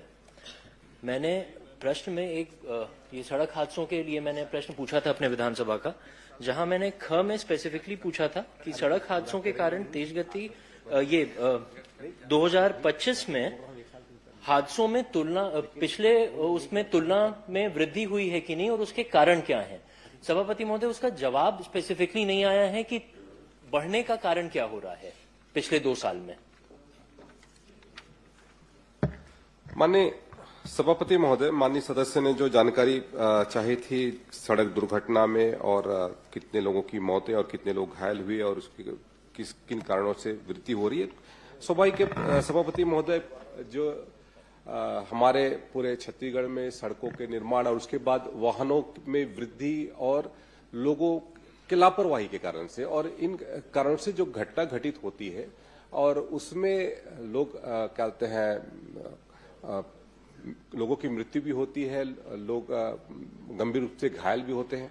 तो ये कैसे इसमें कमी हो, इसके लिए लगातार सरकार कोशिश कर रही है और उस कोशिश के बदौलत आने वाले समय में और स्थितियां बेहतर हो, इसके लिए लगातार हमारी कोशिश है। पिछले यदि आपने प्रश्न देखा होगा, प्रश्न के उत्तर में मैंने कहा भी है कि जो डेथ रेशो है वो 24 की तुलना में 25 में बहुत कम हुआ है। तो हमारी कोशिश है कि डेथ रेशो कैसे कम हो और किस तरीके से हम व्यवस्था को और सुदृढ़ करें, ये हमारी कोशिश है। सभापति मंत्री महोदय, मैंने अकलतरा का जो कि स्पेसिफिक सवाल और जांजगीर का भी पूछा था, 24 और 25 में मेरे यहाँ डेथ में इजाफा हुआ है, कम नहीं हुआ है। ये आप ही का जवाब है। 76 और अब 89। और मैं आपका ध्यान आकर्षण चाहूंगा कि 26 में जनवरी से लेके आज तक 14 फरवरी तक जब तक यहाँ का दिया हुआ है 13 मृत्यु मेरे यहाँ हो चुकी है। ये आपके जवाब में ही आया है। तो इतनी ज्यादा अगर बढ़ रही है तो इसके स्पेसिफिक कारण क्या है अकलतरा विधानसभा में कि ज्यादा मृत्यु लगातार तुलनात्मक तौर पर बढ़ती जा रही है। ये जवाब में जैसे आपने कहा कि कम हुई है, 24 और 25 में मेरे यहाँ वृद्धि है। माननीय सभापति महोदय, मैंने जो उत्तर दिया वो पूरे प्रदेश स्तर का था। प्रदेश स्तर में जो डेथ रेशो है वो कम हुआ है और जहां तक आपने जो जानकारी मांगी है तो उसमें मैंने उपलब्ध कराया है और इसके लिए लगातार हमारी कोशिशें जारी है। लगातार हमारे विभाग के माध्यम से जन जागरूकता के कार्यक्रम कराए जा रहे हैं। स्कूल है, कॉलेज है, वहां पर यातायात प्रशिक्षण के कार्यक्रम हो रहा है, हेलमेट रैली निकाली जा रही है, जन जागरूकता रैली निकाली जा रही है, नुक्कड़ नाटक, अनेक प्रकार से ऐसे कार्यक्रम हमारे सरकार के माध्यम से। आपके जवाब में जो आया है आदरणीय मंत्री जी कि जैसे आपने कहा कि कम हो रही है लेकिन अकलतरा में हमारे यहाँ ज्यादा हो रही है तुलनात्मक, ये आपके जवाब में ही है। मेरा आपने जैसे आपके जवाब में आया कि हम लगातार चेकिंग कर रहे हैं, ड्रिंक एंड ड्राइव और बाकी चीजों में कर रहे हैं। मेरा स्पेसिफिक सवाल आपसे ये है कि इस दौरान कितने हेवी वाहनों पर और कितने छोटे लाइट मोटर व्हीकल्स पर आपने ड्रिंक एंड ड्राइव की कार्रवाई करी है, ये स्पेसिफिकली। और एक सवाल और है मेरा।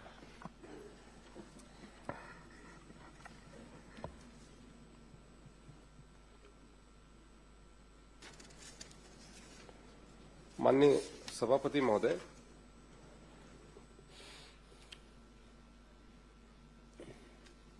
मेरे पास में पूरी जो जानकारी है उसमें ड्रिंक एंड ड्राइव का और हैवी व्हीकल का इसकी जानकारी भी वर्तमान में इसमें उपलब्ध नहीं है। मैं अलग से उपलब्ध करा दूंगा सभापति महोदय। सभापति महोदय, मेरा इसमें आपको राघवेंद्र जी मंत्री जी जो आपने भारी व्हीकल का और लाइट व्हीकल की बात की है, माननीय सभापति महोदय, ये गंभीर विषय है। एक मिनट जी, आपने जो प्रश्न किया है ना जी, अभी आपने जो सप्लीमेंट्री पूछा तो भारी व्हीकल का और लाइट व्हीकल का है मंत्री जी विभाग से जानकारी लेकर के आपको उपलब्ध करा देंगे। सभापति महोदय मेरा ये एक गंभीर स्पेसिफिक विषय है, सवाल माननीय है। सभापति महोदय। एक मिनट मेरा इसमें एक स्पेसिफिक सवाल है। जैसे इसमें जवाब में आया कि हमने कार्रवाई हम लगातार कर रहे हैं, लेकिन आंकड़ा इसमें नहीं आया है कि हम कितनी कार्रवाई हैवी व्हीकल्स पे मंत्री जी और कितनी कार्रवाई लाइट मोटर व्हीकल्स पे कर रहे हैं। क्या ये सही नहीं है कि सड़क सुरक्षा समिति, जिला सड़क सुरक्षा समिति और राज्य सड़क सुरक्षा समिति में ये बात गई है कि अकलतरा विधानसभा में ट्रॉमा सेंटर नहीं होने की वजह से ये सड़क मौत का आंकड़ा ज्यादा है? और दूसरा, आदरणीय मंत्री जी, जब ये आंकड़ा आप मुझे उपलब्ध कराएंगे तो कृपया इस ओर भी आपका मैं ध्यान आकर्षण चाहूंगा कि 15-20 दिन पहले अकलतरा विधानसभा में 3 ट्रेलर, बहुत ही भयावह हादसा था, मैंने कल भी इस बात को कहा था, 3 ट्रेलर वहां पर आपस में भिड़े जिसमें 2 ड्राइवर्स की अंदर जलकर मौत हो गई। एक उसमें आंकड़ा ये सामने आया, उसमें एक भी हेल्पर अंदर नहीं था और उनकी फिटनेस तक नहीं थी। तो इन सारे मामलों की लगातार हम चौकी लगाकर क्या जांच करेंगे? माननीय सभापति महोदय, जो कार्रवाइयां जो की गई है उसकी संदर्भ में मैं जानकारी देना चाहूंगा। पूरे प्रदेश में जितने प्रकरण बने उसमें लगभग 2024 में 6,12,000 प्रकरण बने। अकलतरा का है सभापति महोदय। हाँ जी मंत्री जी, मेरा सवाल अकलतरा का ही और आंकड़े भी अकलतरा और जिले जांजगीर चांपा के हैं। जिले जांजगीर चांपा का लगभग 29,104 2023 में और 2024 में 39,204 और प्रदेश का है भाई साहब। 2025 में 41,615। ये प्रदेश का बता रहे हैं ना? नहीं, ये मेरा सवाल जांजगीर जिला और ये अकलतरा जांजगीर का बता रहा हूं मैं जी। ये जांजगीर का मैंने बताया। ये जवाब लेकिन उपलब्ध, आदरणीय आपसे मेरा स्पेसिफिक सवाल है, क्या जो जिला की सड़क सुरक्षा समिति है और राज्य की समिति जो सुप्रीम कोर्ट के, माननीय सुप्रीम कोर्ट के ऑर्डर से बनी हुई है, क्या इसमें ये जानकारी नहीं दी गई है कि ट्रॉमा सेंटर ना होने की वजह से ये डेथ का रेशियो अकलतरा विधानसभा में ज्यादा है? बड़ा बिल्कुल स्पेसिफिक सवाल। सभापति महोदय जी। माननीय सभापति महोदय, माननीय सदस्य ने जो जानकारी मांगी है कि वहां पर ट्रॉमा सेंटर या फिर जो सुविधा होनी चाहिए, तो मैं बताना चाहूंगा कि स्वास्थ्य विभाग उसमें लगातार कोशिश कर रहा है। जांजगीर में अभी मेडिकल कॉलेज भी वहां पर बन रहा है, 357 करोड़ का लगभग वहां पर मेडिकल कॉलेज की स्थापना हो रही है पूरे। और राज्य की जो सड़क सुरक्षा समिति है उसमें पुलिस, पीडब्ल्यूडी हेडक्वार्टर में ही होता है। हाँ, मैं बता रहा हूँ ना जी।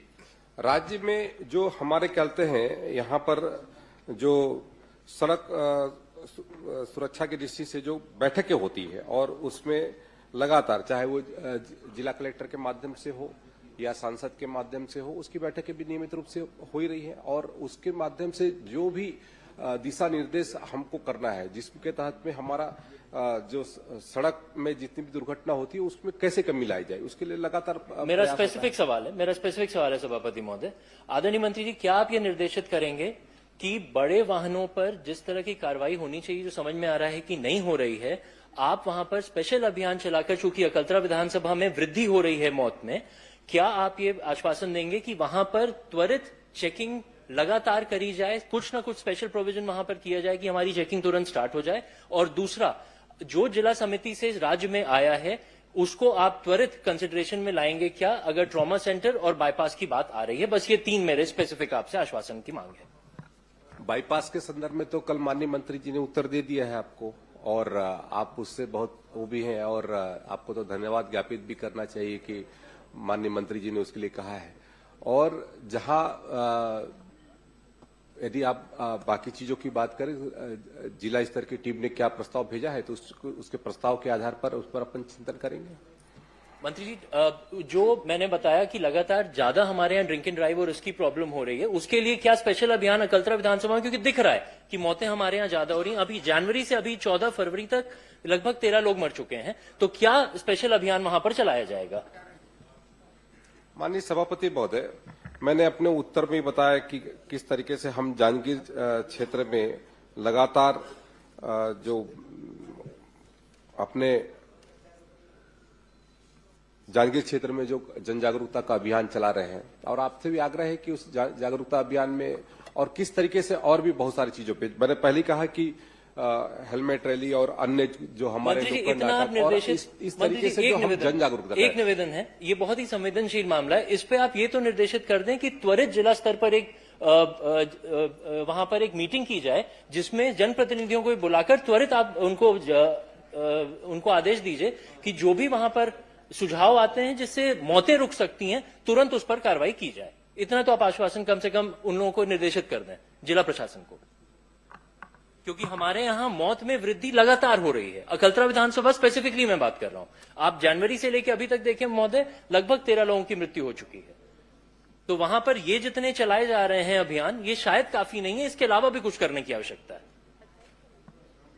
माननीय सभापति महोदय, मैं इसको स्पेशली दिखवा लूंगा सभापति महोदय। वहां पर हमारे गृह विभाग के माध्यम से, परिवहन विभाग के माध्यम से जो भी संभव होगा यथासंभव कोशिश की जाएगी कि वहां की व्यवस्था को हम सुदृढ़ करें। वहां के यातायात व्यवस्था, वहां पर जिस तरीके से भी यदि कोई ऐसा स्पॉट जहां पर लगातार घटना घटित हो रही है तो उसको भी चिन्हांकित करके वहां पर उसका निराकरण करेंगे। आप एक उनको आदेशित कर दें कि जल्द से जल्द उस बैठक को वो बुला लें। ठीक है माननीय सभापति महोदय, एक प्रश्न। बिल्कुल उसकी बैठक करवा लेंगे। माननीय मंत्री जी ने भी कहा है कि भाई माननीय हम सभापति, एक दुर्घटना जगह क्षेत्र माननीय को सभापति महोदय, देखो प्रश्न काल में माननीय सभापति पूछना महोदय, चाहते हैं, संभव नहीं होगा। बाकी माननीय सदस्यों सभापति को भी महोदय, प्रश्न लगा हुआ है। जिले का ही मामला था। माननीय सभापति महोदय, एक अजय को दे दिया है, सबकी तरफ से पूछ लेंगे वो। आप एक मिनट। पूछेंगे।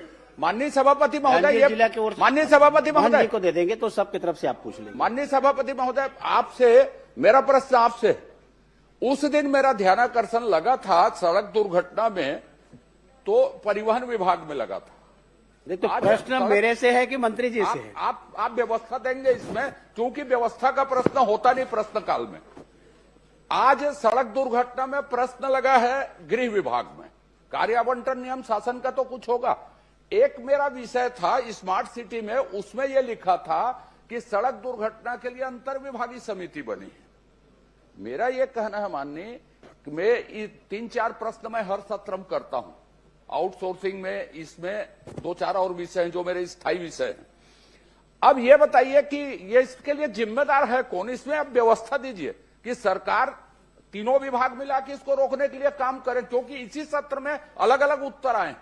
आपने परिवहन के विभाग में इसी सत्र में उत्तर दिया सड़क दुर्घटना में, अभी स्थानीय शासन में सड़क दुर्घटना में ही प्रश्न लगा। स्मार्ट सिटी माने स्थानीय शासन के चर्चा में अंतर विभागीय समिति बनी है, यह उत्तर आया है।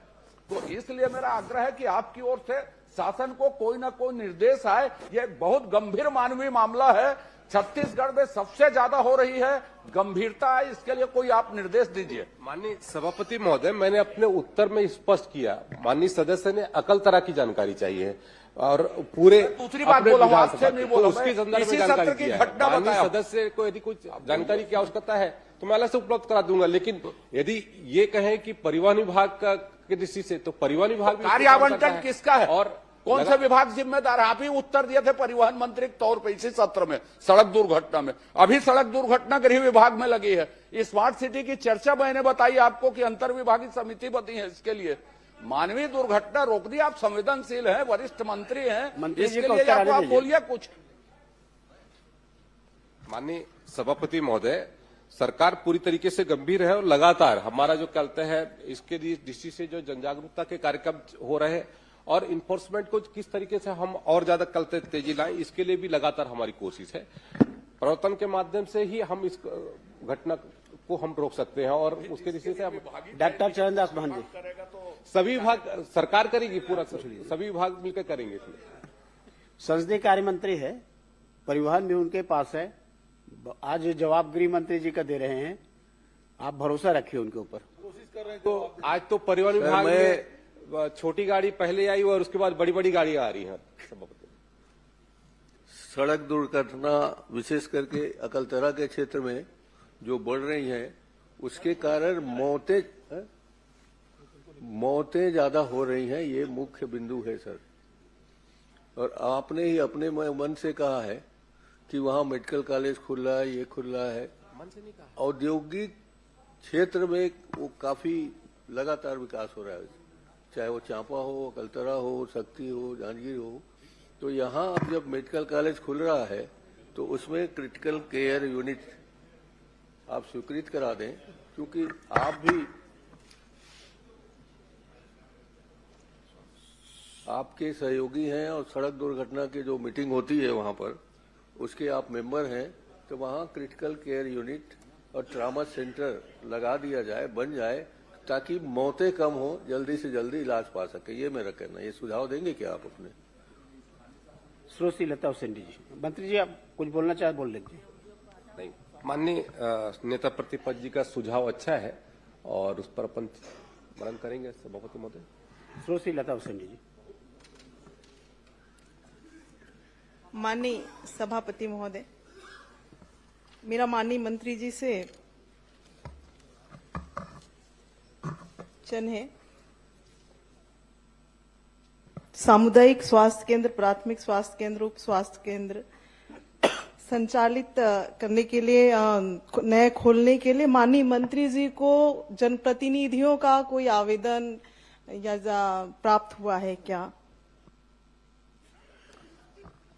माननीय सभापति महोदय, कोंडागांव जिले के अंतर्गत समय समय पर कई जनप्रतिनिधियों के प्राथमिक स्वास्थ्य केंद्र, सामुदायिक स्वास्थ्य केंद्र और उप स्वास्थ्य केंद्र खोलने के लिए आवेदन प्राप्त हुए हैं और उन पर विभाग परीक्षण कराकर अपनी उपलब्धता के अनुसार उसमें समय समय पर खोलती है। और इन 2 सालों में हम लोगों ने सुदृढ़ीकरण किया भी है।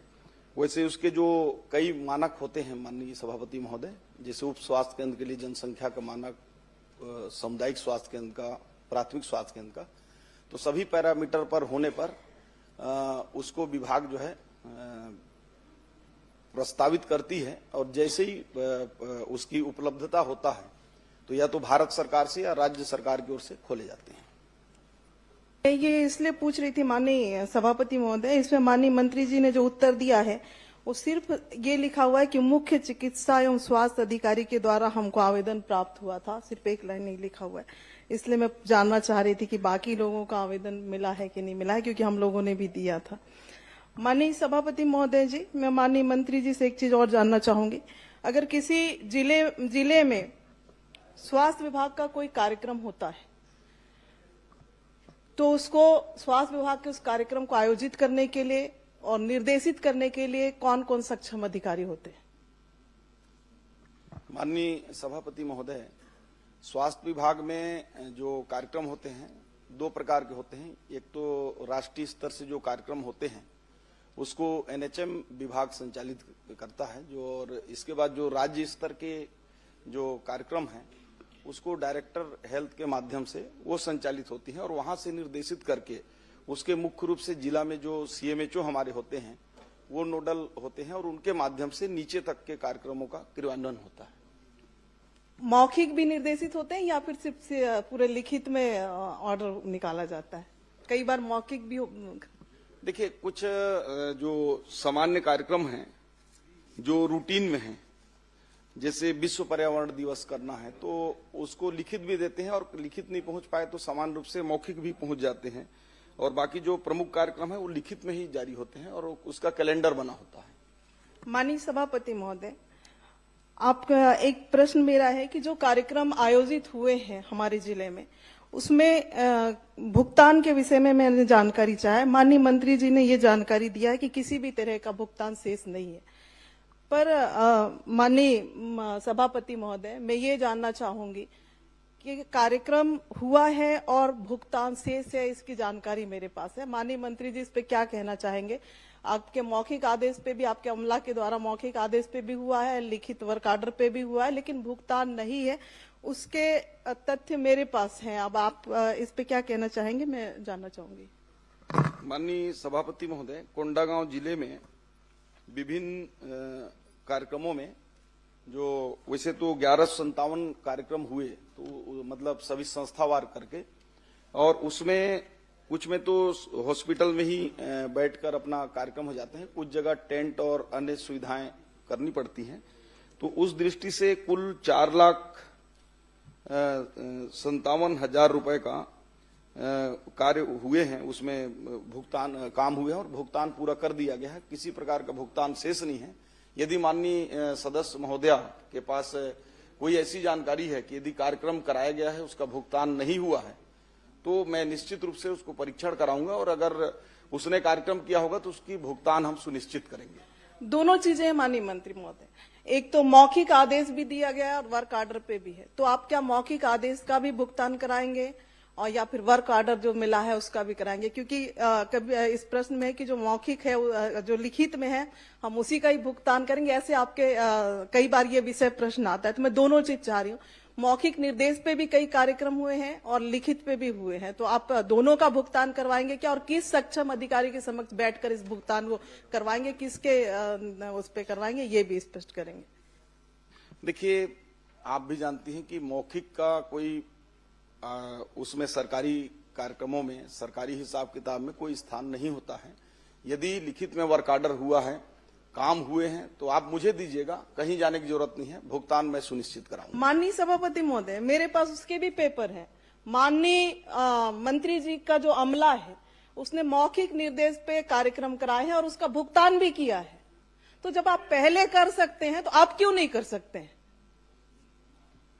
देखिए, मौखिक यदि उसने निर्देश दिया होगा, वैसे मौखिक का तो कोई हिसाब किताब होता नहीं है, लेकिन यदि मौखिक में भी अर्जेंटली कोई कार्यक्रम आया होगा, कराया होगा, तो जो मौखिक आदेश दिया होगा वो यदि हमारे पास जिनाइन दस्तावेजों के साथ कार्यक्रम की पूरी उसकी पुष्टि के साथ भेजता है कि कार्यक्रम हुआ है, तो उस पर विभाग विचार करेगी। नहीं, विचार की बात नहीं है माननीय सभापति महोदय, ये बार बार पिछले प्रश्न में भी आपने कहा था, पिछले बार भी जब इस सदन में प्रश्न आया था आपने कहा था कि 1 महीने के भीतर मैं कार्रवाई करके बताऊंगा। आज 9 महीने हो गए माननीय मंत्री जी, मेरा ये कहने का मतलब है ना, मुझे कोई जानकारी भी नहीं मिला। मैं सिर्फ इतना कहना चाह रही हूँ कि अगर आपने, आपके अमला ने, कई कार्यक्रम ऐसे हैं जिसपे मौखिक सूचना पे कार्यक्रम करने के बाद जिसमें हम लोग भी उपस्थित रहते हैं माननीय सभापति महोदय, मैं ये नहीं कहती कि आपके अमला ही कार्यक्रम आपका कर लेता है, उसमें आपने कई बिल का भुगतान हो जाता है, कई बिल का नहीं होता है, फिर क्यों ऐसा, क्यों भेदभाव, क्यों इस तरह से विषय आते? या तो आप पूरा कराएं या फिर नहीं कराना है तो मत कराएं। आप इस सदन में इस तरह से जवाब देंगे तो बाहर अलग जवाब रहेगा, ये दोनों चीजें मुझे नहीं लगता कि उचित है। माननीय सभापति जी, ये वरिष्ठ नेत्री है और पूर्व मंत्री भी है, राष्ट्रीय उपाध्यक्ष भी है, उनका सुनवाई नहीं होगा तो हम लोग का क्या सुनवाई होगा और छत्तीसगढ़ का जनता का क्या मोर्चा होगा? अब चिल्ला चिल्ला के बोल रही है कोई सुनवाई नहीं हुआ, कोई अरे पूरा तो होने मीटिंग दो में नहीं दादी, सुना जाता, उसके ये बाद सरकार बोलना। किधर चल रहा है? दादी पूरा हो जाने दो, बहुत अच्छा पूछ रही हो, इतना अच्छा पॉइंटेड पूछना सीखो 5 बार के आप भी हो, समझे? अरे पूरा पूछ तो लेने दो, फिर बोलना आप, यही तो बात है हम लोग दादी। तो इसलिए दर्द है। मंत्री जी, दादी का सुनवाई न्यायालय में होगा। माननीय सभापति जी, चूंकि माननीय सदस्य महोदया ने खुद ही कहा है कि मौखिक आदेश, और आप सभी जानते हैं कि मौखिक आदेश का सभापति महोदय, मैं ये कहना चाह रही हूँ कि पिछले बार आपके अमला ने भुगतान किया है, तो क्या एक बार करेंगे, नहीं करेंगे? विश्वास में अगर लोगों ने काम कर दिया आपके अमला पे कहने पे, तो ये 2 तरह की चीजें किस आधार पे पालन हो रहा है, मैं ये कहना चाह रही हूँ माननीय सभापति महोदय।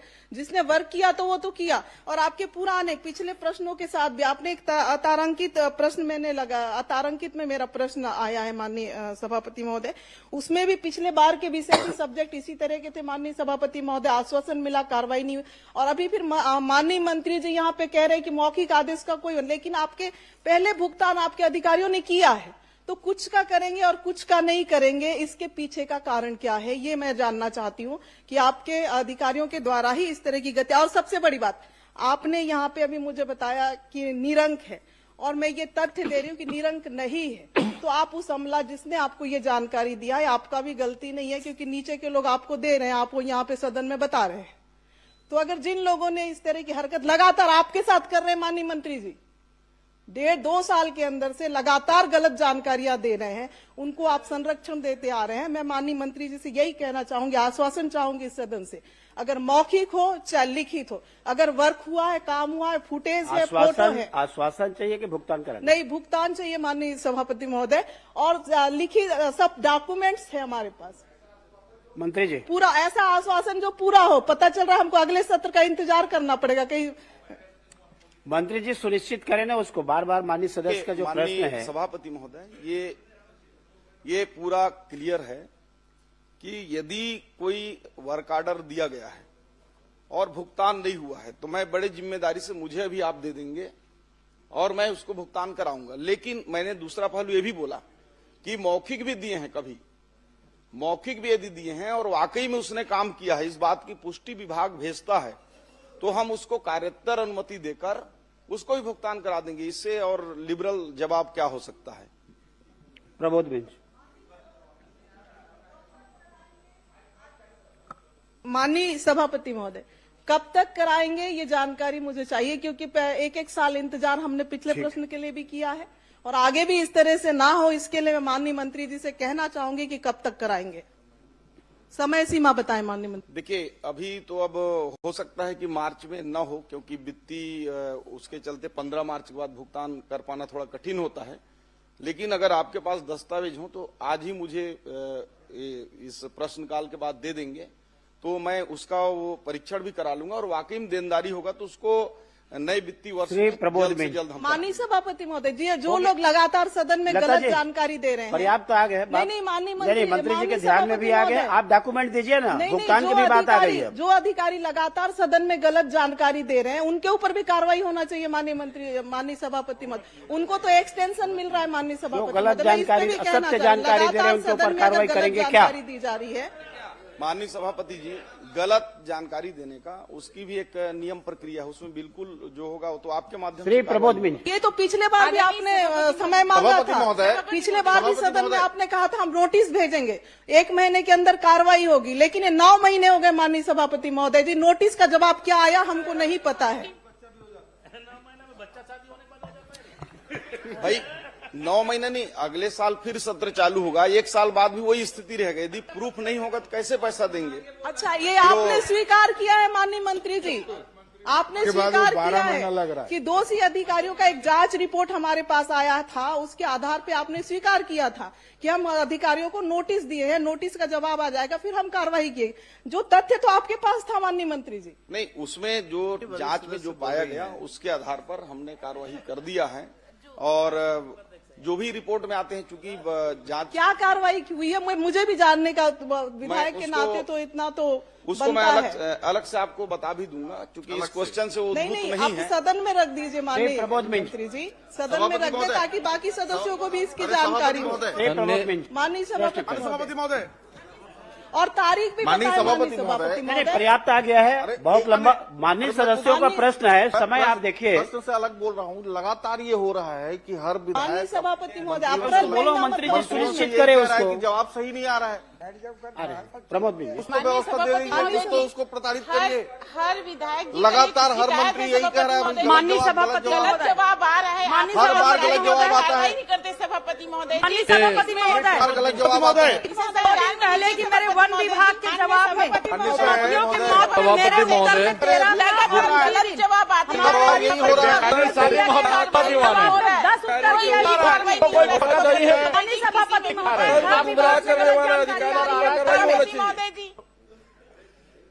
माननीय सभापति महोदय, मेरा सवाल माननीय स्वास्थ्य मंत्री जी से था।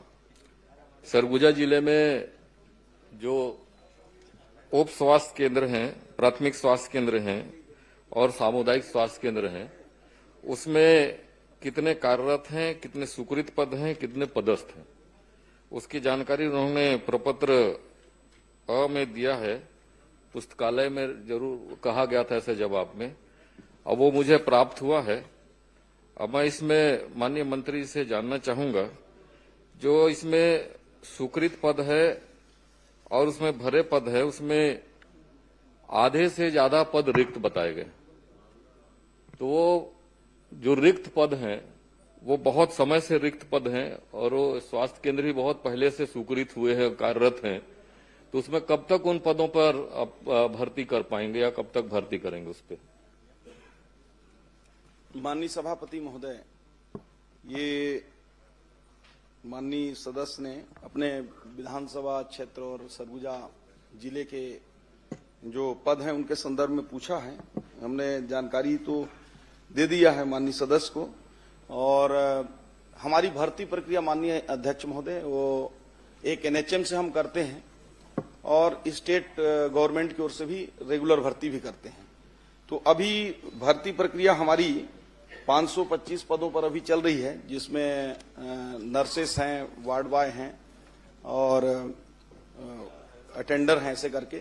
तो उसकी अभी प्रक्रिया पूरी होने वाली है, तो उसमें जो उस क्षेत्र के लिए आवंटित होंगे उसको करेंगे। और एनएचएम से हमारी लगातार भर्ती प्रक्रिया होती है और जैसे जैसे रिक्त पद होते हैं हम भर्ती प्रक्रिया करते हैं।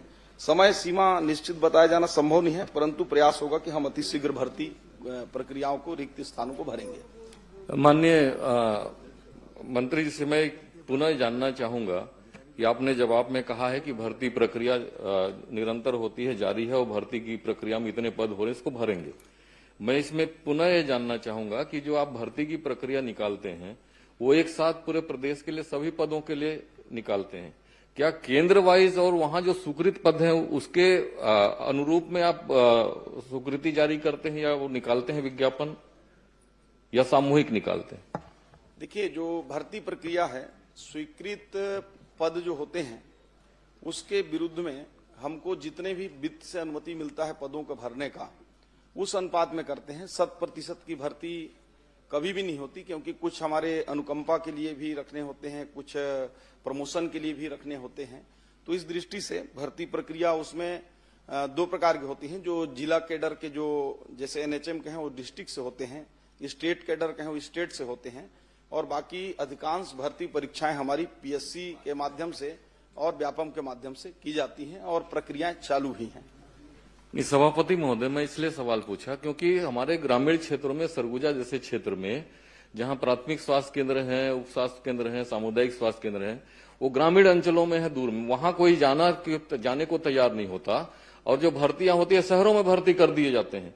तो मैं इसलिए जानना चाहता हूं, क्या वो स्वीकृत जो केंद्र है उन केंद्र के हिसाब से यदि नर्सिंग की स्टाफ के मामला है, टेक्नीशियन का मामला है, डॉक्टरों का मामला है, क्या केंद्र के हिसाब से विज्ञापन जारी करके आप उसमें भर्ती करेंगे क्या? ताकि जो भर्तियां होंगी तो उसमें सीधे वहां लोग अपॉइंट कर पाएंगे, जो वहां जाना चाहता है वही उसमें भाग लेगा, उसके लिए आवेदन करेगा। मैं जानना चाहता हूं आप उसमें करेंगे क्या? देखिए, केंद्रवार, माननीय सभापति महोदय, केंद्रवार भर्ती किया जाना संभव नहीं है और व्यवहारिक स्तर पर वो संभव हो भी नहीं पाएगा, क्योंकि हमारे पास लगभग 2000 से ऊपर स्वास्थ्य केंद्र जो पीएससी तक हैं और उससे नीचे जाएंगे तो हमारे पास 5500 उप स्वास्थ्य केंद्र हैं। तो इतनी बड़ी भर्ती प्रक्रिया तो संभव नहीं है, हम उसको एकजाई ही करते हैं। परंतु मैं बताना चाहूंगा माननीय सदस्य जी को कि आपके क्षेत्र में पदों की संख्या कम जरूर है, परंतु उतनी कम नहीं है। जैसे आपका लुंड्रा क्षेत्र है, मैन पार्ट है, लखनपुर है, लगभग 75 से 80% तक पद भरे हुए हैं। उसमें सिर्फ वही खाली हैं जैसे स्पेशलिस्ट हैं। तो पूरे प्रदेश में कमी है, उस पर हम लोग कार्य कर रहे हैं कि ताकि स्पेशलिस्ट की भी भर्ती हो पाए। माननीय मंत्री जी, आपने जो सूची उपलब्ध कराया है उसमें मेरे पास आपकी सूची है, आप भी देख लें। जितने पद की स्वीकृति है उसके अनुरूप में आपने जो कार्यरत बताया है, उस कार्यरत में सैकड़ों जगह में 000 लिखा हुआ, और आप कह रहे हैं कि बहुत जगह पे भर्ती कर दिया गया है, अनुमान मतलब 80% भर्ती। मैं कहना चाहूंगा कि 50% से भी ज्यादा पद वहां रिक्त है। और दूसरी एक चीज और है माननीय सभापति जी, जो आपने कार्यरत और भरे पदों की यहाँ जानकारी दी है, उसमें जो कार्यरत पद में आपने जानकारी दी है वो उसमें, और आगे मैंने पूछा था कि उसमें कितने लोगों को संलग्न किया गया है। तो जो पद आप भरे हुए बता रहे हैं वो सारे लोग, बहुत सारे लोग इसमें प्राथमिक स्वास्थ्य केंद्र में 19 लोग और सामुदायिक स्वास्थ्य केंद्र में 28 लोग, ये शहरी क्षेत्रों में संलग्न करके रखे गए और आपकी सूची में भरे पद में बताए जा रहे हैं। तो ये रिक्त पद की संख्या और ज्यादा बढ़ गई है। तो आप इसमें भी गौर करेंगे और इसको भी ठीक कराएंगे जो जानकारी आई है। और दूसरी चीज मैं जानना चाहूंगा कि जो आप अटैच किए हैं, संलग्नीकरण किए हैं, उस संलग्नीकरण का नियम क्या है? क्यों संलग्नीकरण किया जाता है और किसको अधिकार है संलग्न करने का? माननीय सभापति महोदय, संलग्नीकरण के कोई नियम नहीं है, लेकिन समय काल परिस्थिति के अनुसार कभी कभी आवश्यकता अनुसार संलग्नीकरण करना होता है। जैसे मान लीजिए कि एयरपोर्ट में ड्यूटी करना है, वहां सेटअप नहीं है तो एक करना पड़ेगा। माननीय न्यायालय में कहीं करना है, वहां करना पड़ता है। और ऐसी हमारे अन्य संस्थानों में भी करना पड़ता है, वो भी करते हैं। कभी कभी कहीं बहुत ज्यादा फुटफॉल है आप बैठ जाना। और माननीय मंत्री जी, आप केवल ये बता दीजिए, नियम को बता दिए, आप नियम में मत जाओ। आपके यहाँ नहीं है, अटैचमेंट में है, संलग्नीकरण नहीं, में माननीय है। सभापति, आप उपलब्ध हो जाए वो पूछ लीजिए। नहीं, संलग्नीकरण इसका मतलब कि मैं भी संलग्नीकरण कर सकता हूं, कोई नियम नहीं है तो कुछ तो नियम होगा। कैसे संलग्न करेंगे, कौन करेगा, संलग्न करेगा इसको? हाँ, और मैं ये कहना चाहूंगा आपके माध्यम सभापति जी, माननीय मंत्री जी से, जितने भी आपने संलग्नीकरण किया है वो केवल ग्रामीण क्षेत्रों से, मेरे ग्रामीण क्षेत्र से आप शहरों में संलग्नीकरण कर दिए। तो संलग्नीकरण क्या जनता के लिए होता है कि जो कर्मचारी उनकी सुविधा के लिए होता? देखिए, आपकी चिंता से मैं वाकिफ हूं, मुझे समझ में आ रहा है। निश्चित रूप से आपका जो ग्रामीण क्षेत्र है वहां से अटैच हो गए होंगे, और मैं आपको आश्वस्त करता हूं कि उसमें परीक्षण करा के जो भी ऐसे अति आवश्यक नहीं हो उनको, जो आपने 18 और 28 बताया है, उन सभी का परीक्षण करा के मैं 15 दिन के अंदर, अगर अनावश्यक रूप से अगर संलग्नीकरण हुए हैं तो उन सबको निरस्त करके फिर से आवश्यकता अनुसार जो होगा, कुछ मैं देख रहा था उसमें कि कुछ अति आवश्यक थे तो करना होगा। और जब करना होगा तो जैसा आप बोल रहे थे नियम, तो नियम ऐसा कोई नहीं है, लेकिन यदि ब्लॉक लेवल अधिकारी को करना है अटैचमेंट तो ऊपर के सीएमएचओ से लेगा, सीएमएचओ को करना है तो जेडी से एक बार अनुमोदन लेगा, और जेडी को भी करना है तो या तो कलेक्टर या डायरेक्टर हेल्थ या एमडी एनएचएम से, जो एनएचएम को होगा तो लेगा, तभी करें। ऐसा मैं आपको पूरे प्रदेश के लिए नहीं, माननीय मंत्री जी, मैंने आपको इसलिए कहा क्योंकि जो जिन केंद्रों से शहरों में उनको अटैच किया गया है और वहीं पर भी और दूसरे लोगों को भी अटैच कर दिया गया, तो जब वहां से हटाना ही था दूसरी जगह व्यवस्था में, तो वहां फिर क्यों भर्ती किया गया? तो ऐसे बहुत सारी गड़बड़ियां हुई हैं, और किसी विशेष लोगों को लाभान्वित करने के लिए किसी अधिकारियों के द्वारा ऐसा काम कर दिया गया है। तो सारे उसको निरस्त करके पुनः इसको पुनर्विचार करेंगे क्या? सभापति महोदय जी, छोटा सा इसमें मेरा प्रश्न। 1 मिनट, इसको जवाब दे दीजिए। हाँ, मैं सारे संलग्नीकरण को समाप्त करने का निर्देश करता हूं और फिर से घोषणा करता हूं, हमारे अधिकारियों को निर्देश और यहां घोषणा। ठीक है, मैं घोषणा करता हूं पूरे संलग्नीकरण को हमारे जो जितने भी पीएचसी, सीएचसी, सब हेल्थ सेंटर, डिस्ट्रिक्ट हॉस्पिटल, इनमें जो अटैच हैं, बाकी जो इंस्टीट्यूशनल संस्थानों में है, जिससे अब आप लोग विधायक के लोगों के पास, कई लोगों के पास अटैचमेंट होंगे तो प्रक्रियाओं के तहत है, लेकिन जो हॉस्पिटलों में इस प्रकार के जो ग्रामीण क्षेत्र से शहरी में हो गए हों या जहां आवश्यकता नहीं है, तो पूरे को अटैचमेंट एक बार करने का मैं घोषणा करता हूं, और इसका पालन अति शीघ्र करते हुए आपको इसकी हम प्रबोध जी, आपको हम आपके विधानसभा श्री अजय चंद्राकर। माननीय सभापति महोदय, माननीय सभापति महोदय, एक ही मिनट। माननीय प्रदेश को उन्होंने माननीय मंत्री जी, एक प्रश्न और था छोटा सा, एक प्रश्न आपको धन्यवाद भी दूंगा। आपने पिछले बार में हमारे 3 सामुदायिक स्वास्थ्य केंद्र स्वीकृत किए थे, परंतु भवन उसके लिए स्वीकृत नहीं है।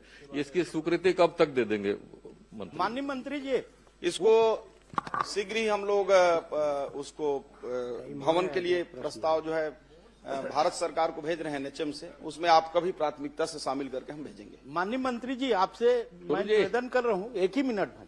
अरे यार, में भी एक ही मिनट लूंगा, बस ज्यादा नहीं।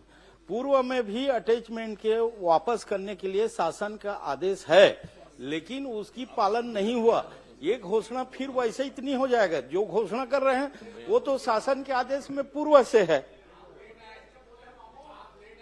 नहीं, मैं लेट आया हूं, लेकिन बात मैं समझ चुका हूं। आज आप जो घोषणा कर रहे हैं वो तो पूर्व से शासन के आदेश में है, उस आदेश का तो पालन ही नहीं हुआ।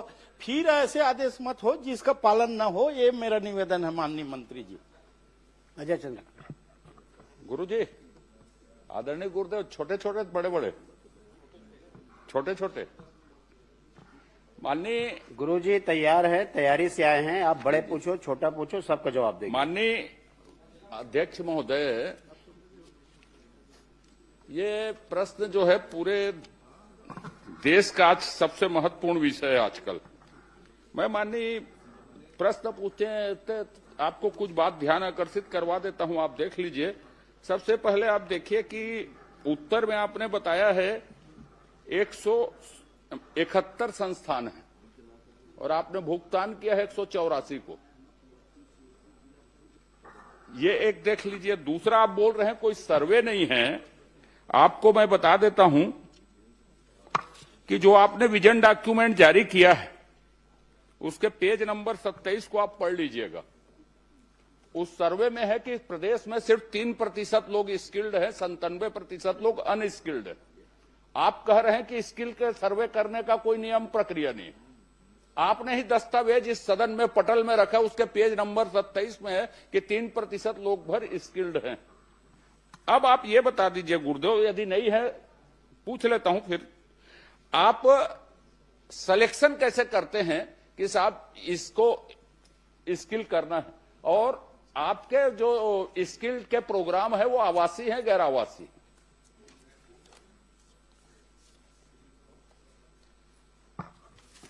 माननीय सभापति महोदय, जो टारगेट हमें मिलते हैं भारत सरकार के द्वारा स्किल के लिए, तो उस हिसाब से हम लोग करते हैं और इसमें क्षेत्र वाइज हम लोग स्किल गैपिंग एनालिसिस करते हैं। जो हमारे क्षेत्र वाइज में जिस प्रकार कार्य योजना हम तैयार करते हैं जिलों में, और जिलों में तैयार करने के बाद उद्योगों को हम आमंत्रित करते हैं, संस्थानों को आमंत्रित करते हैं, उनके साथ बैठक करते हैं, उनके डिमांड बेस्ड जो ट्रेनिंग की आवश्यकता होती है।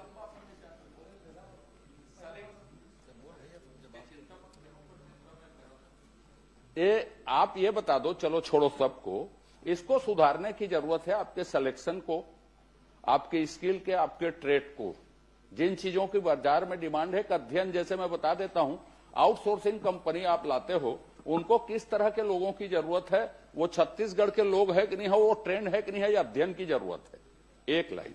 दूसरी बात आपको बता देता हूं, जिसको करेंगे तो ठीक है, आखिरी विषय है मेरा। भारत सरकार ने कौशल उन्नयन की नीति, माननीय सभापति महोदय, जारी करके पब्लिक डोमेन में डाली हुई है। छत्तीसगढ़ सरकार, आपने जो उत्तर दिया है जितना, उसमें आपका कोई नीति कार्यक्रम नहीं है। छत्तीसगढ़ के नौजवानों के कौशल उन्नयन के लिए कोई नीति बनाएंगे क्या? यदि नीति नहीं बनाएंगे तो उसी नीति में से जो पब्लिक डोमेन में है उसको स्वीकार करके आप अपने अनुरूप ढालेंगे क्या, या इसके लिए कोई कदम उठाएंगे? किस तरह उठाएंगे, कब उठाएंगे, ये भर बता दीजिए मुझको। निश्चित ही माननीय वरिष्ठ सदस्य हैं, उत्कृष्ट विधायक हैं, उनका सुझाव हम सबको हमेशा मिलते रहता है, और जो सुझाव उनका मिला है उसमें आने वाले समय निश्चित ही विचार किया करने का हम सब प्रयास करेंगे, ताकि हमारे यहाँ युवाओं को ज्यादा से ज्यादा स्किल मिल सके। माननीय सभापति महोदय, जहां जहां पे छत्तीसगढ़ के लोग हैं, आपको बता दूं, चाहे वो गिग वर्कर्स हो, चाहे आउटसोर्सिंग के वर्कर्स हो, अब ये कौशल उन्नयन हो, पूरे देश में भी यदि बात करें तो 87% लोग अनस्किल्ड हैं। छत्तीसगढ़ में तो आप ही के दस्तावेज में 3% लोग अनस्किल्ड हैं। जो संस्थाएं हैं उसको पढ़ लीजिए, किसी के पास आवासीय व्यवस्था नहीं है। बस्तर को छोड़ के कहीं आवासीय स्किल्ड करते नहीं। भवन बने हैं यहीं के लाइवलीहुड कॉलेज में, उस भवन का कोई उपयोग नहीं।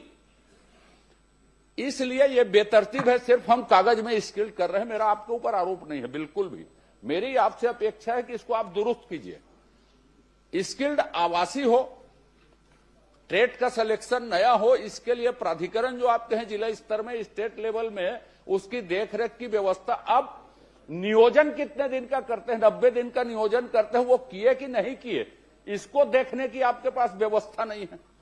तो मेरा आपका ये आग्रह है फिर से कि कौशल उन्नयन के लिए स्टेट की कोई नीति बनाएंगे क्या? छत्तीसगढ़ के लोगों का इससे भला होगा, और बनाएंगे तो कोई समयावधि तय करेंगे। यदि विशेषज्ञ नहीं है तो संस्थाएं मौजूद है देश भर में बनाने के लिए नीति, भारत सरकार ने ही किसी से बनवाई है। तो आप छत्तीसगढ़ इसमें पहल करेगा क्या? छत्तीसगढ़ की सबसे बड़ी जरूरत है ये कि आप नीति कौशल उन्नयन के लिए बनाएंगे, कोई समय सीमा निर्धारित करेंगे क्या? उसके लिए कोई भी, मैं धोखे से आरोप प्रत्यारोप प्रक्रिया में अब नहीं जाना चाहता। आप इतना करेंगे तो सभी चीज आप ही आप दुरुस्त हो जाएगी।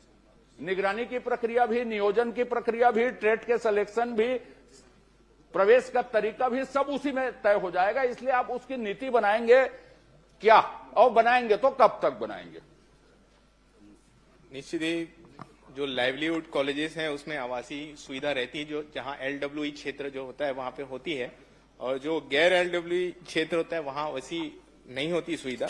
और जो निगरानी की जो बात है, तो जो 90 दिन का हम लोग हमेशा देखते हैं, परीक्षण करते हैं, निगरानी करते हैं उसके बाद ही पेमेंट होता है। उसके पहले हम लोग कुछ ना कुछ पेमेंट उनका रोक के रखते हैं। तो निश्चित ही आने वाले समय में और इसमें जिस प्रकार से माननीय सदस्य जो सुझाव दे रहे हैं, उसमें आने वाले समय में और इसमें बदलाव करने का प्रयास एक लाइन करेंगे। है, सब कर लो आप। नीति आप बनाएंगे, क्या आप बनाएंगे, कब तक बनाएंगे एक लाइन में, और नहीं तो आप छोड़ देता हूं। मेरा और कोई प्रश्न नहीं है। प्रक्रियाजनक छोटी छोटी बात क्या करेंगे, यह सब छोटी प्रक्रिया। छत्तीसगढ़ को जरूरत है कौशल उन्नयन के लिए पॉलिसी की। आपको देखना है तो भारत सरकार की पॉलिसी पब्लिक डोमेन में है सुझाव के लिए।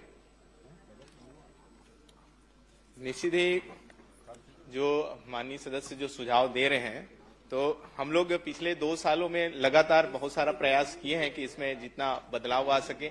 और जो आज के समय में जो आवश्यकताएं हैं, जो ट्रेडों की जिस प्रशिक्षण हमारे युवाओं को देना चाहिए, उसके लिए हम लोग लगातार प्रयास कर रहे हैं। और इन सुझावों को भी हम अपने उसमें लेंगे और आने वाले में इसके लिए भी हम प्रयास करेंगे। माननीय सभापति महोदय, माननीय मंत्री जी ने जवाब दिया है कि लगभग 80% के आसपास भुगतान हो गया है। जो आपने उत्तर दिया है 187 संस्थाओं को 80% के आसपास भुगतान हुआ है। माननीय सभापति महोदय, मैं मंत्री जी सिर्फ इतना जानना चाहता हूं, क्या भुगतान के लिए कोई ऐसे नियम विभाग ने बनाए थे कि नियोजन के पश्चात भुगतान होगा और वो कितना % होगा और कितना % पे भुगतान को रोका जाएगा? क्या ऐसा कोई नियम है, और यदि है तो उसका पालन किया गया है? निश्चित ही उसके नियम है और नियम को हम पालन करते हैं। और जो जिनके सारे डॉक्यूमेंट्स जो नियम के तहत होते हैं, जो आ जाते हैं। नहीं, भुगतान का नियम 60% भुगतान किया जाएगा अगर इतने % नियोजन करने के पश्चात। क्या ऐसा नियम है, और यदि है तो उसका पालन किया गया है? प्रथम किस्त हम बैच आवंटन के 1 माह उपरांत प्रशिक्षण लागत का 20%, न्यूनतम 10 प्रशिक्षणार्थियों की उपस्थिति जो 75% से अधिक होना अनिवार्य है, तब हम करते हैं। द्वितीय किस्त हमारे मूल्यांकन एवं प्रमाणीकरण उपरांत प्रशिक्षण लागत का 20% हम करते हैं। तृतीय किस्त नियोजन प्रतिशत के आधार पर 60%। वही तीसरा कितना % है भुगतान? आप कब करते हैं? कितने % सभापति महोदय, मैंने आपको बताया मेरे को 20% मंत्री जी का करते हैं। उसके बाद उत्तर तो आ गया है जिसमें 9,780 युवाओं को कौशल आप कितना प्रशिक्षण दिया गया है, जिसमें मैं यही पूछना चाहता हूं कि कितने युवाओं को किस ट्रेड में प्रशिक्षण दिया गया है? माननीय सदस्य ने जो चाहा है, हमने बताया कि उसमें 9,760 युवाओं को कौशल विकास प्रशिक्षण दिया गया। नहीं, कितने युवाओं को किस ट्रेड में दिया गया है, ये बता दीजिए। देखिए, वो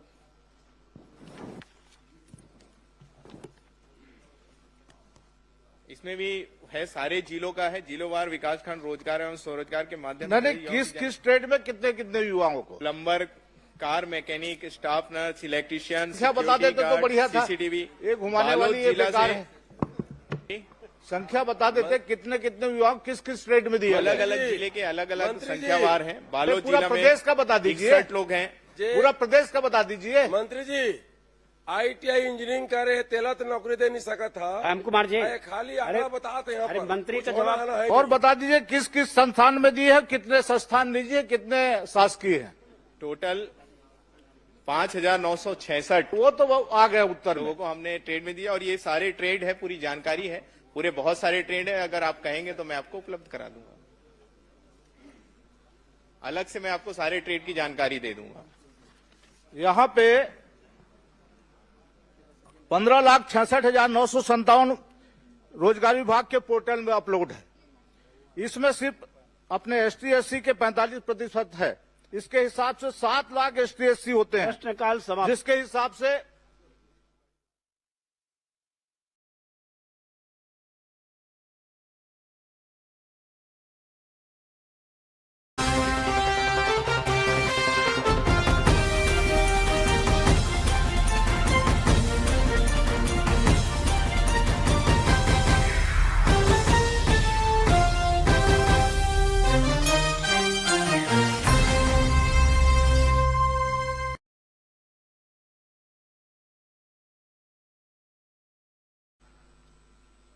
जो कि विषय जगदलपुर विधानसभा के अंतर्गत है, लेकिन जिला जो है वो दंतेवाड़ा जिला है और इसलिए ये प्रश्नाधीन जो विषय है सुकमा जिला है, क्षमा करेंगे। झीरम घाटी से एलंगनार एक दूरस्थ अंचल है, दुर्गम क्षेत्र है। वहां से उरकापाल और कांदानार तक ऐसे 18 किलोमीटर, और इस सड़क के दृष्टि से जो माननीय मंत्री जी का जवाब आया है, प्रारंभ में 14,60,60,000 का व्यय संभावित बताया गया। इसकी प्रशासकीय स्वीकृति 1 जनवरी 2023 को 1 जनवरी 2023 को और टेंडर 30 जनवरी 2023 को जारी किया गया। और माननीय मंत्री जी ने प्रश्न के जवाब में यह भी कहा है कि उक्त सड़क मार्ग घोर नक्सल प्रभावित क्षेत्र होने तथा दुर्गम पहाड़ी क्षेत्र होने के कारण निर्माण हेतु तैयार डीपीआर में सीसी सड़क, टोवाल, नाली, पुल पुलिया निर्माण एवं घाट कटिंग जैसे कार्यों का विस्तृत सर्वे नहीं किया गया। बिना सर्वे के और सारे एएसटीएस स्वीकृति से लेकर सारा टेंडर तक ये जारी हो गया और ये डीएमएफ से जिला सुकमा से अतिरिक्त कार्य, इसके लिए जो अतिरिक्त सैंक्शन हुआ वो 5,59,69,000 रुपए, ये 18/1/2025 3 साल के बाद बार बार जब इस पर संज्ञान लिया गया, बातचीत किया गया और संबंधित जितने भी उसके अधिकारी, वरिष्ठ अधिकारी, ठेकेदार से लेकर सभी से लगातार 2 वर्षों तक इसकी बातचीत होने के बाद 25 को 3 साल बाद इसको, और तो आपके माध्यम से माननीय मंत्री जी से मैं ये जानना चाहता हूं कि प्रारंभ में जब इस 18 किलोमीटर की सड़क जिसका टेंडर 31 जनवरी 2023 को हुआ और कार्यादेश जिस ठेकेदार को दिया गया उसके द्वारा इन 3 वर्षों में कितना काम किया गया, इस हेतु कितनी राशि का भुगतान किया गया मंत्री और जी, आप इसमें ठेकेदार को कब तक कार्य पूर्ण करना था? जवाब आने दीजिए।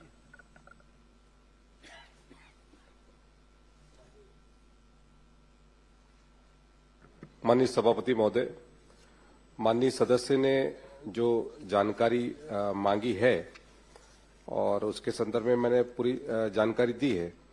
और जो 18 किलोमीटर तक की जो सड़क बनना था और नक्सलवाद होने के कारण से उसका जो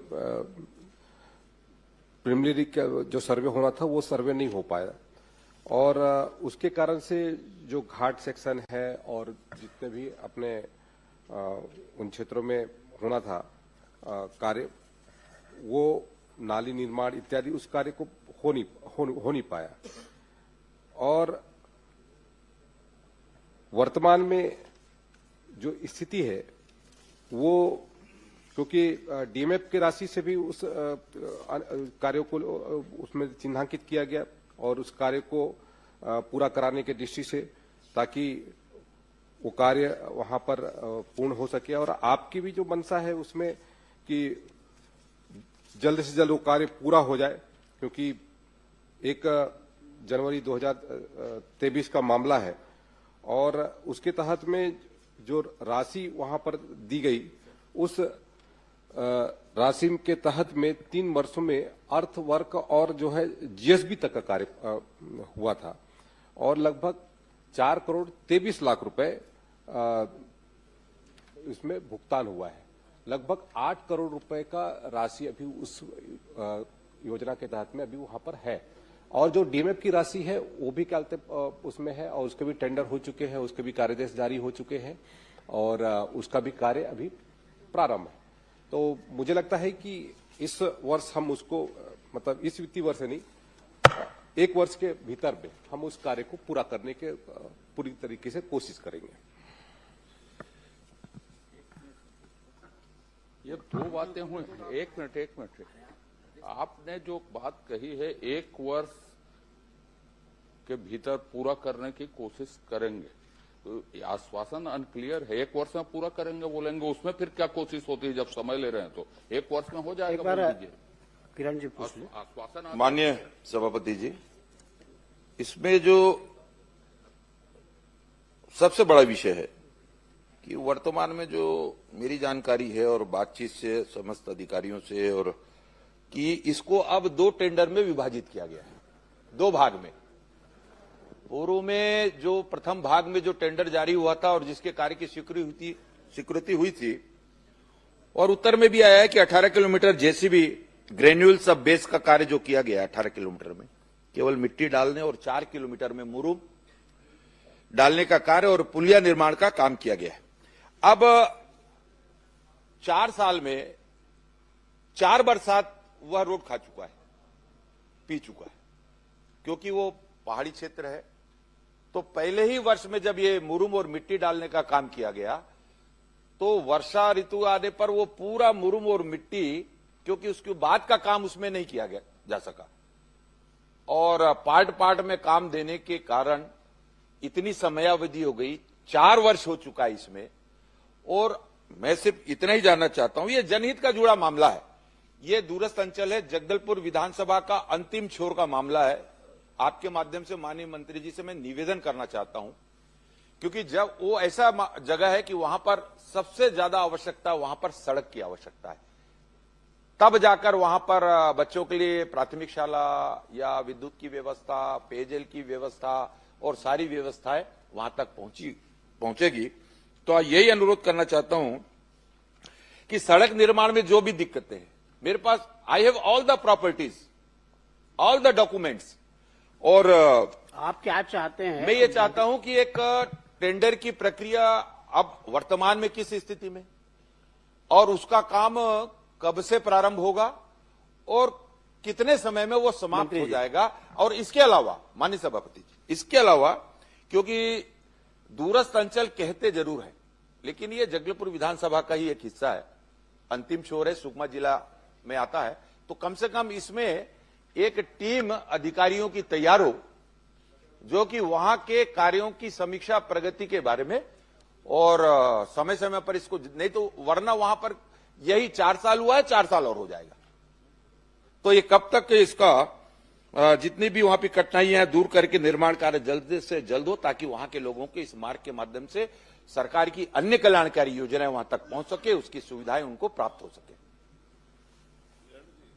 माननीय सभापति महोदय, माननीय किरण सिंह देव जी ने जो प्रश्न उठाया है, निश्चित तौर से बहुत ही वाजिब है, और लंबे समय से उस योजना के पूर्ण होने का इंतजार वहां है, और सरकार की भी मंशा है कि उस कार्य को तत्काल पूरा किया जाए। और जैसा कि मैंने अपने उत्तर में बताया कि क्योंकि वो नक्सल प्रभावित क्षेत्र होने के कारण से उस क्षेत्र में जिस तरीके से कार्य होना चाहिए उस तरीके से कार्य नहीं हो पाया, और उसका क्योंकि वो घोर नक्सल प्रभावित क्षेत्र है और पहाड़ी क्षेत्र है और फॉरेस्ट एरिया भी है, तो उसके कारण से जो अलाइनमेंट में जो परिवर्तन आया, और उसके कारण से जो उसमें जो एडिशनल जो कार्य की आवश्यकता पड़ी, जिसमें सीसी सड़क है, टो वाल है, नाली का है, पुलियों का निर्माण है और घाट कटिंग है, इन सब चीजों के कारण से उसके कहते हैं जो अतिरिक्त कार्य की आवश्यकता हुई, और उसके तहत में जो डीमेप की राशि के माध्यम से लगभग 5,59,00,000 रुपए उसमें स्वीकृत भी किया गया, और उसका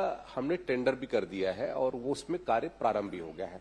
जहां तक 18 किलोमीटर का जो सड़क है, उसको कार्य को जो ठेकेदार के माध्यम से समय सीमा में पूरा नहीं किया गया, क्योंकि 12 महीने के भीतर में उसको पूरा करना था, लेकिन उसने पूरा नहीं किया, और उसके कारण से जो विलंब हुआ उसको हम समय सीमा में, आप डिटेल बता रहे हैं, माननीय सदस्य की जो चिंता है, डिले वैसे ही हो गया है, उसके निर्माण कार्य जल्दी शुरू हो और उसको मॉनिटरिंग करने वाला अधिकारी। माननीय सभापति महोदय, चिंता इस बात की है कि समय समय पे 4 वर्षों में, एक विशेषकर इन 2.5 वर्षों में, मैं इस कार्यकाल की बात करूं तो बार बार जब इस पर पता लगा के बाद वही का वही है, मामला वही का वही है, तो एक बार इसको सुनिश्चित कर लिया जाए कि, क्योंकि फिर ये 5वां बरसात आ जाएगा, 2 महीना पर फिर काम रुक जाएगा, फिर मिट्टी बह जाएगी। तो मेरा निवेदन ये है सिर्फ इतना कि इस पर एक टीम गठित करके मैं सिर्फ इतना चाहता हूं कि वह मॉनिटरिंग हो और काम की शुरुआत और सारी जानकारियां सही हो जाए। ये गलत जो जानकारी आती है, इससे क्या होता है कि ये काम वैसी। जवाब दे रहे हैं माननीय सभापति महोदय, माननीय श्री किरण सिंह जो जी ने जो प्रश्न उठाया उसमें निश्चित तौर पे विभाग पूरी तरीके से गंभीर है और मैं सदन को आश्वस्त करता हूं कि आने वाले 20 दिनों के भीतर में एक उच्च स्तर के हमारे अधिकारी वहां पर जाकर के उसका स्थल का अवलोकन करेंगे और वहां जाकर के जो भी कहते हैं संबंधित कार्य के दृष्टि से जो भी दिशा निर्देश होगा, जिसमें कहते हैं एक्शन लेने की बात होगी, उस पर एक्शन लिया जाएगा। श्री राघवेंद्र, धन्यवाद। धन्यवाद सभापति महोदय। मैंने प्रश्न में ये सड़क हादसों के लिए मैंने प्रश्न पूछा था अपने विधानसभा का, जहां मैंने ख में स्पेसिफिकली पूछा था कि सड़क हादसों के कारण तेज गति 2025 में हादसों में पिछले उसमें तुलना में वृद्धि हुई है कि नहीं और उसके कारण क्या है। सभापति महोदय, उसका जवाब स्पेसिफिकली नहीं आया है कि बढ़ने का कारण क्या हो रहा है पिछले 2 साल में।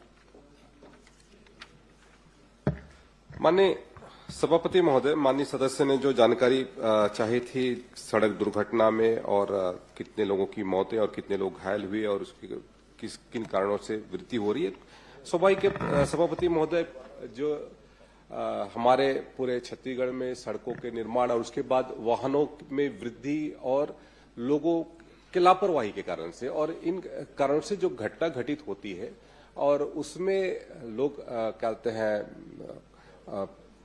लोगों की मृत्यु भी होती है, लोग गंभीर रूप से घायल भी होते हैं।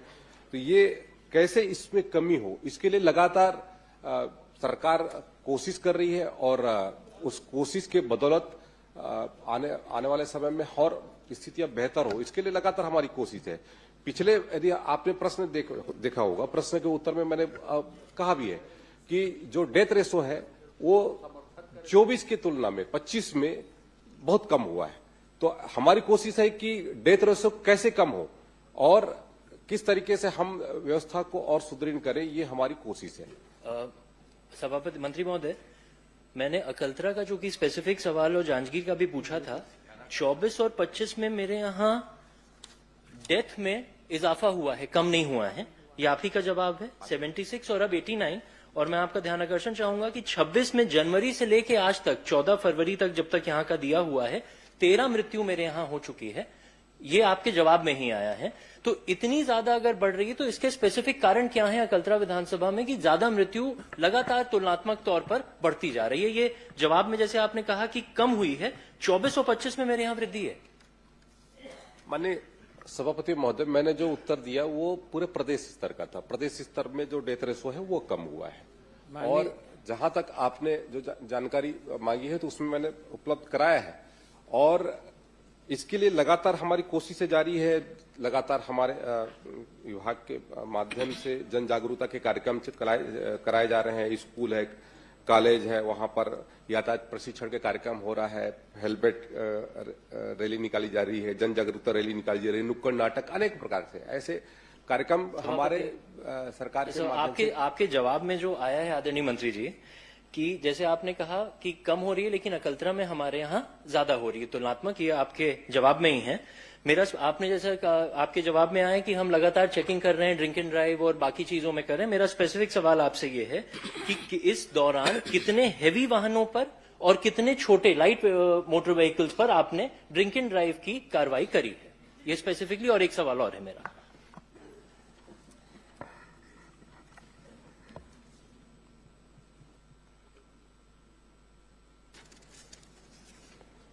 माननीय सभापति महोदय,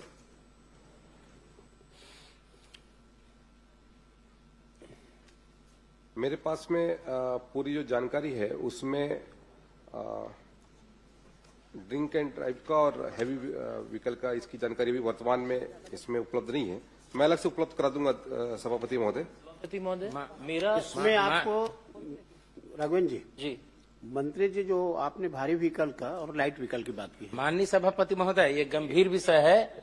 एक मिनट जी जी, आपने जो प्रश्न किया है ना जी, अभी आपने जो सप्लीमेंट्री पूछा तो भारी व्हीकल का और लाइट व्हीकल का है मंत्री जी विभाग से जानकारी लेकर के आपको उपलब्ध करा देंगे। सभापति महोदय मेरा एक गंभीर विषय है माननीय सभापति महोदय। एक मिनट मेरा इसमें एक स्पेसिफिक सवाल है। जैसे इसमें जवाब में आया कि हमने कार्रवाई हम लगातार कर रहे हैं, लेकिन आंकड़ा इसमें नहीं आया है कि हम कितनी कार्रवाई हैवी व्हीकल्स पे मंत्री जी और कितनी कार्रवाई लाइट मोटर व्हीकल्स पे कर रहे हैं।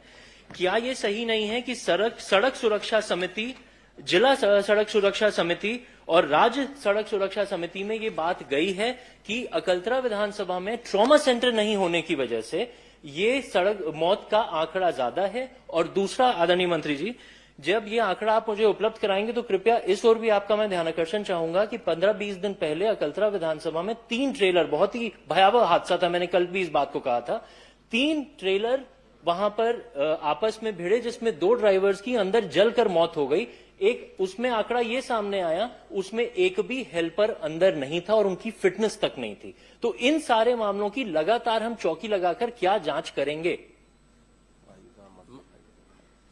माननीय सभापति महोदय, जो कार्रवाइयां जो की गई है उसकी संदर्भ में मैं जानकारी देना चाहूंगा। पूरे प्रदेश में जितने प्रकरण बने उसमें लगभग 2024 में 6,12,000 प्रकरण बने। और अकलतरा का है सभापति महोदय। हाँ जी मंत्री जी, मेरा सवाल अकलतरा का ही, और आंकड़े भी अकलतरा और जिले जांजगीर चांपा के। जिले जांजगीर चांपा का लगभग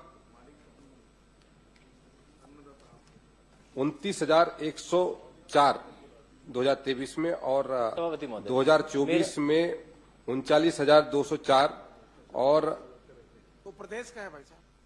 2025 में 41,615। ये प्रदेश का बता रहे हैं ना? नहीं, ये मेरा सवाल जांजगीर जिला और अकलतरा ये जांजगीर का बता रहा हूं मैं जी। ये जांजगीर का मैंने बताया। ये जवाब लेकिन उपलब्ध, आदरणीय आपसे मेरा स्पेसिफिक सवाल है, क्या जो जिला की सड़क सुरक्षा समिति है और राज्य की समिति है जो सुप्रीम कोर्ट के, माननीय सुप्रीम कोर्ट के ऑर्डर से बनी हुई है, क्या इसमें ये जानकारी नहीं दी गई है कि ट्रॉमा सेंटर ना होने की वजह से ये डेथ का रेशियो अकलतरा विधानसभा में ज्यादा है? बड़ा बिल्कुल स्पेसिफिक सवाल। सभापति महोदय। माननीय सभापति महोदय, माननीय सदस्य ने जो जानकारी मांगी है कि वहां पर ट्रामा सेंटर या फिर जो सुविधा होनी चाहिए, तो मैं बताना चाहूंगा कि स्वास्थ्य विभाग उसमें लगातार कोशिश कर रहा है। जांजगीर में अभी मेडिकल कॉलेज भी वहां पर बन रहा है, 357 करोड़ का लगभग वहां पर मेडिकल कॉलेज की स्थापना हो रही है पूरे। और राज्य की जो सड़क सुरक्षा समिति है उसमें पुलिस, पीडब्ल्यूडी हेडक्वार्टर में ही होता है। हम मैं बता रहा हूँ ना जी। राज्य में जो हमारे कहते हैं यहाँ पर जो सड़क सुरक्षा की दृष्टि से जो बैठकें होती है और उसमें लगातार, चाहे वो जिला कलेक्टर के माध्यम से हो या सांसद के माध्यम से हो, उसकी बैठकें भी नियमित रूप से हो ही रही है और उसके माध्यम से जो भी दिशा निर्देश हमको करना है, जिसके तहत में हमारा जो सड़क में जितनी भी दुर्घटना होती है उसमें कैसे कमी लाई जाए, उसके लिए लगातार मेरा स्पेसिफिक सवाल है सभापति महोदय। आदरणीय मंत्री जी, क्या आप ये निर्देशित करेंगे कि बड़े वाहनों पर जिस तरह की कार्रवाई होनी चाहिए, जो समझ में आ रहा है कि नहीं हो रही है, आप वहां पर स्पेशल अभियान चलाकर, चूंकि अकलतरा विधानसभा में वृद्धि हो रही है मौत में, क्या आप ये आश्वासन देंगे कि वहां पर त्वरित चेकिंग लगातार करी जाए, कुछ ना कुछ स्पेशल प्रोविजन वहां पर किया जाए कि हमारी चेकिंग तुरंत स्टार्ट हो जाए? और दूसरा, जो जिला समिति से राज्य में आया है उसको आप त्वरित कंसिडरेशन में लाएंगे क्या, अगर ट्रॉमा सेंटर और बाईपास की बात आ रही है? बस ये 3 मेरे स्पेसिफिक आपसे आश्वासन की मांग है। बाईपास के संदर्भ में तो कल माननीय मंत्री जी ने उत्तर दे दिया है आपको और आप उससे बहुत वो भी हैं और आपको तो धन्यवाद ज्ञापित भी करना चाहिए कि माननीय मंत्री जी ने उसके लिए कहा है। और जहां यदि आप बाकी चीजों की बात करें, जिला स्तर की टीम ने क्या प्रस्ताव भेजा है तो उसके प्रस्ताव के आधार पर उस पर अपन चिंतन करेंगे। मंत्री जी, जो मैंने बताया कि लगातार ज्यादा हमारे यहाँ ड्रिंक एंड ड्राइव और इसकी प्रॉब्लम हो रही है, उसके लिए क्या स्पेशल अभियान अकलतरा विधानसभा में, क्योंकि दिख रहा है कि मौतें हमारे यहाँ ज्यादा हो रही हैं, अभी जनवरी से अभी 14 फरवरी तक लगभग 13 लोग मर चुके हैं, तो क्या स्पेशल अभियान वहां पर चलाया जाएगा? माननीय सभापति महोदय, मैंने अपने उत्तर में बताया कि किस तरीके से हम जांजगीर क्षेत्र में लगातार जो अपने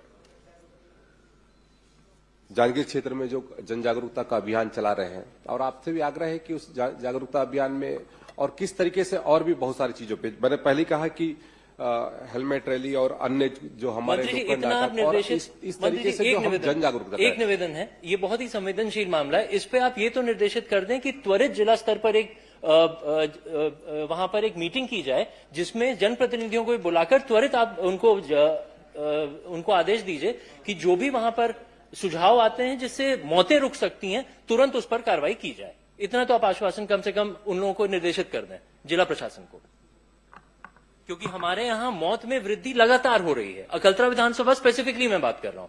आप जनवरी से लेकर अभी तक देखें महोदय, लगभग 13 लोगों की मृत्यु हो चुकी है। तो वहां पर ये जितने चलाए जा रहे हैं अभियान, ये शायद काफी नहीं है, इसके अलावा भी कुछ करने की आवश्यकता है। माननीय सभापति महोदय, मैं इसको स्पेशली दिखवा लूंगा सभापति महोदय। वहां पर हमारे गृह विभाग के माध्यम से, परिवहन विभाग के माध्यम से जो भी संभव होगा यथासंभव कोशिश की जाएगी कि वहां की व्यवस्था को हम सुदृढ़ करें। वहां के यातायात व्यवस्था, वहां पर जिस तरीके से भी यदि कोई ऐसा स्पॉट जहां पर लगातार घटना घटित हो रही है तो उसको भी चिन्हांकित करके वहां पर उसका निराकरण करेंगे। आप एक उनको आदेशित कर दें कि जल्द से जल्द उस बैठक को वो बुला लें। ठीक है माननीय सभापति महोदय, एक प्रश्न। बिल्कुल उसकी बैठक करवा लेंगे। माननीय मंत्री जी ने भी कहा है कि भाई माननीय हम सभापति, एक दुर्घटना जगह क्षेत्र माननीय को सभापति महोदय, देखो प्रश्न काल में माननीय सभापति पूछना महोदय, चाहते हैं, संभव नहीं होगा। बाकी माननीय सदस्यों सभापति को भी महोदय, प्रश्न लगा हुआ है। जिले का ही मामला था। माननीय सभापति महोदय, एक अजय को दे दिया है, सबके तरफ से पूछ लेंगे वो। आप एक मिनट। पूछेंगे। माननीय सभापति महोदय, जांजगीर जिला की ओर से माननीय सभापति मोहन महोदय जी को दे देंगे तो सबके तरफ से आप पूछ लेंगे। माननीय सभापति महोदय, आपसे मेरा प्रश्न आपसे, उस दिन मेरा ध्यानाकर्षण लगा था सड़क दुर्घटना में तो परिवहन विभाग में लगा था। देखो प्रश्न मेरे से है कि मंत्री जी से है? आप व्यवस्था देंगे इसमें, क्योंकि व्यवस्था का प्रश्न होता नहीं प्रश्न काल में।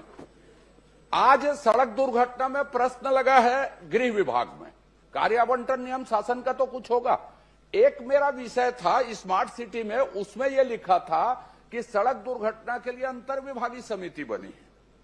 मेरा यह कहना है माननीय कि मैं 3-4 प्रश्न मैं हर सत्र में करता हूं, आउटसोर्सिंग में, इसमें 2-4 और विषय हैं जो मेरे स्थायी विषय हैं। अब यह बताइए कि ये इसके लिए जिम्मेदार है कौन? इसमें आप व्यवस्था दीजिए कि सरकार तीनों विभाग मिला के इसको रोकने के लिए काम करे, क्योंकि इसी सत्र में अलग अलग उत्तर आए। आपने परिवहन के विभाग में इसी सत्र में उत्तर दिया सड़क दुर्घटना में। अभी स्थानीय शासन में सड़क दुर्घटना में ही प्रश्न लगा। स्मार्ट सिटी माने स्थानीय शासन के चर्चा में अंतर विभागीय समिति बनी है, यह उत्तर आया है। तो इसलिए मेरा आग्रह है कि आपकी ओर से शासन को कोई ना कोई निर्देश आए। यह बहुत गंभीर मानवीय मामला है, छत्तीसगढ़ में सबसे ज्यादा हो रही है, गंभीरता है, इसके लिए कोई आप निर्देश दीजिए। माननीय सभापति महोदय, मैंने अपने उत्तर में स्पष्ट किया, माननीय सदस्य ने अकलतरा की जानकारी चाहिए और पूरे दूसरी बात बोला हूं, आपसे नहीं बोला, उसके संदर्भ इसी में जानकारी सत्र की दिया घटना है। माननीय बताया। सदस्य को यदि कुछ जानकारी की आवश्यकता है तो मैं अलग से उपलब्ध करा दूंगा, लेकिन यदि ये कहें कि परिवहन विभाग का की दृष्टि से, तो परिवहन विभाग कार्य आवंटन किसका है और कौन सा विभाग जिम्मेदार है? आप ही उत्तर दिए थे परिवहन मंत्री के तौर पर इसी सत्र में सड़क दुर्घटना में। अभी सड़क दुर्घटना गृह विभाग में लगी है। स्मार्ट सिटी की चर्चा मैंने बताई आपको कि अंतर विभागीय समिति बनी है इसके लिए। मानवीय दुर्घटना रोक दी, आप संवेदनशील हैं, वरिष्ठ मंत्री हैं, इसके लिए आप बोलिए कुछ।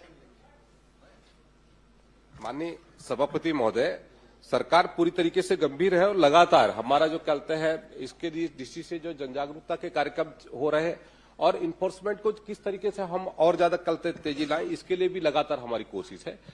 प्रवर्तन के माध्यम से ही हम इस घटना को हम रोक सकते हैं और उसके दृष्टि से हम डॉक्टर चरणदास महंत जी, सभी विभाग सरकार करेगी, पूरा सभी विभाग मिलकर करेंगे।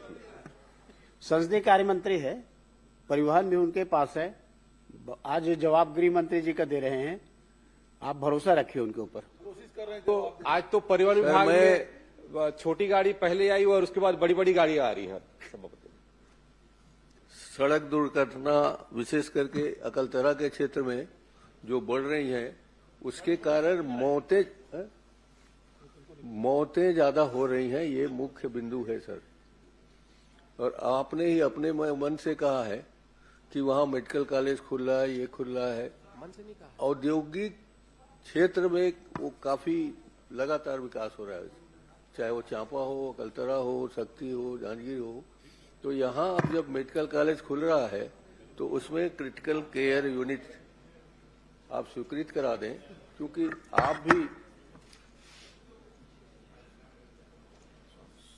आपके सहयोगी हैं और सड़क दुर्घटना की जो मीटिंग होती है वहां पर उसके आप मेंबर हैं, तो वहां क्रिटिकल केयर यूनिट और ट्रामा सेंटर लगा दिया जाए, बन जाए, ताकि मौतें कम हो, जल्दी से जल्दी इलाज पा सके। ये मेरा कहना है। ये सुझाव देंगे क्या आप अपने?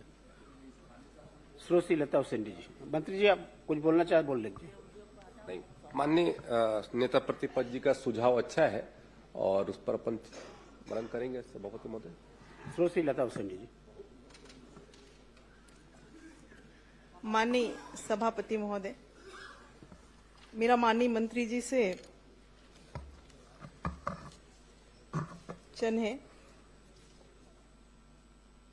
सामुदायिक स्वास्थ्य केंद्र, प्राथमिक स्वास्थ्य केंद्र, उप स्वास्थ्य केंद्र संचालित करने के लिए, नए खोलने के लिए माननीय मंत्री जी को जनप्रतिनिधियों का कोई आवेदन या प्राप्त हुआ है क्या?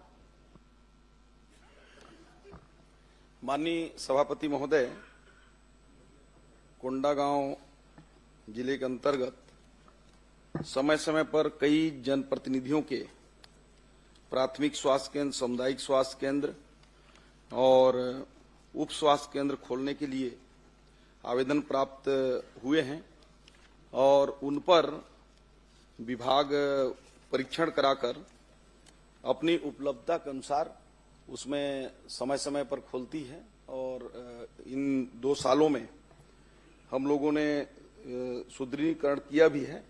वैसे उसके जो कई मानक होते हैं माननीय सभापति महोदय, जैसे उप स्वास्थ्य केंद्र के लिए जनसंख्या का मानक, सामुदायिक स्वास्थ्य केंद्र का, प्राथमिक स्वास्थ्य केंद्र का, तो सभी पैरामीटर पर होने पर उसको विभाग जो है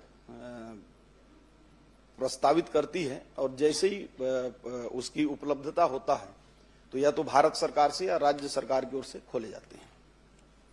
ये इसलिए पूछ रही थी माननीय सभापति महोदय, इसमें माननीय मंत्री जी ने जो उत्तर दिया है वो सिर्फ ये लिखा हुआ है कि मुख्य चिकित्सा एवं स्वास्थ्य अधिकारी के द्वारा हमको आवेदन प्राप्त हुआ था, सिर्फ एक लाइन नहीं लिखा हुआ है। इसलिए मैं जानना चाह रही थी कि बाकी लोगों का आवेदन मिला है कि नहीं मिला है, क्योंकि हम लोगों ने भी दिया था। माननीय सभापति महोदय जी, मैं माननीय मंत्री जी से एक चीज और जानना चाहूंगी। अगर किसी जिले में स्वास्थ्य विभाग का कोई कार्यक्रम होता है तो उसको स्वास्थ्य विभाग के उस कार्यक्रम को आयोजित करने के लिए और निर्देशित करने के लिए कौन कौन सक्षम अधिकारी होते हैं? माननीय सभापति महोदय, स्वास्थ्य विभाग में जो कार्यक्रम होते हैं 2 प्रकार के होते हैं। एक तो राष्ट्रीय स्तर से जो कार्यक्रम होते हैं उसको NHM विभाग संचालित करता है, जो और इसके बाद जो राज्य स्तर के जो कार्यक्रम हैं उसको डायरेक्टर हेल्थ के माध्यम से वो संचालित होती है और वहां से निर्देशित करके उसके मुख्य रूप से जिला में जो CMHO हमारे होते हैं वो नोडल होते हैं और उनके माध्यम से नीचे तक के कार्यक्रमों का क्रियान्वयन होता है। मौखिक भी निर्देशित होते हैं या फिर सिर्फ पूरे लिखित में ऑर्डर निकाला जाता है? कई बार मौखिक भी देखिए, कुछ जो सामान्य कार्यक्रम हैं जो रूटीन में हैं, जैसे विश्व पर्यावरण दिवस करना है तो उसको लिखित भी देते हैं और लिखित नहीं पहुंच पाए तो समान रूप से मौखिक भी पहुंच जाते हैं। और बाकी जो प्रमुख कार्यक्रम है वो लिखित में ही जारी होते हैं और उसका कैलेंडर बना होता है। माननीय सभापति महोदय, आपका एक प्रश्न मेरा है कि जो कार्यक्रम आयोजित हुए हैं हमारे जिले में उसमें भुगतान के विषय में मैंने जानकारी चाहा। माननीय मंत्री जी ने ये जानकारी दिया है कि किसी भी तरह का भुगतान शेष नहीं है, पर माननीय सभापति महोदय, मैं ये जानना चाहूंगी कि कार्यक्रम हुआ है और भुगतान शेष है, इसकी जानकारी मेरे पास है। माननीय मंत्री जी इस पे क्या कहना चाहेंगे? आपके मौखिक आदेश पे भी, आपके अमला के द्वारा मौखिक आदेश पे भी हुआ है, लिखित वर्क आर्डर पे भी हुआ है, लेकिन भुगतान नहीं है, उसके तथ्य मेरे पास हैं। अब आप इस पे क्या कहना चाहेंगे, मैं जानना चाहूंगी।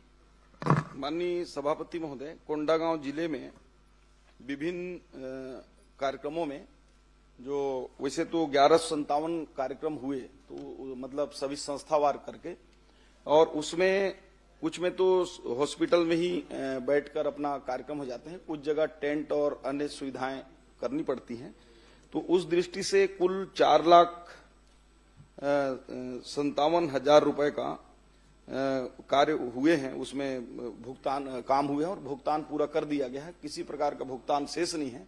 यदि माननीय सदस्य महोदया के पास कोई ऐसी जानकारी है कि यदि कार्यक्रम कराया गया है उसका भुगतान नहीं हुआ है तो मैं निश्चित रूप से उसको परीक्षण कराऊंगा और अगर उसने कार्यक्रम किया होगा तो उसकी भुगतान हम सुनिश्चित करेंगे। दोनों चीजें हैं माननीय मंत्री महोदय, एक तो मौखिक आदेश भी दिया गया है और वर्क ऑर्डर पे भी है, तो आप क्या मौखिक आदेश का भी भुगतान कराएंगे और या फिर वर्क ऑर्डर जो मिला है उसका भी कराएंगे? क्योंकि कभी इस प्रश्न में है कि जो मौखिक है जो लिखित में है हम उसी का ही भुगतान करेंगे, ऐसे आपके कई बार ये विषय प्रश्न आता है। तो मैं दोनों चीज चाह रही हूँ, मौखिक निर्देश पे भी कई कार्यक्रम हुए हैं और लिखित पे भी हुए हैं, तो आप दोनों का भुगतान करवाएंगे क्या और किस सक्षम अधिकारी के समक्ष बैठकर इस भुगतान को करवाएंगे, किसके उस पे करवाएंगे, ये भी स्पष्ट करेंगे।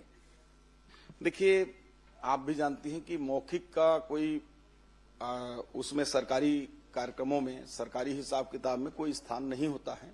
यदि लिखित में वर्क ऑर्डर हुआ है, काम हुए हैं, तो आप मुझे दीजिएगा, कहीं जाने की जरूरत नहीं है, भुगतान मैं सुनिश्चित कराऊंगा। माननीय सभापति महोदय, मेरे पास उसके भी पेपर है।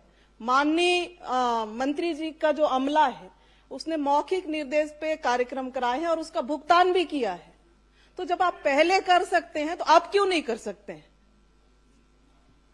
देखिए, मौखिक यदि उसने निर्देश दिया होगा, वैसे मौखिक का तो कोई हिसाब किताब होता नहीं है, लेकिन यदि मौखिक में भी अर्जेंटली कोई कार्यक्रम आया होगा, कराया होगा, तो जो मौखिक आदेश दिया होगा वो यदि हमारे पास जिनाइन दस्तावेजों के साथ कार्यक्रम की पूरी उसकी पुष्टि के साथ भेजता है कि कार्यक्रम हुआ है, तो उस पर विभाग विचार करेगी। नहीं, विचार की बात नहीं है माननीय सभापति महोदय, ये बार बार पिछले प्रश्न में भी आपने कहा था, पिछले बार भी जब इस सदन में प्रश्न आया था आपने कहा था कि 1 महीने के भीतर मैं कार्रवाई करके बताऊंगा। आज 9 महीने हो गए माननीय मंत्री जी।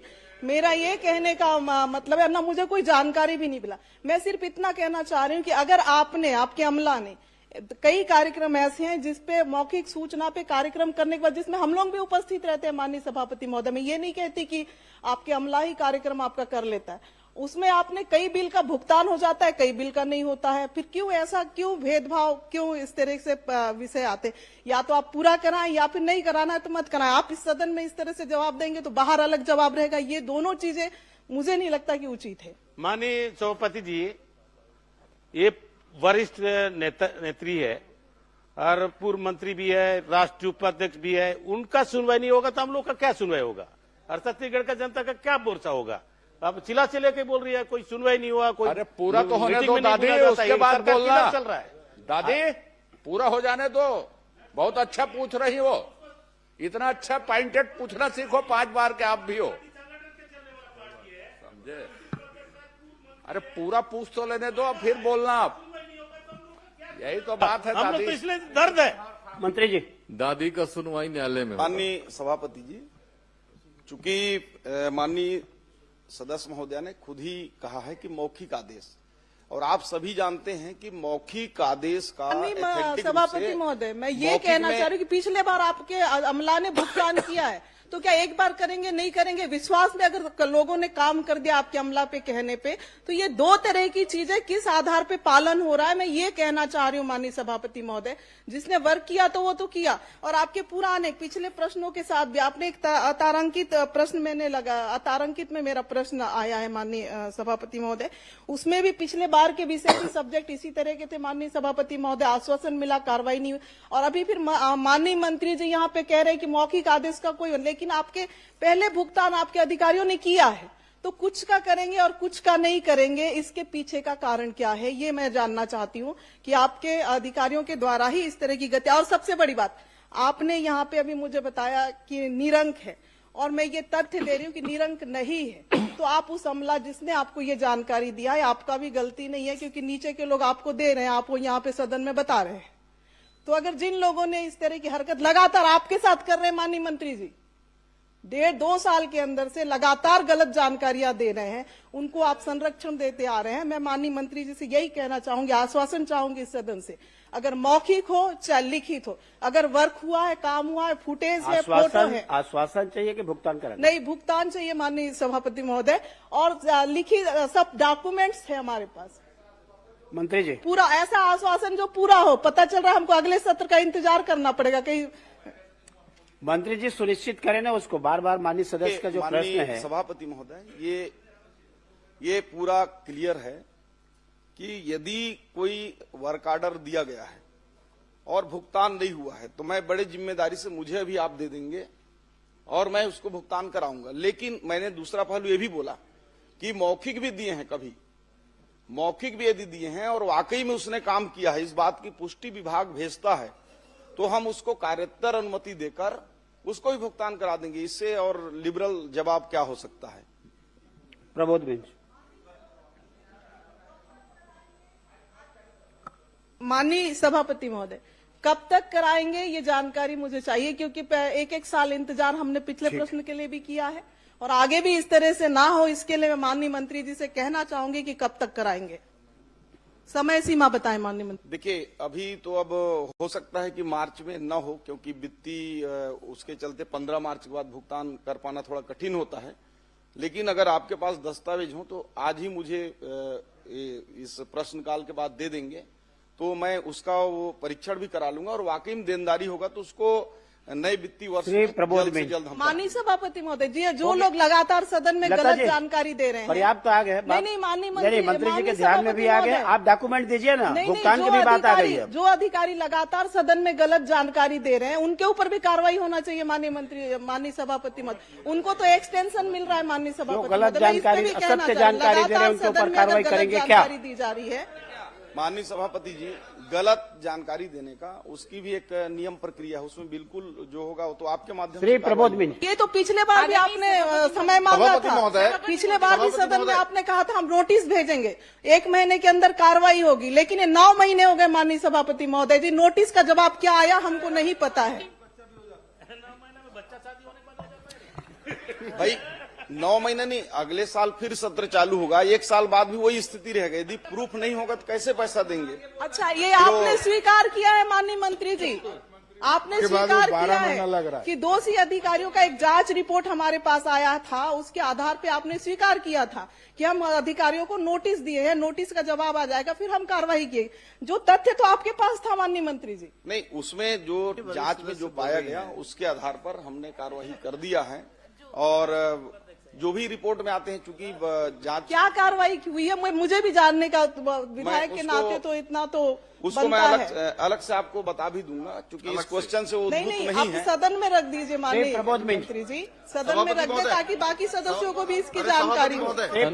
माननीय सभापति महोदय, और तारीख भी माननीय सभापति महोदय। पर्याप्त आ गया है, बहुत लंबा माननीय सदस्यों का प्रश्न है, समय आप देखिए। प्रश्न से अलग बोल रहा हूँ, लगातार ये हो रहा है कि हर माननीय सभापति महोदय बोलो, मंत्री जी सुनिश्चित करे उसको, जवाब सही नहीं आ रहा है। प्रमोद भी उसको व्यवस्था दे दीजिए, तो उसको प्रताड़ित करिए। हर विधायक लगातार हर मंत्री यही कह रहा है, माननीय सभापति गलत जवाब आ रहा है, हर बार गलत जवाब आता है। नहीं करते सभापति महोदय, माननीय सभापति महोदय, हर गलत जवाब आता है। पहले कि मेरे वन विभाग के जवाब में सभापति महोदय, गलत जवाब आते हैं। यही हो रहा है। सभापति महोदय,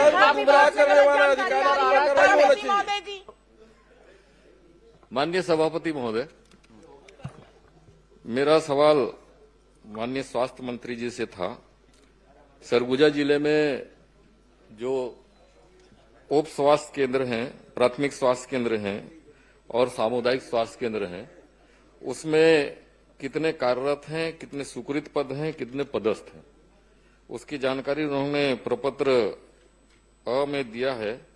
पुस्तकालय में जरूर कहा गया था ऐसे जवाब में, अब वो मुझे प्राप्त हुआ है। अब मैं इसमें माननीय मंत्री से जानना चाहूंगा, जो इसमें स्वीकृत पद है और उसमें भरे पद है, उसमें आधे से ज्यादा पद रिक्त बताए गए।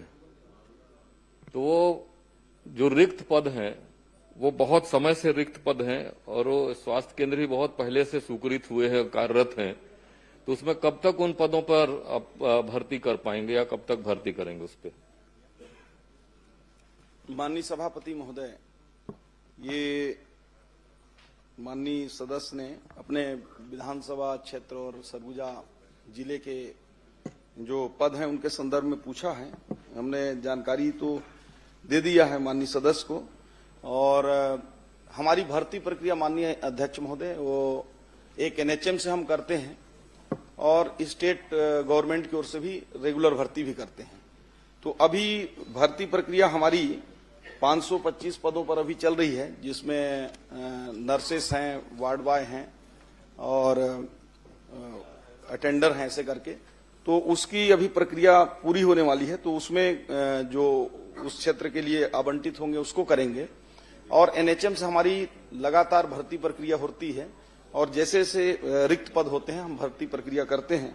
समय सीमा निश्चित बताया जाना संभव नहीं है, परंतु प्रयास होगा कि हम अतिशीघ्र भर्ती प्रक्रियाओं को, रिक्त स्थानों को भरेंगे। माननीय मंत्री जी से मैं पुनः जानना चाहूंगा कि आपने जवाब में कहा है कि भर्ती प्रक्रिया निरंतर होती है, जारी है और भर्ती की प्रक्रिया में इतने पद हो रहे इसको भरेंगे।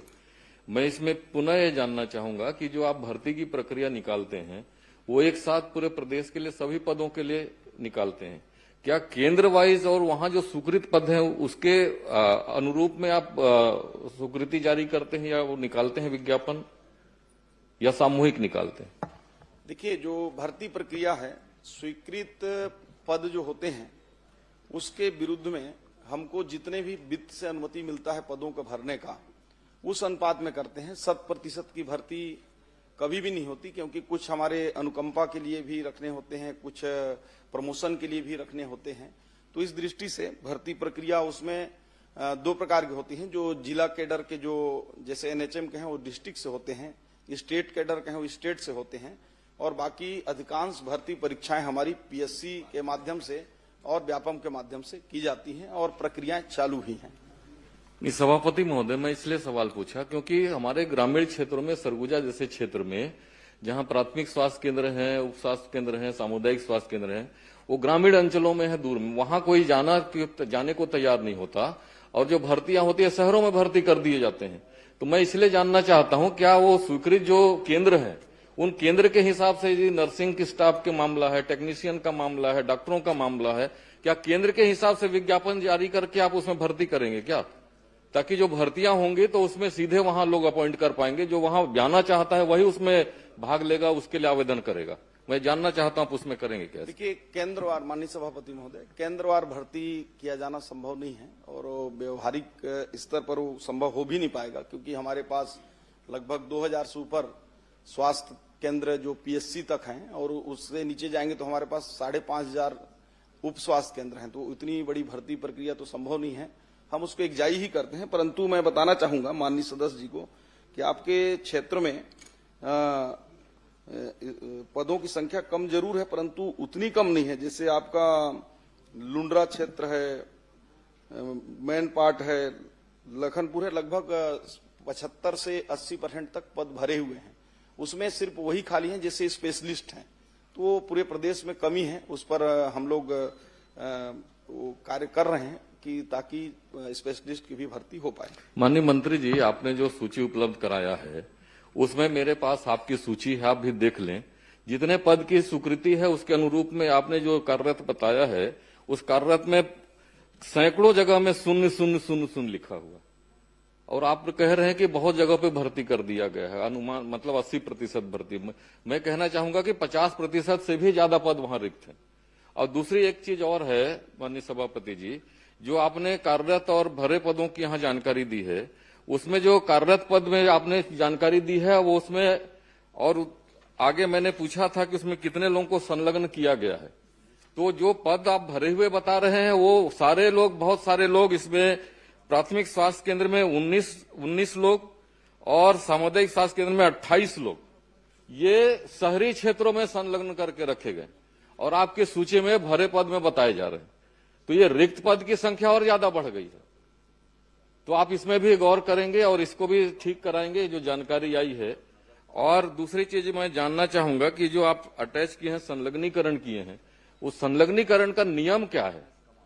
क्यों संलग्नीकरण किया जाता है और किसको अधिकार है संलग्न करने का? माननीय सभापति महोदय, संलग्नीकरण के कोई नियम नहीं है, लेकिन समय काल परिस्थिति के अनुसार कभी कभी आवश्यकता अनुसार संलग्नीकरण करना होता है। जैसे मान लीजिए कि एयरपोर्ट में ड्यूटी करना है, वहां सेटअप नहीं है तो एक करना पड़ेगा। माननीय न्यायालय में कहीं करना है, वहां करना पड़ता है। और ऐसी हमारे अन्य संस्थानों में भी करना पड़ता है, वो भी करते हैं। कभी कभी कहीं बहुत ज्यादा फुटफॉल है आप बैठ जाना। और माननीय मंत्री जी, आप केवल ये बता दीजिए, नियम को बता दिए, आप नियम में मत जाओ। आपके यहाँ नहीं है, अटैचमेंट में है, संलग्नीकरण नहीं, में माननीय है। सभापति- आप उपलब्ध हो जाए वो पूछ लीजिए आप। नहीं, संलग्नीकरण इसका मतलब कि मैं भी संलग्नीकरण कर सकता हूं, कोई नियम नहीं है तो कुछ तो नियम होगा। कैसे संलग्न करेंगे, कौन करेगा, संलग्न करेगा इसको? हाँ, और मैं ये कहना चाहूंगा आपके माध्यम सभापति जी, माननीय मंत्री जी से, जितने भी आपने संलग्नीकरण किया है वो केवल ग्रामीण क्षेत्रों से, मेरे ग्रामीण क्षेत्र से आप शहरों में संलग्नीकरण कर दिए। तो संलग्नीकरण क्या जनता के लिए होता है कि जो कर्मचारी उनकी सुविधा के लिए होता? देखिए, आपकी चिंता से मैं वाकिफ हूं, मुझे समझ में आ रहा है। निश्चित रूप से आपका जो ग्रामीण क्षेत्र है वहां से अटैच हो गए होंगे, और मैं आपको आश्वस्त करता हूं कि उसमें परीक्षण करा के जो भी ऐसे अति आवश्यक नहीं हो उनको, जो आपने 18 और 28 बताया है, उन सभी का परीक्षण करा के मैं 15 दिन के अंदर, अगर अनावश्यक रूप से अगर संलग्नीकरण हुए हैं तो उन सबको निरस्त करके फिर से आवश्यकता अनुसार जो होगा, कुछ मैं देख रहा था उसमें कि कुछ अति आवश्यक थे तो करना होगा। और जब करना होगा तो जैसा आप बोल रहे थे नियम, तो नियम ऐसा कोई नहीं है, लेकिन यदि ब्लॉक लेवल अधिकारी को करना है अटैचमेंट तो ऊपर के सीएमएचओ से लेगा, सीएमएचओ को करना है तो जेडी से एक बार अनुमोदन लेगा, और जेडी को भी करना है तो या तो कलेक्टर या डायरेक्टर हेल्थ या एमडी एनएचएम से, जो एनएचएम को होगा तो लेगा, तभी करें। ऐसा मैं आपको पूरे प्रदेश के लिए नहीं, माननीय मंत्री जी, मैंने आपको इसलिए कहा क्योंकि जो जिन केंद्रों से शहरों में उनको अटैच किया गया है और वहीं पर भी और दूसरे लोगों को भी अटैच कर दिया गया, तो जब वहां से हटाना ही था दूसरी जगह व्यवस्था में, तो वहां फिर क्यों भर्ती किया गया? तो ऐसे बहुत सारी गड़बड़ियां हुई हैं, और किसी विशेष लोगों को लाभान्वित करने के लिए किसी अधिकारियों के द्वारा ऐसा काम कर दिया गया है, तो सारे उसको निरस्त करके पुनः इसको पुनर्विचार करेंगे क्या? सभापति महोदय जी, एक छोटा सा इसमें मेरा प्रश्न। 1 मिनट, इसको जवाब दे। हाँ, मैं सारे संलग्नीकरण को समाप्त करने का निर्देश करता हूं और फिर से घोषणा करता हूं, हमारे अधिकारियों को निर्देश और यहां घोषणा। ठीक है, मैं घोषणा करता हूं पूरे संलग्नीकरण को हमारे जो जितने भी पीएचसी, सीएचसी, सब हेल्थ सेंटर, डिस्ट्रिक्ट हॉस्पिटल, इनमें जो अटैच हैं, बाकी जो इंस्टीट्यूशनल संस्थानों में है, जिससे अब आप लोग विधायक के लोगों के पास, कई लोगों के पास अटैचमेंट होंगे तो प्रक्रियाओं के तहत है। लेकिन जो हॉस्पिटलों में इस प्रकार के जो ग्रामीण क्षेत्र से शहरी में हो गए हों या जहां आवश्यकता नहीं है, तो पूरे को अटैचमेंट एक बार करने का मैं घोषणा करता हूं, और इसका पालन अति शीघ्र करते हुए आपको इसकी हम प्रबोध जी, आपको हम आपके विधानसभा श्री अजय चंद्राकर। माननीय सभापति महोदय, माननीय सभापति महोदय, एक ही मिनट। माननीय प्रदेश को उन्होंने निरस्त कर दिया। माननीय मंत्री जी, एक प्रश्न और था छोटा सा, एक प्रश्न। आपको धन्यवाद भी दूंगा, आपने पिछले बार में हमारे 3 सामुदायिक स्वास्थ्य केंद्र स्वीकृत किए थे, परंतु भवन उसके लिए स्वीकृत नहीं है। इसकी स्वीकृति कब तक दे देंगे माननीय मंत्री जी?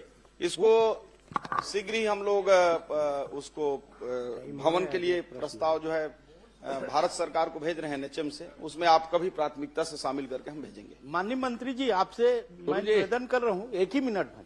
अरे यार, में भी एक ही मिनट लूंगा, बस ज्यादा नहीं। पूर्व में भी अटैचमेंट के वापस करने के लिए शासन का आदेश है, लेकिन उसकी पालन नहीं हुआ। ये घोषणा फिर वैसे इतनी हो जाएगा, जो घोषणा कर रहे हैं वो तो शासन के आदेश में पूर्व से है। नहीं, मैं लेट आया हूं, लेकिन बात मैं समझ चुका हूं। आज आप जो घोषणा कर रहे हैं वो तो पूर्व से शासन के आदेश में है, उस आदेश का तो पालन ही नहीं हुआ।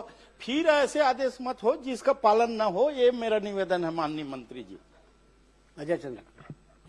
गुरुजी, आदरणीय गुरुदेव, छोटे छोटे बड़े बड़े, छोटे छोटे। माननीय गुरुजी तैयार है, तैयारी से आए हैं, आप बड़े पूछो, छोटा पूछो, सबका जवाब देंगे। माननीय अध्यक्ष महोदय, ये प्रश्न जो है पूरे देश का आज सबसे महत्वपूर्ण विषय है आजकल। मैं माननीय प्रश्न पूछते हैं तो आपको कुछ बात ध्यान आकर्षित करवा देता हूं, आप देख लीजिए। सबसे पहले आप देखिए कि उत्तर में आपने बताया है 171 संस्थान हैं, और आपने भुगतान किया है 184 को। ये एक देख लीजिए। दूसरा, आप बोल रहे हैं कोई सर्वे नहीं है। आपको मैं बता देता हूं कि जो आपने विजन डॉक्यूमेंट जारी किया है उसके पेज नंबर 27 को आप पढ़ लीजिएगा। उस सर्वे में है कि प्रदेश में सिर्फ 3% लोग स्किल्ड हैं, 97% लोग अनस्किल्ड हैं। आप कह रहे हैं कि स्किल के सर्वे करने का कोई नियम प्रक्रिया नहीं। आपने ही दस्तावेज इस सदन में पटल में रखा, उसके पेज नंबर 27 में है कि 3% लोग भर स्किल्ड हैं। अब आप ये बता दीजिए गुरुदेव, यदि नहीं है पूछ लेता हूं फिर, आप सिलेक्शन कैसे करते हैं कि साहब इसको स्किल करना है, और आपके जो स्किल के प्रोग्राम है वो आवासीय है गैर आवासीय?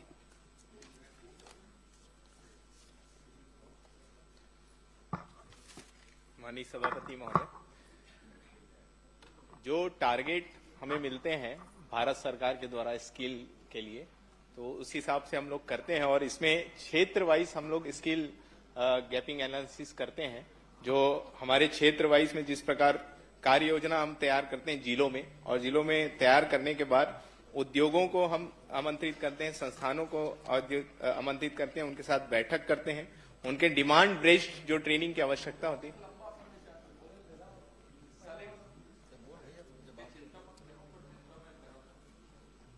आप ये बता दो, चलो छोड़ो सबको, इसको सुधारने की जरूरत है। आपके सिलेक्शन को, आपके स्किल के, आपके ट्रेड को, जिन चीजों की बाजार में डिमांड है, अध्ययन जैसे मैं बता देता हूं, आउटसोर्सिंग कंपनी आप लाते हो, उनको किस तरह के लोगों की जरूरत है, वो छत्तीसगढ़ के लोग है कि नहीं है, वो ट्रेंड है कि नहीं है, या अध्ययन की जरूरत है। एक लाइन। दूसरी बात आपको बता देता हूं, जिसको करेंगे तो ठीक है, आखिरी विषय है मेरा। भारत सरकार ने कौशल उन्नयन की नीति, माननीय सभापति महोदय, जारी करके पब्लिक डोमेन में डाली हुई है। छत्तीसगढ़ सरकार, आपने जो उत्तर दिया है जितना, उसमें आपका कोई नीति कार्यक्रम नहीं है। छत्तीसगढ़ के नौजवानों के कौशल उन्नयन के लिए कोई नीति बनाएंगे क्या? यदि नीति नहीं बनाएंगे तो उसी नीति में से जो पब्लिक डोमेन में है उसको स्वीकार करके आप अपने अनुरूप ढालेंगे क्या, या इसके लिए कोई कदम उठाएंगे? किस तरह उठाएंगे, कब उठाएंगे, ये भर बता दीजिए मुझको।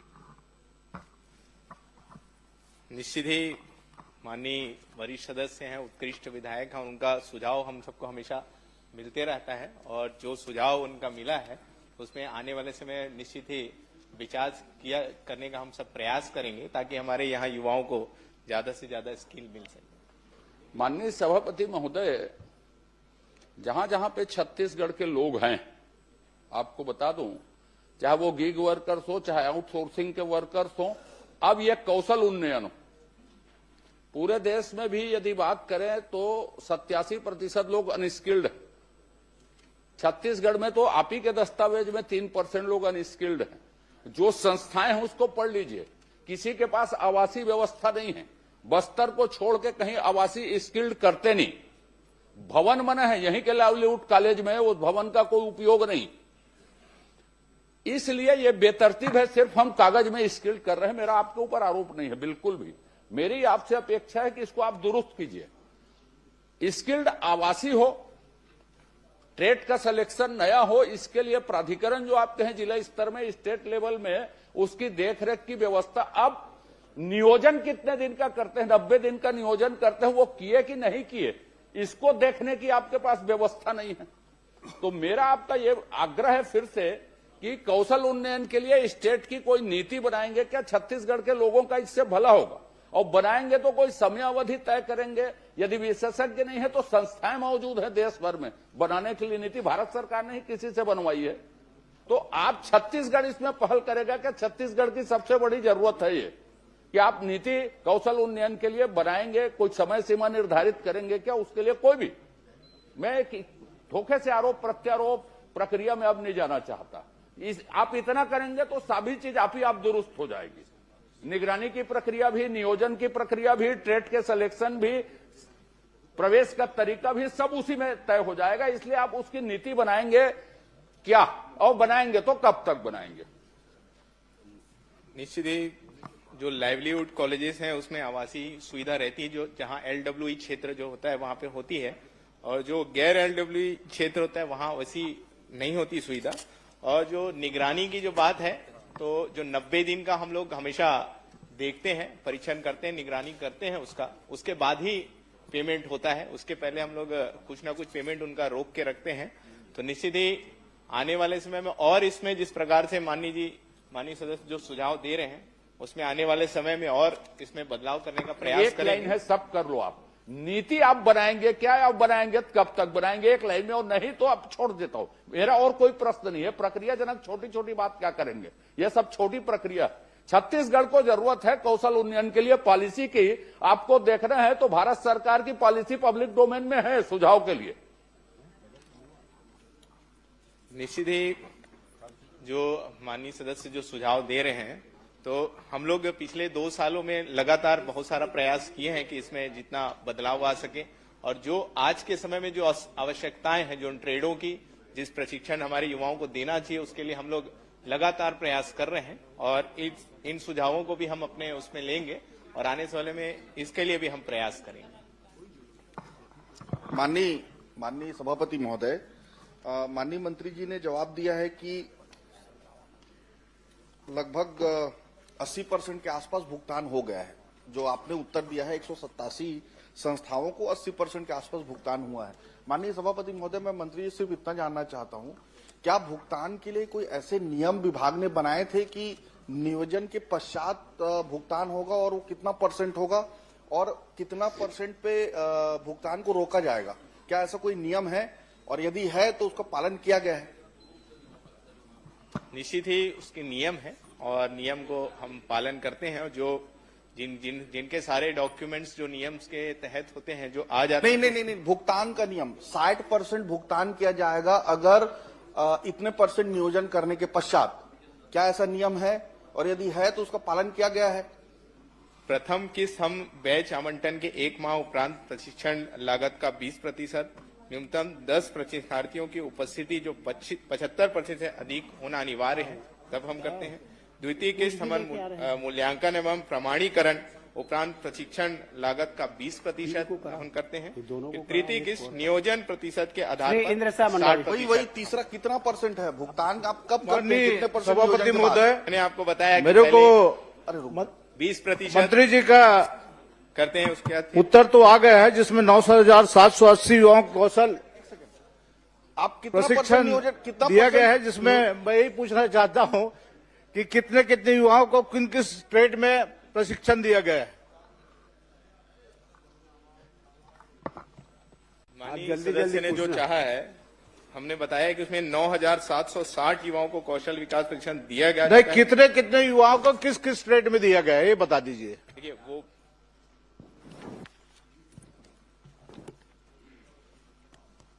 इसमें भी है, सारे जिलों का है, जिलोवार विकासखंड रोजगार एवं स्वरोजगार के माध्यम से। नहीं, किस ट्रेड में कितने युवाओं को? Plumber, car mechanic, staff nurse, electrician. क्या बता देते तो बढ़िया था। सीसीटीवी, ये घुमाने वाली ये बेकार है। संख्या बता देते कितने युवाओं किस ट्रेड में दिया? अलग अलग जिले के अलग अलग संख्यावार हैं। बालोद जिला में प्रदेश का बता दीजिए। 61 लोग हैं। पूरा प्रदेश का बता दीजिए। मंत्री जी, ITI इंजीनियरिंग करे तेला तो नौकरी दे नहीं सका था। राम कुमार जी, खाली आंकड़ा बताते हैं। अरे मंत्री का जवाब और बता दीजिए किस संस्थान में दिए है, कितने संस्थान दीजिए, कितने शासकीय है? टोटल 5,966 वो तो आ गया उत्तर लोगों को हमने ट्रेड में दिया। और ये सारे ट्रेड है, पूरी जानकारी है, पूरे बहुत सारे ट्रेड है। अगर आप कहेंगे तो मैं आपको उपलब्ध करा दूंगा, अलग से मैं आपको सारे ट्रेड की जानकारी दे दूंगा। यहाँ पे 15,66,957 रोजगार विभाग के पोर्टल में अपलोड है। इसमें सिर्फ अपने ST/SC के 45% है। इसके हिसाब से 7 लाख ST/SC होते हैं, प्रश्नकाल समाप्त। जिसके हिसाब से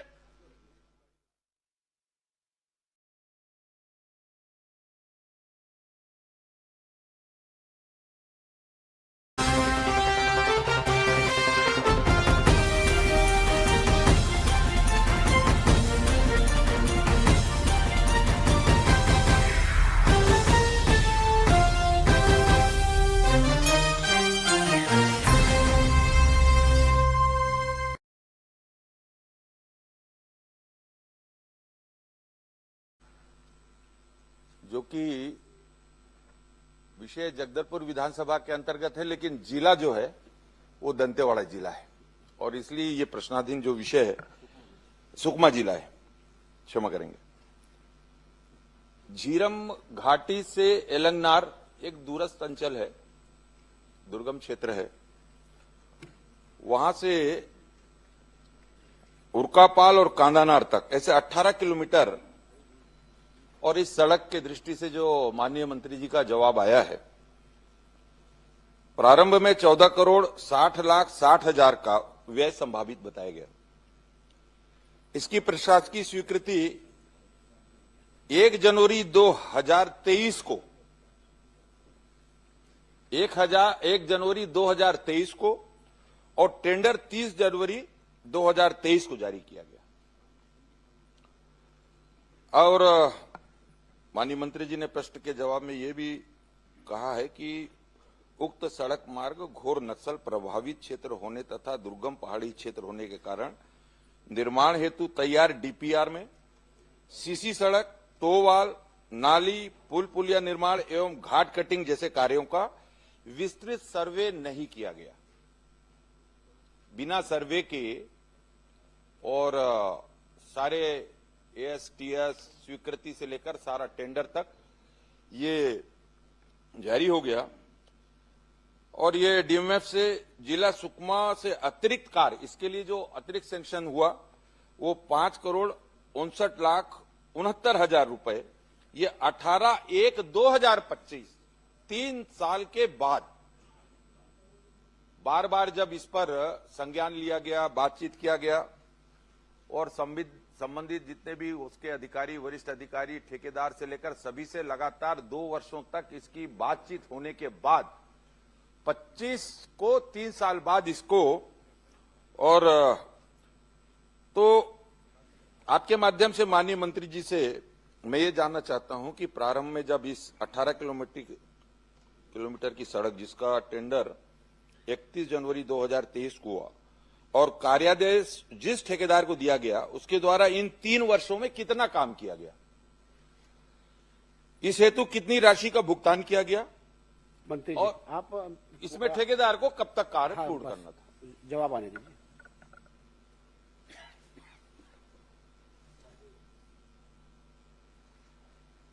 माननीय सभापति महोदय, माननीय सदस्य ने जो जानकारी मांगी है और उसके संदर्भ में मैंने पूरी जानकारी दी है। और जो 18 किलोमीटर तक की जो सड़क बनना था और नक्सलवाद होने के कारण से उसका जो प्रिलिमिनरी जो सर्वे होना था वो सर्वे नहीं हो पाया और उसके कारण से जो घाट सेक्शन है और जितने भी अपने उन क्षेत्रों में होना था कार्य, वो नाली निर्माण इत्यादि उस कार्य को हो नहीं पाया। और वर्तमान में जो स्थिति है वो, क्योंकि डीएमएफ की राशि से भी उस कार्यों को उसमें चिन्हांकित किया गया और उस कार्य को पूरा कराने के दृष्टि से, ताकि वो कार्य वहां पर पूर्ण हो सके। और आपकी भी जो मंशा है उसमें कि जल्द से जल्द वो कार्य पूरा हो जाए, क्योंकि 1 जनवरी 2023 का मामला है और उसके तहत में जो राशि वहां पर दी गई उस राशि के तहत में 3 वर्षों में अर्थ वर्क और जो है जीएसबी तक का कार्य हुआ था और लगभग 4,23,00,000 रुपए इसमें भुगतान हुआ है। लगभग 8 करोड़ रुपए का राशि अभी उस योजना के तहत में अभी वहां पर है और जो डीएमएफ की राशि है वो भी क्या उसमें है और उसके भी टेंडर हो चुके हैं, उसके भी कार्यादेश जारी हो चुके हैं और उसका भी कार्य अभी प्रारंभ है। तो मुझे लगता है कि इस वर्ष हम उसको, मतलब इस वित्तीय वर्ष नहीं, 1 वर्ष के भीतर में हम उस कार्य को पूरा करने के पूरी तरीके से कोशिश करेंगे। ये 2 बातें हुई। एक मिनट। आपने जो बात कही है 1 वर्ष के भीतर पूरा करने की कोशिश करेंगे, आश्वासन अनक्लियर है। 1 वर्ष में पूरा करेंगे बोलेंगे, उसमें फिर क्या कोशिश होती है? जब समय ले रहे हैं तो 1 वर्ष में हो जाएगा बोल दीजिए। किरण जी पूछ लें। आश्वासन माननीय सभापति जी, इसमें जो सबसे बड़ा विषय है कि वर्तमान में जो मेरी जानकारी है और बातचीत से समस्त अधिकारियों से, और कि इसको अब 2 टेंडर में विभाजित किया गया है, 2 भाग में। पूर्व में जो प्रथम भाग में जो टेंडर जारी हुआ था और जिसके कार्य की स्वीकृति हुई थी, और उत्तर में भी आया है कि 18 किलोमीटर जेसीबी ग्रेन्यूल सब बेस का कार्य जो किया गया 18 किलोमीटर में केवल मिट्टी डालने और 4 किलोमीटर में मुरुम डालने का कार्य और पुलिया निर्माण का काम किया गया है। अब 4 साल में 4 बरसात वह रोड खा चुका है, पी चुका है, क्योंकि वो पहाड़ी क्षेत्र है।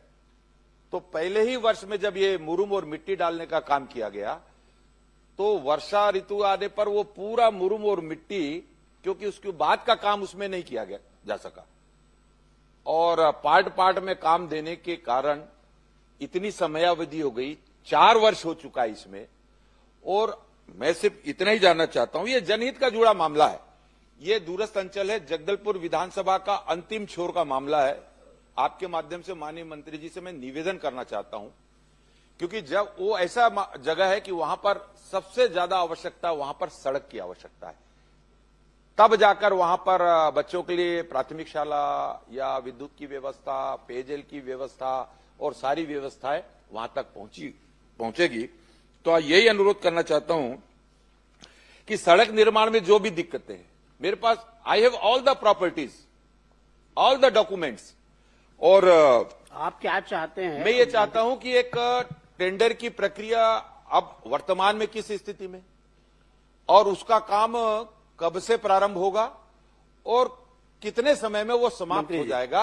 और इसके अलावा माननीय सभापति जी, इसके अलावा, क्योंकि दूरस्थ अंचल कहते जरूर है, लेकिन ये जगदलपुर विधानसभा का ही एक हिस्सा है, अंतिम छोर है, सुकमा जिला में आता है, तो कम से कम इसमें एक टीम अधिकारियों की तैयार हो, जो कि वहां के कार्यों की समीक्षा प्रगति के बारे में, और समय समय पर इसको, नहीं तो वरना वहां पर यही 4 साल हुआ है, 4 साल और हो जाएगा। तो ये कब तक इसका जितनी भी वहां की कठिनाइयां हैं दूर करके निर्माण कार्य जल्द से जल्द हो, ताकि वहां के लोगों के इस मार्ग के माध्यम से सरकार की अन्य कल्याणकारी योजनाएं वहां तक पहुंच सके, उसकी सुविधाएं उनको प्राप्त हो सके। माननीय सभापति महोदय, माननीय किरण सिंह देव जी ने जो प्रश्न उठाया है निश्चित तौर से बहुत ही वाजिब है, और लंबे समय से उस योजना के पूर्ण होने का इंतजार हुआ है, और सरकार की भी मंशा है कि उस कार्य को तत्काल पूरा किया जाए। और जैसा कि मैंने अपने उत्तर में बताया कि क्योंकि वो नक्सल प्रभावित क्षेत्र होने के कारण से उस क्षेत्र में जिस तरीके से कार्य होना चाहिए उस तरीके से कार्य नहीं हो पाया, और उसका क्योंकि वो घोर नक्सल प्रभावित क्षेत्र है और पहाड़ी क्षेत्र है और फॉरेस्ट एरिया भी है, तो उसके कारण से जो अलाइनमेंट में जो परिवर्तन आया और उसके कारण से जो उसमें जो एडिशनल जो कार्य की आवश्यकता पड़ी, जिसमें सीसी सड़क है, टो वाल है, नाली का है, पुलियों का निर्माण है और घाट कटिंग है, इन सब चीजों के कारण से उसके क्या कहते हैं जो अतिरिक्त कार्य की आवश्यकता हुई, और उसके तहत में जो डीएमएफ की राशि के माध्यम से लगभग 5 करोड़ 59 लाख रुपए उसमें स्वीकृत भी किया गया, और उसका हमने टेंडर भी कर दिया है और वो उसमें कार्य प्रारंभ भी हो गया है। जहां तक 18 किलोमीटर का जो सड़क है उसको कार्य को जो ठेकेदार के माध्यम से समय सीमा में पूरा नहीं किया गया, क्योंकि 12 महीने के भीतर में उसको पूरा करना था, लेकिन उसने पूरा नहीं किया, और उसके कारण से जो विलंब हुआ उसको हम समय सीमा में। आप डिटेल बता रहे हैं, माननीय सदस्य की जो चिंता है, डिले वैसे ही हो गया है, उसके निर्माण कार्य जल्दी शुरू हो और उसको मॉनिटरिंग करने वाला अधिकारी। माननीय सभापति महोदय, चिंता इस बात की है कि समय समय पे 4 वर्षों में, एक विशेषकर इन 2.5 वर्षों में, मैं इस कार्यकाल की बात करूं तो बार बार जब इस पर पता लगा के बाद वही का वही है, मामला वही का वही है, तो एक बार इसको सुनिश्चित कर लिया जाए कि, क्योंकि फिर ये 5वां बरसात आ जाएगा, 2 महीना 2.5 महीना बाद फिर काम रुक जाएगा, फिर मिट्टी बह जाएगी।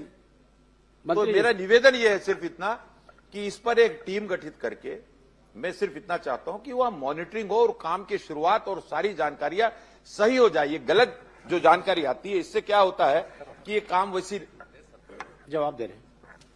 माननीय सभापति महोदय, माननीय श्री किरण सिंह जो जी ने जो प्रश्न उठाया उसमें निश्चित तौर पे विभाग पूरी तरीके से गंभीर है और मैं सदन को आश्वस्त करता हूं कि आने वाले 20 दिनों के भीतर में एक उच्च स्तर के हमारे अधिकारी वहां पर जाकर के उसका स्थल का अवलोकन करेंगे और वहां जाकर के जो भी कहते हैं संबंधित कार्य के दृष्टि से जो भी दिशा निर्देश होगा जिसमें कहते हैं एक्शन लेने की बात होगी उस पर एक्शन लिया जाएगा। श्री राघवेंद्र, धन्यवाद। धन्यवाद सभापति महोदय।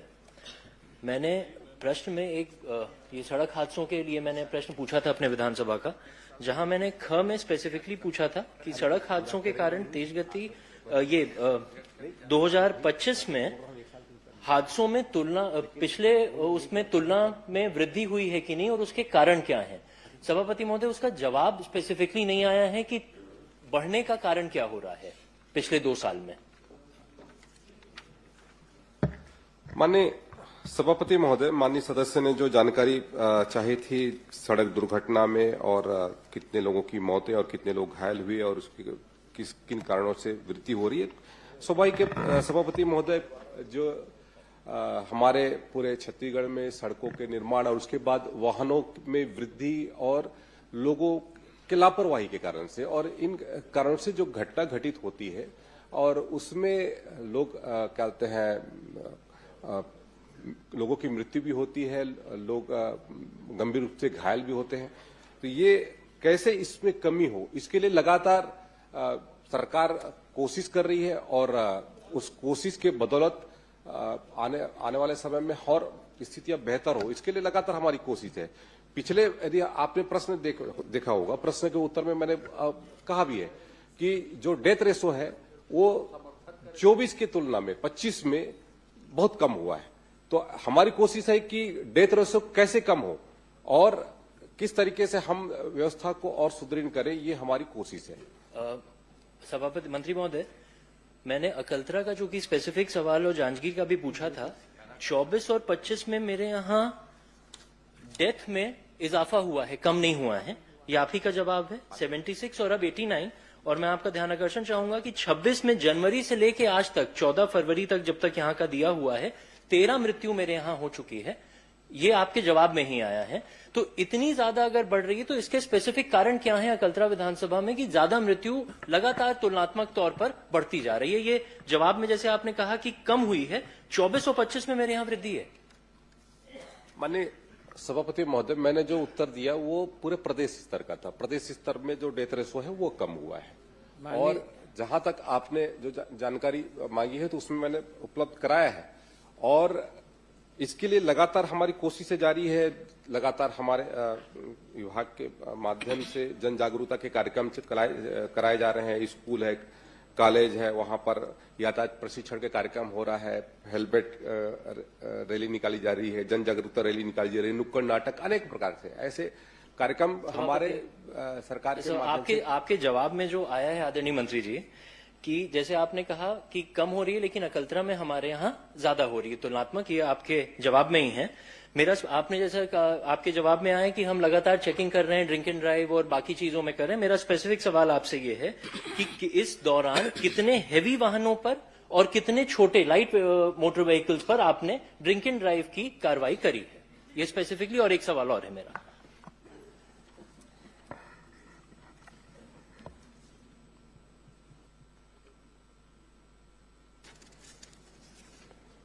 माननीय सभापति महोदय,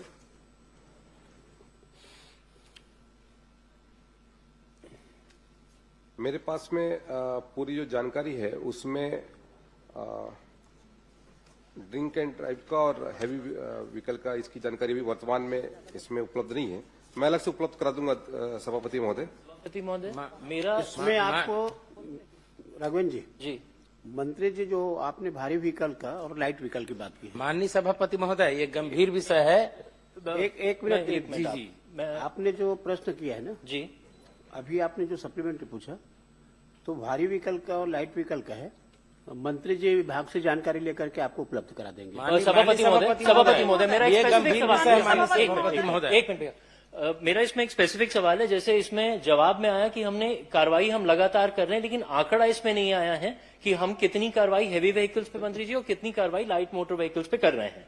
क्या ये सही नहीं है कि सड़क सुरक्षा समिति, जिला सड़क सुरक्षा समिति और राज्य सड़क सुरक्षा समिति में ये बात गई है कि अकलतरा विधानसभा में ट्रॉमा सेंटर नहीं होने की वजह से ये सड़क मौत का आंकड़ा ज्यादा है? और दूसरा, आदरणीय मंत्री जी, जब ये आंकड़ा आप मुझे उपलब्ध कराएंगे तो कृपया इस ओर भी आपका मैं ध्यान आकर्षण चाहूंगा कि 15-20 दिन पहले अकलतरा विधानसभा में 3 ट्रेलर, बहुत ही भयावह हादसा था, मैंने कल भी इस बात को कहा था, 3 ट्रेलर वहां पर आपस में भिड़े जिसमें 2 ड्राइवर्स की अंदर जलकर मौत हो गई। एक उसमें आंकड़ा ये सामने आया, उसमें एक भी हेल्पर अंदर नहीं था और उनकी फिटनेस तक नहीं थी। तो इन सारे मामलों की लगातार हम चौकी लगाकर क्या जांच करेंगे? माननीय सभापति महोदय, जो कार्रवाइयां जो की गई है उसकी संदर्भ में मैं जानकारी देना चाहूंगा। पूरे प्रदेश में जितने प्रकरण बने उसमें लगभग 2024 में 6,12,000 प्रकरण बने। अकलतरा का है सभापति महोदय। हाँ जी मंत्री जी, मेरा सवाल अकलतरा का ही और आंकड़े भी अकलतरा और जिले जांजगीर चांपा के। जिले जांजगीर चांपा का लगभग 29,104 2023 में और 2024 में 39,204 और वो प्रदेश का है भाई साहब। 2025 में 41,615। ये प्रदेश का बता रहे हैं ना? नहीं, ये मेरा सवाल जांजगीर जिला और अकलतरा ये जांजगीर का बता रहा हूं मैं जी। ये जांजगीर का मैंने बताया। ये जवाब लेकिन उपलब्ध, आदरणीय आपसे मेरा स्पेसिफिक सवाल है, क्या जो जिला की सड़क सुरक्षा समिति है और राज्य की समिति जो सुप्रीम कोर्ट के माननीय सुप्रीम कोर्ट के ऑर्डर से बनी हुई है, क्या इसमें ये जानकारी नहीं दी गई है कि ट्रॉमा सेंटर ना होने की वजह से ये डेथ का रेशियो अकलतरा विधानसभा में ज्यादा है? बड़ा बिल्कुल स्पेसिफिक सवाल। सभापति महोदय जी। माननीय सभापति महोदय, माननीय सदस्य ने जो जानकारी मांगी है कि वहां पर ट्रॉमा सेंटर या फिर जो सुविधा होनी चाहिए, तो मैं बताना चाहूंगा कि स्वास्थ्य विभाग उसमें लगातार कोशिश कर रहा है। जांजगीर में अभी मेडिकल कॉलेज भी वहां पर बन रहा है, 357 करोड़ का लगभग वहां पर मेडिकल कॉलेज की स्थापना हो रही है पूरे। और राज्य की जो सड़क सुरक्षा समिति है उसमें पुलिस पीडब्ल्यूडी हेडक्वार्टर में ही होता है। हाँ, मैं बता रहा हूँ ना जी। राज्य में जो हमारे कहते हैं यहाँ पर जो सड़क सुरक्षा की दृष्टि से जो बैठकें होती है और उसमें लगातार, चाहे वो जिला कलेक्टर के माध्यम से हो या सांसद के माध्यम से हो, उसकी बैठकें भी नियमित रूप से हो ही रही है और उसके माध्यम से जो भी दिशा निर्देश हमको करना है, जिसके तहत में हमारा जो सड़क में जितनी भी दुर्घटना होती है उसमें कैसे कमी लाई जाए, उसके लिए लगातार मेरा स्पेसिफिक सवाल है सभापति महोदय। आदरणीय मंत्री जी, क्या आप ये निर्देशित करेंगे कि बड़े वाहनों पर जिस तरह की कार्रवाई होनी चाहिए, जो समझ में आ रहा है कि नहीं हो रही है, आप वहां पर स्पेशल अभियान चलाकर, चूंकि अकलतरा विधानसभा में वृद्धि हो रही है मौत में, क्या आप ये आश्वासन देंगे कि वहां पर त्वरित चेकिंग लगातार करी जाए, कुछ ना कुछ स्पेशल प्रोविजन वहां पर किया जाए कि हमारी चेकिंग तुरंत स्टार्ट हो जाए? और दूसरा, जो जिला समिति से राज्य में आया है उसको आप त्वरित कंसिडरेशन में लाएंगे क्या, अगर ट्रॉमा सेंटर और बाईपास की बात आ रही है? बस ये 3 मेरे स्पेसिफिक आपसे आश्वासन की मांग है। बाईपास के संदर्भ में तो कल माननीय मंत्री जी ने उत्तर दे दिया है आपको और आप उससे बहुत वो भी हैं और आपको तो धन्यवाद ज्ञापित भी करना चाहिए कि माननीय मंत्री जी ने उसके लिए कहा है। और जहां यदि आप बाकी चीजों की बात करें, जिला स्तर की टीम ने क्या प्रस्ताव भेजा है तो उसके प्रस्ताव के आधार पर उस पर अपन चिंतन करेंगे। मंत्री जी, जो मैंने बताया कि लगातार ज्यादा हमारे यहाँ ड्रिंक एंड ड्राइव और उसकी प्रॉब्लम हो रही है, उसके लिए क्या स्पेशल अभियान अकलतरा विधानसभा में, क्योंकि दिख रहा है कि मौतें हमारे यहाँ ज्यादा हो रही हैं। अभी जनवरी से अभी 14 फरवरी तक लगभग 13 लोग मर चुके हैं, तो क्या स्पेशल अभियान वहां पर चलाया जाएगा? माननीय सभापति महोदय, मैंने अपने उत्तर में बताया कि किस तरीके से हम जांजगीर क्षेत्र में लगातार जो अपने जांजगीर क्षेत्र में जो जन जागरूकता का अभियान चला रहे हैं और आपसे भी आग्रह है कि उस जागरूकता अभियान में और किस तरीके से और भी बहुत सारी चीजों पे, मैंने पहले कहा कि हेलमेट रैली और अन्य जो हमारे मंत्री जी, नुक्कड़ इतना आप नाटक और निर्देशित इस तरीके से जो हम जन जागरूकता एक निवेदन है, ये बहुत ही संवेदनशील मामला है। इस पे आप ये तो निर्देशित कर दें कि त्वरित जिला स्तर पर एक वहां पर एक मीटिंग की जाए, जिसमें जनप्रतिनिधियों को बुलाकर त्वरित आप उनको आदेश दीजिए कि जो भी वहां पर सुझाव आते हैं जिससे मौतें रुक सकती हैं, तुरंत उस पर कार्रवाई की जाए। इतना तो आप आश्वासन कम से कम उन लोगों को निर्देशित कर दें, जिला प्रशासन को, क्योंकि हमारे यहां मौत में वृद्धि लगातार हो रही है। अकलतरा विधानसभा स्पेसिफिकली मैं बात कर रहा हूं। आप जनवरी से लेकर अभी तक देखें महोदय, लगभग 13 लोगों की मृत्यु हो चुकी है। तो वहां पर ये जितने चलाए जा रहे हैं अभियान, ये शायद काफी नहीं है, इसके अलावा भी कुछ करने की आवश्यकता है।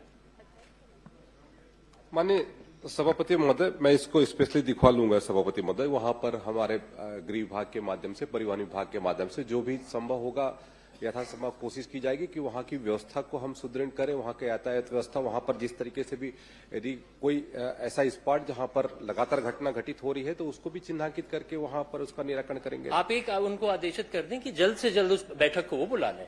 ठीक है माननीय सभापति महोदय, एक प्रश्न। बिल्कुल उसकी बैठक करवा लेंगे। माननीय मंत्री जी ने भी कहा है कि भाई माननीय हम सभापति, एक दुर्घटना जगह क्षेत्र माननीय को सभापति महोदय, देखो प्रश्न काल में माननीय सभापति सभी पूछना महोदय, चाहते हैं, संभव नहीं होगा। बाकी माननीय सदस्यों को सभापति भी महोदय, प्रश्न लगा हुआ है। जिले का ही मामला था। माननीय सभापति महोदय, एक अजय को दे दिया है, सबकी तरफ से पूछ लेंगे वो। आप एक मिनट। पूछेंगे। माननीय सभापति महोदय, जांजगीर जिला की ओर से माननीय सभापति मोहन महोदय जी को दे देंगे तो सबकी तरफ से आप पूछ लेंगे। माननीय सभापति महोदय, आपसे मेरा प्रश्न आपसे, उस दिन मेरा ध्यानाकर्षण लगा था सड़क दुर्घटना में तो परिवहन विभाग में लगा था। देखो प्रश्न मेरे से है कि मंत्री जी से है? आप व्यवस्था देंगे इसमें, क्योंकि व्यवस्था का प्रश्न होता नहीं प्रश्न काल में। आज सड़क दुर्घटना में प्रश्न लगा है गृह विभाग में, कार्य आवंटन नियम शासन का तो कुछ होगा। एक मेरा विषय था स्मार्ट सिटी में, उसमें यह लिखा था कि सड़क दुर्घटना के लिए अंतर विभागीय समिति बनी है। मेरा यह कहना है माननीय कि मैं 3-4 प्रश्न मैं हर सत्र में करता हूं, आउटसोर्सिंग में, इसमें 2-4 और विषय हैं जो मेरे स्थायी विषय हैं। अब यह बताइए कि ये इसके लिए जिम्मेदार है कौन? इसमें आप व्यवस्था दीजिए कि सरकार तीनों विभाग मिला के इसको रोकने के लिए काम करे, क्योंकि इसी सत्र में अलग अलग उत्तर आए। आपने परिवहन के विभाग में इसी सत्र में उत्तर दिया सड़क दुर्घटना में। अभी स्थानीय शासन में सड़क दुर्घटना में ही प्रश्न लगा। स्मार्ट सिटी माने स्थानीय शासन के चर्चा में अंतर विभागीय समिति बनी है, यह उत्तर आया है।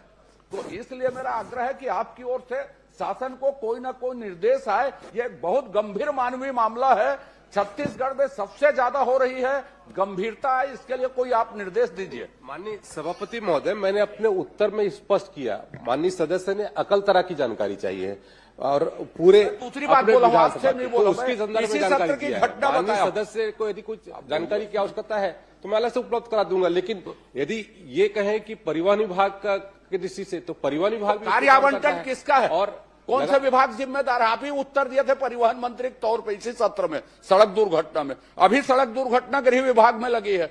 स्मार्ट सिटी की चर्चा मैंने बताई आपको कि अंतर विभागीय समिति बनी है इसके लिए। मानवीय दुर्घटना रोकनी, आप संवेदनशील हैं, वरिष्ठ मंत्री हैं, इसके लिए आप बोलिए कुछ। माननीय सभापति महोदय, सरकार पूरी तरीके से गंभीर है और लगातार हमारा जो कहते हैं इसके दृष्टि से जो जन जागरूकता के कार्यक्रम हो रहे हैं और इन्फोर्समेंट को किस तरीके से हम और ज्यादा कल तेजी लाएं, इसके लिए भी लगातार हमारी कोशिश है। प्रवर्तन के माध्यम से ही हम इस घटना को हम रोक सकते हैं और उसके दृष्टि से हम डॉक्टर चरणदास महंत जी, सभी विभाग सरकार करेगी, पूरा सभी विभाग मिलकर करेंगे। संसदीय कार्य मंत्री है, परिवहन भी उनके पास है, आज जवाब गृह मंत्री जी का दे रहे हैं, आप भरोसा रखिए उनके ऊपर। कोशिश कर रहे हैं तो आज तो परिवहन विभाग में छोटी गाड़ी पहले आई और उसके बाद बड़ी बड़ी गाड़ियां आ रही हैं। सड़क दुर्घटना विशेष करके अकलतरा के क्षेत्र में जो बढ़ रही हैं, उसके कारण मौतें ज्यादा हो रही हैं, ये मुख्य बिंदु है सर। और आपने ही अपने मन से कहा है कि वहां मेडिकल कॉलेज खुल रहा है, ये खुल रहा है। औद्योगिक क्षेत्र में वो काफी लगातार विकास हो रहा है, चाहे वो चांपा हो, अकलतरा हो, शक्ति हो, जांजगीर हो। तो यहाँ अब जब मेडिकल कॉलेज खुल रहा है तो उसमें क्रिटिकल केयर यूनिट आप स्वीकृत करा दें, क्योंकि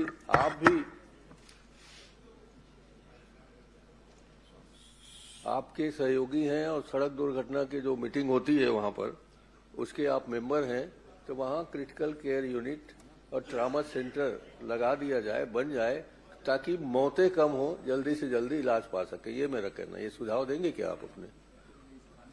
श्रीमती लता हुसैनी जी, मंत्री जी आप कुछ बोलना चाहे बोल लीजिए। नहीं, माननीय नेता प्रतिपक्ष जी का सुझाव अच्छा है और उस पर अपन मनन करेंगे सभापति महोदय। श्रीमती लता हुसैनी जी। माननीय सभापति महोदय, मेरा माननीय मंत्री जी से प्रश्न है। सामुदायिक स्वास्थ्य केंद्र, प्राथमिक स्वास्थ्य केंद्र, उप स्वास्थ्य केंद्र संचालित करने के लिए, नए खोलने के लिए माननीय मंत्री जी को जनप्रतिनिधियों का कोई आवेदन या प्राप्त हुआ है क्या? माननीय सभापति महोदय, कोंडागांव जिले के अंतर्गत समय समय पर कई जनप्रतिनिधियों के प्राथमिक स्वास्थ्य केंद्र, सामुदायिक स्वास्थ्य केंद्र और उप स्वास्थ्य केंद्र खोलने के लिए आवेदन प्राप्त हुए हैं और उन पर विभाग परीक्षण कराकर अपनी उपलब्धता के अनुसार उसमें समय समय पर खोलती है। और इन 2 सालों में हम लोगों ने सुदृढ़ीकरण किया भी है। वैसे उसके जो कई मानक होते हैं माननीय सभापति महोदय, जैसे उप स्वास्थ्य केंद्र के लिए जनसंख्या का मानक, सामुदायिक स्वास्थ्य केंद्र का, प्राथमिक स्वास्थ्य केंद्र का, तो सभी पैरामीटर पर होने पर उसको विभाग जो है प्रस्तावित करती है और जैसे ही उसकी उपलब्धता होता है तो या तो भारत सरकार से या राज्य सरकार की ओर से खोले जाते हैं।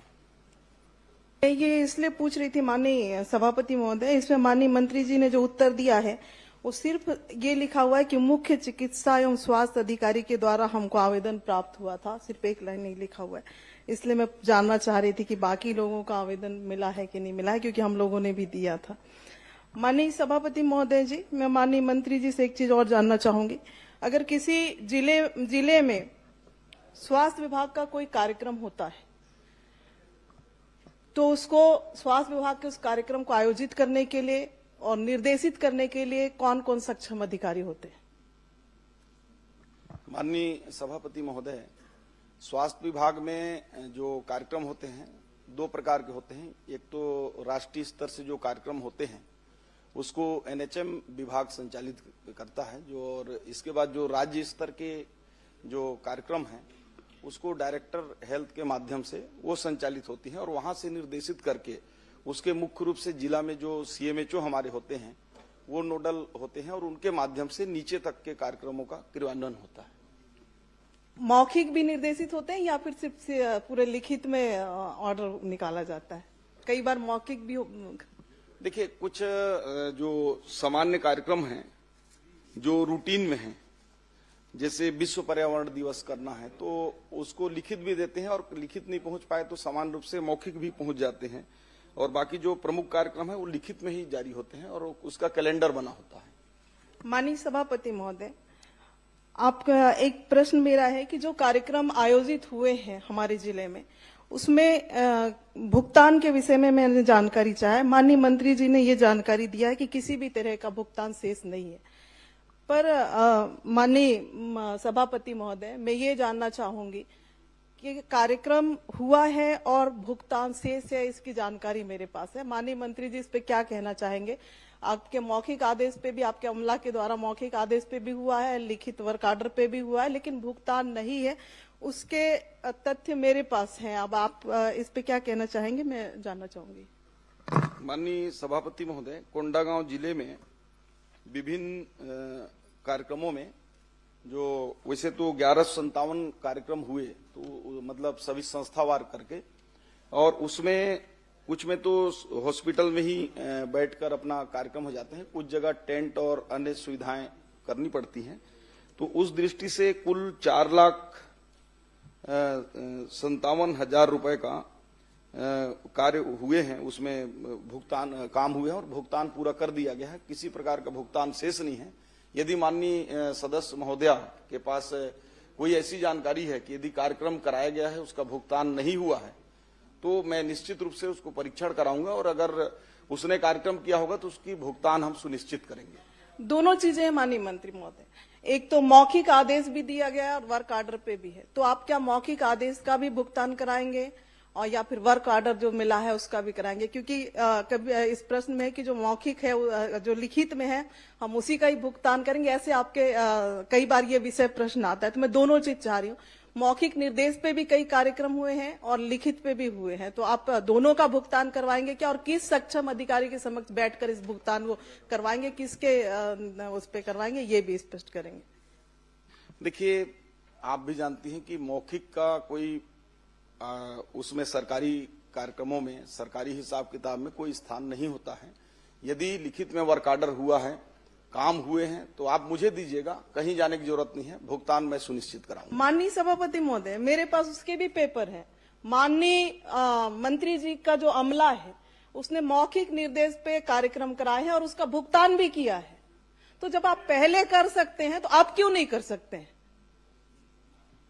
देखिए, मौखिक यदि उसने निर्देश दिया होगा, वैसे मौखिक का तो कोई हिसाब किताब होता नहीं है, लेकिन यदि मौखिक में भी अर्जेंटली कोई कार्यक्रम आया होगा, कराया होगा, तो जो मौखिक आदेश दिया होगा वो यदि हमारे पास जिनाइन दस्तावेजों के साथ कार्यक्रम की पूरी उसकी पुष्टि के साथ भेजता है कि कार्यक्रम हुआ है, तो उस पर विभाग विचार करेगी। नहीं, विचार की बात नहीं है माननीय सभापति महोदय, ये बार बार पिछले प्रश्न में भी आपने कहा था, पिछले बार भी जब इस सदन में प्रश्न आया था आपने कहा था कि 1 महीने के भीतर मैं कार्रवाई करके बताऊंगा। आज 9 महीने हो गए माननीय मंत्री जी।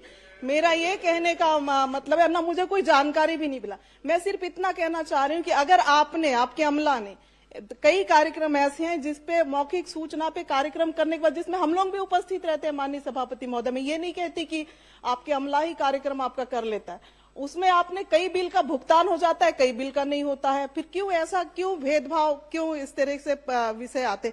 या तो आप पूरा कराएं या फिर नहीं कराना है तो मत कराएं। आप इस सदन में इस तरह से जवाब देंगे तो बाहर अलग जवाब रहेगा। ये दोनों चीजें मुझे नहीं लगता कि उचित है। माननीय सभापति जी, ये वरिष्ठ नेत्री है और पूर्व मंत्री भी है, राष्ट्रीय उपाध्यक्ष भी है, उनका सुनवाई नहीं होगा तो हम लोग का क्या सुनवाई होगा और छत्तीसगढ़ का जनता का क्या भरोसा होगा? अब चिल्ला चिल्ला के बोल रही है कोई सुनवाई नहीं हुआ, कोई अरे पूरा तो होने दो दादी, उसके बाद बोलना। चल रहा है दादी, पूरा हो जाने दो। बहुत अच्छा पूछ रही हो, इतना अच्छा पॉइंटेड पूछना सीखो 5 बार के आप भी हो, समझे? अरे पूरा पूछ तो लेने दो, फिर बोलना आप। यही तो बात है दादी, तो इसलिए दर्द है। मंत्री जी, दादी का सुनवाई न्यायालय में। माननीय सभापति जी, चूंकि माननीय सदस्य महोदय ने खुद ही कहा है कि मौखिक आदेश, और आप सभी जानते हैं कि मौखिक आदेश का सभापति महोदय, मैं ये कहना चाह रही हूँ कि पिछले बार आपके अमला ने भुगतान किया है, तो क्या एक बार करेंगे, नहीं करेंगे? विश्वास में अगर लोगों ने काम कर दिया आपके अमला पे कहने पे, तो ये 2 तरह की चीजें किस आधार पे पालन हो रहा है, मैं ये कहना चाह रही हूँ माननीय सभापति महोदय।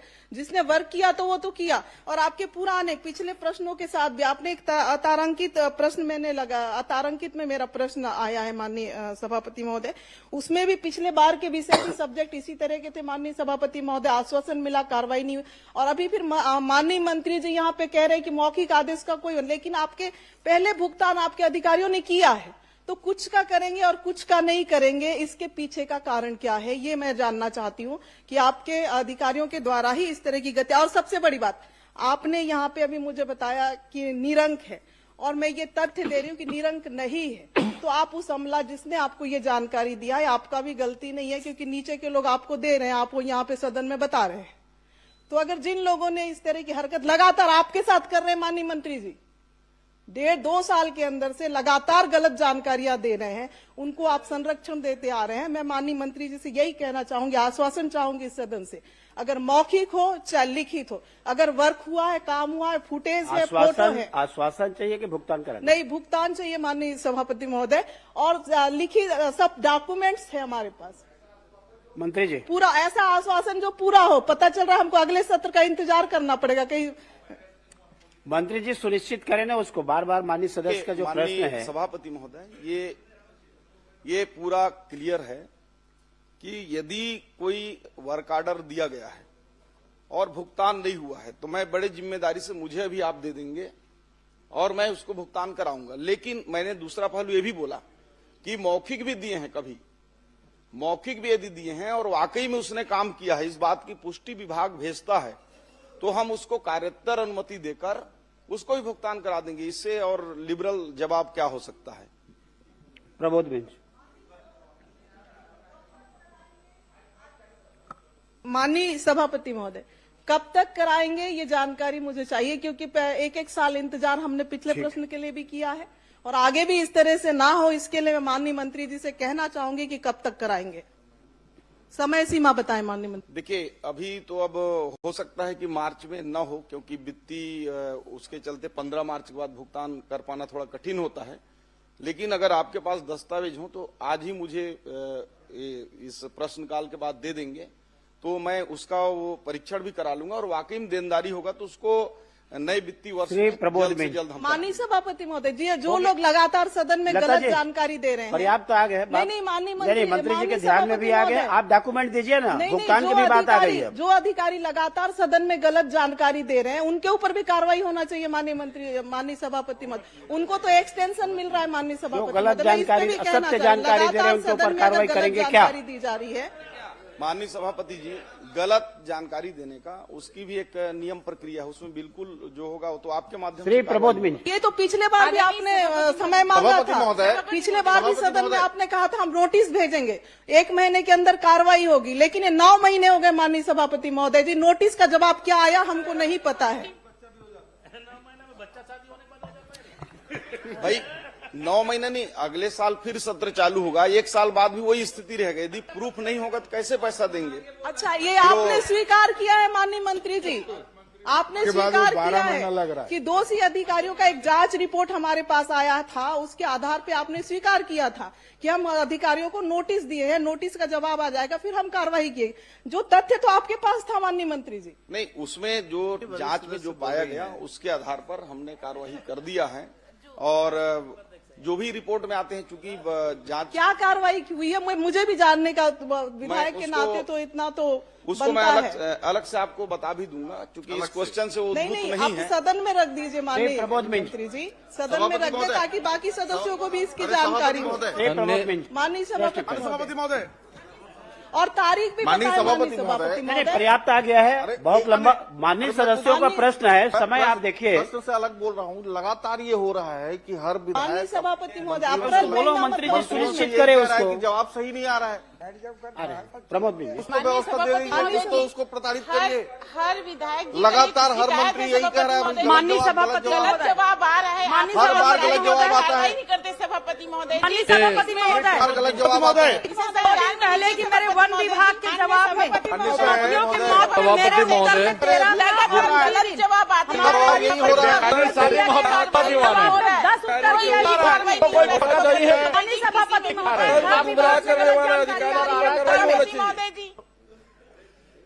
माननीय सभापति महोदय, मेरा सवाल माननीय स्वास्थ्य मंत्री जी से था। सरगुजा जिले में जो उप स्वास्थ्य केंद्र हैं, प्राथमिक स्वास्थ्य केंद्र हैं और सामुदायिक स्वास्थ्य केंद्र हैं, उसमें कितने कार्यरत हैं, कितने स्वीकृत पद हैं, कितने पदस्थ हैं, उसकी जानकारी उन्होंने प्रपत्र अ में दिया है। पुस्तकालय में जरूर कहा गया था ऐसे जवाब में, अब वो मुझे प्राप्त हुआ है। अब मैं इसमें माननीय मंत्री से जानना चाहूंगा, जो इसमें स्वीकृत पद है और उसमें भरे पद है, उसमें आधे से ज्यादा पद रिक्त बताए गए, तो वो जो रिक्त पद हैं वो बहुत समय से रिक्त पद हैं और वो स्वास्थ्य केंद्र भी बहुत पहले से स्वीकृत हुए हैं, कार्यरत हैं, तो उसमें कब तक उन पदों पर भर्ती कर पाएंगे या कब तक भर्ती करेंगे उस पर? माननीय सभापति महोदय, ये माननीय सदस्य ने अपने विधानसभा क्षेत्र और सरगुजा जिले के जो पद हैं उनके संदर्भ में पूछा है।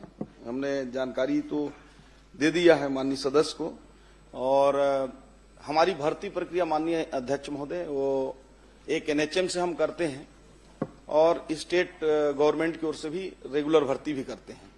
तो अभी भर्ती प्रक्रिया हमारी 525 पदों पर अभी चल रही है, जिसमें नर्सेस हैं, वार्ड बॉय हैं और अटेंडर हैं, ऐसे करके।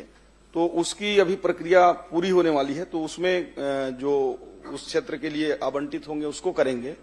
और एनएचएम से हमारी लगातार भर्ती प्रक्रिया होती है और जैसे जैसे रिक्त पद होते हैं हम भर्ती प्रक्रिया करते हैं।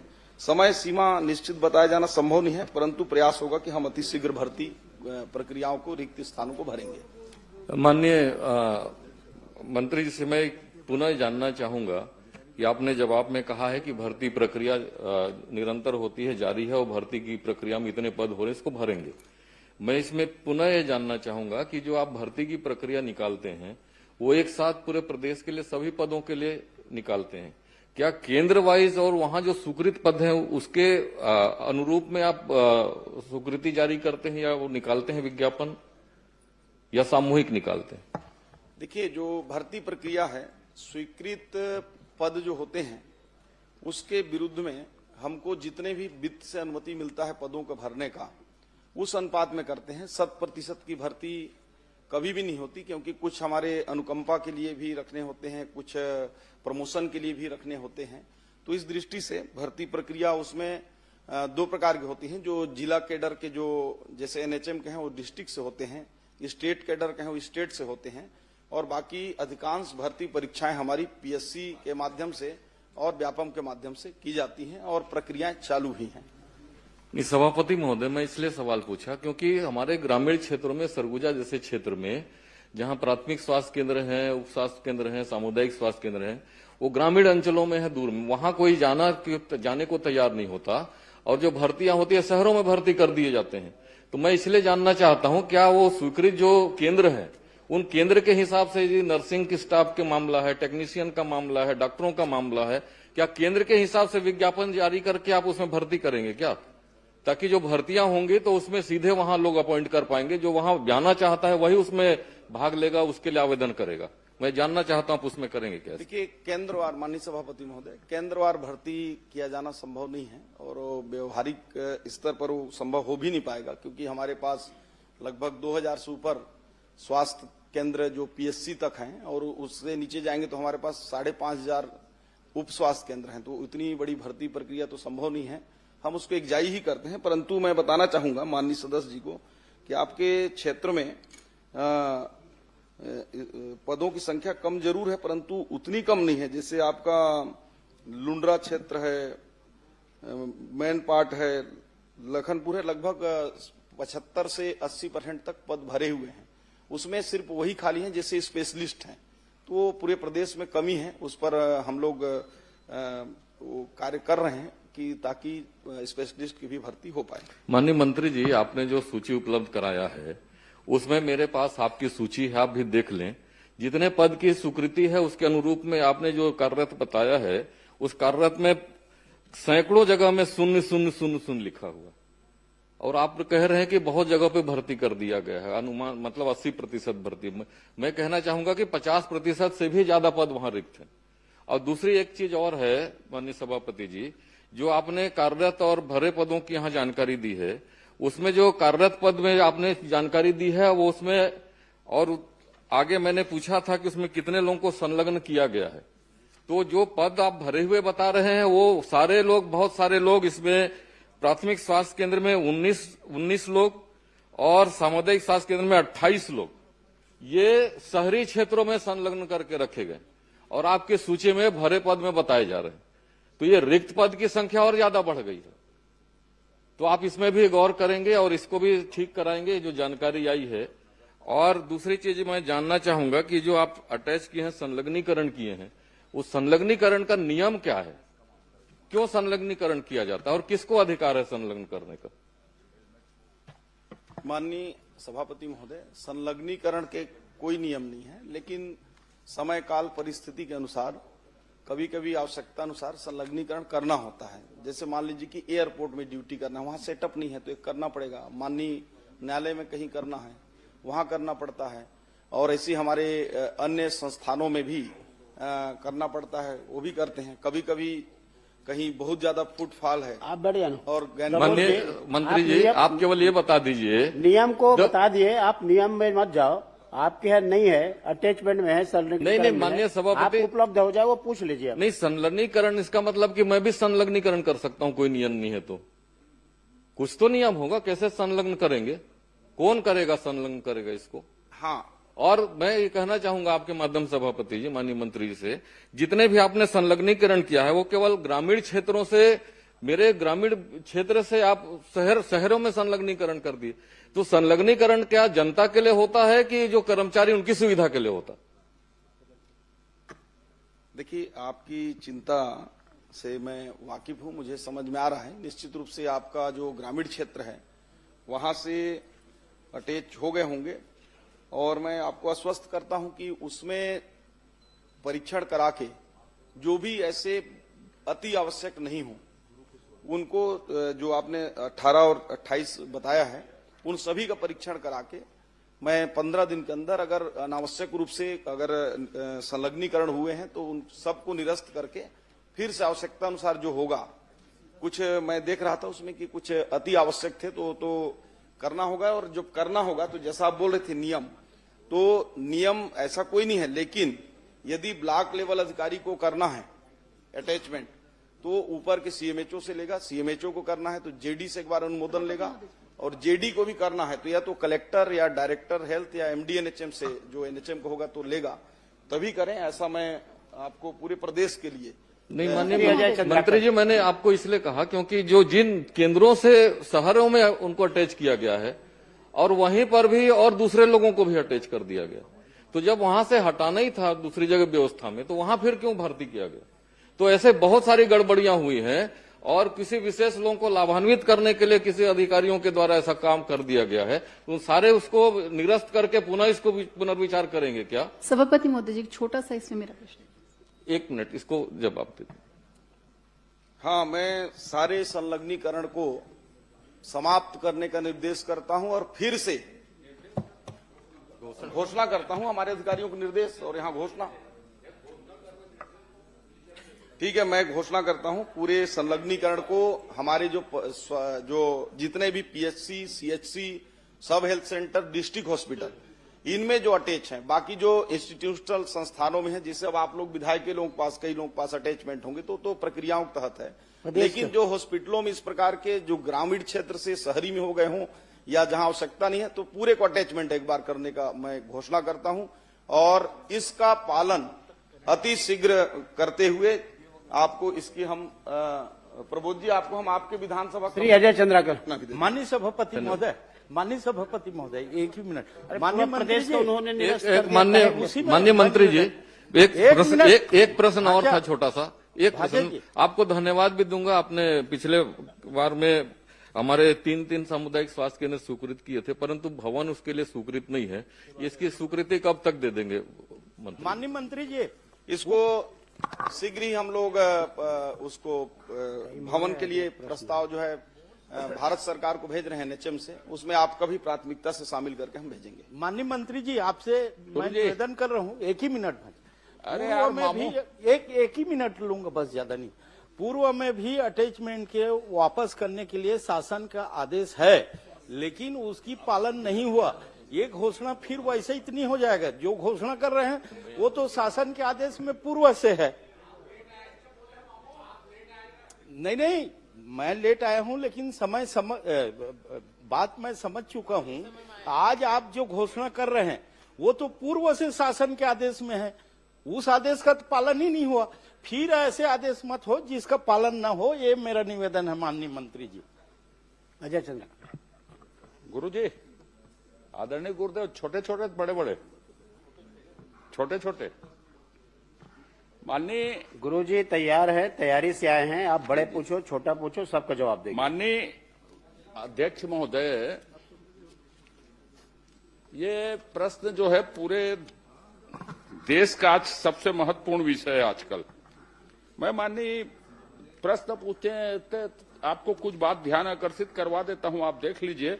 सबसे पहले आप देखिए कि उत्तर में आपने बताया है 171 संस्थान है, और आपने भुगतान किया है 184 को।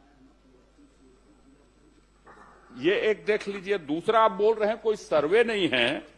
आपको मैं बता देता हूं कि जो आपने विजन डॉक्यूमेंट जारी किया है उसके पेज नंबर 27 को आप पढ़ लीजिएगा।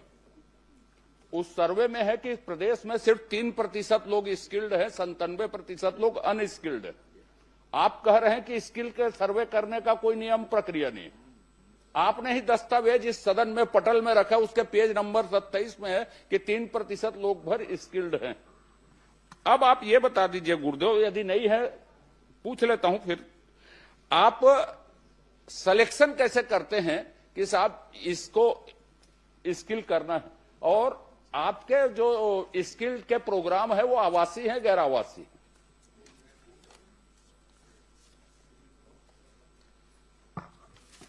माननीय सभापति महोदय, जो टारगेट हमें मिलते हैं भारत सरकार के द्वारा स्किल के लिए, तो उस हिसाब से हम लोग करते हैं और इसमें क्षेत्र वाइज हम लोग स्किल गैपिंग एनालिसिस करते हैं। जो हमारे क्षेत्र वाइज में जिस प्रकार कार्य योजना हम तैयार करते हैं जिलों में, और जिलों में तैयार करने के बाद उद्योगों को हम आमंत्रित करते हैं, संस्थानों को आमंत्रित करते हैं, उनके साथ बैठक करते हैं, उनके डिमांड बेस्ड जो ट्रेनिंग की आवश्यकता होती है।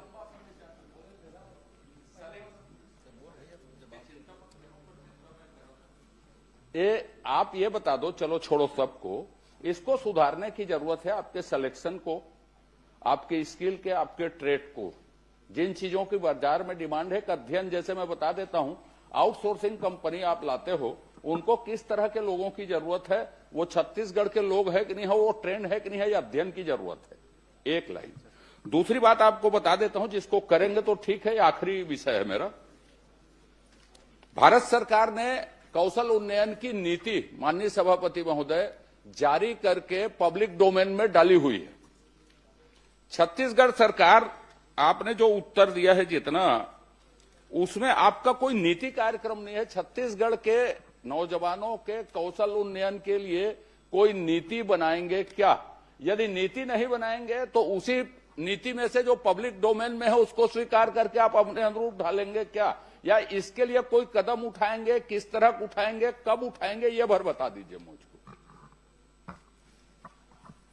निश्चित ही माननीय वरिष्ठ सदस्य हैं, उत्कृष्ट विधायक हैं, उनका सुझाव हम सबको हमेशा मिलते रहता है, और जो सुझाव उनका मिला है उसमें आने वाले समय निश्चित ही विचार करने का हम सब प्रयास करेंगे, ताकि हमारे यहाँ युवाओं को ज्यादा से ज्यादा स्किल मिल सके।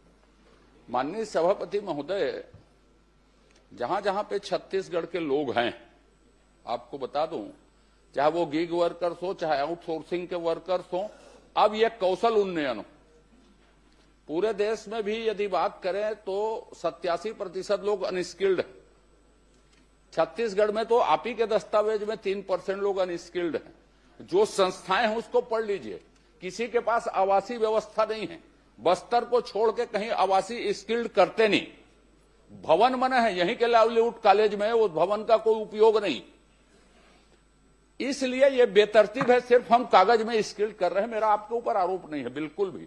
मेरी आपसे अपेक्षा है कि इसको आप दुरुस्त कीजिए। स्किल्ड आवासीय हो, ट्रेड का सिलेक्शन नया हो, इसके लिए प्राधिकरण जो आपके हैं जिला स्तर में, स्टेट लेवल में, उसकी देखरेख की व्यवस्था। अब नियोजन कितने दिन का करते हैं? 90 दिन का नियोजन करते हैं, वो किए कि नहीं किए, इसको देखने की आपके पास व्यवस्था नहीं है। तो मेरा आपका ये आग्रह है फिर से कि कौशल उन्नयन के लिए स्टेट की कोई नीति बनाएंगे क्या? छत्तीसगढ़ के लोगों का इससे भला होगा। और बनाएंगे तो कोई समय अवधि तय करेंगे। यदि विशेषज्ञ नहीं है तो संस्थाएं मौजूद है देश भर में बनाने के लिए नीति। भारत सरकार ने ही किसी से बनवाई है। तो आप छत्तीसगढ़ इसमें पहल करेगा क्या? छत्तीसगढ़ की सबसे बड़ी जरूरत है ये कि आप नीति कौशल उन्नयन के लिए बनाएंगे, कोई समय सीमा निर्धारित करेंगे क्या? उसके लिए कोई भी, मैं धोखे से आरोप प्रत्यारोप प्रक्रिया में अब नहीं जाना चाहता। आप इतना करेंगे तो सभी चीज आप ही आप दुरुस्त हो जाएगी। निगरानी की प्रक्रिया भी, नियोजन की प्रक्रिया भी, ट्रेड के सिलेक्शन भी, प्रवेश का तरीका भी, सब उसी में तय हो जाएगा। इसलिए आप उसकी नीति बनाएंगे क्या, और बनाएंगे तो कब तक बनाएंगे? निश्चित ही जो लाइवलीहुड कॉलेजेस हैं उसमें आवासीय सुविधा रहती है, जो जहां LWE क्षेत्र जो होता है वहां पे होती है, और जो गैर एलडब्ल्यू क्षेत्र होता है वहां वैसी नहीं होती सुविधा। और जो निगरानी की जो बात है, तो जो 90 दिन का हम लोग हमेशा देखते हैं, परीक्षण करते हैं, निगरानी करते हैं उसका, उसके बाद ही पेमेंट होता है। उसके पहले हम लोग कुछ ना कुछ पेमेंट उनका रोक के रखते हैं।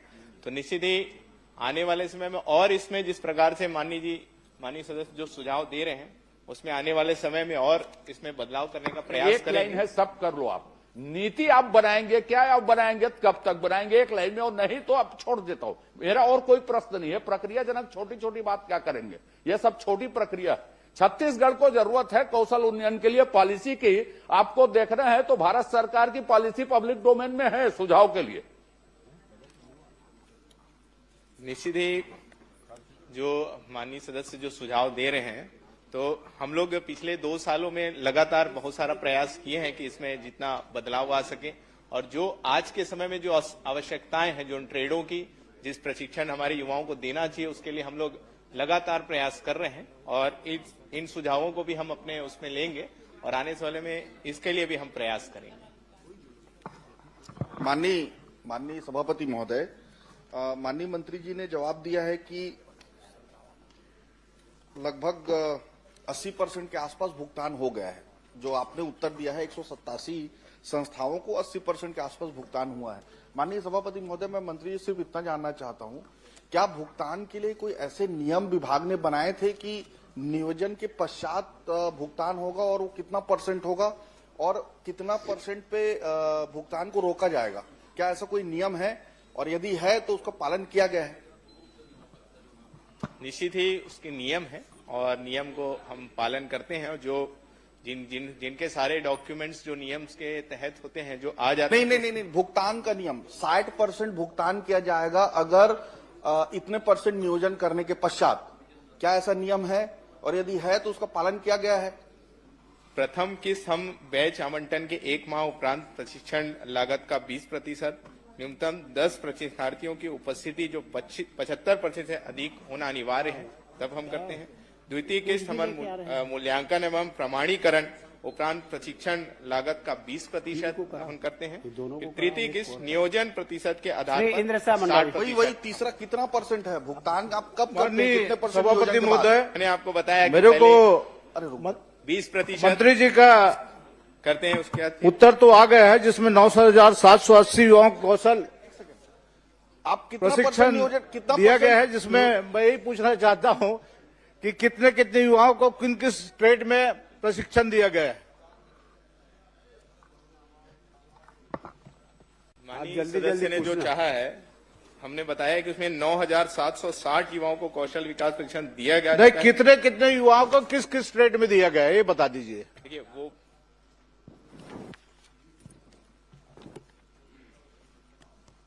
इसमें भी है, सारे जिलों का है, जिलोवार विकासखंड रोजगार एवं स्वरोजगार के माध्यम से। नहीं, किस ट्रेड में कितने युवाओं को? Plumber, car mechanic, staff nurse, electrician, संख्या बता देते तो बढ़िया था। CCTV, एक घुमाने वाली ये बेकार है।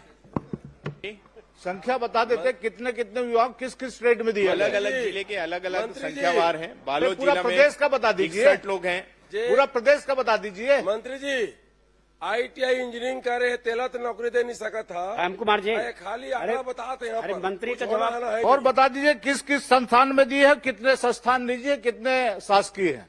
टोटल 5,966 वो तो आ गया उत्तर लोगों को हमने ट्रेड में दिया। और ये सारे ट्रेड है, पूरी जानकारी है, पूरे बहुत सारे ट्रेड है। अगर आप कहेंगे तो मैं आपको उपलब्ध करा दूंगा, अलग से मैं आपको सारे ट्रेड की जानकारी दे दूंगा। यहाँ पे 15,66,957 रोजगार विभाग के पोर्टल में अपलोड है। इसमें सिर्फ अपने ST SC के 45% है।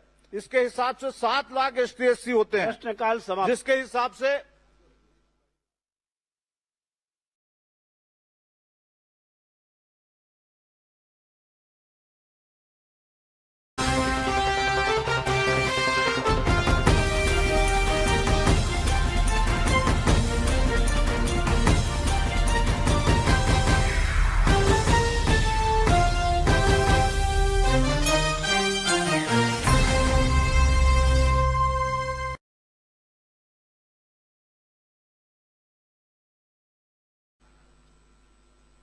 क्योंकि विषय जगदलपुर विधानसभा के अंतर्गत है, लेकिन जिला जो है वो दंतेवाड़ा जिला है और इसलिए ये प्रश्नाधीन जो विषय है सुकमा जिला है, क्षमा करेंगे।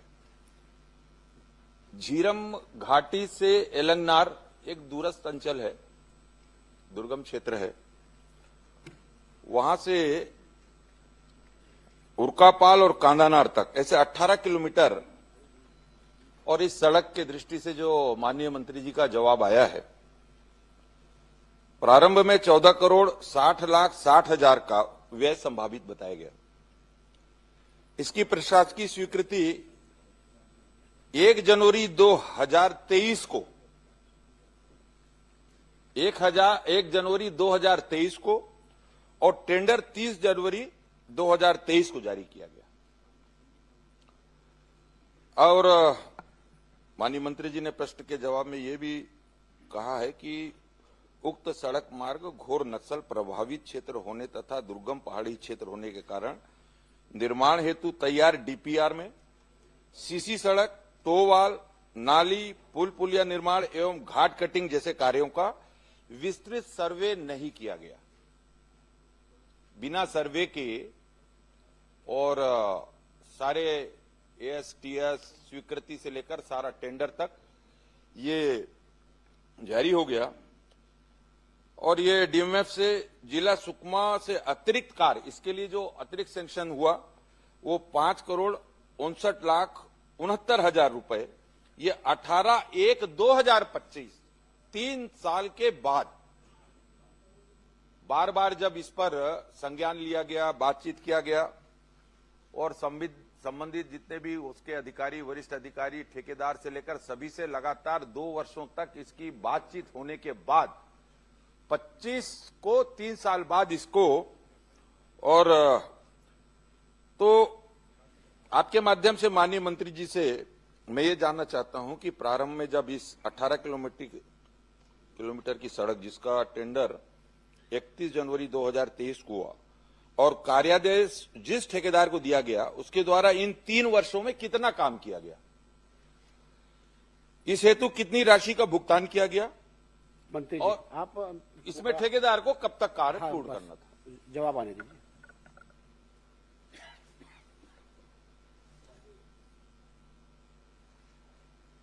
माननीय सभापति महोदय, माननीय सदस्य ने जो जानकारी मांगी है और उसके संदर्भ में मैंने पूरी जानकारी दी है।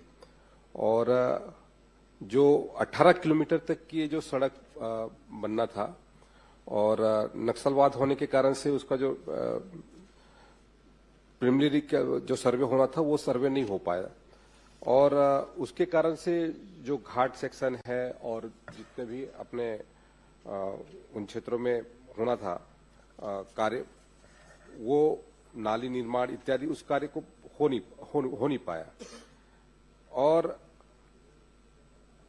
वर्तमान में जो स्थिति है वो, क्योंकि डीएमएफ की राशि से भी उस कार्यों को उसमें चिन्हांकित किया गया और उस कार्य को पूरा कराने के दृष्टि से, ताकि वो कार्य वहां पर पूर्ण हो सके। और आपकी भी जो मंशा है उसमें कि जल्द से जल्द वो कार्य पूरा हो जाए, क्योंकि 1 जनवरी 2023 का मामला है और उसके तहत में जो राशि वहां पर दी गई उस राशि के तहत में 3 वर्षों में अर्थ वर्क और जो है जीएसबी तक का कार्य हुआ था और लगभग 4,23,00,000 रुपए इसमें भुगतान हुआ है। लगभग 8 करोड़ रुपए का राशि अभी उस योजना के तहत में अभी वहां पर है और जो डीएमएफ की राशि है वो भी क्या उसमें है और उसके भी टेंडर हो चुके हैं, उसके भी कार्यदेश जारी हो चुके हैं और उसका भी कार्य अभी प्रारंभ है। तो मुझे लगता है कि इस वर्ष हम उसको, मतलब इस वित्तीय वर्ष नहीं, 1 वर्ष के भीतर में हम उस कार्य को पूरा करने के पूरी तरीके से कोशिश करेंगे। ये 2 बातें हुई। एक मिनट। आपने जो बात कही है 1 वर्ष के भीतर पूरा करने की कोशिश करेंगे, आश्वासन अनक्लियर है। 1 वर्ष में पूरा करेंगे बोलेंगे, उसमें फिर क्या कोशिश होती है? जब समय ले रहे हैं तो 1 वर्ष में हो जाएगा। एक बार बोल दीजिए। किरण जी पूछ लें। आश्वासन माननीय सभापति जी, इसमें जो सबसे बड़ा विषय है कि वर्तमान में जो मेरी जानकारी है और बातचीत से समस्त अधिकारियों से, और कि इसको अब 2 टेंडर में विभाजित किया गया है, 2 भाग में। पूर्व में जो प्रथम भाग में जो टेंडर जारी हुआ था और जिसके कार्य की स्वीकृति हुई थी, और उत्तर में भी आया है कि 18 किलोमीटर जेसीबी ग्रेन्यूल सब बेस का कार्य जो किया गया 18 किलोमीटर में केवल मिट्टी डालने और 4 किलोमीटर में मुरुम डालने का कार्य और पुलिया निर्माण का काम किया गया है। अब 4 साल में 4 बरसात वह रोड खा चुका है, पी चुका है, क्योंकि वो पहाड़ी क्षेत्र है। तो पहले ही वर्ष में जब ये मुरुम और मिट्टी डालने का काम किया गया, तो वर्षा ऋतु आने पर वो पूरा मुरुम और मिट्टी, क्योंकि उसके बाद का काम उसमें नहीं किया गया जा सका, और पार्ट पार्ट में काम देने के कारण इतनी समयावधि हो गई, 4 वर्ष हो चुका है इसमें। और मैं सिर्फ इतना ही जानना चाहता हूं, ये जनहित का जुड़ा मामला है, ये दूरस्थ अंचल है, जगदलपुर विधानसभा का अंतिम छोर का मामला है। आपके माध्यम से माननीय मंत्री जी से मैं निवेदन करना चाहता हूं, क्योंकि जब वो ऐसा जगह है कि वहां पर सबसे ज्यादा आवश्यकता, वहां पर सड़क की आवश्यकता है, तब जाकर वहां पर बच्चों के लिए प्राथमिक शाला या विद्युत की व्यवस्था, पेयजल की व्यवस्था और सारी व्यवस्थाएं वहां तक पहुंचेगी। तो यही अनुरोध करना चाहता हूं कि सड़क निर्माण में जो भी दिक्कतें हैं, मेरे पास I have all the properties, all the documents, और आप क्या चाहते हैं? मैं ये चाहता हूं कि एक टेंडर की प्रक्रिया अब वर्तमान में किस स्थिति में, और उसका काम कब से प्रारंभ होगा और कितने समय में वो समाप्त हो जाएगा। और इसके अलावा माननीय सभापति जी, इसके अलावा, क्योंकि दूरस्थ अंचल कहते जरूर है, लेकिन ये जगदलपुर विधानसभा का ही एक हिस्सा है, अंतिम छोर है, सुकमा जिला में आता है, तो कम से कम इसमें एक टीम अधिकारियों की तैयार हो, जो कि वहां के कार्यों की समीक्षा प्रगति के बारे में, और समय समय पर इसको, नहीं तो वरना वहां पर यही 4 साल हुआ है, 4 साल और हो जाएगा। तो ये कब तक इसका जितनी भी वहां पे कठिनाइयां हैं दूर करके निर्माण कार्य जल्द से जल्द हो, ताकि वहां के लोगों के इस मार्ग के माध्यम से सरकार की अन्य कल्याणकारी योजनाएं वहां तक पहुंच सके, उसकी सुविधाएं उनको प्राप्त हो सके।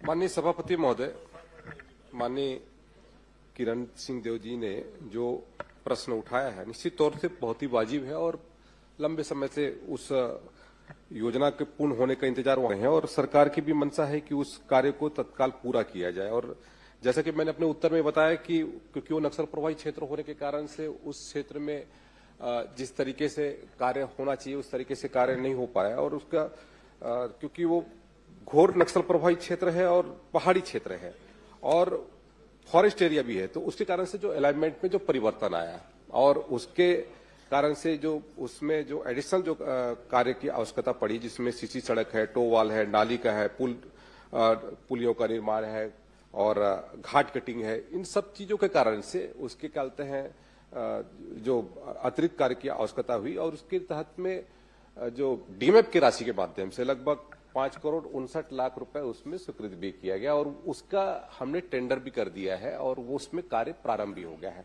जहां तक 18 किलोमीटर का जो सड़क है उसको कार्य को जो ठेकेदार के माध्यम से समय सीमा में पूरा नहीं किया गया, क्योंकि 12 महीने के भीतर में उसको पूरा करना था, लेकिन उसने पूरा नहीं किया, और उसके कारण से जो विलंब हुआ उसको हम समय सीमा में, आप डिटेल बता रहे हैं, माननीय सदस्य की जो चिंता है, डिले वैसे ही हो गया है, उसके निर्माण कार्य जल्दी शुरू हो और उसको मॉनिटरिंग करने वाला अधिकारी। माननीय सभापति महोदय, चिंता इस बात की है कि समय समय पे 4 वर्षों में, एक विशेषकर इन 2.5 वर्षों में, मैं इस कार्यकाल की बात करूं तो बार बार जब इस पर पता लगा के बाद वही का वही है, मामला वही का वही है, तो एक बार इसको सुनिश्चित कर लिया जाए कि, क्योंकि फिर ये 5वां बरसात आ जाएगा, 2 महीना बाद फिर काम रुक जाएगा, फिर मिट्टी बह जाएगी। तो मेरा निवेदन ये है सिर्फ इतना कि इस पर एक टीम गठित करके मैं सिर्फ इतना चाहता हूं कि वह मॉनिटरिंग हो और काम की शुरुआत और सारी जानकारियां सही हो जाए। ये गलत जो जानकारी आती है इससे क्या होता है कि ये काम वैसी जवाब दे रहे हैं। माननीय सभापति महोदय, माननीय श्री किरण सिंह जो जी ने जो प्रश्न उठाया उसमें निश्चित तौर पे विभाग पूरी तरीके से गंभीर है और मैं सदन को आश्वस्त करता हूं कि आने वाले 20 दिनों के भीतर में एक उच्च स्तर के हमारे अधिकारी वहां पर जाकर के उसका स्थल का अवलोकन करेंगे और वहां जाकर के जो भी कहते हैं संबंधित कार्य के दृष्टि से जो भी दिशा निर्देश होगा जिसमें कहते हैं एक्शन लेने की बात होगी उस पर एक्शन लिया जाएगा। श्री राघवेंद्र, धन्यवाद। धन्यवाद सभापति महोदय। मैंने प्रश्न में ये सड़क हादसों के लिए मैंने प्रश्न पूछा था अपने विधानसभा का, जहां मैंने ख में स्पेसिफिकली पूछा था कि सड़क हादसों के कारण तेज गति 2025 में हादसों में पिछले उसमें तुलना में वृद्धि हुई है कि नहीं और उसके कारण क्या है। सभापति महोदय, उसका जवाब स्पेसिफिकली नहीं आया है कि बढ़ने का कारण क्या हो रहा है पिछले 2 साल में। माननीय सभापति महोदय, माननीय सदस्य ने जो जानकारी चाही थी सड़क दुर्घटना में और कितने लोगों की मौतें और कितने लोग घायल हुए और उसकी किन कारणों से वृद्धि हो रही है, स्वाभाविक सभापति महोदय जो हमारे पूरे छत्तीसगढ़ में सड़कों के निर्माण और उसके बाद वाहनों में वृद्धि और लोगों के लापरवाही के कारण से और इन कारणों से जो घटना घटित होती है और उसमें लोग कहते हैं लोगों की मृत्यु भी होती है, लोग गंभीर रूप से घायल भी होते हैं। तो ये कैसे इसमें कमी हो, इसके लिए लगातार सरकार कोशिश कर रही है और उस कोशिश के बदौलत आने वाले समय में और स्थितियां बेहतर हो, इसके लिए लगातार हमारी कोशिश है। पिछले यदि आपने प्रश्न देखा होगा, प्रश्न के उत्तर में मैंने कहा भी है कि जो डेथ रेशो है वो 24 की तुलना में 25 में बहुत कम हुआ है। तो हमारी कोशिश है कि डेथ रेशो कैसे कम हो और किस तरीके से हम व्यवस्था को और सुदृढ़ करें, ये हमारी कोशिश है। सभापति मंत्री महोदय, मैंने अकलतरा का जो कि स्पेसिफिक सवाल और जांजगीर का भी पूछा था, 24 और 25 में मेरे यहाँ डेथ में इजाफा हुआ है, कम नहीं हुआ है। ये आप ही का जवाब है। 76 और अब 89। और मैं आपका ध्यान आकर्षण चाहूंगा कि 26 में जनवरी से लेके आज तक 14 फरवरी तक जब तक यहाँ का दिया हुआ है 13 मृत्यु मेरे यहाँ हो चुकी है। ये आपके जवाब में ही आया है। तो इतनी ज्यादा अगर बढ़ रही है तो इसके स्पेसिफिक कारण क्या है अकलतरा विधानसभा में कि ज्यादा मृत्यु लगातार तुलनात्मक तौर पर बढ़ती जा रही है। ये जवाब में जैसे आपने कहा कि कम हुई है, 24 और 25 में मेरे यहाँ वृद्धि है। माननीय सभापति महोदय, मैंने जो उत्तर दिया वो पूरे प्रदेश स्तर का था। प्रदेश स्तर में जो डेथ रेशो है वो कम हुआ है और जहां तक आपने जो जानकारी मांगी है तो उसमें मैंने उपलब्ध कराया है और इसके लिए लगातार हमारी कोशिशें जारी है। लगातार हमारे विभाग के माध्यम से जन जागरूकता के कार्यक्रम कराए जा रहे हैं। स्कूल है, कॉलेज है, वहां पर यातायात प्रशिक्षण के कार्यक्रम हो रहा है, हेलमेट रैली निकाली जा रही है, जन जागरूकता रैली निकाली जा रही है, नुक्कड़ नाटक, अनेक प्रकार से ऐसे कार्यक्रम हमारे सरकार के माध्यम से। आपके जवाब में जो आया है आदरणीय मंत्री जी कि जैसे आपने कहा कि कम हो रही है लेकिन अकलतरा में हमारे यहाँ ज्यादा हो रही है तुलनात्मक, ये आपके जवाब में ही है। मेरा आपने जैसा आपके जवाब में आया कि हम लगातार चेकिंग कर रहे हैं, ड्रिंक एंड ड्राइव और बाकी चीजों में कर रहे हैं। मेरा स्पेसिफिक सवाल आपसे ये है कि इस दौरान कितने हेवी वाहनों पर और कितने छोटे लाइट मोटर व्हीकल्स पर आपने ड्रिंक एंड ड्राइव की कार्रवाई करी है, ये स्पेसिफिकली। और एक सवाल और है मेरा।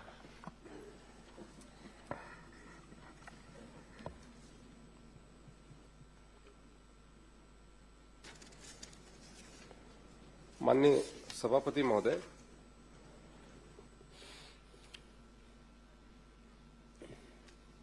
मेरे पास में पूरी जो जानकारी है उसमें ड्रिंक एंड ड्राइव का और हैवी व्हीकल का इसकी जानकारी भी वर्तमान में इसमें उपलब्ध नहीं है।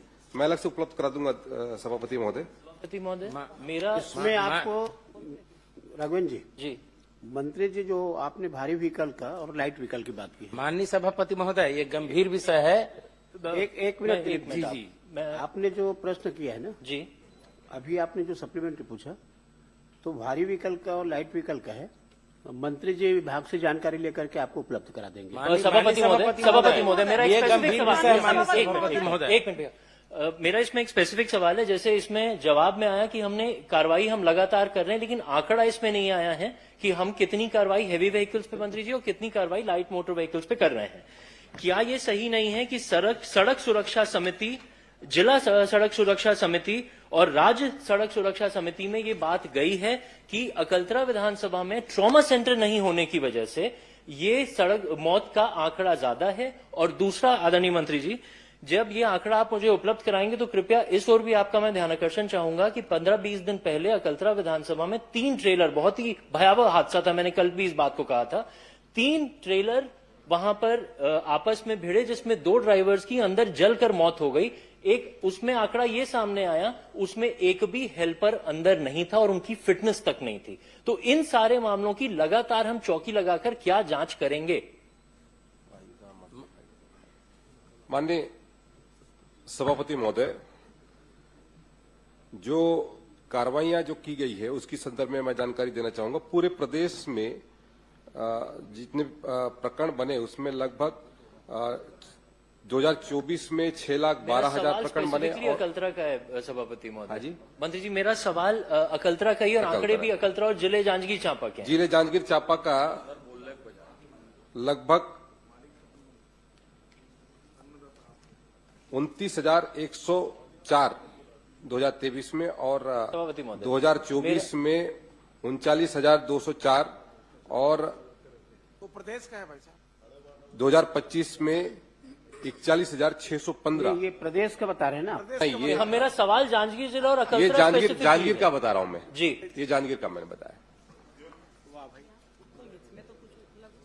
ये जवाब लेकिन उपलब्ध, आदरणीय आपसे मेरा स्पेसिफिक सवाल है, क्या जो जिला की सड़क सुरक्षा समिति है और राज्य की समिति जो सुप्रीम कोर्ट के, माननीय सुप्रीम कोर्ट के ऑर्डर से बनी हुई है, क्या इसमें ये जानकारी नहीं दी गई है कि ट्रॉमा सेंटर ना होने की वजह से ये डेथ का रेशियो अकलतरा विधानसभा में ज्यादा है? बड़ा बिल्कुल स्पेसिफिक सवाल। सभापति महोदय, माननीय सभापति महोदय, माननीय सदस्य ने जो जानकारी मांगी है कि वहां पर ट्रॉमा सेंटर या फिर जो सुविधा होनी चाहिए, तो मैं बताना चाहूंगा कि स्वास्थ्य विभाग उसमें लगातार कोशिश कर रहा है। जांजगीर में अभी मेडिकल कॉलेज भी वहां पर बन रहा है, 357 करोड़ का लगभग वहां पर मेडिकल कॉलेज की स्थापना हो रही है पूरे। और राज्य की जो सड़क सुरक्षा समिति है उसमें पुलिस, पीडब्ल्यूडी हेडक्वार्टर में ही होता है। हाँ, मैं बता रहा हूँ जी। राज्य में जो हमारे कहते हैं यहाँ पर जो सड़क सुरक्षा की दृष्टि से जो बैठकें होती है और उसमें लगातार, चाहे वो जिला कलेक्टर के माध्यम से हो या सांसद के माध्यम से हो, उसकी बैठकें भी नियमित रूप से हो ही रही है और उसके माध्यम से जो भी दिशा निर्देश हमको करना है, जिसके तहत में हमारा जो सड़क में जितनी भी दुर्घटना होती है उसमें कैसे कमी लाई जाए, उसके लिए लगातार मेरा स्पेसिफिक सवाल है सभापति महोदय। आदरणीय मंत्री जी, क्या आप ये निर्देशित करेंगे कि बड़े वाहनों पर जिस तरह की कार्रवाई होनी चाहिए, जो समझ में आ रहा है कि नहीं हो रही है, आप वहां पर स्पेशल अभियान चलाकर, चूंकि अकलतरा विधानसभा में वृद्धि हो रही है मौत में, क्या आप ये आश्वासन देंगे कि वहां पर त्वरित चेकिंग लगातार करी जाए, कुछ ना कुछ स्पेशल प्रोविजन वहां पर किया जाए कि हमारी चेकिंग तुरंत स्टार्ट हो जाए? और दूसरा, जो जिला समिति से राज्य में आया है उसको आप त्वरित कंसिडरेशन में लाएंगे क्या, अगर ट्रॉमा सेंटर और बाईपास की बात आ रही है? बस ये 3 मेरे स्पेसिफिक आपसे आश्वासन की मांग है।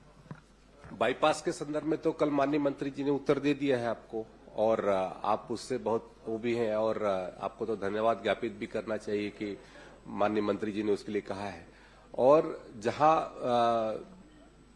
यदि आप बाकी चीजों की बात करें, जिला स्तर की टीम ने क्या प्रस्ताव भेजा है तो उसके प्रस्ताव के आधार पर उस पर अपन चिंतन करेंगे। मंत्री जी, जो मैंने बताया कि लगातार ज्यादा हमारे यहाँ ड्रिंक एंड ड्राइव और इसकी प्रॉब्लम हो रही है, उसके लिए क्या स्पेशल अभियान अकलतरा विधानसभा में, क्योंकि दिख रहा है कि मौतें हमारे यहाँ ज्यादा हो रही हैं। अभी जनवरी से अभी 14 फरवरी तक लगभग 13 लोग मर चुके हैं, तो क्या स्पेशल अभियान वहां पर चलाया जाएगा? माननीय सभापति महोदय, मैंने अपने उत्तर में बताया कि किस तरीके से हम जांजगीर क्षेत्र में लगातार जो अपने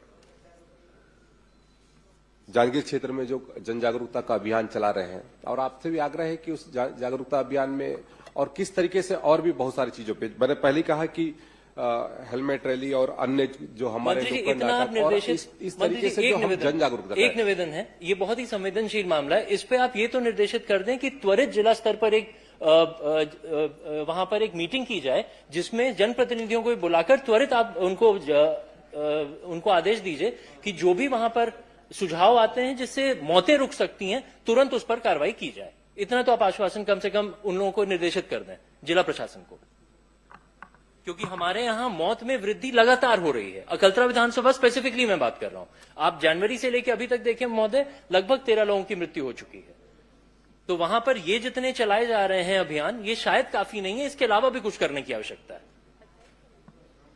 माननीय सभापति महोदय, मैं इसको स्पेशली दिखवा लूंगा सभापति महोदय। वहां पर हमारे गृह विभाग के माध्यम से, परिवहन विभाग के माध्यम से जो भी संभव होगा यथासंभव कोशिश की जाएगी कि वहां की व्यवस्था को हम सुदृढ़ करें। वहां के यातायात व्यवस्था, वहां पर जिस तरीके से भी यदि कोई ऐसा स्पॉट जहां पर लगातार घटना घटित हो रही है तो उसको भी चिन्हांकित करके वहां पर उसका निराकरण करेंगे। आप एक उनको आदेशित कर दें कि जल्द से जल्द उस बैठक को वो बुला लें।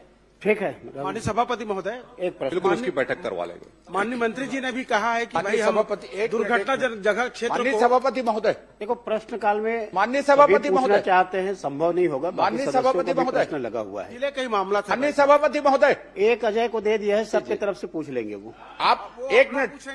माननीय सभापति महोदय, जांजगीर जिला की ओर ये से माननीय सभापति मोहन महोदय जी को दे देंगे तो सबकी तरफ से आप पूछ लेंगे। माननीय सभापति महोदय, आपसे मेरा प्रश्न आपसे, उस दिन मेरा ध्यानाकर्षण लगा था सड़क दुर्घटना में, तो परिवहन विभाग में लगा था।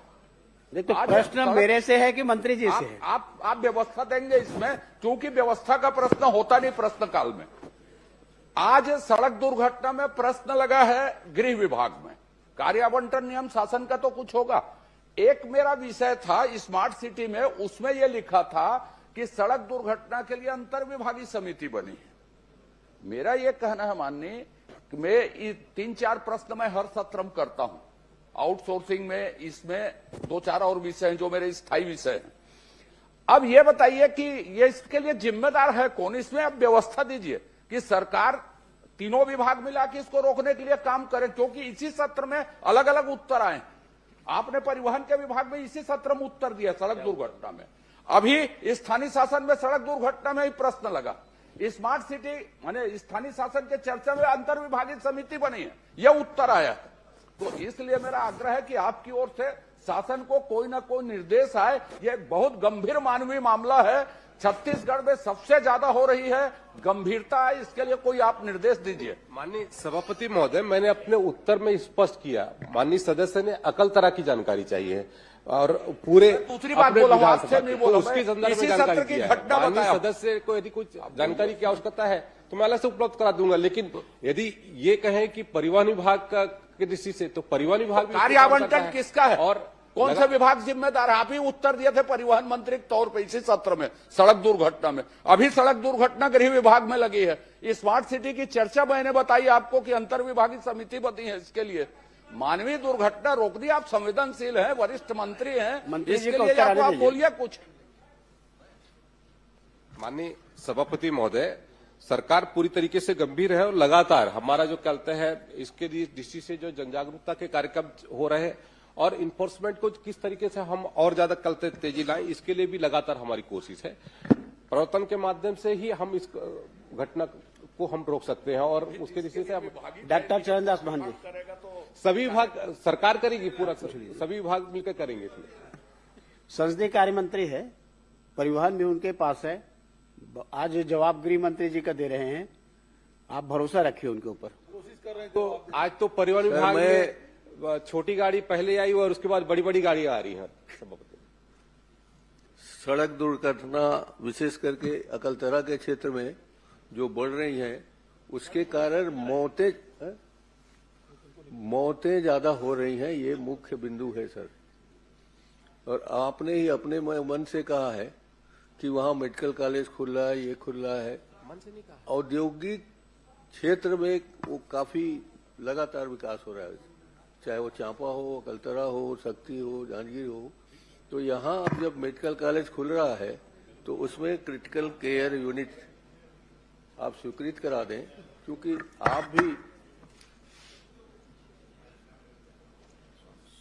आपके सहयोगी हैं और सड़क दुर्घटना की जो मीटिंग होती है वहां पर उसके आप मेंबर हैं, तो वहां क्रिटिकल केयर यूनिट और ट्रामा सेंटर लगा दिया जाए, बन जाए, ताकि मौतें कम हो, जल्दी से जल्दी इलाज पा सके। ये मेरा कहना है। ये सुझाव देंगे क्या आप अपने? श्रोती लता हुसैन जी, मंत्री जी आप कुछ बोलना चाहे बोल लीजिए। नहीं, माननीय नेता प्रतिपक्ष जी का सुझाव अच्छा है और उस पर अपन मनन करेंगे सभापति महोदय। श्रोती लता हुसैन जी। माननीय सभापति महोदय, मेरा माननीय मंत्री जी से प्रश्न है। सामुदायिक स्वास्थ्य केंद्र, प्राथमिक स्वास्थ्य केंद्र, उप स्वास्थ्य केंद्र संचालित करने के लिए, नए खोलने के लिए माननीय मंत्री जी को जनप्रतिनिधियों का कोई आवेदन या प्राप्त हुआ है क्या? माननीय सभापति महोदय, कोंडागांव जिले के अंतर्गत समय समय पर कई जनप्रतिनिधियों के प्राथमिक स्वास्थ्य केंद्र, सामुदायिक स्वास्थ्य केंद्र और उप स्वास्थ्य केंद्र खोलने के लिए आवेदन प्राप्त हुए हैं और उन पर विभाग परीक्षण कराकर अपनी उपलब्धता के अनुसार उसमें समय समय पर खोलती है। और इन 2 सालों में हम लोगों ने सुदृढ़ीकरण किया भी है। वैसे उसके जो कई मानक होते हैं माननीय सभापति महोदय, जैसे उप स्वास्थ्य केंद्र के लिए जनसंख्या का मानक, सामुदायिक स्वास्थ्य केंद्र का, प्राथमिक स्वास्थ्य केंद्र का, तो सभी पैरामीटर पर होने पर उसको विभाग जो है प्रस्तावित करती है और जैसे ही उसकी उपलब्धता होता है तो या तो भारत सरकार से या राज्य सरकार की ओर से खोले जाते हैं। मैं ये इसलिए पूछ रही थी माननीय सभापति महोदय, इसमें माननीय मंत्री जी ने जो उत्तर दिया है वो सिर्फ ये लिखा हुआ है कि मुख्य चिकित्सा एवं स्वास्थ्य अधिकारी के द्वारा हमको आवेदन प्राप्त हुआ था, सिर्फ एक लाइन नहीं लिखा हुआ है। इसलिए मैं जानना चाह रही थी कि बाकी लोगों का आवेदन मिला है कि नहीं मिला है, क्योंकि हम लोगों ने भी दिया था। माननीय सभापति महोदय जी, मैं माननीय मंत्री जी से एक चीज और जानना चाहूंगी। अगर किसी जिले में स्वास्थ्य विभाग का कोई कार्यक्रम होता है तो उसको स्वास्थ्य विभाग के उस कार्यक्रम को आयोजित करने के लिए और निर्देशित करने के लिए कौन कौन सक्षम अधिकारी होते हैं? माननीय सभापति महोदय, स्वास्थ्य विभाग में जो कार्यक्रम होते हैं 2 प्रकार के होते हैं। एक तो राष्ट्रीय स्तर से जो कार्यक्रम होते हैं उसको NHM विभाग संचालित करता है, जो और इसके बाद जो राज्य स्तर के जो कार्यक्रम हैं उसको डायरेक्टर हेल्थ के माध्यम से वो संचालित होती है और वहां से निर्देशित करके उसके मुख्य रूप से जिला में जो CMHO हमारे होते हैं वो नोडल होते हैं और उनके माध्यम से नीचे तक के कार्यक्रमों का क्रियान्वयन होता है। मौखिक भी निर्देशित होते हैं या फिर सिर्फ पूरे लिखित में ऑर्डर निकाला जाता है? कई बार मौखिक भी देखिए, कुछ जो सामान्य कार्यक्रम हैं जो रूटीन में हैं, जैसे विश्व पर्यावरण दिवस करना है तो उसको लिखित भी देते हैं और लिखित नहीं पहुंच पाए तो समान रूप से मौखिक भी पहुंच जाते हैं और बाकी जो प्रमुख कार्यक्रम है वो लिखित में ही जारी होते हैं और उसका कैलेंडर बना होता है। माननीय सभापति महोदय, आपका एक प्रश्न मेरा है कि जो कार्यक्रम आयोजित हुए हैं हमारे जिले में उसमें भुगतान के विषय में मैंने जानकारी चाहा। माननीय मंत्री जी ने ये जानकारी दिया है कि किसी भी तरह का भुगतान शेष नहीं है, पर माननीय सभापति महोदय, मैं ये जानना चाहूंगी कि कार्यक्रम हुआ है और भुगतान शेष है, इसकी जानकारी मेरे पास है। माननीय मंत्री जी इस पे क्या कहना चाहेंगे? आपके मौखिक आदेश पे भी, आपके अमला के द्वारा मौखिक आदेश पे भी हुआ है, लिखित वर्क आर्डर पे भी हुआ है, लेकिन भुगतान नहीं है, उसके तथ्य मेरे पास हैं। अब आप इस पे क्या कहना चाहेंगे, मैं जानना चाहूंगी।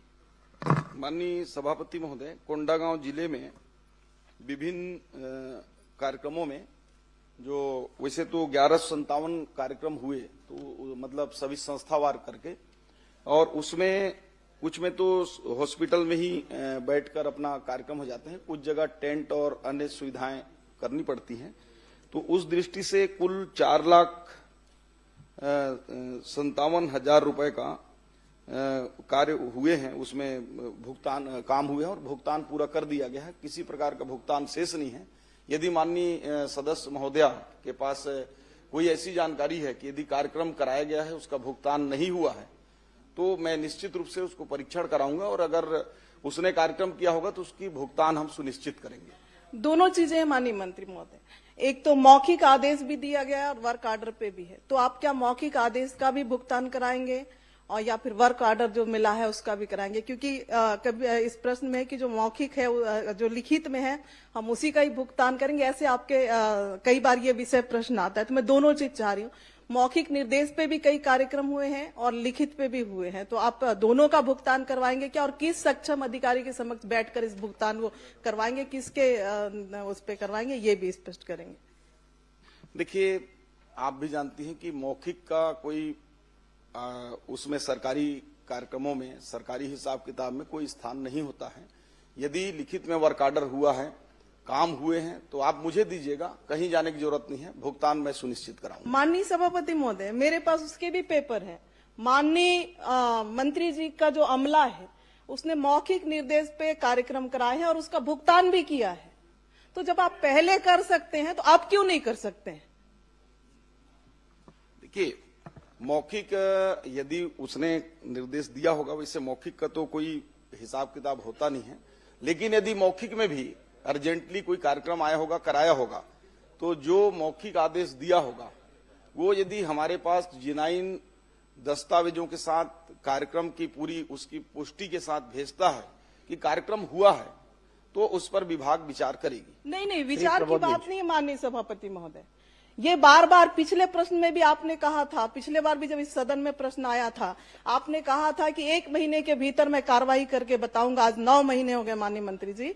मेरा ये कहने का मतलब है, ना मुझे कोई जानकारी भी नहीं मिला। मैं सिर्फ इतना कहना चाह रही हूँ कि अगर आपने, आपके अमला ने, कई कार्यक्रम ऐसे हैं जिसपे मौखिक सूचना पे कार्यक्रम करने के बाद जिसमें हम लोग भी उपस्थित रहते हैं माननीय सभापति महोदय, मैं ये नहीं कहती कि आपके अमला ही कार्यक्रम आपका कर लेता है, उसमें आपने कई बिल का भुगतान हो जाता है, कई बिल का नहीं होता है। फिर क्यों ऐसा, क्यों भेदभाव, क्यों इस तरह से विषय आते?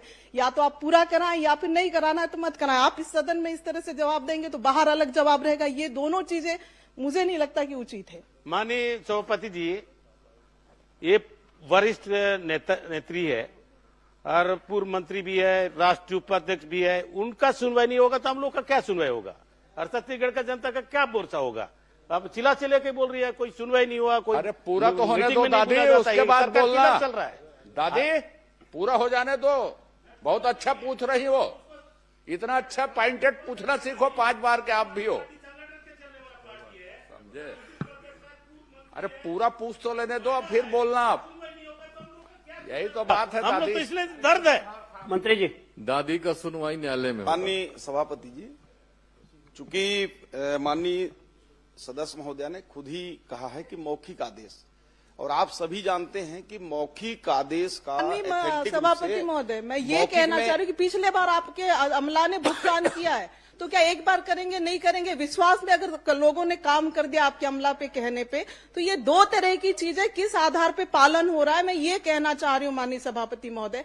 जिसने वर्क किया तो वो तो किया, और आपके पुराने पिछले प्रश्नों के साथ भी आपने एक अतारंकित प्रश्न मैंने लगा, अतारंकित में मेरा प्रश्न आया है माननीय सभापति महोदय, उसमें भी पिछले बार के विषय के सब्जेक्ट इसी तरह के थे माननीय सभापति महोदय। आश्वासन मिला, कार्रवाई नहीं हुई, और अभी फिर माननीय मंत्री जी यहाँ पे कह रहे हैं कि मौखिक आदेश का कोई, लेकिन आपके पहले भुगतान आपके अधिकारियों ने किया है, तो कुछ का करेंगे और कुछ का नहीं करेंगे, इसके पीछे का कारण क्या है, ये मैं जानना चाहती हूँ कि आपके अधिकारियों के द्वारा ही इस तरह की गति। और सबसे बड़ी बात, आपने यहाँ पे अभी मुझे बताया कि निरंक है, और मैं ये तथ्य दे रही हूँ कि निरंक नहीं है, तो आप उस अमला जिसने आपको ये जानकारी दिया है, आपका भी गलती नहीं है, क्योंकि नीचे के लोग आपको दे रहे हैं, आप वो यहाँ पे सदन में बता रहे हैं।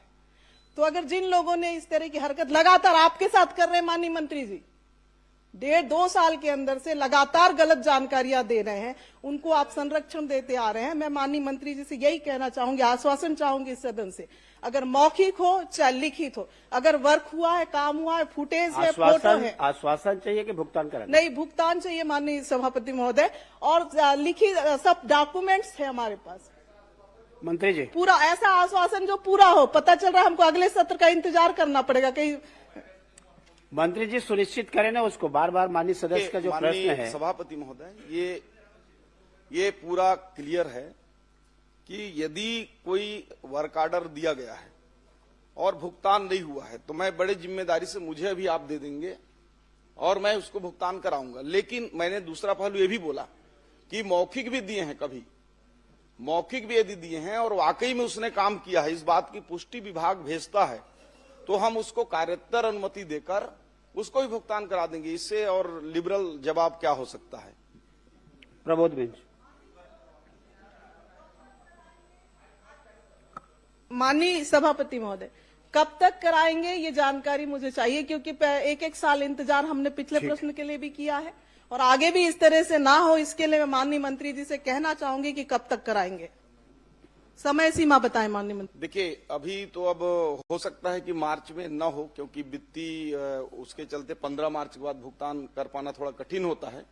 लेकिन अगर आपके पास दस्तावेज हो तो आज ही मुझे इस प्रश्नकाल के बाद दे देंगे तो मैं उसका वो परीक्षण भी करा लूंगा और वाकई में देनदारी होगा तो उसको नए वित्तीय वर्ष में जल्द से जल्द हम। माननीय सभापति महोदय जी, जो लोग लगातार सदन में गलत जानकारी दे रहे हैं, पर्याप्त आ गए। नहीं माननीय मंत्री जी के ध्यान में भी आ गए, आप डॉक्यूमेंट दीजिए ना, भुगतान की भी बात आ गई है। जो अधिकारी लगातार सदन में गलत जानकारी दे रहे हैं उनके ऊपर भी कार्रवाई होना चाहिए माननीय सभापति महोदय। उनको तो एक्सटेंशन मिल रहा है माननीय सभापति, गलत जानकारी, असत्य जानकारी दे रहे हैं उनके ऊपर कार्रवाई करेंगे क्या? दी जा रही है माननीय सभापति जी, गलत जानकारी देने का उसकी भी एक नियम प्रक्रिया है, उसमें बिल्कुल जो होगा वो तो आपके माध्यम से। प्रबोध मिनट। ये तो पिछले बार भी आपने समय मांगा था, पिछले बार भी सदन में आपने कहा था हम नोटिस भेजेंगे, 1 महीने के अंदर कार्रवाई होगी, लेकिन ये 9 महीने हो गए माननीय सभापति महोदय जी, नोटिस का जवाब क्या आया हमको नहीं पता है।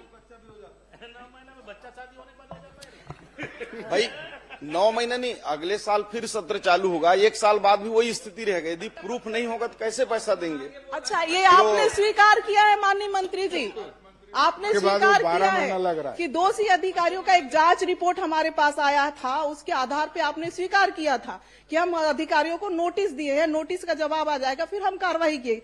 जो तथ्य तो आपके पास था माननीय मंत्री जी। नहीं, उसमें जो जांच में जो पाया गया उसके आधार पर हमने कार्रवाई कर दिया है और जो भी रिपोर्ट में आते हैं, चूंकि जांच क्या कार्रवाई हुई है मुझे भी जानने का, विधायक के नाते तो इतना तो उसको मैं अलग से आपको बता भी दूंगा, क्योंकि इस क्वेश्चन से उद्भूत नहीं है। सदन में रख दीजिए माननीय मंत्री जी, सदन में रख दे ताकि बाकी सदस्यों को भी इसकी जानकारी हो। माननीय सभापति महोदय, और तारीख भी माननीय सभापति महोदय, पर्याप्त आ गया है, बहुत लंबा। माननीय सदस्यों का प्रश्न है, समय आप देखिए। प्रश्न से अलग बोल रहा हूँ, लगातार ये हो रहा है कि हर विधायक। माननीय सभापति महोदय, बोलो मंत्री जी सुनिश्चित करे उसको, जवाब सही नहीं आ रहा है। प्रमोद भी उसको व्यवस्था दे दीजिए तो उसको प्रताड़ित करिए। हर विधायक लगातार हर मंत्री यही कह रहा है। माननीय सभापति गलत जवाब आ रहा है, हर बार गलत जवाब आता है। नहीं करते सभापति महोदय। माननीय सभापति महोदय, हर गलत जवाब आता है। पहले कि मेरे वन विभाग के जवाब में सभापति महोदय, गलत जवाब आता है। यही हो रहा है। 10 उत्तर माननीय सभापति महोदय,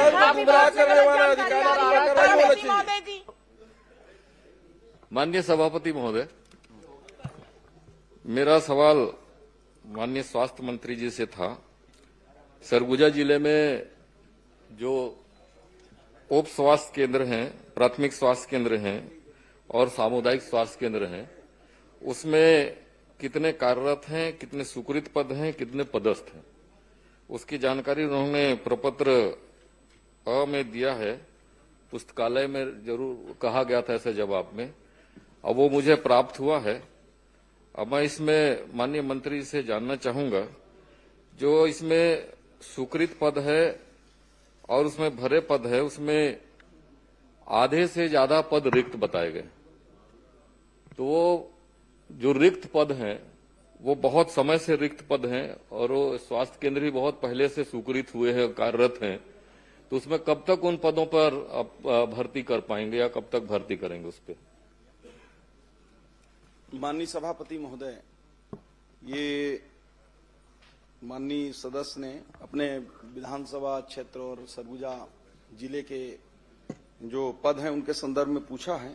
हमने जानकारी तो दे दिया है माननीय सदस्य को, और हमारी भर्ती प्रक्रिया माननीय अध्यक्ष महोदय वो एक एनएचएम से हम करते हैं और स्टेट गवर्नमेंट की ओर से भी रेगुलर भर्ती भी करते हैं।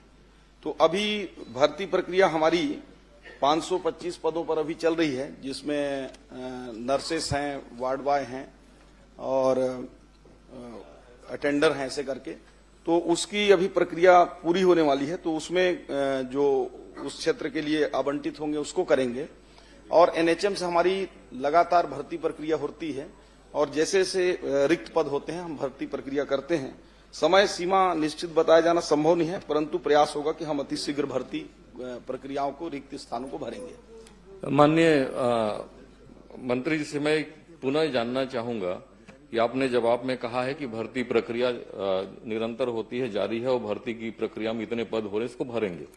मैं इसमें पुनः यह जानना चाहूंगा कि जो आप भर्ती की प्रक्रिया निकालते हैं वो एक साथ पूरे प्रदेश के लिए सभी पदों के लिए निकालते हैं, क्या केंद्र वाइज और वहां जो स्वीकृत पद हैं उसके अनुरूप में आप स्वीकृति जारी करते हैं या वो निकालते हैं विज्ञापन, या सामूहिक निकालते हैं?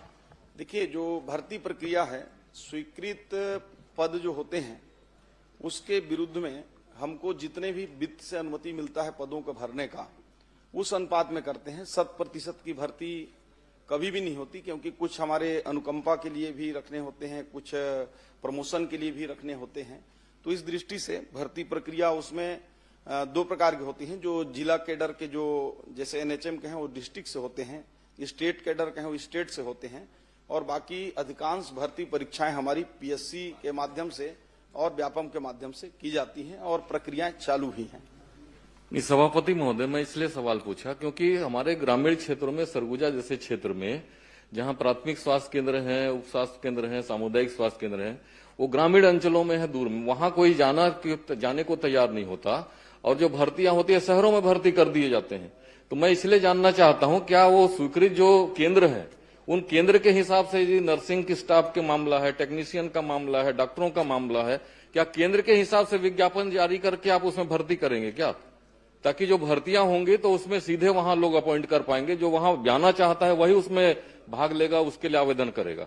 मैं जानना चाहता हूं आप उसमें करेंगे क्या? देखिए, केंद्रवार, माननीय सभापति महोदय, केंद्रवार भर्ती किया जाना संभव नहीं है और व्यवहारिक स्तर पर वो संभव हो भी नहीं पाएगा, क्योंकि हमारे पास लगभग 2000 से ऊपर स्वास्थ्य केंद्र जो पीएससी तक हैं और उससे नीचे जाएंगे तो हमारे पास 5500 उप स्वास्थ्य केंद्र हैं। तो इतनी बड़ी भर्ती प्रक्रिया तो संभव नहीं है, हम उसको एक जारी ही करते हैं। परंतु मैं बताना चाहूंगा माननीय सदस्य जी को कि आपके क्षेत्र में पदों की संख्या कम जरूर है, परंतु उतनी कम नहीं है। जैसे आपका लुंड्रा क्षेत्र है, मैन पार्ट है, लखनपुर है, लगभग 75 से 80% तक पद भरे हुए हैं। उसमें सिर्फ वही खाली हैं जैसे स्पेशलिस्ट हैं। तो पूरे प्रदेश में कमी है, उस पर हम लोग कार्य कर रहे हैं कि ताकि स्पेशलिस्ट की भी भर्ती हो पाए। माननीय मंत्री जी, आपने जो सूची उपलब्ध कराया है उसमें मेरे पास आपकी सूची है, आप भी देख लें। जितने पद की स्वीकृति है उसके अनुरूप में आपने जो कार्यरत बताया है उस कार्यरत में सैकड़ों जगह में 000 लिखा हुआ, और आप कह रहे हैं कि बहुत जगह पे भर्ती कर दिया गया है, अनुमान मतलब 80% भर्ती। मैं कहना चाहूंगा कि 50% से भी ज्यादा पद वहां रिक्त है। और दूसरी एक चीज और है माननीय सभापति जी, जो आपने कार्यरत और भरे पदों की यहाँ जानकारी दी है, उसमें जो कार्यरत पद में आपने जानकारी दी है वो उसमें, और आगे मैंने पूछा था कि उसमें कितने लोगों को संलग्न किया गया है। तो जो पद आप भरे हुए बता रहे हैं वो सारे लोग, बहुत सारे लोग इसमें प्राथमिक स्वास्थ्य केंद्र में 19 लोग और सामुदायिक स्वास्थ्य केंद्र में 28 लोग, ये शहरी क्षेत्रों में संलग्न करके रखे गए और आपके सूची में भरे पद में बताए जा रहे हैं। तो ये रिक्त पद की संख्या और ज्यादा बढ़ गई है। तो आप इसमें भी गौर करेंगे और इसको भी ठीक कराएंगे जो जानकारी आई है। और दूसरी चीज मैं जानना चाहूंगा कि जो आप अटैच किए हैं, संलग्नीकरण किए हैं, उस संलग्नीकरण का नियम क्या है? क्यों संलग्नीकरण किया जाता है और किसको अधिकार है संलग्न करने का?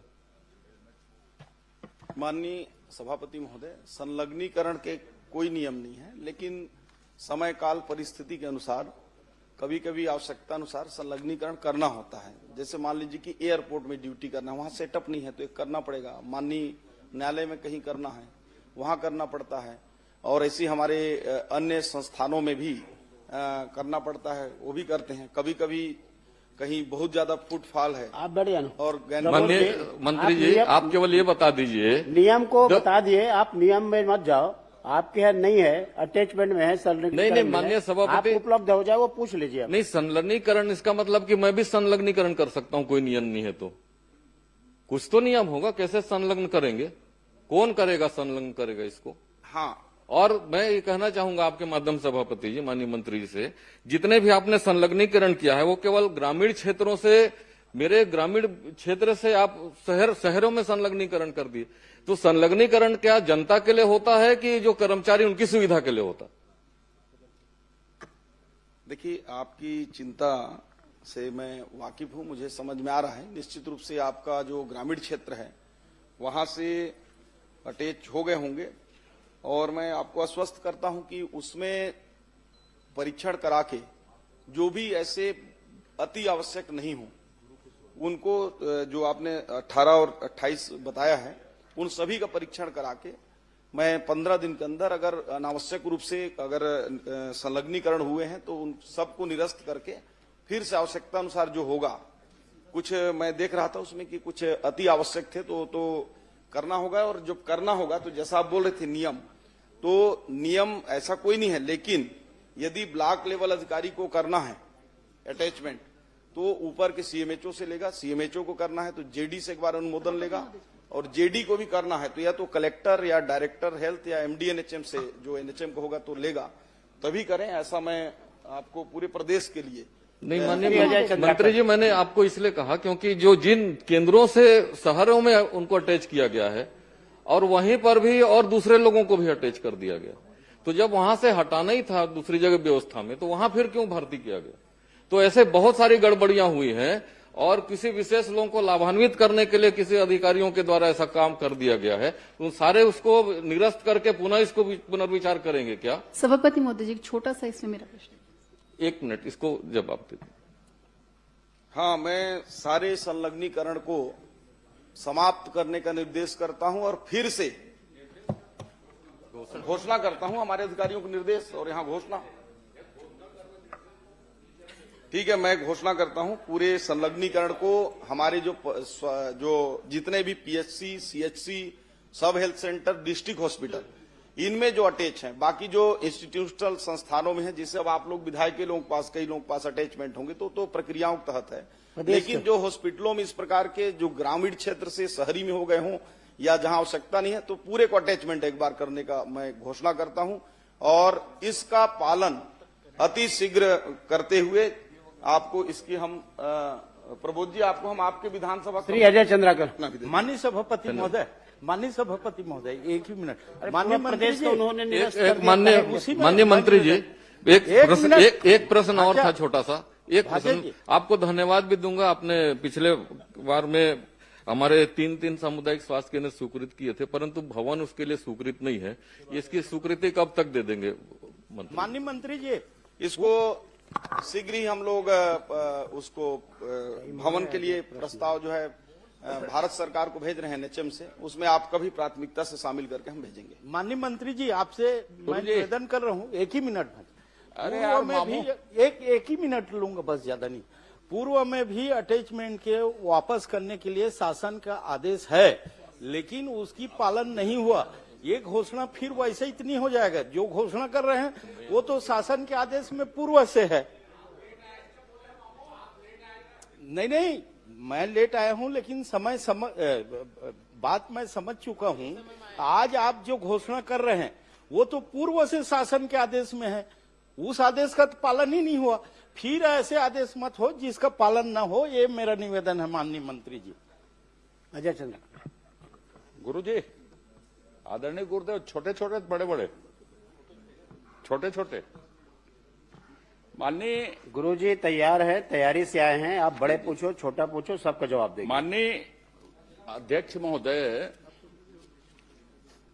ये प्रश्न जो है पूरे देश का आज सबसे महत्वपूर्ण विषय है आजकल। मैं माननीय प्रश्न पूछते हैं तो आपको कुछ बात ध्यान आकर्षित करवा देता हूं, आप देख लीजिए। सबसे पहले आप देखिए कि उत्तर में आपने बताया है 171 संस्थान हैं, और आपने भुगतान किया है 184 को। ये एक देख लीजिए। दूसरा, आप बोल रहे हैं कोई सर्वे नहीं है। आपको मैं बता देता हूं कि जो आपने विजन डॉक्यूमेंट जारी किया है उसके पेज नंबर 27 को आप पढ़ लीजिएगा। उस सर्वे में है कि प्रदेश में सिर्फ 3% लोग स्किल्ड हैं, 97% लोग अनस्किल्ड हैं। आप कह रहे हैं कि स्किल के सर्वे करने का कोई नियम प्रक्रिया नहीं। आपने ही दस्तावेज इस सदन में पटल में रखा, उसके पेज नंबर 27 में है कि 3% लोग भर स्किल्ड हैं। अब आप ये बता दीजिए गुरुदेव, यदि नहीं है पूछ लेता हूं फिर, आप सिलेक्शन कैसे करते हैं कि साहब इसको स्किल करना है, और आपके जो स्किल के प्रोग्राम है वो आवासीय है गैर आवासीय?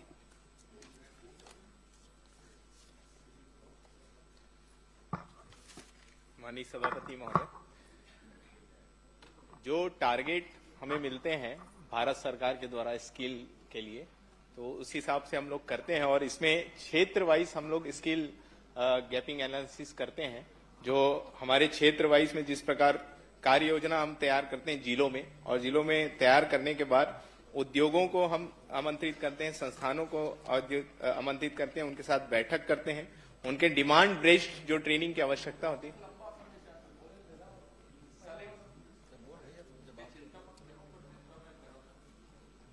आप ये बता दो, चलो छोड़ो सबको, इसको सुधारने की जरूरत है। आपके सिलेक्शन को, आपके स्किल के, आपके ट्रेड को, जिन चीजों की बाजार में डिमांड है, अध्ययन जैसे मैं बता देता हूं, आउटसोर्सिंग कंपनी आप लाते हो, उनको किस तरह के लोगों की जरूरत है, वो छत्तीसगढ़ के लोग है कि नहीं है, वो ट्रेंड है कि नहीं है, या अध्ययन की जरूरत है। एक लाइन।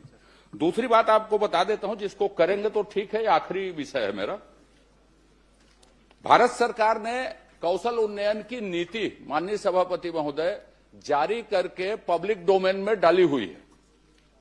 छत्तीसगढ़ सरकार, आपने जो उत्तर दिया है जितना, उसमें आपका कोई नीति कार्यक्रम नहीं है। छत्तीसगढ़ के नौजवानों के कौशल उन्नयन के लिए कोई नीति बनाएंगे क्या? यदि नीति नहीं बनाएंगे तो उसी नीति में से जो पब्लिक डोमेन में है उसको स्वीकार करके आप अपने अनुरूप ढालेंगे क्या, या इसके लिए कोई कदम उठाएंगे? किस तरह उठाएंगे, कब उठाएंगे, ये भर बता दीजिए मुझको। निश्चित ही माननीय वरिष्ठ सदस्य हैं, उत्कृष्ट विधायक हैं, उनका सुझाव हम सबको हमेशा मिलते रहता है, और जो सुझाव उनका मिला है उसमें आने वाले समय निश्चित ही विचार करने का हम सब प्रयास करेंगे, ताकि हमारे यहाँ युवाओं को ज्यादा से ज्यादा स्किल मिल सके। माननीय सभापति महोदय, जहां जहां पे छत्तीसगढ़ के लोग हैं, आपको बता दूं, चाहे वो गिग वर्कर्स हो, चाहे आउटसोर्सिंग के वर्कर्स हो, अब ये कौशल उन्नयन हो। पूरे देश में भी यदि बात करें तो 87% लोग अनस्किल्ड हैं। छत्तीसगढ़ में तो आप ही के दस्तावेज में 3% लोग अनस्किल्ड हैं। जो संस्थाएं हैं उसको पढ़ लीजिए, किसी के पास आवासीय व्यवस्था नहीं है। बस्तर को छोड़ के कहीं आवासीय स्किल्ड करते नहीं। भवन बना है यहीं के लाइवलीहुड कॉलेज में, उस भवन का कोई उपयोग नहीं। इसलिए ये बेतरतीब है, सिर्फ हम कागज में स्किल्ड कर रहे हैं। मेरा आपके ऊपर आरोप नहीं है बिल्कुल भी। मेरी आपसे अपेक्षा है कि इसको आप दुरुस्त कीजिए। स्किल्ड आवासीय हो, ट्रेड का सिलेक्शन नया हो, इसके लिए प्राधिकरण जो आपके हैं जिला स्तर में, स्टेट लेवल में, उसकी देखरेख की व्यवस्था। अब नियोजन कितने दिन का करते हैं? 90 दिन का नियोजन करते हैं, वो किए कि नहीं किए, इसको देखने की आपके पास व्यवस्था नहीं है। तो मेरा आपका ये आग्रह है फिर से कि कौशल उन्नयन के लिए स्टेट की कोई नीति बनाएंगे क्या? छत्तीसगढ़ के लोगों का इससे भला होगा, और बनाएंगे तो कोई समय अवधि तय करेंगे। यदि विशेषज्ञ नहीं है तो संस्थाएं मौजूद है देश भर में बनाने के लिए नीति। भारत सरकार ने ही किसी से बनवाई है। तो आप छत्तीसगढ़ इसमें पहल करेगा क्या? छत्तीसगढ़ की सबसे बड़ी जरूरत है ये कि आप नीति कौशल उन्नयन के लिए बनाएंगे, कोई समय सीमा निर्धारित करेंगे क्या? उसके लिए कोई भी, मैं धोखे से आरोप प्रत्यारोप प्रक्रिया में अब नहीं जाना चाहता। आप इतना करेंगे तो सभी चीज आप ही आप दुरुस्त हो जाएगी। निगरानी की प्रक्रिया भी, नियोजन की प्रक्रिया भी, ट्रेड के सिलेक्शन भी, प्रवेश का तरीका भी, सब उसी में तय हो जाएगा। इसलिए आप उसकी नीति बनाएंगे क्या, और बनाएंगे तो कब तक बनाएंगे? निश्चित ही जो लाइवलीहुड कॉलेजेस हैं उसमें आवासीय सुविधा रहती है, जो जहां LWE क्षेत्र जो होता है वहां पे होती है, और जो गैर एलडब्ल्यू क्षेत्र होता है वहां वैसी नहीं होती सुविधा। और जो निगरानी की जो बात है, तो जो 90 दिन का हम लोग हमेशा देखते हैं, परीक्षण करते हैं, निगरानी करते हैं उसका, उसके बाद ही पेमेंट होता है। उसके पहले हम लोग कुछ ना कुछ पेमेंट उनका रोक के रखते हैं। तो निश्चित ही आने वाले समय में और इसमें जिस प्रकार से माननीय सदस्य जो सुझाव दे रहे हैं, उसमें आने वाले समय में और इसमें बदलाव करने का प्रयास एक लाइन करेंगे। है, सब कर लो आप। नीति आप बनाएंगे, क्या आप बनाएंगे, कब तक बनाएंगे, एक लाइन में, और नहीं तो आप छोड़ देता हूं। मेरा और कोई प्रश्न नहीं है। प्रक्रियाजनक छोटी छोटी बात क्या करेंगे, यह सब छोटी प्रक्रिया। छत्तीसगढ़ को जरूरत है कौशल उन्नयन के लिए पॉलिसी की। आपको देखना है तो भारत सरकार की पॉलिसी पब्लिक डोमेन में है सुझाव के लिए। निश्चित ही जो माननीय सदस्य जो सुझाव दे रहे हैं, तो हम लोग पिछले 2 सालों में लगातार बहुत सारा प्रयास किए हैं कि इसमें जितना बदलाव आ सके। और जो आज के समय में जो आवश्यकताएं हैं, जो ट्रेडों की जिस प्रशिक्षण हमारे युवाओं को देना चाहिए, उसके लिए हम लोग लगातार प्रयास कर रहे हैं। और इन सुझावों को भी हम अपने उसमें लेंगे और आने वाले में इसके लिए भी हम प्रयास करेंगे। माननीय सभापति महोदय, माननीय मंत्री जी ने जवाब दिया है कि लगभग 80% के आसपास भुगतान हो गया है। जो आपने उत्तर दिया है 187 संस्थाओं को 80% के आसपास भुगतान हुआ है। माननीय सभापति महोदय, मैं मंत्री जी सिर्फ इतना जानना चाहता हूं, क्या भुगतान के लिए कोई ऐसे नियम विभाग ने बनाए थे कि नियोजन के पश्चात भुगतान होगा और वो कितना % होगा और कितना % पे भुगतान को रोका जाएगा? क्या ऐसा कोई नियम है, और यदि है तो उसका पालन किया गया है? निश्चित ही उसके नियम है और नियम को हम पालन करते हैं। और जो जिनके सारे डॉक्यूमेंट्स जो नियम के तहत होते हैं, जो आ जाते हैं। नहीं, भुगतान का नियम 60% भुगतान किया जाएगा अगर इतने % नियोजन करने के पश्चात। क्या ऐसा नियम है, और यदि है तो उसका पालन किया गया है? प्रथम किस्त हम बैच आवंटन के 1 माह उपरांत प्रशिक्षण लागत का 20%, न्यूनतम 10 प्रशिक्षणार्थियों की उपस्थिति जो 75% से अधिक होना अनिवार्य है, तब हम करते हैं। द्वितीय किस्त हम मूल्यांकन एवं प्रमाणीकरण उपरांत प्रशिक्षण लागत का 20% हम करते हैं। तृतीय किस्त नियोजन प्रतिशत के आधार पर 60%। वही तीसरा कितना % है भुगतान? आप कब करते हैं, कितने % सभापति महोदय, मैंने आपको बताया कि मेरे को 20% मंत्री जी का करते हैं। उसके बाद उत्तर तो आ गया है जिसमें 9,780 युवाओं को कौशल आप कितना प्रशिक्षण कितना दिया गया है, जिसमें मैं यही पूछना चाहता हूं कि कितने युवाओं को किस ट्रेड में प्रशिक्षण दिया गया है? माननीय सदस्य ने जो चाहा है, हमने बताया कि उसमें 9,760 युवाओं को कौशल विकास प्रशिक्षण दिया गया। नहीं, कितने युवाओं को किस ट्रेड में दिया गया है, ये बता दीजिए। देखिए, वो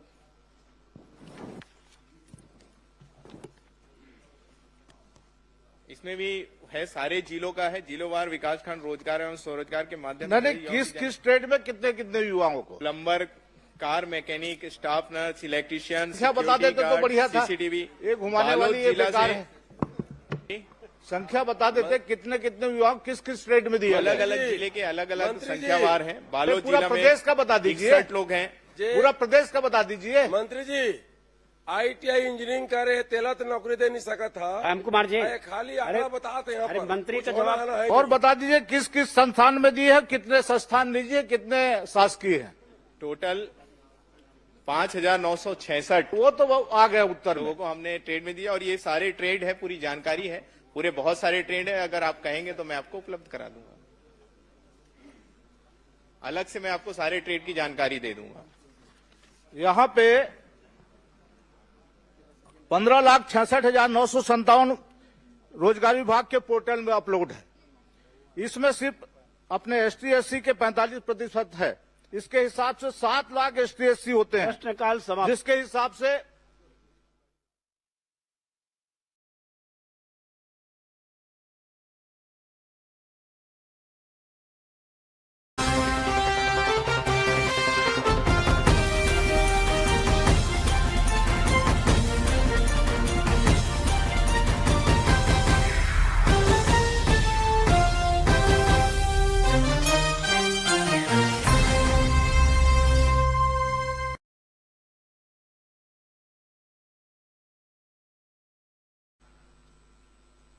कि विषय जगदलपुर विधानसभा के अंतर्गत है, लेकिन जिला जो है वो दंतेवाड़ा जिला है और इसलिए ये प्रश्नाधीन जो विषय है सुकमा जिला है, क्षमा करेंगे। झीरम घाटी से एलंगनार एक दूरस्थ अंचल है, दुर्गम क्षेत्र है। वहां से उरकापाल और कांदानार तक ऐसे 18 किलोमीटर, और इस सड़क के दृष्टि से जो माननीय मंत्री जी का जवाब आया है, प्रारंभ में 14,60,60,000 का व्यय संभावित बताया गया। इसकी प्रशासकीय स्वीकृति 1 जनवरी 2023 को 1 जनवरी 2023 को और टेंडर 30 जनवरी 2023 को जारी किया गया। और माननीय मंत्री जी ने प्रश्न के जवाब में यह भी कहा है कि उक्त सड़क मार्ग घोर नक्सल प्रभावित क्षेत्र होने तथा दुर्गम पहाड़ी क्षेत्र होने के कारण निर्माण हेतु तैयार डीपीआर में सीसी सड़क, टोवाल, नाली, पुल पुलिया निर्माण एवं घाट कटिंग जैसे कार्यों का विस्तृत सर्वे नहीं किया गया। बिना सर्वे के और सारे एएसटीएस स्वीकृति से लेकर सारा टेंडर तक ये जारी हो गया और ये डीएमएफ से जिला सुकमा से अतिरिक्त कार्य, इसके लिए जो अतिरिक्त सैंक्शन हुआ वो 5,59,69,000 रुपए, ये 18/1/2025 3 साल के बाद बार बार जब इस पर संज्ञान लिया गया, बातचीत किया गया और संबंधित जितने भी उसके अधिकारी, वरिष्ठ अधिकारी, ठेकेदार से लेकर सभी से लगातार 2 वर्षों तक इसकी बातचीत होने के बाद 25 को 3 साल बाद इसको, और तो आपके माध्यम से माननीय मंत्री जी से मैं ये जानना चाहता हूं कि प्रारंभ में जब इस 18 किलोमीटर की सड़क जिसका टेंडर 31 जनवरी 2023 को हुआ और कार्यादेश जिस ठेकेदार को दिया गया उसके द्वारा इन 3 वर्षों में कितना काम किया गया, इस हेतु कितनी राशि का भुगतान किया गया मंत्री जी, और आप इसमें ठेकेदार को कब तक कार्य पूर्ण करना था? जवाब आने दीजिए।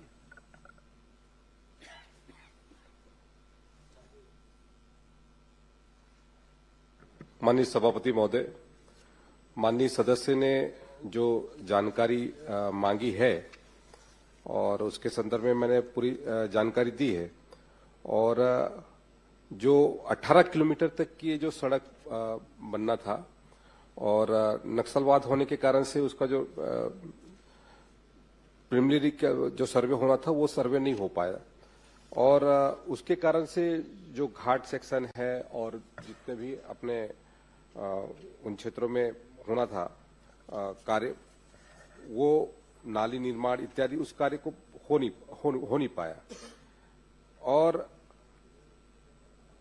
वर्तमान में जो स्थिति है वो, क्योंकि डीएमएफ की राशि से भी उस कार्यों को उसमें चिन्हांकित किया गया और उस कार्य को पूरा कराने के दृष्टि से, ताकि वो कार्य वहां पर पूर्ण हो सके। और आपकी भी जो मंशा है उसमें कि जल्द से जल्द वो कार्य पूरा हो जाए, क्योंकि 1 जनवरी 2023 का मामला है और उसके तहत में जो राशि वहां पर दी गई उस राशि के तहत में 3 वर्षों में अर्थ वर्क और जो है जीएसबी तक का कार्य हुआ था और लगभग 4,23,00,000 रुपए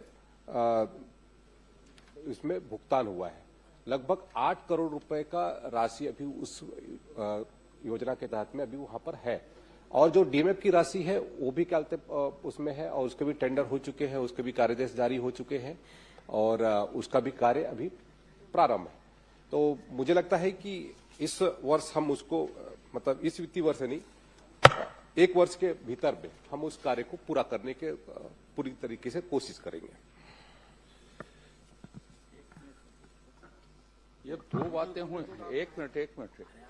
आपने जो बात कही है 1 वर्ष के भीतर पूरा करने की कोशिश करेंगे, तो ये आश्वासन अनक्लियर है। 1 वर्ष में पूरा करेंगे बोलेंगे, उसमें फिर क्या कोशिश होती है जब समय ले रहे हैं तो 1 वर्ष में हो एक जाएगा। बार बोल दीजिए किरण जी पूछ लें। आश्वासन। माननीय सभापति जी, इसमें जो सबसे बड़ा विषय है कि वर्तमान में जो मेरी जानकारी है और बातचीत से समस्त अधिकारियों से, और कि इसको अब 2 टेंडर में विभाजित किया गया है, 2 भाग में। पूर्व में जो प्रथम भाग में जो टेंडर जारी हुआ था और जिसके कार्य की स्वीकृति हुई थी, और उत्तर में भी आया है कि 18 किलोमीटर जेसीबी ग्रेन्यूल सब बेस का कार्य जो किया गया 18 किलोमीटर में केवल मिट्टी डालने और 4 किलोमीटर में मुरूम डालने का कार्य और पुलिया निर्माण का काम किया गया है। अब 4 साल में 4 बरसात वह रोड खा चुका है, पी चुका है, क्योंकि वो पहाड़ी क्षेत्र है। तो पहले ही वर्ष में जब ये मुरूम और मिट्टी डालने का काम किया गया तो वर्षा ऋतु आने पर वो पूरा मुरूम और मिट्टी, क्योंकि उसके बाद का काम उसमें नहीं किया जा सका, और पार्ट में काम देने के कारण इतनी समयावधि हो गई, 4 वर्ष हो चुका है इसमें। और मैं सिर्फ इतना ही जानना चाहता हूं, ये जनहित का जुड़ा मामला है, ये दूरस्थ अंचल है, जगदलपुर विधानसभा का अंतिम छोर का मामला है। आपके माध्यम से माननीय मंत्री जी से मैं निवेदन करना चाहता हूं, क्योंकि जब वो ऐसा जगह है कि वहां पर सबसे ज्यादा आवश्यकता, वहां पर सड़क की आवश्यकता है, तब जाकर वहां पर बच्चों के लिए प्राथमिक शाला या विद्युत की व्यवस्था, पेयजल की व्यवस्था और सारी व्यवस्थाएं वहां तक पहुंचेगी। तो यही अनुरोध करना चाहता हूं कि सड़क निर्माण में जो भी दिक्कतें हैं, मेरे पास I have all the properties, all the documents, और आप क्या चाहते हैं? मैं ये चाहता हूं कि एक टेंडर की प्रक्रिया अब वर्तमान में किस स्थिति में, और उसका काम कब से प्रारंभ होगा और कितने समय में वो समाप्त हो जाएगा। और इसके अलावा माननीय सभापति जी, इसके अलावा, क्योंकि दूरस्थ अंचल कहते जरूर है, लेकिन ये जगदलपुर विधानसभा का ही एक हिस्सा है, अंतिम छोर है, सुकमा जिला में आता है, तो कम से कम इसमें एक टीम अधिकारियों की तैयार हो जो कि वहां के कार्यों की समीक्षा प्रगति के बारे में, और समय समय पर इसको, नहीं तो वरना वहां पर यही 4 साल हुआ है, 4 साल और हो जाएगा। तो ये कब तक इसका जितनी भी वहां पर कठिनाइयां हैं दूर करके निर्माण कार्य जल्द से जल्द हो, ताकि वहां के लोगों के इस मार्ग के माध्यम से सरकार की अन्य कल्याणकारी योजनाएं वहां तक पहुंच सके, उसकी सुविधाएं उनको प्राप्त हो सके। माननीय सभापति महोदय, माननीय किरण सिंह देव जी ने जो प्रश्न उठाया है निश्चित तौर से बहुत ही वाजिब है, और लंबे समय से उस योजना के पूर्ण होने का इंतजार वहां है, और सरकार की भी मंशा है कि उस कार्य को तत्काल पूरा किया जाए। और जैसा कि मैंने अपने उत्तर में बताया कि क्योंकि वो नक्सल प्रभावित क्षेत्र होने के कारण से उस क्षेत्र में जिस तरीके से कार्य होना चाहिए उस तरीके से कार्य नहीं हो पाया, और उसका क्योंकि वो घोर नक्सल प्रभावित क्षेत्र है और पहाड़ी क्षेत्र है और फॉरेस्ट एरिया भी है, तो उसके कारण से जो अलाइनमेंट में जो परिवर्तन आया और उसके कारण से जो उसमें जो एडिशनल जो कार्य की आवश्यकता पड़ी, जिसमें सीसी सड़क है, टो वाल है, नाली का है, पुलियों का निर्माण है और घाट कटिंग है, इन सब चीजों के कारण से उसके कहते हैं जो अतिरिक्त कार्य की आवश्यकता हुई, और उसके तहत में जो डीमेप की राशि के माध्यम से लगभग 5,59,00,000 रुपए उसमें स्वीकृत भी किया गया, और उसका हमने टेंडर भी कर दिया है और वो उसमें कार्य प्रारंभ भी हो गया है। जहां तक 18 किलोमीटर का जो सड़क है उसको कार्य को जो ठेकेदार के माध्यम से समय सीमा में पूरा नहीं किया गया, क्योंकि 12 महीने के भीतर में उसको पूरा करना था, लेकिन उसने पूरा नहीं किया, और उसके कारण से जो विलंब हुआ उसको हम समय सीमा में, आप डिटेल बता रहे हैं, माननीय सदस्य की जो चिंता है, डिले वैसे ही हो गया है, उसके निर्माण कार्य जल्दी शुरू हो और उसको मॉनिटरिंग करने वाला अधिकारी। माननीय सभापति महोदय, चिंता इस बात की है कि समय समय पे 4 वर्षों में, एक विशेषकर इन 2.5 वर्षों में, मैं इस कार्यकाल की बात करूं तो बार बार जब इस पर पता लगा के बाद वही का वही है, मामला वही का वही है, तो एक बार इसको सुनिश्चित कर लिया जाए कि, क्योंकि फिर ये 5वां बरसात आ जाएगा, 2 महीना 2.5 महीना बाद फिर काम रुक जाएगा, फिर मिट्टी बह जाएगी।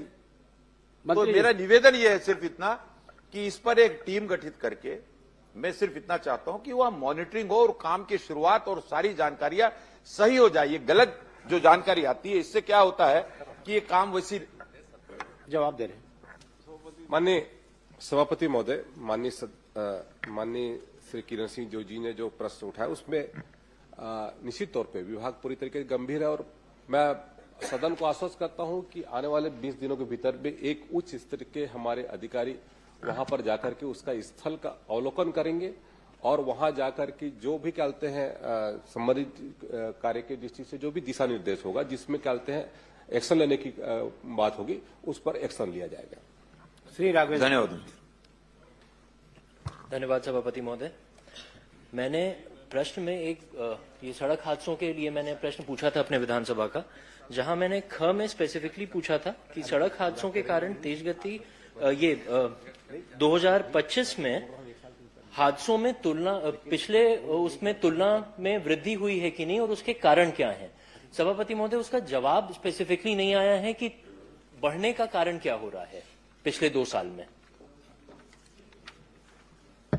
माननीय सभापति महोदय, माननीय सदस्य ने जो जानकारी चाही थी सड़क दुर्घटना में और कितने लोगों की मौतें और कितने लोग घायल हुए और उसकी किन कारणों से वृद्धि हो रही है, स्वाभाविक सभापति महोदय जो हमारे पूरे छत्तीसगढ़ में सड़कों के निर्माण और उसके बाद वाहनों में वृद्धि और लोगों के लापरवाही के कारण से और इन कारणों से जो घटना घटित होती है और उसमें लोग कहते हैं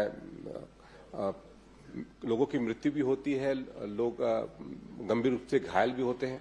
तो ये कैसे इसमें कमी हो, इसके लिए लगातार सरकार कोशिश कर रही है और उस कोशिश के बदौलत आने वाले समय में और स्थितियां बेहतर हो, इसके लिए लगातार हमारी कोशिश है। पिछले यदि आपने प्रश्न देखा होगा, प्रश्न के उत्तर में मैंने कहा भी है कि जो डेथ रेशो है वो 24 की तुलना में 25 में बहुत कम हुआ है।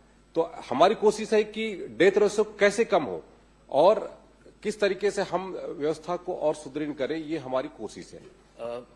सभापति मंत्री महोदय, मैंने अकलतरा का जो कि स्पेसिफिक सवाल और जांजगीर का भी पूछा था, 24 और 25 में मेरे यहाँ डेथ में इजाफा हुआ है, कम नहीं हुआ है।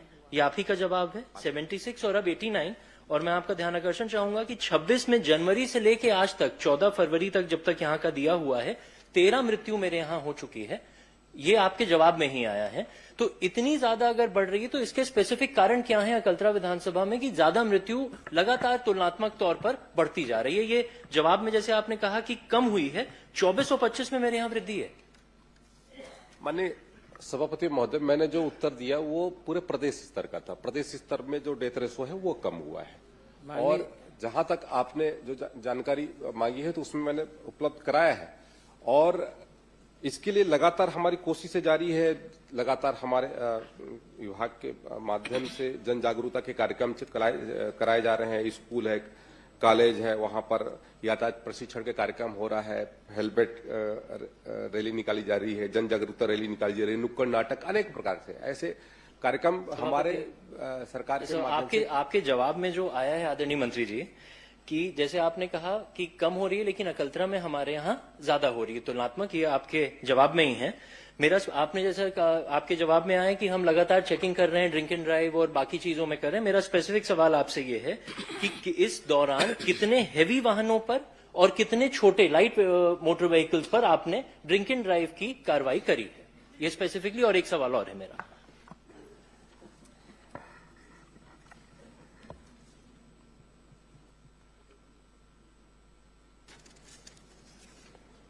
माननीय सभापति महोदय,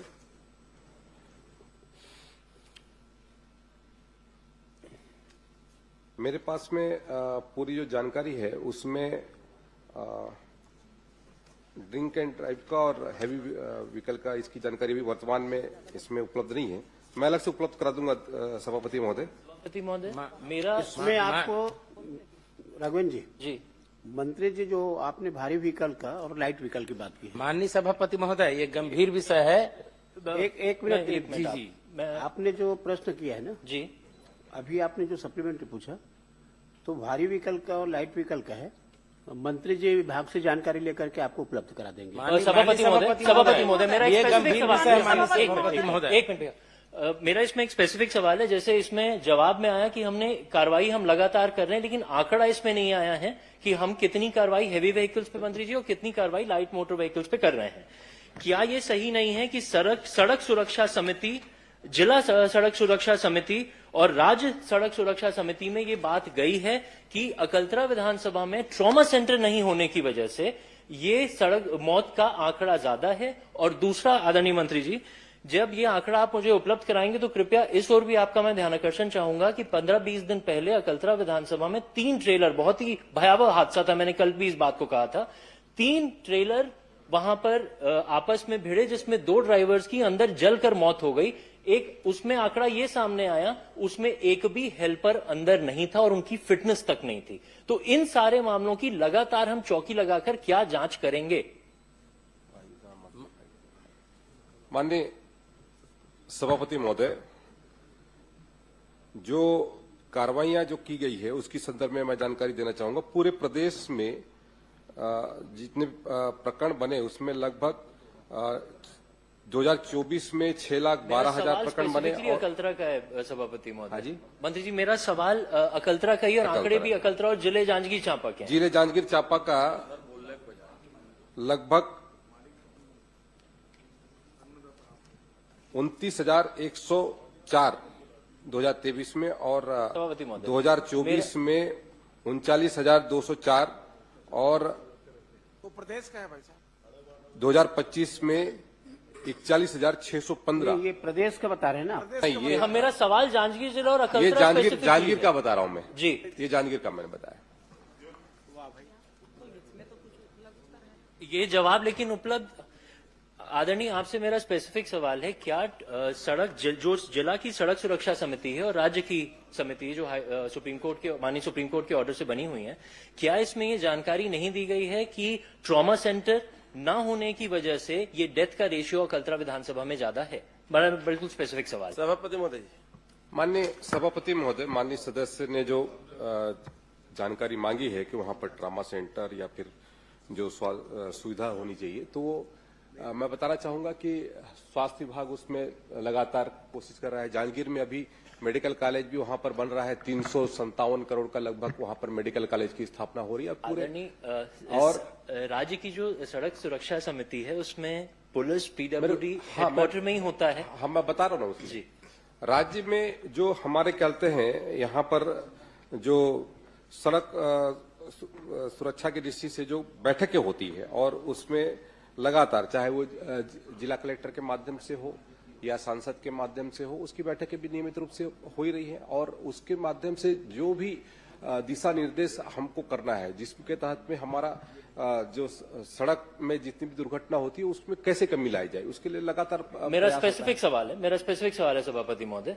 आदरणीय मंत्री जी, क्या आप ये निर्देशित करेंगे कि बड़े वाहनों पर जिस तरह की कार्रवाई होनी चाहिए, जो समझ में आ रहा है कि नहीं हो रही है, आप वहां पर स्पेशल अभियान चलाकर, चूंकि अकलतरा विधानसभा में वृद्धि हो रही है मौत में, क्या आप ये आश्वासन देंगे कि वहां पर त्वरित चेकिंग लगातार करी जाए, कुछ ना कुछ स्पेशल प्रोविजन वहां पर किया जाए कि हमारी चेकिंग तुरंत स्टार्ट हो जाए? और दूसरा, जो जिला समिति से राज्य में आया है उसको आप त्वरित कंसिडरेशन में लाएंगे क्या, अगर ट्रॉमा सेंटर और बाईपास की बात आ रही है? बस ये 3 मेरे स्पेसिफिक आपसे आश्वासन की मांग है। बाईपास के संदर्भ में तो कल माननीय मंत्री जी ने उत्तर दे दिया है आपको, और आप उससे बहुत वो भी हैं, और आपको तो धन्यवाद ज्ञापित भी करना चाहिए कि माननीय मंत्री जी ने उसके लिए कहा है। और जहां यदि आप बाकी चीजों की बात करें, जिला स्तर की टीम ने क्या प्रस्ताव भेजा है, तो उसके प्रस्ताव के आधार पर उस पर अपन चिंतन करेंगे। मंत्री जी, जो मैंने बताया कि लगातार ज्यादा हमारे यहाँ ड्रिंक एंड ड्राइव और उसकी प्रॉब्लम हो रही है, उसके लिए क्या स्पेशल अभियान अकलतरा विधानसभा में, क्योंकि दिख रहा है कि मौतें हमारे यहाँ ज्यादा हो रही हैं, अभी जनवरी से अभी 14 फरवरी तक लगभग 13 लोग मर चुके हैं, तो क्या स्पेशल अभियान वहां पर चलाया जाएगा? माननीय सभापति महोदय, मैंने अपने उत्तर में बताया कि किस तरीके से हम जांजगीर क्षेत्र में लगातार जो अपने जांजगीर क्षेत्र में जो जन जागरूकता का अभियान चला रहे हैं, और आपसे भी आग्रह है कि उस जागरूकता अभियान में और किस तरीके से और भी बहुत सारी चीजों पे, मैंने पहले कहा कि हेलमेट रैली और अन्य जो हमारे मंत्री जी, नुक्कड़ इतना आप नाटक और निर्देशित इस तरीके से जो हम जन जागरूकता कर रहे एक हैं। निवेदन है, ये बहुत ही संवेदनशील मामला है। इस पे आप ये तो निर्देशित कर दें कि त्वरित जिला स्तर पर एक वहां पर एक मीटिंग की जाए, जिसमें जनप्रतिनिधियों को बुलाकर त्वरित आप उनको आदेश दीजिए कि जो भी वहां पर सुझाव आते हैं जिससे मौतें रुक सकती हैं, तुरंत उस पर कार्रवाई की जाए। इतना तो आप आश्वासन कम से कम उन लोगों को निर्देशित कर दें, जिला प्रशासन को, क्योंकि हमारे यहां मौत में वृद्धि लगातार हो रही है। अकलतरा विधानसभा स्पेसिफिकली मैं बात कर रहा हूं। आप जनवरी से लेकर अभी तक देखें महोदय, लगभग 13 लोगों की मृत्यु हो चुकी है। तो वहां पर ये जितने चलाए जा रहे हैं अभियान, ये शायद काफी नहीं है, इसके अलावा भी कुछ करने की आवश्यकता है। माननीय सभापति महोदय, मैं इसको स्पेशली दिखवा लूंगा सभापति महोदय। वहां पर हमारे गृह विभाग के माध्यम से, परिवहन विभाग के माध्यम से जो भी संभव होगा यथासंभव कोशिश की जाएगी कि वहां की व्यवस्था को हम सुदृढ़ करें। वहां के यातायात व्यवस्था, वहां पर जिस तरीके से भी यदि कोई ऐसा स्पॉट जहां पर लगातार घटना घटित हो रही है तो उसको भी चिन्हांकित करके वहां पर उसका निराकरण करेंगे। आप एक उनको आदेशित कर दें कि जल्द से जल्द उस बैठक को वो बुला लें। ठीक है माननीय सभापति महोदय, एक प्रश्न। बिल्कुल उसकी बैठक करवा लेंगे। माननीय मंत्री जी ने भी कहा है कि माननीय भाई हम सभापति, एक दुर्घटना मिनट। जगह क्षेत्र माननीय को सभापति महोदय, देखो प्रश्न काल में माननीय सभापति सभी पूछना महोदय, चाहते हैं, संभव नहीं होगा। बाकी माननीय सदस्यों सभापति को भी महोदय, प्रश्न लगा हुआ है। जिले का ही मामला था। माननीय सभापति महोदय, एक अजय को दे दिया है, सबकी तरफ से पूछ लेंगे वो। आप एक मिनट। पूछेंगे। माननीय सभापति महोदय, जांजगीर जिला की ओर से माननीय सभापति मोहन महोदय जी को दे देंगे तो सबकी तरफ से आप पूछ लेंगे। माननीय सभापति महोदय, आपसे मेरा प्रश्न आपसे, उस दिन मेरा ध्यानाकर्षण लगा था सड़क दुर्घटना में तो परिवहन विभाग में लगा था। देखो प्रश्न मेरे से है कि मंत्री जी से है? आप व्यवस्था देंगे इसमें, क्योंकि व्यवस्था का प्रश्न होता नहीं प्रश्न काल में। आज सड़क दुर्घटना में प्रश्न लगा है गृह विभाग में, कार्य आवंटन नियम शासन का तो कुछ होगा। एक मेरा विषय था स्मार्ट सिटी में, उसमें यह लिखा था कि सड़क दुर्घटना के लिए अंतर विभागीय समिति बनी है। मेरा यह कहना है माननीय कि मैं 3-4 प्रश्न मैं हर सत्र में करता हूं, आउटसोर्सिंग में, इसमें 2-4 और विषय हैं जो मेरे स्थायी विषय हैं। अब यह बताइए कि ये इसके लिए जिम्मेदार है कौन? इसमें आप व्यवस्था दीजिए कि सरकार तीनों विभाग मिला के इसको रोकने के लिए काम करे, क्योंकि इसी सत्र में अलग अलग उत्तर आए। आपने परिवहन के विभाग में इसी सत्र में उत्तर दिया सड़क दुर्घटना में। अभी स्थानीय शासन में सड़क दुर्घटना में ही प्रश्न लगा। स्मार्ट सिटी माने स्थानीय शासन के चर्चा में अंतर विभागीय समिति बनी है, यह उत्तर आया है। तो इसलिए मेरा आग्रह है कि आपकी ओर से शासन को कोई ना कोई निर्देश आए। यह बहुत गंभीर मानवीय मामला है, छत्तीसगढ़ में सबसे ज्यादा हो रही है, गंभीरता है, इसके लिए कोई आप निर्देश दीजिए। माननीय सभापति महोदय, मैंने अपने उत्तर में स्पष्ट किया, माननीय सदस्य ने अकलतरा की जानकारी चाहिए और पूरे दूसरी बात बोला हूं, आपसे नहीं बोला, उसके संदर्भ इसी में सत्र जानकारी की दिया है। घटना माननीय बताया। सदस्य को यदि कुछ जानकारी की आवश्यकता है तो मैं अलग से उपलब्ध करा दूंगा, लेकिन यदि ये कहें कि परिवहन विभाग का की दृष्टि से, तो परिवहन विभाग भी कार्य आवंटन किसका है और कौन सा विभाग जिम्मेदार है? आप ही उत्तर दिए थे परिवहन मंत्री के तौर पर इसी सत्र में सड़क दुर्घटना में। अभी सड़क दुर्घटना गृह विभाग में लगी है। स्मार्ट सिटी की चर्चा मैंने बताई आपको कि अंतर विभागीय समिति बनी है इसके लिए। मानवीय दुर्घटना रोक दी, आप संवेदनशील हैं, वरिष्ठ मंत्री हैं, इसके लिए आप बोलिए कुछ। माननीय सभापति महोदय, सरकार पूरी तरीके से गंभीर है और लगातार हमारा जो कहते हैं इसके दृष्टि से जो जन जागरूकता के कार्यक्रम हो रहे हैं और इन्फोर्समेंट को किस तरीके से हम और ज्यादा कल तेजी लाएं, इसके लिए भी लगातार हमारी कोशिश है। प्रवर्तन के माध्यम से ही हम इस घटना को हम रोक सकते हैं और उसके दृष्टि से हम डॉक्टर चरणदास महंत जी, सभी विभाग सरकार करेगी, पूरा सभी विभाग मिलकर करेंगे। संसदीय कार्य मंत्री है, परिवहन भी उनके पास है, आज जवाब गृह मंत्री जी का दे रहे हैं, आप भरोसा रखिए उनके ऊपर। तो आज तो परिवहन विभाग में छोटी गाड़ी पहले आई और उसके बाद बड़ी बड़ी गाड़ियां आ रही हैं। सड़क दुर्घटना विशेष करके अकलतरा के क्षेत्र में जो बढ़ रही हैं, उसके कारण मौतें ज्यादा हो रही हैं, ये मुख्य बिंदु है सर। और आपने ही अपने मन से कहा है कि वहां मेडिकल कॉलेज खुल रहा है, ये खुल रहा है। औद्योगिक क्षेत्र में वो काफी लगातार विकास हो रहा है, चाहे वो चांपा हो, अकलतरा हो, शक्ति हो, जांजगीर हो। तो यहाँ अब जब मेडिकल कॉलेज खुल रहा है तो उसमें क्रिटिकल केयर यूनिट आप स्वीकृत करा दें, क्योंकि आप भी आपके सहयोगी हैं और सड़क दुर्घटना की जो मीटिंग होती है वहां पर उसके आप मेंबर हैं, तो वहां क्रिटिकल केयर यूनिट और ट्रामा सेंटर लगा दिया जाए, बन जाए, ताकि मौतें कम हो, जल्दी से जल्दी इलाज पा सके। ये मेरा कहना है। ये सुझाव देंगे क्या आप अपने? श्रीमती लता हुसैन जी, मंत्री जी आप कुछ बोलना चाहे बोल लीजिए।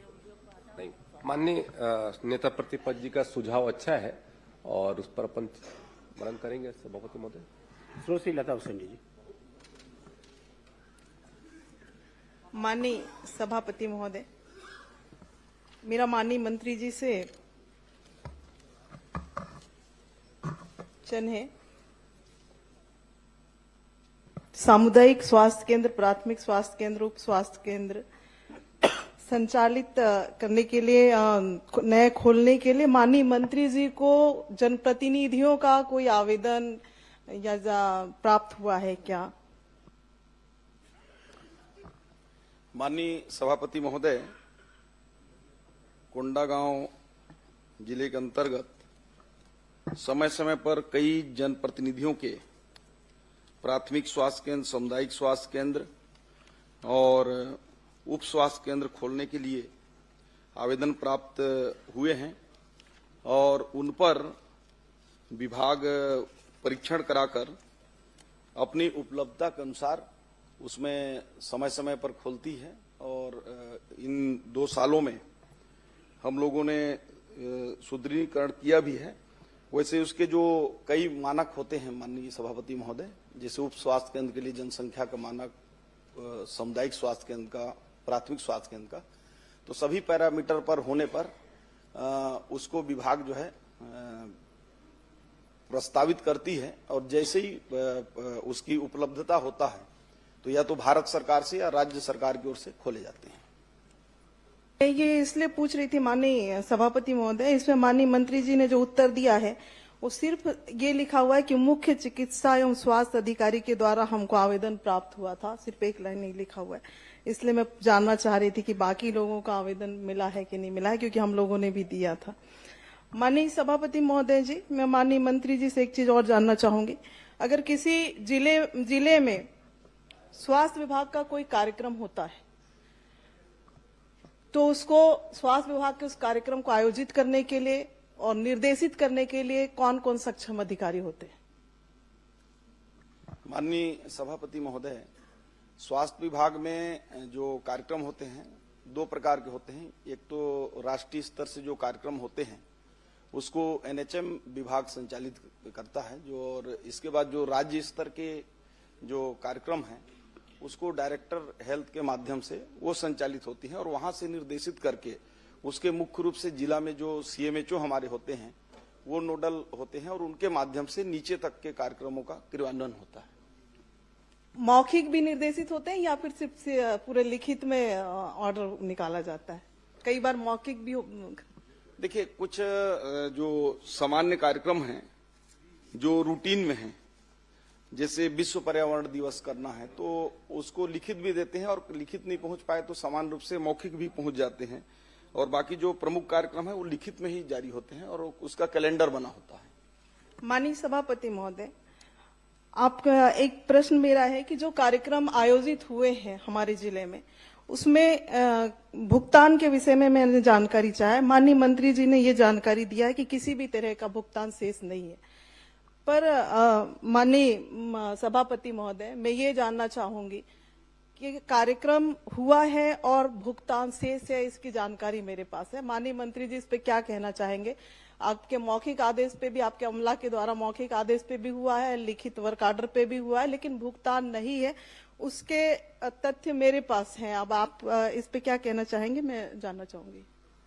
माननीय सभापति महोदय, कोंडागांव जिले में विभिन्न कार्यक्रमों में जो वैसे तो 1157 कार्यक्रम हुए, तो मतलब सभी संस्थावार करके, और उसमें कुछ में तो हॉस्पिटल में ही बैठकर अपना कार्यक्रम हो जाते हैं, कुछ जगह टेंट और अन्य सुविधाएं करनी पड़ती हैं। तो उस दृष्टि से कुल 4,57,000 रुपए का कार्य हुए हैं, उसमें भुगतान काम हुए हैं और भुगतान पूरा कर दिया गया है। किसी प्रकार का भुगतान शेष नहीं है। यदि माननीय सदस्य महोदया के पास कोई ऐसी जानकारी है कि यदि कार्यक्रम कराया गया है उसका भुगतान नहीं हुआ है तो मैं निश्चित रूप से उसको परीक्षण कराऊंगा और अगर उसने कार्यक्रम किया होगा तो उसकी भुगतान हम सुनिश्चित करेंगे। दोनों चीजें हैं माननीय मंत्री महोदय, एक तो मौखिक आदेश भी दिया गया है और वर्क ऑर्डर पे भी है, तो आप क्या मौखिक आदेश का भी भुगतान कराएंगे और या फिर वर्क ऑर्डर जो मिला है उसका भी कराएंगे? क्योंकि कभी इस प्रश्न में है कि जो मौखिक है जो लिखित में है हम उसी का ही भुगतान करेंगे, ऐसे आपके कई बार ये विषय प्रश्न आता है। तो मैं दोनों चीज चाह रही हूँ, मौखिक निर्देश पे भी कई कार्यक्रम हुए हैं और लिखित पे भी हुए हैं, तो आप दोनों का भुगतान करवाएंगे क्या और किस सक्षम अधिकारी के समक्ष बैठकर इस भुगतान को करवाएंगे, किसके उस पे करवाएंगे, ये भी स्पष्ट करेंगे। देखिए, आप भी जानती हैं कि मौखिक का कोई उसमें सरकारी कार्यक्रमों में सरकारी हिसाब किताब में कोई स्थान नहीं होता है। यदि लिखित में वर्क ऑर्डर हुआ है, काम हुए हैं, तो आप मुझे दीजिएगा, कहीं जाने की जरूरत नहीं है, भुगतान मैं सुनिश्चित कराऊंगा। माननीय सभापति महोदय, मेरे पास उसके भी पेपर है। माननीय मंत्री जी का जो अमला है उसने मौखिक निर्देश पे कार्यक्रम कराए हैं और उसका भुगतान भी किया है, तो जब आप पहले कर सकते हैं तो आप क्यों नहीं कर सकते हैं? देखिए, मौखिक यदि उसने निर्देश दिया होगा, वैसे मौखिक का तो कोई हिसाब किताब होता नहीं है, लेकिन यदि मौखिक में भी अर्जेंटली कोई कार्यक्रम आया होगा, कराया होगा, तो जो मौखिक आदेश दिया होगा वो यदि हमारे पास जिनाइन दस्तावेजों के साथ कार्यक्रम की पूरी उसकी पुष्टि के साथ भेजता है कि कार्यक्रम हुआ है, तो उस पर विभाग विचार करेगी। नहीं, विचार की बात नहीं है माननीय सभापति महोदय, ये बार बार पिछले प्रश्न में भी आपने कहा था, पिछले बार भी जब इस सदन में प्रश्न आया था आपने कहा था कि 1 महीने के भीतर मैं कार्रवाई करके बताऊंगा। आज 9 महीने हो गए माननीय मंत्री जी। मेरा ये कहने का मतलब है ना, मुझे कोई जानकारी भी नहीं मिला। मैं सिर्फ इतना कहना चाह रही हूँ कि अगर आपने, आपके अमला ने, कई कार्यक्रम ऐसे हैं जिसपे मौखिक सूचना पे कार्यक्रम करने के बाद जिसमें हम लोग भी उपस्थित रहते हैं माननीय सभापति महोदय, मैं ये नहीं कहती कि आपके अमला ही कार्यक्रम आपका कर लेता है, उसमें आपने कई बिल का भुगतान हो जाता है, कई बिल का नहीं होता है। फिर क्यों ऐसा, क्यों भेदभाव, क्यों इस तरह से विषय आते? या तो आप पूरा कराएं या फिर नहीं कराना है तो मत कराएं। आप इस सदन में इस तरह से जवाब देंगे तो बाहर अलग जवाब रहेगा। ये दोनों चीजें मुझे नहीं लगता कि उचित है। माननीय सभापति जी, ये वरिष्ठ नेत्री है और पूर्व मंत्री भी है, राष्ट्रीय उपाध्यक्ष भी है, उनका सुनवाई नहीं होगा तो हम लोग का क्या सुनवाई होगा और छत्तीसगढ़ का जनता का क्या मोर्चा होगा? अब चिल्ला चिल्ला के बोल रही है कोई सुनवाई नहीं हुआ, कोई। अरे पूरा तो होने मीटिंग दो में नहीं दादी, बुलाया जाता, उसके ये बाद सरकार बोलना। किधर चल रहा है दादी, पूरा हो जाने दो, बहुत अच्छा पूछ रही हो, इतना अच्छा पॉइंटेड पूछना सीखो, 5 बार के आप भी हो, समझे? अरे पूरा पूछ तो लेने दो, फिर बोलना आप, यही तो बात है हम लोग दादी। तो इसलिए दर्द है। मंत्री जी, दादी का सुनवाई न्यायालय में। माननीय सभापति जी, चूंकि माननीय सदस्य महोदया ने खुद ही कहा है कि मौखिक आदेश, और आप सभी जानते हैं कि मौखिक आदेश का सभापति महोदय, मैं ये कहना चाह रही हूँ कि पिछले बार आपके अमला ने भुगतान किया है, तो क्या एक बार करेंगे, नहीं करेंगे? विश्वास में अगर लोगों ने काम कर दिया आपके अमला पे कहने पे, तो ये 2 तरह की चीजें किस आधार पे पालन हो रहा है, मैं ये कहना चाह रही हूँ माननीय सभापति महोदय।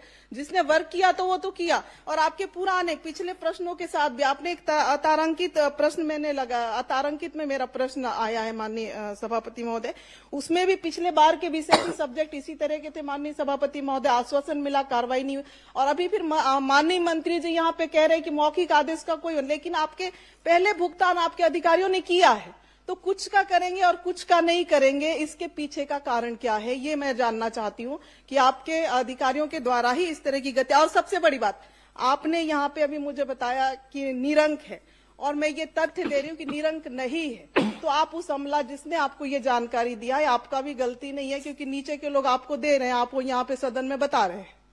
तो अगर जिन लोगों ने इस तरह की हरकत लगातार आपके साथ कर रहे हैं माननीय मंत्री जी, 1.5-2 साल के अंदर से लगातार गलत जानकारियां दे रहे हैं, उनको आप संरक्षण देते आ रहे हैं। मैं माननीय मंत्री जी से यही कहना चाहूंगी, आश्वासन चाहूंगी इस सदन से, अगर मौखिक हो चाहे लिखित हो, अगर वर्क हुआ है, काम हुआ है, फुटेज है, फोटो है, आश्वासन चाहिए कि भुगतान करें? नहीं, भुगतान चाहिए माननीय सभापति महोदय, और लिखित सब डॉक्यूमेंट्स है हमारे पास। मंत्री जी, पूरा ऐसा आश्वासन जो पूरा हो। पता चल रहा है हमको अगले सत्र का इंतजार करना पड़ेगा कहीं। मंत्री जी सुनिश्चित करें ना उसको, बार बार माननीय सदस्य का जो प्रश्न है। सभापति महोदय, ये पूरा क्लियर है कि यदि कोई वर्क ऑर्डर दिया गया है और भुगतान नहीं हुआ है तो मैं बड़े जिम्मेदारी से, मुझे अभी आप दे देंगे और मैं उसको भुगतान कराऊंगा। लेकिन मैंने दूसरा पहलू ये भी बोला कि मौखिक भी दिए हैं, कभी मौखिक भी यदि दिए हैं और वाकई में उसने काम किया है, इस बात की पुष्टि विभाग भेजता है तो हम उसको कार्योत्तर अनुमति देकर उसको भी भुगतान करा देंगे। इससे और लिबरल जवाब क्या हो सकता है। प्रबोध बेंच। माननीय सभापति महोदय, कब तक कराएंगे ये जानकारी मुझे चाहिए, क्योंकि एक एक साल इंतजार हमने पिछले प्रश्न के लिए भी किया है और आगे भी इस तरह से ना हो, इसके लिए मैं माननीय मंत्री जी से कहना चाहूंगी कि कब तक कराएंगे, समय सीमा बताएं माननीय मंत्री। देखिए, अभी तो अब हो सकता है कि मार्च में न हो, क्योंकि वित्तीय उसके चलते 15 मार्च के बाद भुगतान कर पाना थोड़ा कठिन होता है। लेकिन अगर आपके पास दस्तावेज हो तो आज ही मुझे इस प्रश्नकाल के बाद दे देंगे तो मैं उसका वो परीक्षण भी करा लूंगा और वाकई में देनदारी होगा तो उसको नए वित्तीय वर्ष में जल्द से जल्द हम। माननीय सभापति महोदय जी, जो लोग लगातार सदन में गलत जानकारी दे रहे हैं, पर्याप्त आ गए। नहीं माननीय मंत्री जी के ध्यान में भी आ गए, आप डॉक्यूमेंट दीजिए ना, भुगतान की भी बात आ गई है। जो अधिकारी लगातार सदन में गलत जानकारी दे रहे हैं उनके ऊपर भी कार्रवाई होना चाहिए माननीय सभापति महोदय। उनको तो एक्सटेंशन मिल रहा है माननीय सभापति, गलत जानकारी, असत्य जानकारी दे रहे हैं उनके ऊपर कार्रवाई करेंगे क्या? दी जा रही है माननीय सभापति जी, गलत जानकारी देने का उसकी भी एक नियम प्रक्रिया है, उसमें बिल्कुल जो होगा वो तो आपके माध्यम से। प्रबोध मिंज, ये तो पिछले बार भी आपने समय मांगा था, पिछले बार भी सदन में आपने कहा था हम नोटिस भेजेंगे, 1 महीने के अंदर कार्रवाई होगी, लेकिन ये 9 महीने हो गए माननीय सभापति महोदय जी, नोटिस का जवाब क्या आया हमको नहीं पता है। भाई 9 महीने नहीं, अगले साल फिर सत्र चालू होगा, 1 साल बाद भी वही स्थिति रहेगी। यदि प्रूफ नहीं होगा तो कैसे पैसा देंगे? अच्छा, ये आपने स्वीकार किया है माननीय मंत्री जी, आपने स्वीकार किया है कि दोषी अधिकारियों का एक जांच रिपोर्ट हमारे पास आया था, उसके आधार पे आपने स्वीकार किया था कि हम अधिकारियों को नोटिस दिए हैं, नोटिस का जवाब आ जाएगा, फिर हम कार्रवाई किए। जो तथ्य तो आपके पास था माननीय मंत्री जी। नहीं, उसमें जो जांच में जो पाया गया उसके आधार पर हमने कार्रवाई कर दिया है और जो भी रिपोर्ट में आते हैं, चूंकि जांच क्या कार्रवाई हुई है मुझे भी जानने का, विधायक के नाते तो इतना तो उसको मैं अलग से आपको बता भी दूंगा, क्योंकि इस क्वेश्चन से वो उद्भूत नहीं है। सदन में रख दीजिए माननीय मंत्री जी, सदन में रख दे ताकि बाकी सदस्यों को भी इसकी जानकारी हो। माननीय सभापति महोदय, और तारीख भी माननीय सभापति महोदय, पर्याप्त आ गया है, बहुत लंबा माननीय सदस्यों का प्रश्न है, समय आप देखिए। प्रश्न से अलग बोल रहा हूँ, लगातार ये हो रहा है कि हर माननीय सभापति महोदय बोलो, मंत्री जी सुनिश्चित करे उसको, जवाब सही नहीं आ रहा है। प्रमोद भी उसको व्यवस्था दे दीजिए, उसको प्रताड़ित करिए।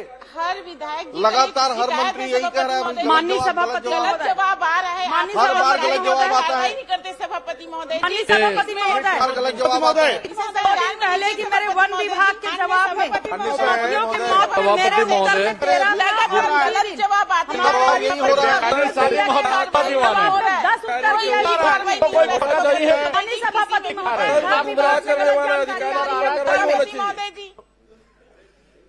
माननीय सभापति महोदय, मेरा सवाल माननीय स्वास्थ्य मंत्री जी से था। सरगुजा जिले में जो उप स्वास्थ्य केंद्र हैं, प्राथमिक स्वास्थ्य केंद्र हैं और सामुदायिक स्वास्थ्य केंद्र हैं, उसमें कितने कार्यरत हैं, कितने स्वीकृत पद हैं, कितने पदस्थ हैं, उसकी जानकारी उन्होंने प्रपत्र अ में दिया है। पुस्तकालय में जरूर कहा गया था ऐसे जवाब में, अब वो मुझे प्राप्त हुआ है। अब मैं इसमें माननीय मंत्री से जानना चाहूंगा, जो इसमें स्वीकृत पद है और उसमें भरे पद है, उसमें आधे से ज्यादा पद रिक्त बताए गए, तो वो जो रिक्त पद हैं वो बहुत समय से रिक्त पद हैं और वो स्वास्थ्य केंद्र भी बहुत पहले से स्वीकृत हुए हैं, कार्यरत हैं, तो उसमें कब तक उन पदों पर भर्ती कर पाएंगे या कब तक भर्ती करेंगे उस पर?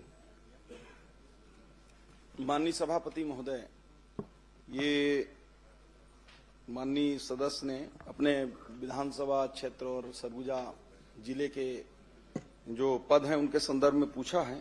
हमने जानकारी तो दे दिया है माननीय सदस्य को, और हमारी भर्ती प्रक्रिया माननीय अध्यक्ष महोदय वो एक एनएचएम से हम करते हैं और स्टेट गवर्नमेंट की ओर से भी रेगुलर भर्ती भी करते हैं।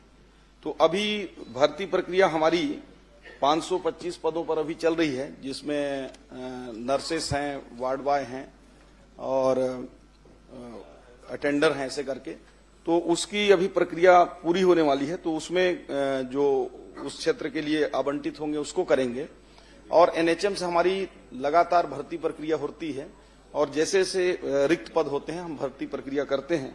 समय सीमा निश्चित बताया जाना संभव नहीं है, परंतु प्रयास होगा कि हम अतिशीघ्र भर्ती प्रक्रियाओं को, रिक्त स्थानों को भरेंगे। माननीय मंत्री जी से मैं पुनः जानना चाहूंगा कि आपने जवाब में कहा है कि भर्ती प्रक्रिया निरंतर होती है, जारी है और भर्ती की प्रक्रिया में इतने पद हो रहे इसको भरेंगे। मैं इसमें पुनः ये जानना चाहूंगा कि जो आप भर्ती की प्रक्रिया निकालते हैं वो एक साथ पूरे प्रदेश के लिए सभी पदों के लिए निकालते हैं?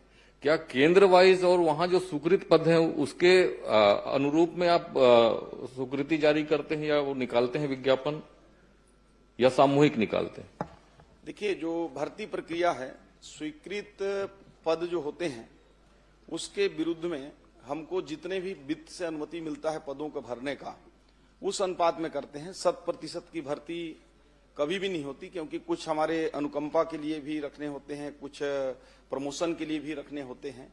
तो इस दृष्टि से भर्ती प्रक्रिया उसमें 2 प्रकार की होती हैं। जो जिला कैडर के जो जैसे एनएचएम के हैं वो डिस्ट्रिक्ट से होते हैं, स्टेट कैडर के हैं वो स्टेट से होते हैं, और बाकी अधिकांश भर्ती परीक्षाएं हमारी पीएससी के माध्यम से और व्यापम के माध्यम से की जाती हैं और प्रक्रियाएं चालू ही हैं।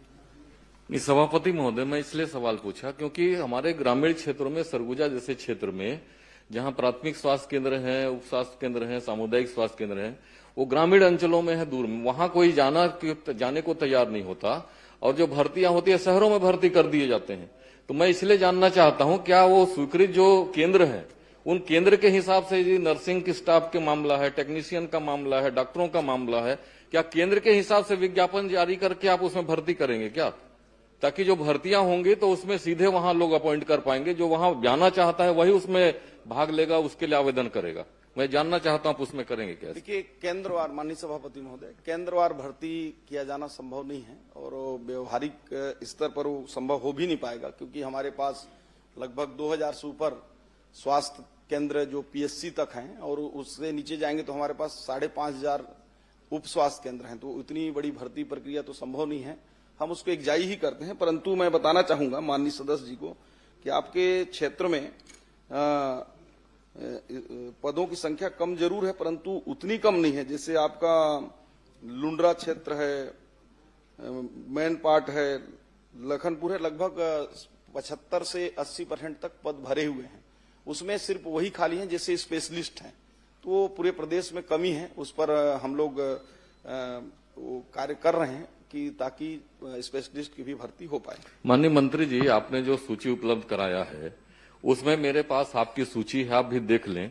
जितने पद की स्वीकृति है उसके अनुरूप में आपने जो कार्यरत बताया है, उस कार्यरत में सैकड़ों जगह में 000 लिखा हुआ, और आप कह रहे हैं कि बहुत जगह पे भर्ती कर दिया गया है, अनुमान मतलब 80% भर्ती। मैं कहना चाहूंगा कि 50% से भी ज्यादा पद वहां रिक्त है।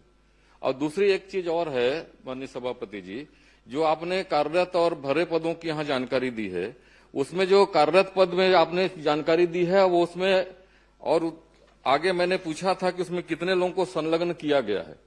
तो जो पद आप भरे हुए बता रहे हैं वो सारे लोग, बहुत सारे लोग इसमें प्राथमिक स्वास्थ्य केंद्र में 19 लोग और सामुदायिक स्वास्थ्य केंद्र में 28 लोग, ये शहरी क्षेत्रों में संलग्न करके रखे गए और आपकी सूची में भरे पद में बताए जा रहे हैं। तो ये रिक्त पद की संख्या और ज्यादा बढ़ गई है। तो आप इसमें भी गौर करेंगे और इसको भी ठीक कराएंगे जो जानकारी आई है। और दूसरी चीज मैं जानना चाहूंगा कि जो आप अटैच किए हैं, संलग्नीकरण किए हैं, उस संलग्नीकरण का नियम क्या है? क्यों संलग्नीकरण किया जाता है और किसको अधिकार है संलग्न करने का? माननीय सभापति महोदय, संलग्नीकरण के कोई नियम नहीं है, लेकिन समय काल परिस्थिति के अनुसार कभी कभी आवश्यकता अनुसार संलग्नीकरण करना होता है। जैसे मान लीजिए कि एयरपोर्ट में ड्यूटी करना है, वहां सेटअप नहीं है तो एक करना पड़ेगा। माननीय न्यायालय में कहीं करना है, वहां करना पड़ता है।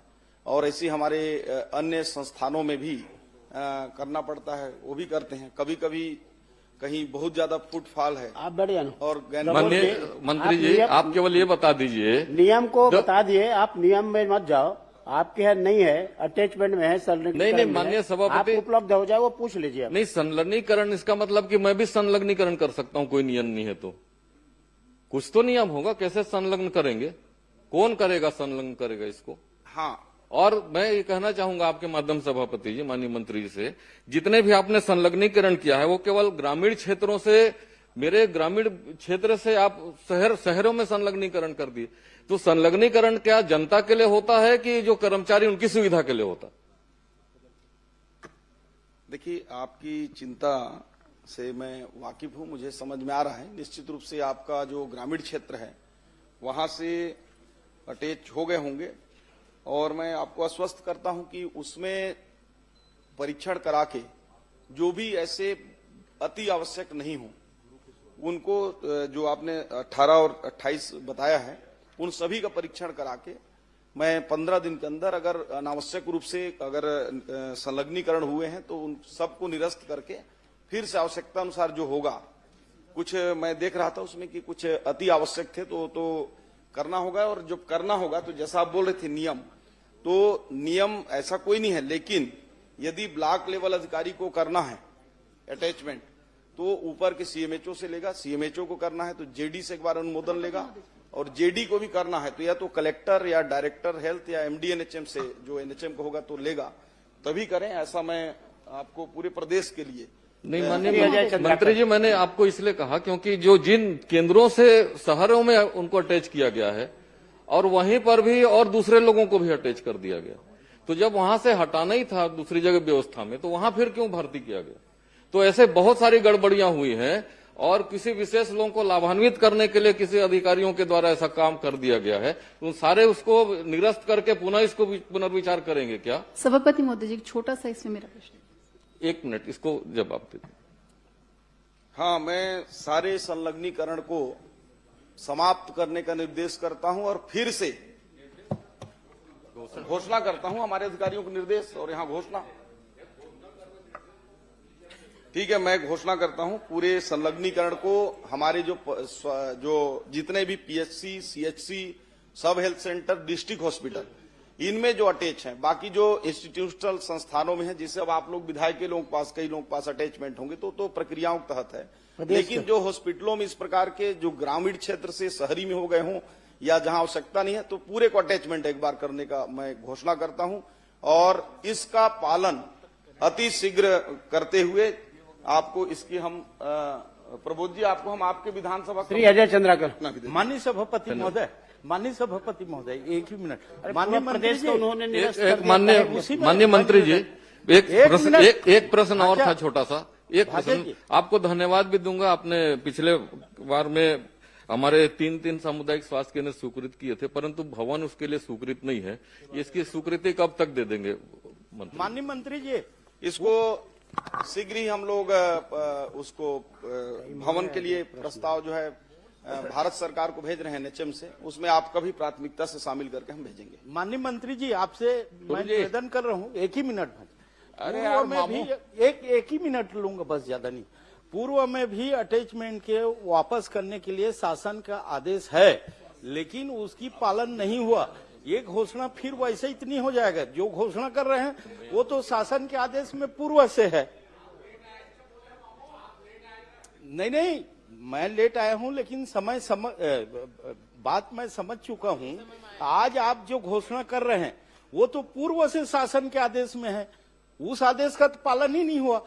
फिर ऐसे आदेश मत हो जिसका पालन ना हो, ये मेरा निवेदन है माननीय मंत्री जी। अजय चंद्र। गुरुजी, आदरणीय गुरुदेव, छोटे छोटे बड़े बड़े, छोटे छोटे। माननीय गुरुजी तैयार है, तैयारी से आए हैं, आप बड़े पूछो, छोटा पूछो, सबका जवाब देंगे। माननीय अध्यक्ष महोदय, ये प्रश्न जो है पूरे देश का आज सबसे महत्वपूर्ण विषय है आजकल। मैं माननीय प्रश्न पूछे तो आपको कुछ बात ध्यान आकर्षित करवा देता हूं, आप देख लीजिए। सबसे पहले आप देखिए कि उत्तर में आपने बताया है 171 संस्थान है, और आपने भुगतान किया है 184 को। ये एक देख लीजिए। दूसरा, आप बोल रहे हैं कोई सर्वे नहीं है। आपको मैं बता देता हूं कि जो आपने विजन डॉक्यूमेंट जारी किया है उसके पेज नंबर 27 को आप पढ़ लीजिएगा। उस सर्वे में है कि प्रदेश में सिर्फ 3% लोग स्किल्ड हैं, 97% लोग अनस्किल्ड हैं। आप कह रहे हैं कि स्किल के सर्वे करने का कोई नियम प्रक्रिया नहीं।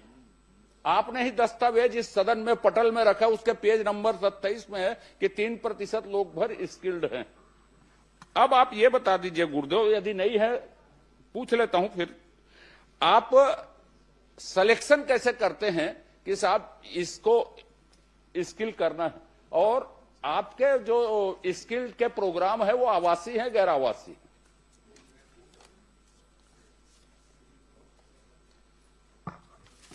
माननीय सभापति महोदय,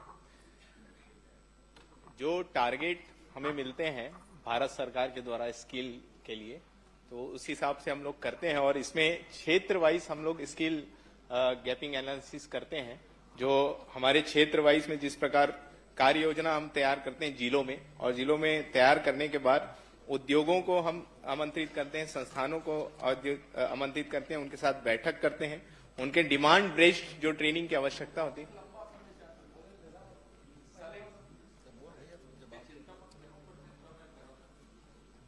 आप ये बता दो, चलो छोड़ो सबको, इसको सुधारने की जरूरत है। आपके सिलेक्शन को, आपके स्किल के, आपके ट्रेड को, जिन चीजों की बाजार में डिमांड है, अध्ययन जैसे मैं बता देता हूं, आउटसोर्सिंग कंपनी आप लाते हो, उनको किस तरह के लोगों की जरूरत है, वो छत्तीसगढ़ के लोग है कि नहीं है, वो ट्रेंड है कि नहीं है, या अध्ययन की जरूरत है। एक लाइन। दूसरी बात आपको बता देता हूं, जिसको करेंगे तो ठीक है, आखिरी विषय है मेरा। भारत सरकार ने कौशल उन्नयन की नीति माननीय सभापति महोदय जारी करके पब्लिक डोमेन में डाली हुई है। छत्तीसगढ़ सरकार, आपने जो उत्तर दिया है जितना, उसमें आपका कोई नीति कार्यक्रम नहीं है। छत्तीसगढ़ के नौजवानों के कौशल उन्नयन के लिए कोई नीति बनाएंगे क्या? यदि नीति नहीं बनाएंगे तो उसी नीति में से जो पब्लिक डोमेन में है उसको स्वीकार करके आप अपने अनुरूप ढालेंगे क्या, या इसके लिए कोई कदम उठाएंगे? किस तरह उठाएंगे, कब उठाएंगे, ये भर बता दीजिए मुझको। निश्चित ही माननीय वरिष्ठ सदस्य हैं, उत्कृष्ट विधायक हैं, उनका सुझाव हम सबको हमेशा मिलते रहता है, और जो सुझाव उनका मिला है उसमें आने वाले समय निश्चित ही विचार करने का हम सब प्रयास करेंगे, ताकि हमारे यहाँ युवाओं को ज्यादा से ज्यादा स्किल मिल सके। माननीय सभापति महोदय, जहां जहां पे छत्तीसगढ़ के लोग हैं, आपको बता दूं, चाहे वो गिग वर्कर्स हो, चाहे आउटसोर्सिंग के वर्कर्स हो, अब ये कौशल उन्नयन हो, पूरे देश में भी यदि बात करें तो 87% लोग अनस्किल्ड हैं। छत्तीसगढ़ में तो आप ही के दस्तावेज में 3% लोग अनस्किल्ड हैं। जो संस्थाएं हैं उसको पढ़ लीजिए, किसी के पास आवासीय व्यवस्था नहीं है। बस्तर को छोड़ के कहीं आवासीय स्किल्ड करते नहीं। भवन बना है यहीं के लाइवलीहुड कॉलेज में, उस भवन का कोई उपयोग नहीं। इसलिए ये बेतरतीब है, सिर्फ हम कागज में स्किल्ड कर रहे हैं। मेरा आपके ऊपर आरोप नहीं है बिल्कुल भी। मेरी आपसे अपेक्षा है कि इसको आप दुरुस्त कीजिए। स्किल्ड आवासीय हो, ट्रेड का सिलेक्शन नया हो, इसके लिए प्राधिकरण जो आपके हैं जिला स्तर में, स्टेट लेवल में, उसकी देखरेख की व्यवस्था। अब नियोजन कितने दिन का करते हैं? 90 दिन का नियोजन करते हैं, वो किए कि नहीं किए, इसको देखने की आपके पास व्यवस्था नहीं है। तो मेरा आपका ये आग्रह है फिर से कि कौशल उन्नयन के लिए स्टेट की कोई नीति बनाएंगे क्या? छत्तीसगढ़ के लोगों का इससे भला होगा। और बनाएंगे तो कोई समय अवधि तय करेंगे। यदि विशेषज्ञ नहीं है तो संस्थाएं मौजूद है देश भर में बनाने के लिए। नीति भारत सरकार ने ही किसी से बनवाई है। तो आप छत्तीसगढ़ इसमें पहल करेगा क्या? छत्तीसगढ़ की सबसे बड़ी जरूरत है ये कि आप नीति कौशल उन्नयन के लिए बनाएंगे, कोई समय सीमा निर्धारित करेंगे क्या? उसके लिए कोई भी, मैं धोखे से आरोप प्रत्यारोप प्रक्रिया में अब नहीं जाना चाहता। आप इतना करेंगे तो सभी चीज आप ही आप दुरुस्त हो जाएगी। निगरानी की प्रक्रिया भी, नियोजन की प्रक्रिया भी, ट्रेड के सिलेक्शन भी, प्रवेश का तरीका भी, सब उसी में तय हो जाएगा। इसलिए आप उसकी नीति बनाएंगे क्या, और बनाएंगे तो कब तक बनाएंगे? निश्चित ही जो लाइवलीहुड कॉलेजेस हैं उसमें आवासीय सुविधा रहती है, जो जहां LWE क्षेत्र जो होता है वहां पे होती है, और जो गैर एलडब्ल्यू क्षेत्र होता है वहां वैसी नहीं होती सुविधा। और जो निगरानी की जो बात है, तो जो 90 दिन का हम लोग हमेशा देखते हैं, परीक्षण करते हैं, निगरानी करते हैं उसके बाद ही पेमेंट होता है। उसके पहले हम लोग कुछ ना कुछ पेमेंट उनका रोक के रखते हैं। तो निश्चित ही आने वाले समय में और इसमें जिस प्रकार से माननीय सदस्य जो सुझाव दे रहे हैं, उसमें आने वाले समय में और इसमें बदलाव करने का प्रयास एक करेंगे। लाइन है, सब कर लो आप। नीति आप बनाएंगे, क्या आप बनाएंगे, कब तक बनाएंगे, एक लाइन में, और नहीं तो आप छोड़ देता हूं। मेरा और कोई प्रश्न नहीं है। प्रक्रियाजनक छोटी छोटी बात क्या करेंगे, यह सब छोटी प्रक्रिया। छत्तीसगढ़ को जरूरत है कौशल उन्नयन के लिए पॉलिसी की। आपको देखना है तो भारत सरकार की पॉलिसी पब्लिक डोमेन में है सुझाव के लिए। निश्चित ही जो माननीय सदस्य जो सुझाव दे रहे हैं, तो हम लोग पिछले 2 सालों में लगातार बहुत सारा प्रयास किए हैं कि इसमें जितना बदलाव आ सके। और जो आज के समय में जो आवश्यकताएं हैं, जो ट्रेडों की जिस प्रशिक्षण हमारे युवाओं को देना चाहिए, उसके लिए हम लोग लगातार प्रयास कर रहे हैं। और इन सुझावों को भी हम अपने उसमें लेंगे और आने वाले में इसके लिए भी हम प्रयास करेंगे। माननीय सभापति महोदय, माननीय मंत्री जी ने जवाब दिया है कि लगभग 80% के आसपास भुगतान हो गया है। जो आपने उत्तर दिया है 187 संस्थाओं को 80% के आसपास भुगतान हुआ है। माननीय सभापति महोदय, मैं मंत्री जी सिर्फ इतना जानना चाहता हूं, क्या भुगतान के लिए कोई ऐसे नियम विभाग ने बनाए थे कि नियोजन के पश्चात भुगतान होगा और वो कितना % होगा और कितना % पे भुगतान को रोका जाएगा? क्या ऐसा कोई नियम है, और यदि है तो उसका पालन किया गया है? निश्चित ही उसके नियम है और नियम को हम पालन करते हैं। और जो जिनके सारे डॉक्यूमेंट्स जो नियम के तहत होते हैं, जो आ जाते हैं। नहीं, भुगतान का नियम 60% भुगतान किया जाएगा अगर इतने % नियोजन करने के पश्चात। क्या ऐसा नियम है, और यदि है तो उसका पालन किया गया है?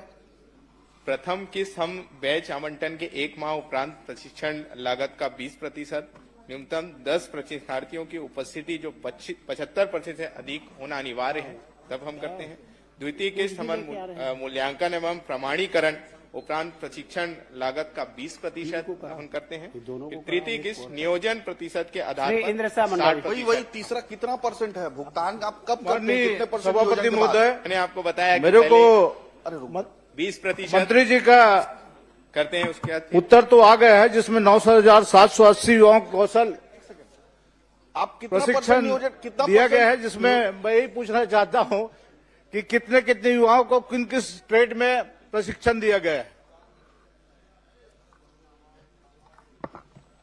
माननीय सदस्य ने जो चाहा है, हमने बताया कि उसमें 9,760 युवाओं को कौशल विकास प्रशिक्षण दिया गया। नहीं, कितने युवाओं को किस ट्रेड में दिया गया है, ये बता दीजिए। देखिए, वो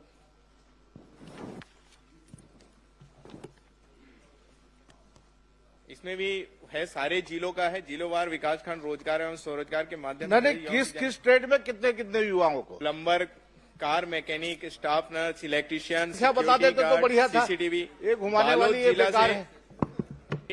संख्या बता देते कितने युवाओं किस ट्रेड में दिया? अलग अलग जिले के अलग अलग संख्यावार हैं। बालोद पूरा जिला में प्रदेश का बता दीजिए। 61 लोग हैं। पूरा प्रदेश का बता दीजिए। मंत्री जी, ITI इंजीनियरिंग करे तेला तो नौकरी दे नहीं सका था। राम कुमार जी, खाली आंकड़ा बताते हैं। अरे मंत्री का जवाब और बता दीजिए किस संस्थान में दिए है, कितने संस्थान दीजिए, कितने शासकीय है? टोटल 5,966 वो तो आ गया उत्तर लोगों को हमने ट्रेड में दिया। और ये सारे ट्रेड है, पूरी जानकारी है, पूरे बहुत सारे ट्रेड है। अगर आप कहेंगे तो मैं आपको उपलब्ध करा दूंगा, अलग से मैं आपको सारे ट्रेड की जानकारी दे दूंगा। यहाँ पे 15,66,957 रोजगार विभाग के पोर्टल में अपलोड है। इसमें सिर्फ अपने ST/SC के 45% है। इसके हिसाब से 7 लाख ST/SC होते हैं, प्रश्नकाल समाप्त। जिसके हिसाब से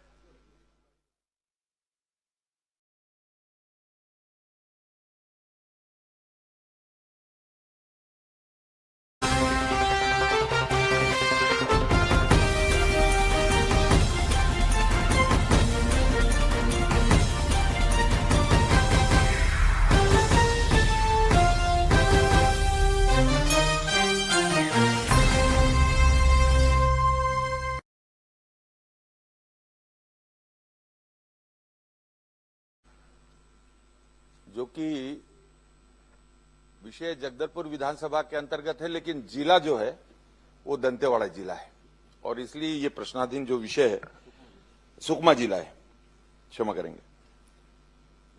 झीरम घाटी से एलंगनार एक दूरस्थ अंचल है, दुर्गम क्षेत्र है। वहां से उरकापाल और कांदानार तक ऐसे 18 किलोमीटर, और इस सड़क के दृष्टि से जो माननीय मंत्री जी का जवाब आया है, प्रारंभ में 14,60,60,000 का व्यय संभावित बताया गया। इसकी प्रशासकीय स्वीकृति 1 जनवरी 2023 को 1 जनवरी 2023 को और टेंडर 30 जनवरी 2023 को जारी किया गया। और माननीय मंत्री जी ने प्रश्न के जवाब में यह भी कहा है कि उक्त सड़क मार्ग घोर नक्सल प्रभावित क्षेत्र होने तथा दुर्गम पहाड़ी क्षेत्र होने के कारण निर्माण हेतु तैयार डीपीआर में सीसी सड़क, टोवाल, नाली, पुल पुलिया निर्माण एवं घाट कटिंग जैसे कार्यों का विस्तृत सर्वे नहीं किया गया। बिना सर्वे के और सारे एएसटीएस स्वीकृति से लेकर सारा टेंडर तक ये जारी हो गया और ये डीएमएफ से जिला सुकमा से अतिरिक्त कार्य, इसके लिए जो अतिरिक्त सैंक्शन हुआ वो 5,59,69,000 रुपए, ये 18/1/2025 3 साल के बाद बार बार जब इस पर संज्ञान लिया गया, बातचीत किया गया और संबंधित जितने भी उसके अधिकारी, वरिष्ठ अधिकारी, ठेकेदार से लेकर सभी से लगातार 2 वर्षों तक इसकी बातचीत होने के बाद 25 को 3 साल बाद इसको, और तो आपके माध्यम से माननीय मंत्री जी से मैं ये जानना चाहता हूं कि प्रारंभ में जब इस 18 किलोमीटर की सड़क जिसका टेंडर 31 जनवरी 2023 को हुआ और कार्यादेश जिस ठेकेदार को दिया गया उसके द्वारा इन 3 वर्षों में कितना काम किया गया, इस हेतु कितनी राशि का भुगतान किया गया मंत्री जी, और आप इसमें ठेकेदार को कब तक कार्य पूर्ण करना था? जवाब आने दीजिए।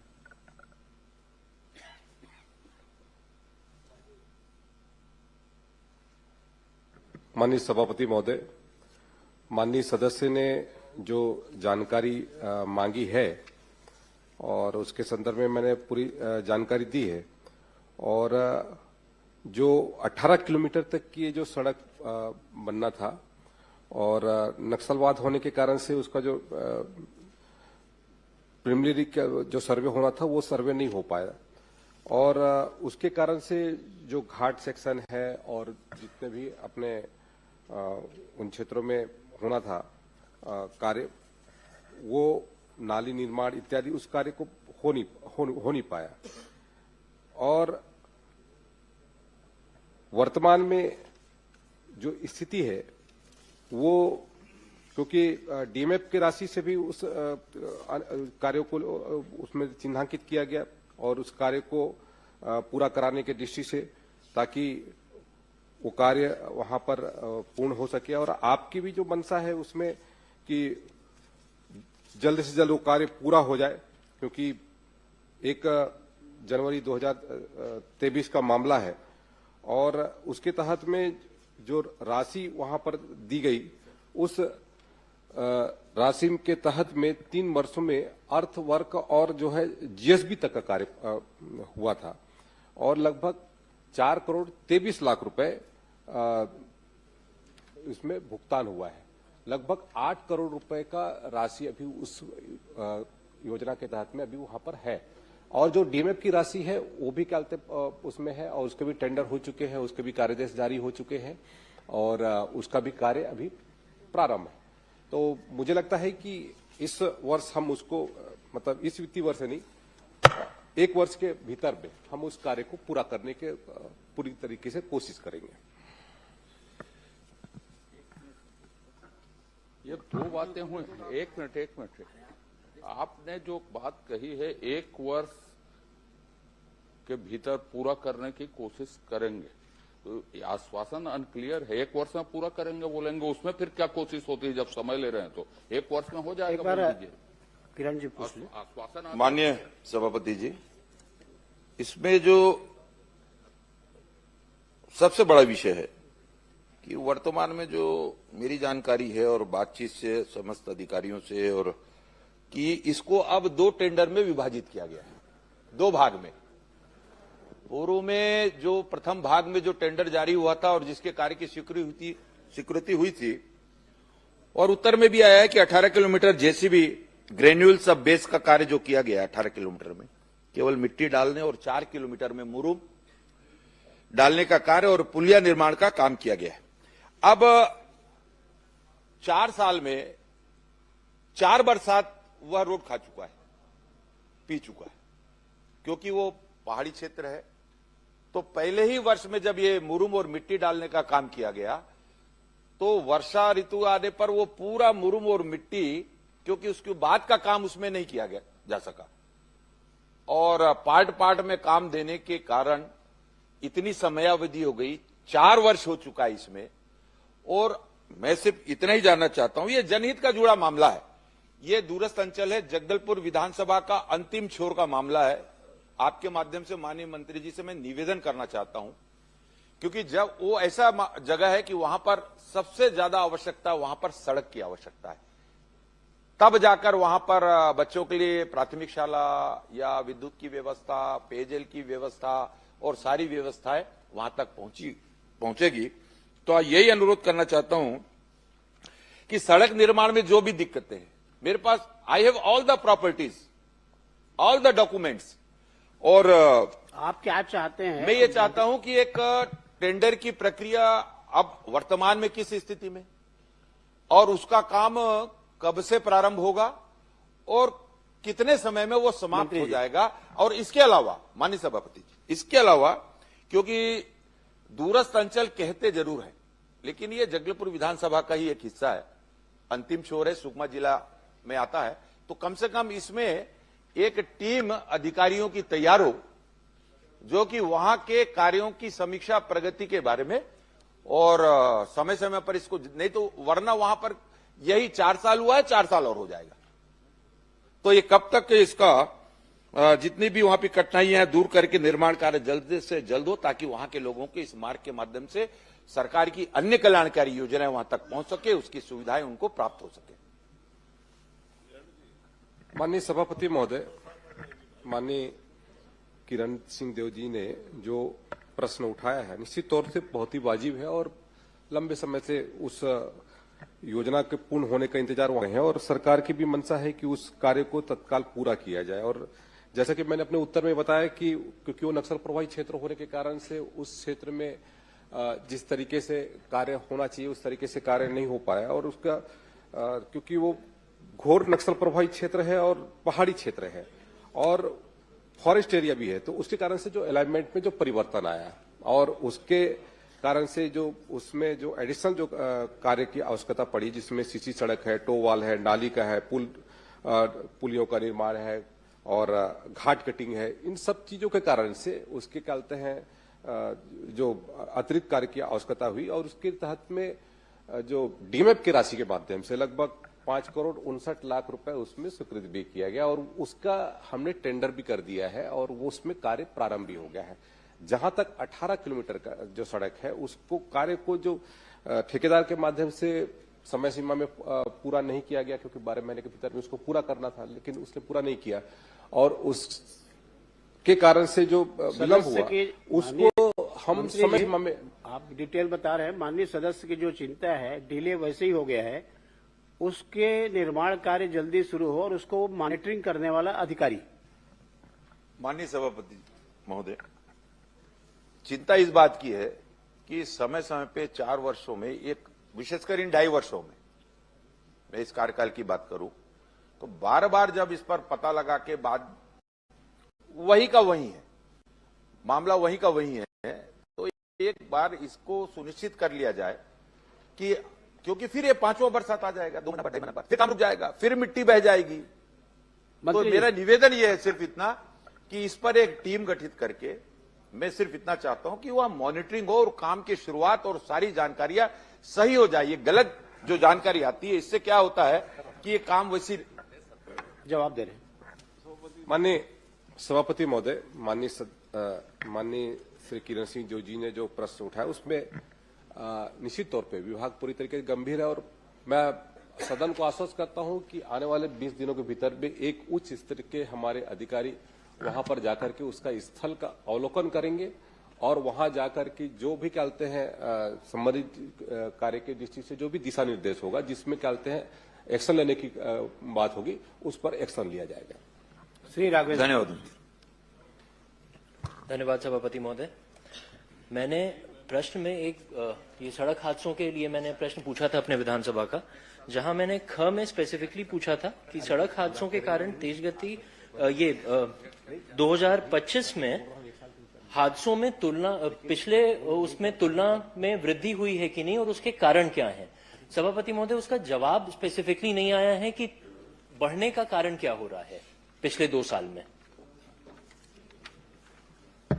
माननीय सभापति महोदय, माननीय सदस्य ने जो जानकारी चाही थी सड़क दुर्घटना में और कितने लोगों की मौतें और कितने लोग घायल हुए और उसकी किन कारणों से वृद्धि हो रही है, स्वाभाविक सभापति महोदय जो हमारे पूरे छत्तीसगढ़ में सड़कों के निर्माण और उसके बाद वाहनों में वृद्धि और लोगों के लापरवाही के कारण से और इन कारणों से जो घटना घटित होती है और उसमें लोग कहते हैं लोगों की मृत्यु भी होती है, लोग गंभीर रूप से घायल भी होते हैं। तो ये कैसे इसमें कमी हो, इसके लिए लगातार सरकार कोशिश कर रही है और उस कोशिश के बदौलत आने वाले समय में और स्थितियां बेहतर हो, इसके लिए लगातार हमारी कोशिश है। पिछले यदि आपने प्रश्न देखा होगा, प्रश्न के उत्तर में मैंने कहा भी है कि जो डेथ रेशो है वो 24 की तुलना में 25 में बहुत कम हुआ है। तो हमारी कोशिश है कि डेथ रेशो कैसे कम हो और किस तरीके से हम व्यवस्था को और सुदृढ़ करें, ये हमारी कोशिश है। सभापति मंत्री महोदय, मैंने अकलतरा का जो कि स्पेसिफिक सवाल और जांजगीर का भी पूछा था, 24 और 25 में मेरे यहाँ डेथ में इजाफा हुआ है, कम नहीं हुआ है। ये आप ही का जवाब है। 76 और अब 89। और मैं आपका ध्यान आकर्षण चाहूंगा कि 26 में जनवरी से लेके आज तक 14 फरवरी तक जब तक यहाँ का दिया हुआ है 13 मृत्यु मेरे यहाँ हो चुकी है। ये आपके जवाब में ही आया है। तो इतनी ज्यादा अगर बढ़ रही है तो इसके स्पेसिफिक कारण क्या है अकलतरा विधानसभा में कि ज्यादा मृत्यु लगातार तुलनात्मक तौर पर बढ़ती जा रही है। ये जवाब में जैसे आपने कहा कि कम हुई है, 24 और 25 में मेरे यहाँ वृद्धि है। माननीय सभापति महोदय, मैंने जो उत्तर दिया वो पूरे प्रदेश स्तर का था। प्रदेश स्तर में जो डेथ रेशो है वो कम हुआ है और जहां तक आपने जो जानकारी मांगी है तो उसमें मैंने उपलब्ध कराया है और इसके लिए लगातार हमारी कोशिशें जारी है। लगातार हमारे विभाग के माध्यम से जन जागरूकता के कार्यक्रम कराए जा रहे हैं। स्कूल है, कॉलेज है, वहां पर यातायात प्रशिक्षण के कार्यक्रम हो रहा है, हेलमेट रैली निकाली जा रही है, जन जागरूकता रैली निकाली जा रही है, नुक्कड़ नाटक, अनेक प्रकार से ऐसे कार्यक्रम हमारे सरकार के माध्यम से। आपके जवाब में जो आया है आदरणीय मंत्री जी कि जैसे आपने कहा कि कम हो रही है लेकिन अकलतरा में हमारे यहाँ ज्यादा हो रही है तुलनात्मक, ये आपके जवाब में ही है। मेरा आपने जैसे आपके जवाब में आया कि हम लगातार चेकिंग कर रहे हैं, ड्रिंक एंड ड्राइव और बाकी चीजों में कर रहे हैं। मेरा स्पेसिफिक सवाल आपसे ये है कि इस दौरान कितने हेवी वाहनों पर और कितने छोटे लाइट मोटर व्हीकल्स पर आपने ड्रिंक एंड ड्राइव की कार्रवाई करी है, ये स्पेसिफिकली। और एक सवाल और है मेरा।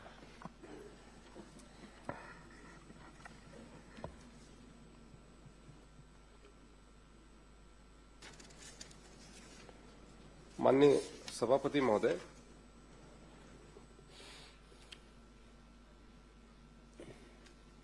मेरे पास में पूरी जो जानकारी है उसमें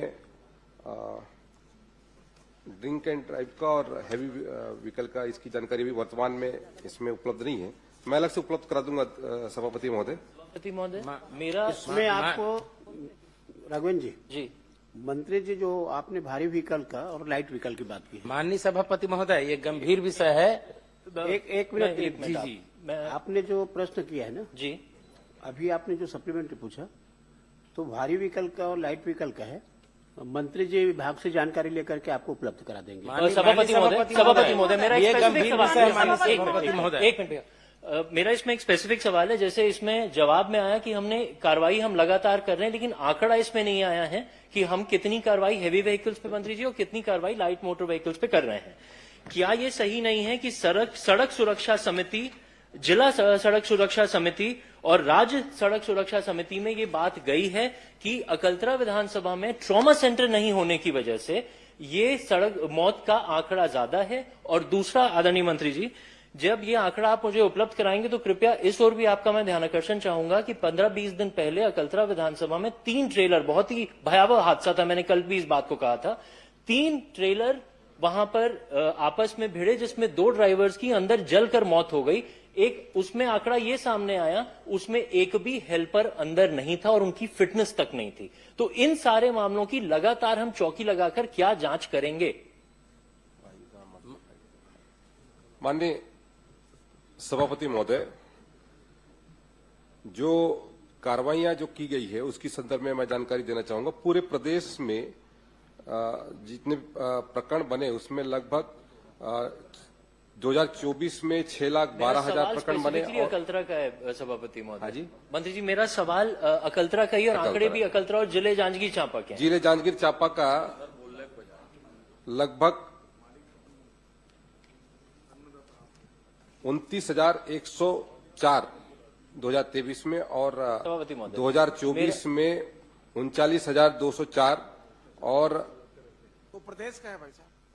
2025 में 41,615। ये प्रदेश का बता रहे हैं ना? नहीं, ये मेरा सवाल जांजगीर जिला और ये अकलतरा जांजगीर का बता रहा हूं मैं जी। ये जांजगीर का मैंने बताया। ये जवाब लेकिन उपलब्ध, आदरणीय आपसे मेरा स्पेसिफिक सवाल है, क्या जो जिला की सड़क सुरक्षा समिति है और राज्य की समिति जो सुप्रीम कोर्ट के, माननीय सुप्रीम कोर्ट के ऑर्डर से बनी हुई है, क्या इसमें ये जानकारी नहीं दी गई है कि ट्रॉमा सेंटर ना होने की वजह से ये डेथ का रेशियो अकलतरा विधानसभा में ज्यादा है? बड़ा बिल्कुल स्पेसिफिक सवाल। सभापति महोदय जी।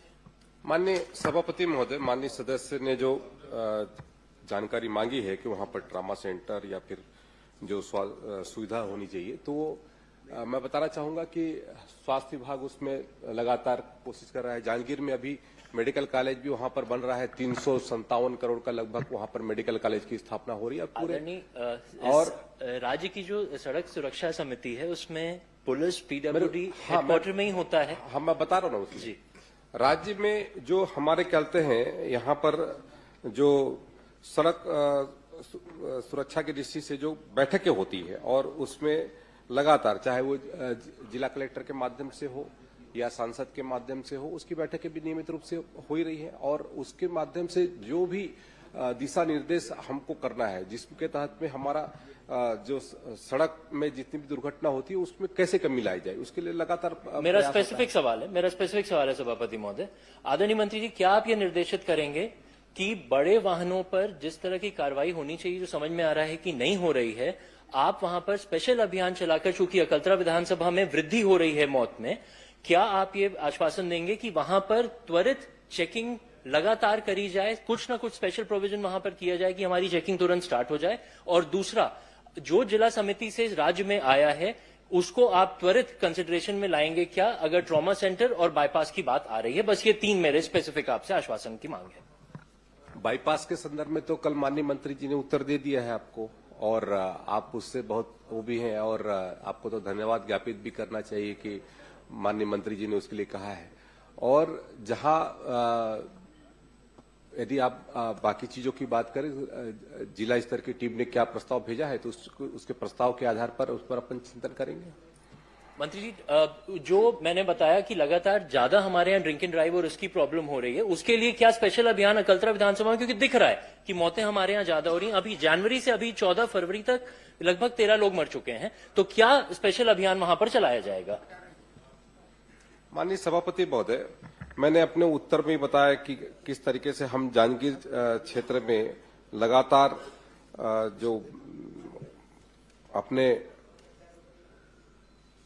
जांजगीर क्षेत्र में जो जन जागरूकता का अभियान चला रहे हैं और आपसे भी आग्रह है कि उस जागरूकता अभियान में और किस तरीके से और भी बहुत सारी चीजों पे, मैंने पहले कहा कि हेलमेट रैली और अन्य जो हमारे मंत्री जी, नुक्कड़ इतना आप नाटक और निर्देशित इस तरीके से जो हम जन जागरूकता एक निवेदन है, ये बहुत ही संवेदनशील मामला है। इस पे आप ये तो निर्देशित कर दें कि त्वरित जिला स्तर पर एक वहां पर एक मीटिंग की जाए जिसमें जनप्रतिनिधियों को बुलाकर त्वरित आप उनको आदेश दीजिए कि जो भी वहां पर सुझाव आते हैं जिससे मौतें रुक सकती हैं, तुरंत उस पर कार्रवाई की जाए। इतना तो आप आश्वासन कम से कम उन लोगों को निर्देशित कर दें, जिला प्रशासन को, क्योंकि हमारे यहां मौत में वृद्धि लगातार हो रही है। अकलतरा विधानसभा स्पेसिफिकली मैं बात कर रहा हूं।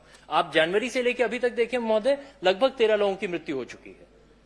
तो वहां पर ये जितने चलाए जा रहे हैं अभियान, ये शायद काफी नहीं है, इसके अलावा भी कुछ करने की आवश्यकता है। माननीय सभापति महोदय, मैं इसको स्पेशली दिखवा लूंगा सभापति महोदय। वहां पर हमारे गृह विभाग के माध्यम से, परिवहन विभाग के माध्यम से जो भी संभव होगा यथासंभव कोशिश की जाएगी कि वहां की व्यवस्था को हम सुदृढ़ करें। वहां के यातायात व्यवस्था, वहां पर जिस तरीके से भी यदि कोई ऐसा स्पॉट जहां पर लगातार घटना घटित हो रही है तो उसको भी चिन्हांकित करके वहां पर उसका निराकरण करेंगे। आप एक उनको आदेशित कर दें कि जल्द से जल्द उस बैठक को वो बुला लें। ठीक है माननीय सभापति महोदय, एक प्रश्न। बिल्कुल उसकी बैठक करवा लेंगे। माननीय मंत्री जी ने भी कहा है कि भाई माननीय हम सभापति, एक दुर्घटना जगह क्षेत्र माननीय को सभापति महोदय, देखो प्रश्न काल में माननीय सभापति सभी पूछना महोदय, चाहते हैं, संभव नहीं होगा। बाकी माननीय सदस्यों सभापति को भी महोदय, प्रश्न लगा हुआ है। जिले का ही मामला था। माननीय सभापति महोदय, एक अजय को दे दिया है, सबकी तरफ से पूछ लेंगे वो। आप एक मिनट, पूछेंगे। माननीय सभापति महोदय, जांजगीर जिला की ओर ये माननीय सभापति मोहन महोदय जी को दे देंगे तो सबकी तरफ से आप पूछ लेंगे। माननीय सभापति महोदय, आपसे मेरा प्रश्न आपसे, उस दिन मेरा ध्यानाकर्षण लगा था सड़क दुर्घटना में तो परिवहन विभाग में लगा था। देखो प्रश्न मेरे से है कि मंत्री जी से है? आप व्यवस्था देंगे इसमें, क्योंकि व्यवस्था का प्रश्न होता नहीं प्रश्न काल में। आज सड़क दुर्घटना में प्रश्न लगा है गृह विभाग में, कार्य आवंटन नियम शासन का तो कुछ होगा। एक मेरा विषय था स्मार्ट सिटी में, उसमें यह लिखा था कि सड़क दुर्घटना के लिए अंतर विभागीय समिति बनी है। मेरा यह कहना है माननीय, मैं 3-4 प्रश्न मैं हर सत्र में करता हूं, आउटसोर्सिंग में, इसमें 2-4 और विषय हैं जो मेरे स्थायी विषय हैं। अब ये बताइए कि ये इसके लिए जिम्मेदार है कौन? इसमें आप व्यवस्था दीजिए कि सरकार तीनों विभाग मिला के इसको रोकने के लिए काम करे, क्योंकि इसी सत्र में अलग अलग उत्तर आए। आपने परिवहन के विभाग में इसी सत्र में उत्तर दिया सड़क दुर्घटना में, अभी स्थानीय शासन में सड़क दुर्घटना में ही प्रश्न लगा। स्मार्ट सिटी माने स्थानीय शासन के चर्चा में अंतर विभागीय समिति बनी है, यह उत्तर आया है।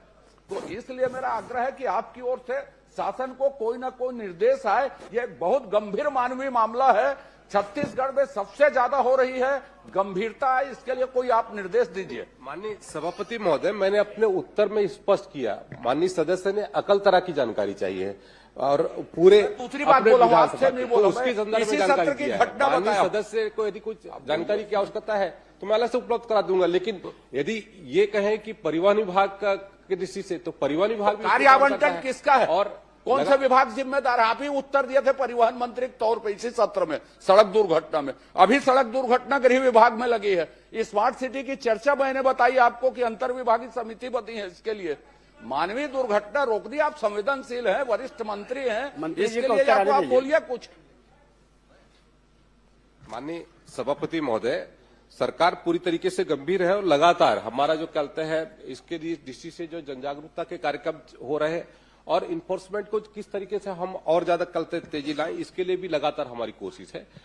प्रवर्तन के माध्यम से ही हम इस घटना को हम रोक सकते हैं और उसके दृष्टि से हम डॉक्टर चरणदास महंत जी, सभी विभाग सरकार करेगी, पूरा सभी विभाग मिलकर करेंगे। इसमें संसदीय कार्य मंत्री है, परिवहन भी उनके पास है, आज जवाब गृह मंत्री जी का दे रहे हैं, आप भरोसा रखिए उनके ऊपर। कोशिश कर रहे हैं। तो आज तो परिवहन विभाग में छोटी गाड़ी पहले आई और उसके बाद बड़ी बड़ी गाड़ियां आ रही हैं।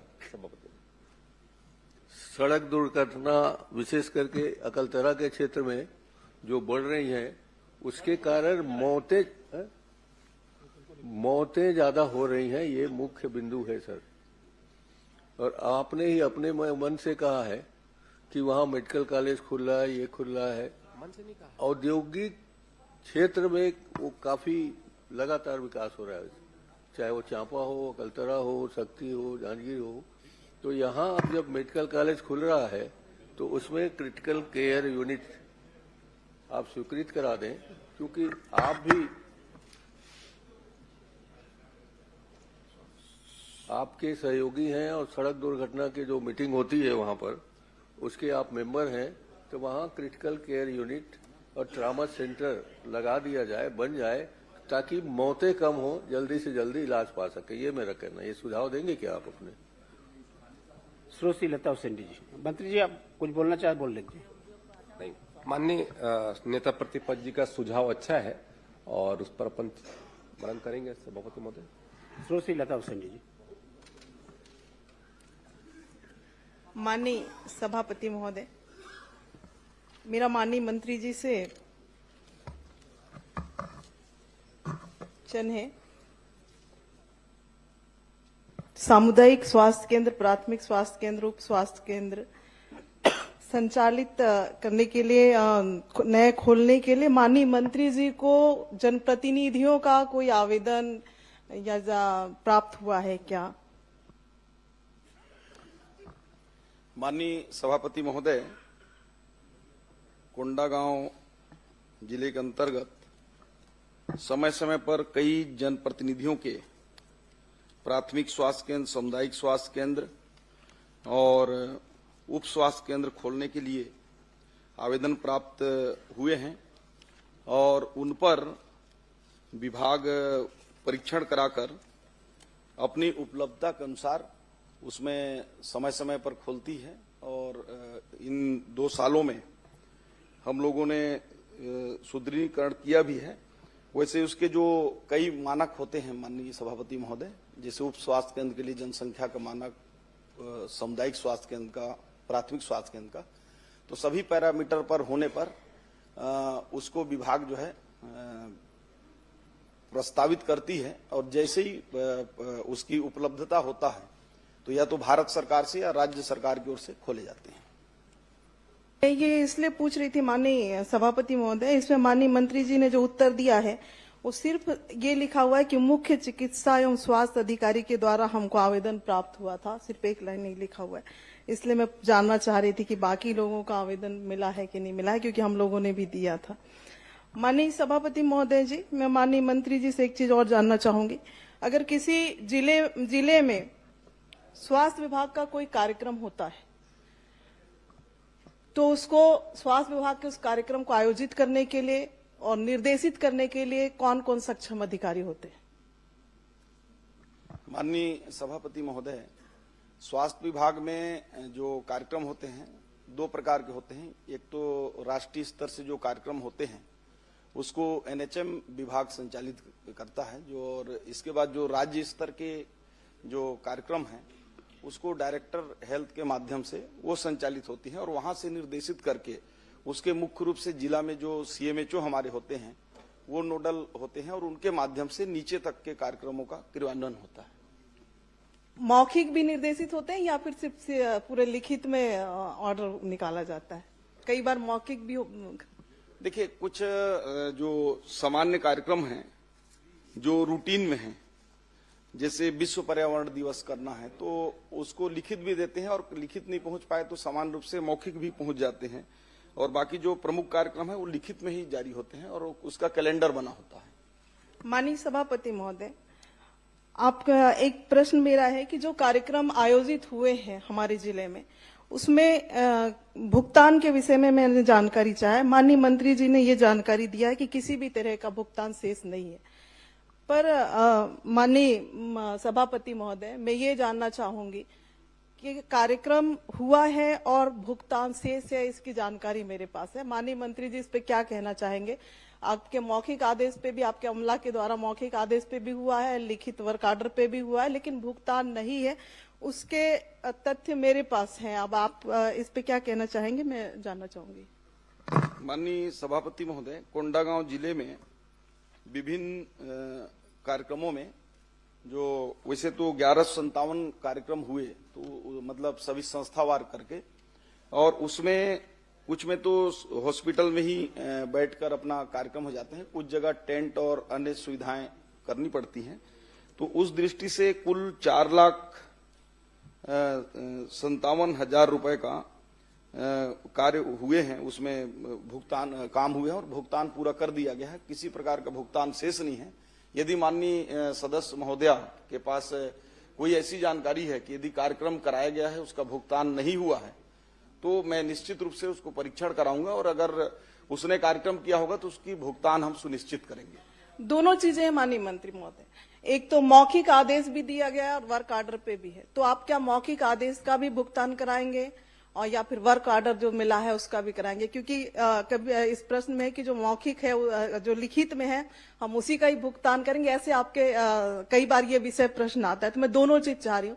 मौखिक निर्देश पे भी कई कार्यक्रम हुए हैं और लिखित पे भी हुए हैं, तो आप दोनों का भुगतान करवाएंगे क्या और किस सक्षम अधिकारी के समक्ष बैठकर इस भुगतान को करवाएंगे, किसके उस पे करवाएंगे, ये भी स्पष्ट करेंगे।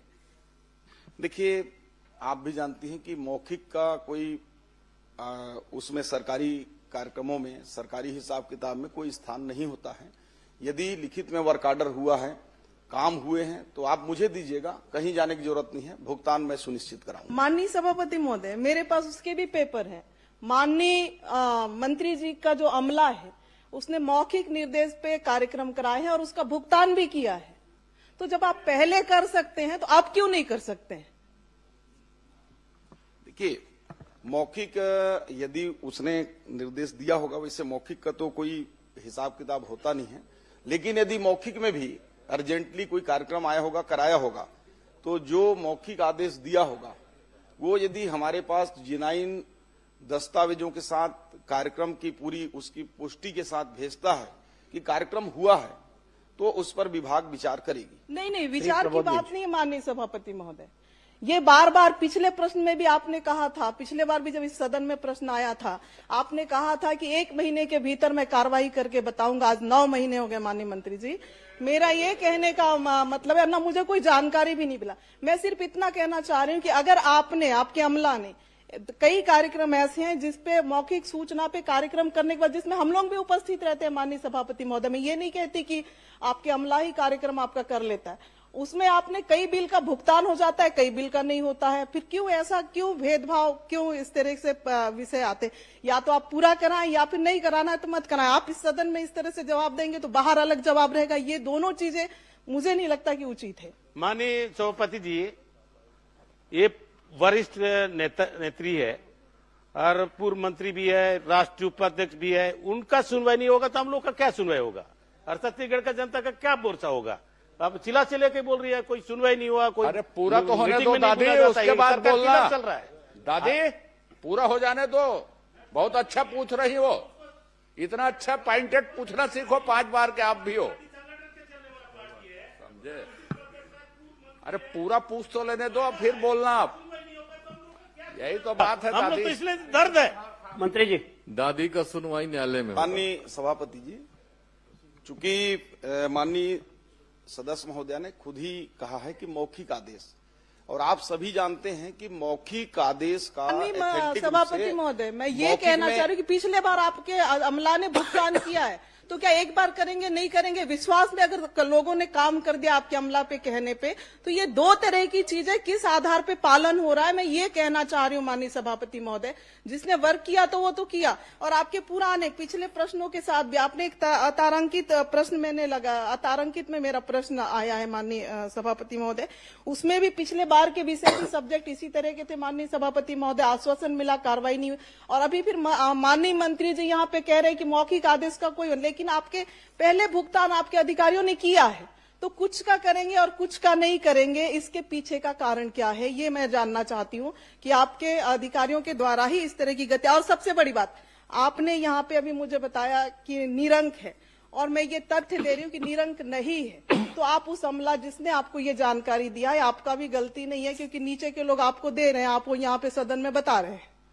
तो अगर जिन लोगों ने इस तरह की हरकत लगातार आपके साथ कर रहे हैं माननीय मंत्री जी, 1.5-2 साल के अंदर से लगातार गलत जानकारियां दे रहे हैं, उनको आप संरक्षण देते आ रहे हैं। मैं माननीय मंत्री जी से यही कहना चाहूंगी, आश्वासन चाहूंगी इस सदन से, अगर मौखिक हो चाहे लिखित हो, अगर वर्क हुआ है, काम हुआ है, फुटेज है, फोटो है, आश्वासन चाहिए कि भुगतान कराना? नहीं, भुगतान चाहिए माननीय सभापति महोदय, और लिखित सब डॉक्यूमेंट्स है हमारे पास।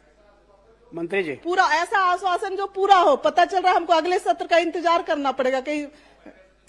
मंत्री जी सुनिश्चित करें ना उसको, बार बार माननीय सदस्य का जो प्रश्न है। सभापति महोदय, ये पूरा क्लियर है कि यदि कोई वर्क ऑर्डर दिया गया है और भुगतान नहीं हुआ है तो मैं बड़े जिम्मेदारी से, मुझे अभी आप दे देंगे और मैं उसको भुगतान कराऊंगा। लेकिन मैंने दूसरा पहलू ये भी बोला कि मौखिक भी दिए हैं, कभी मौखिक भी यदि दिए हैं और वाकई में उसने काम किया है, इस बात की पुष्टि विभाग भेजता है तो हम उसको कार्योत्तर अनुमति देकर उसको भी भुगतान करा देंगे। इससे और लिबरल जवाब क्या हो सकता है। प्रबोध बेंच।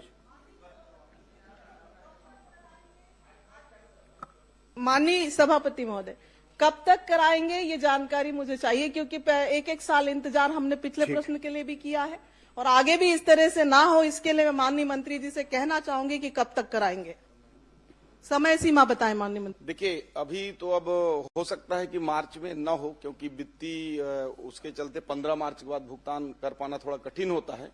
लेकिन अगर आपके पास दस्तावेज हो तो आज ही मुझे इस प्रश्नकाल के बाद दे देंगे तो मैं उसका वो परीक्षण भी करा लूंगा और वाकई में देनदारी होगा तो उसको नए वित्तीय वर्ष में जल्द से जल्द हम। माननीय सभापति महोदय जी, जो लोग लगातार सदन में गलत जानकारी दे रहे हैं, पर्याप्त आ गए। नहीं माननीय मंत्री जी के ध्यान में भी आ गए, आप डॉक्यूमेंट दीजिए ना, भुगतान की भी बात आ गई है। जो अधिकारी लगातार सदन में गलत जानकारी दे रहे हैं उनके ऊपर भी कार्रवाई होना चाहिए माननीय सभापति महोदय। उनको तो एक्सटेंशन मिल रहा है माननीय सभापति, गलत जानकारी, असत्य जानकारी दे रहे हैं उनके ऊपर कार्रवाई करेंगे क्या? दी जा रही है माननीय सभापति जी, गलत जानकारी देने का उसकी भी एक नियम प्रक्रिया है, उसमें बिल्कुल जो होगा वो तो आपके माध्यम से। प्रबोध मिंज। ये तो पिछले बार भी आपने समय मांगा था, पिछले बार भी सदन में आपने कहा था हम नोटिस भेजेंगे, 1 महीने के अंदर कार्रवाई होगी, लेकिन ये 9 महीने हो गए माननीय सभापति महोदय जी, नोटिस का जवाब क्या आया हमको नहीं पता है। भाई 9 महीने नहीं, अगले साल फिर सत्र चालू होगा, 1 साल बाद भी वही स्थिति रहेगी। यदि प्रूफ नहीं होगा तो कैसे पैसा देंगे? अच्छा, ये आपने स्वीकार किया है माननीय मंत्री जी, आपने स्वीकार किया है कि दोषी अधिकारियों का एक जांच रिपोर्ट हमारे पास आया था, उसके आधार पे आपने स्वीकार किया था कि हम अधिकारियों को नोटिस दिए हैं, नोटिस का जवाब आ जाएगा, फिर हम कार्रवाई किए। जो तथ्य तो आपके पास था माननीय मंत्री जी। नहीं, उसमें जो जांच में जो पाया गया उसके आधार पर हमने कार्रवाई कर दिया है और जो भी रिपोर्ट में आते हैं, चूंकि जांच क्या कार्रवाई हुई है मुझे भी जानने का, विधायक के नाते तो इतना तो उसको मैं अलग से आपको बता भी दूंगा, क्योंकि इस क्वेश्चन से वो नहीं है। सदन में रख दीजिए माननीय मंत्री जी, सदन में रख दे ताकि बाकी सदस्यों को भी इसकी जानकारी हो। माननीय सभापति महोदय, और तारीख भी माननीय सभापति महोदय। पर्याप्त आ गया है, बहुत लंबा माननीय सदस्यों का प्रश्न है, समय आप देखिए। प्रश्न से अलग बोल रहा हूँ, लगातार ये हो रहा है कि हर माननीय सभापति महोदय बोलो, मंत्री जी सुनिश्चित करे उसको, जवाब सही नहीं आ रहा है। प्रमोद भी उसको व्यवस्था दे दीजिए, तो उसको प्रताड़ित करिए। हर विधायक लगातार हर मंत्री यही कह रहा है, माननीय सभापति गलत जवाब आ रहा है, हर बार गलत जवाब आता है। नहीं करते सभापति महोदय, सभापति महोदय, हर गलत जवाब आता है। पहले कि मेरे वन विभाग के जवाब में सभापति महोदय गलत जवाब आते हैं, यही हो रहा है। 10 उत्तर माननीय सभापति महोदय।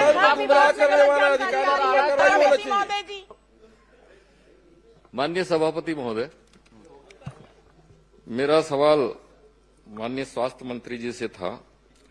सरगुजा जिले में जो उप स्वास्थ्य केंद्र हैं, प्राथमिक स्वास्थ्य केंद्र हैं और सामुदायिक स्वास्थ्य केंद्र हैं, उसमें कितने कार्यरत हैं, कितने स्वीकृत पद हैं, कितने पदस्थ हैं, उसकी जानकारी उन्होंने प्रपत्र अ में दिया है। पुस्तकालय में जरूर कहा गया था ऐसे जवाब में, अब वो मुझे प्राप्त हुआ है। अब मैं इसमें माननीय मंत्री से जानना चाहूंगा, जो इसमें स्वीकृत पद है और उसमें भरे पद है, उसमें आधे से ज्यादा पद रिक्त बताए गए, तो वो जो रिक्त पद हैं वो बहुत समय से रिक्त पद हैं और वो स्वास्थ्य केंद्र भी बहुत पहले से स्वीकृत हुए हैं, कार्यरत हैं, तो उसमें कब तक उन पदों पर भर्ती कर पाएंगे या कब तक भर्ती करेंगे उस पर? माननीय सभापति महोदय, ये माननीय सदस्य ने अपने विधानसभा क्षेत्र और सरगुजा जिले के जो पद हैं उनके संदर्भ में पूछा है। हमने जानकारी तो दे दिया है माननीय सदस्य को, और हमारी भर्ती प्रक्रिया माननीय अध्यक्ष महोदय वो एक एनएचएम से हम करते हैं और स्टेट गवर्नमेंट की ओर से भी रेगुलर भर्ती भी करते हैं। तो अभी भर्ती प्रक्रिया हमारी 525 पदों पर अभी चल रही है, जिसमें नर्सेस हैं, वार्ड बॉय हैं और अटेंडर हैं, ऐसे करके।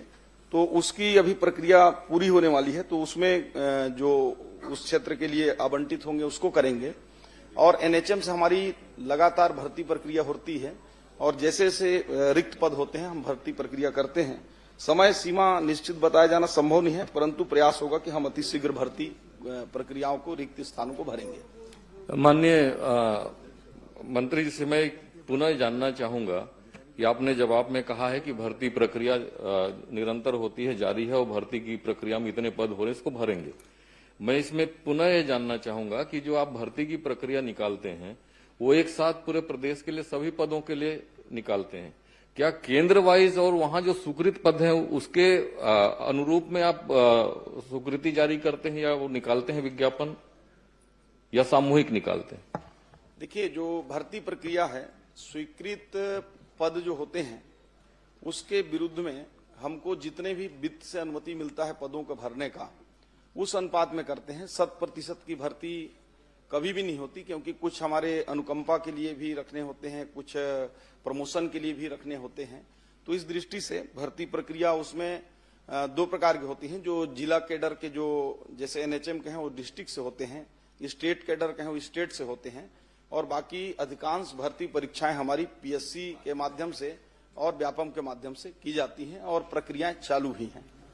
सभापति महोदय, मैं इसलिए सवाल पूछा क्योंकि हमारे ग्रामीण क्षेत्रों में, सरगुजा जैसे क्षेत्र में जहां प्राथमिक स्वास्थ्य केंद्र हैं, उप स्वास्थ्य केंद्र हैं, सामुदायिक स्वास्थ्य केंद्र हैं, वो ग्रामीण अंचलों में है, दूर में, वहां कोई जाने को तैयार नहीं होता और जो भर्तियां होती है शहरों में भर्ती कर दिए जाते हैं। तो मैं इसलिए जानना चाहता हूं, क्या वो स्वीकृत जो केंद्र है उन केंद्र के हिसाब से यदि नर्सिंग की स्टाफ के मामला है, टेक्नीशियन का मामला है, डॉक्टरों का मामला है, क्या केंद्र के हिसाब से विज्ञापन जारी करके आप उसमें भर्ती करेंगे क्या, ताकि जो भर्तियां होंगी तो उसमें सीधे वहां लोग अपॉइंट कर पाएंगे, जो वहां जाना चाहता है वही उसमें भाग लेगा, उसके लिए आवेदन करेगा। मैं जानना चाहता हूं आप उसमें करेंगे क्या? देखिए, केंद्रवार, माननीय सभापति महोदय, केंद्रवार भर्ती किया जाना संभव नहीं है और व्यवहारिक स्तर पर वो संभव हो भी नहीं पाएगा, क्योंकि हमारे पास लगभग 2000 से ऊपर स्वास्थ्य केंद्र जो पीएससी तक हैं और उससे नीचे जाएंगे तो हमारे पास 5500 उप स्वास्थ्य केंद्र हैं। तो इतनी बड़ी भर्ती प्रक्रिया तो संभव नहीं है, हम उसको एकजाई ही करते हैं। परंतु मैं बताना चाहूंगा माननीय सदस्य जी को कि आपके क्षेत्र में पदों की संख्या कम जरूर है, परंतु उतनी कम नहीं है। जैसे आपका लुंड्रा क्षेत्र है, मैन पार्ट है, लखनपुर है, लगभग 75 से 80% तक पद भरे हुए हैं। उसमें सिर्फ वही खाली हैं जैसे स्पेशलिस्ट हैं। तो पूरे प्रदेश में कमी है, उस पर हम लोग कार्य कर रहे हैं कि ताकि स्पेशलिस्ट की भी भर्ती हो पाए। माननीय मंत्री जी, आपने जो सूची उपलब्ध कराया है उसमें मेरे पास आपकी सूची है, आप भी देख लें। जितने पद की स्वीकृति है उसके अनुरूप में आपने जो कार्यरत बताया है, उस कार्यरत में सैकड़ों जगह में 000 लिखा हुआ, और आप कह रहे हैं कि बहुत जगह पे भर्ती कर दिया गया है, अनुमान मतलब 80% भर्ती। मैं कहना चाहूंगा कि 50% से भी ज्यादा पद वहां रिक्त है। और दूसरी एक चीज और है माननीय सभापति जी, जो आपने कार्यरत और भरे पदों की यहाँ जानकारी दी है, उसमें जो कार्यरत पद में आपने जानकारी दी है वो उसमें, और आगे मैंने पूछा था कि उसमें कितने लोगों को संलग्न किया गया है। तो जो पद आप भरे हुए बता रहे हैं वो सारे लोग, बहुत सारे लोग इसमें प्राथमिक स्वास्थ्य केंद्र में 19 लोग और सामुदायिक स्वास्थ्य केंद्र में 28 लोग, ये शहरी क्षेत्रों में संलग्न करके रखे गए और आपकी सूची में भरे पद में बताए जा रहे हैं। तो ये रिक्त पद की संख्या और ज्यादा बढ़ गई है। तो आप इसमें भी गौर करेंगे और इसको भी ठीक कराएंगे जो जानकारी आई है। और दूसरी चीज मैं जानना चाहूंगा कि जो आप अटैच किए हैं, संलग्नीकरण किए हैं, उस संलग्नीकरण का नियम क्या है, क्यों संलग्नीकरण किया जाता है और किसको अधिकार है संलग्न करने का? माननीय सभापति महोदय, संलग्नीकरण के कोई नियम नहीं है, लेकिन समय काल परिस्थिति के अनुसार कभी कभी आवश्यकता अनुसार संलग्नीकरण करना होता है। जैसे मान लीजिए कि एयरपोर्ट में ड्यूटी करना है, वहां सेटअप नहीं है तो एक करना पड़ेगा। माननीय न्यायालय में कहीं करना है, वहां करना पड़ता है। और ऐसी हमारे अन्य संस्थानों में भी करना पड़ता है, वो भी करते हैं। कभी कभी कहीं बहुत ज्यादा फुटफॉल है आप बैठ जाना। और माननीय मंत्री जी, आप केवल ये बता दीजिए, नियम को बता दिए, आप नियम में मत जाओ। आपके यहाँ नहीं है, अटैचमेंट में है, संलग्नीकरण नहीं, में माननीय है। सभापति- आप उपलब्ध हो जाए वो पूछ लीजिए आप। नहीं, संलग्नीकरण इसका मतलब कि मैं भी संलग्नीकरण कर सकता हूं, कोई नियम नहीं है तो कुछ तो नियम होगा। कैसे संलग्न करेंगे, कौन करेगा, संलग्न करेगा इसको? हाँ, और मैं ये कहना चाहूंगा आपके माध्यम सभापति जी, माननीय मंत्री जी से, जितने भी आपने संलग्नीकरण किया है वो केवल ग्रामीण क्षेत्रों से, मेरे ग्रामीण क्षेत्र से आप शहरों में संलग्नीकरण कर दिए। तो संलग्नीकरण क्या जनता के लिए होता है कि जो कर्मचारी उनकी सुविधा के लिए होता? देखिए, आपकी चिंता से मैं वाकिफ हूं, मुझे समझ में आ रहा है। निश्चित रूप से आपका जो ग्रामीण क्षेत्र है वहां से अटैच हो गए होंगे, और मैं आपको आश्वस्त करता हूं कि उसमें परीक्षण करा के जो भी ऐसे अति आवश्यक नहीं हो उनको, जो आपने 18 और 28 बताया है, उन सभी का परीक्षण करा के मैं 15 दिन के अंदर, अगर अनावश्यक रूप से अगर संलग्नीकरण हुए हैं तो उन सबको निरस्त करके फिर से आवश्यकता अनुसार जो होगा, कुछ मैं देख रहा था उसमें कि कुछ अति आवश्यक थे तो करना होगा। और जब करना होगा तो जैसा आप बोल रहे थे नियम, तो नियम ऐसा कोई नहीं है, लेकिन यदि ब्लॉक लेवल अधिकारी को करना है अटैचमेंट तो ऊपर के सीएमएचओ से लेगा, सीएमएचओ को करना है तो जेडी से एक बार अनुमोदन लेगा, और जेडी को भी करना है तो या तो कलेक्टर या डायरेक्टर हेल्थ या एमडी एनएचएम से, जो एनएचएम को होगा तो लेगा, तभी करें। ऐसा मैं आपको पूरे प्रदेश के लिए नहीं, माननीय मंत्री जी, मैंने आपको इसलिए कहा क्योंकि जो जिन केंद्रों से शहरों में उनको अटैच किया गया है और वहीं पर भी और दूसरे लोगों को भी अटैच कर दिया गया, तो जब वहां से हटाना ही था दूसरी जगह व्यवस्था में, तो वहां फिर क्यों भर्ती किया गया? तो ऐसे बहुत सारी गड़बड़ियां हुई हैं, और किसी विशेष लोगों को लाभान्वित करने के लिए किसी अधिकारियों के द्वारा ऐसा काम कर दिया गया है, तो सारे उसको निरस्त करके पुनः इसको पुनर्विचार करेंगे क्या? सभापति महोदय जी, छोटा सा इसमें मेरा प्रश्न। 1 मिनट, इसको जवाब दे दीजिए। हाँ, मैं सारे संलग्नीकरण को समाप्त करने का निर्देश करता हूं और फिर से घोषणा करता हूं, हमारे अधिकारियों को निर्देश और यहां घोषणा।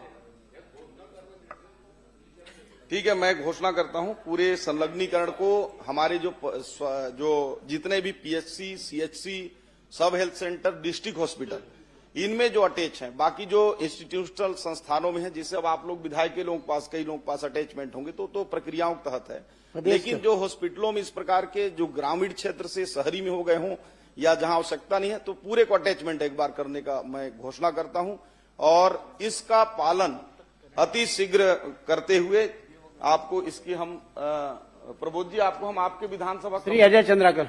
माननीय सभापति महोदय, माननीय सभापति महोदय, एक ही मिनट। माननीय प्रदेश को उन्होंने निरस्त कर दिया।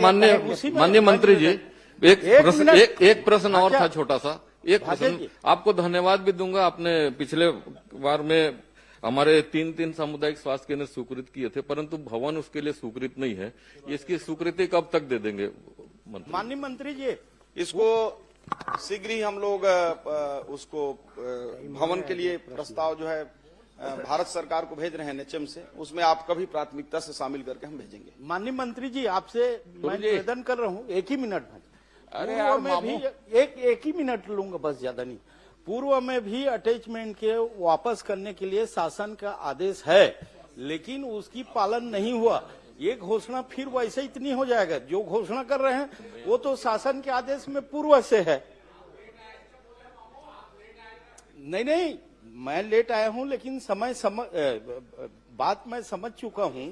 आज आप जो घोषणा कर रहे हैं वो तो पूर्व से शासन के आदेश में है, उस आदेश का तो पालन ही नहीं हुआ। फिर ऐसे आदेश मत हो जिसका पालन ना हो, ये मेरा निवेदन है माननीय मंत्री जी। अजय चंद्र। गुरुजी, आदरणीय गुरुदेव, छोटे छोटे बड़े बड़े, छोटे छोटे। माननीय गुरुजी तैयार है, तैयारी से आए हैं, आप बड़े पूछो, छोटा पूछो, सबका जवाब देंगे। माननीय अध्यक्ष महोदय, ये प्रश्न जो है पूरे देश का आज सबसे महत्वपूर्ण विषय है आजकल। मैं माननीय प्रश्न पूछते हैं तो आपको कुछ बात ध्यान आकर्षित करवा देता हूं, आप देख लीजिए। सबसे पहले आप देखिए कि उत्तर में आपने बताया है 171 संस्थान हैं, और आपने भुगतान किया है 184 को। ये एक देख लीजिए। दूसरा, आप बोल रहे हैं कोई सर्वे नहीं है। आपको मैं बता देता हूं कि जो आपने विजन डॉक्यूमेंट जारी किया है उसके पेज नंबर 27 को आप पढ़ लीजिएगा। उस सर्वे में है कि प्रदेश में सिर्फ 3% लोग स्किल्ड है, 97% लोग अनस्किल्ड है। आप कह रहे हैं कि स्किल के सर्वे करने का कोई नियम प्रक्रिया नहीं है।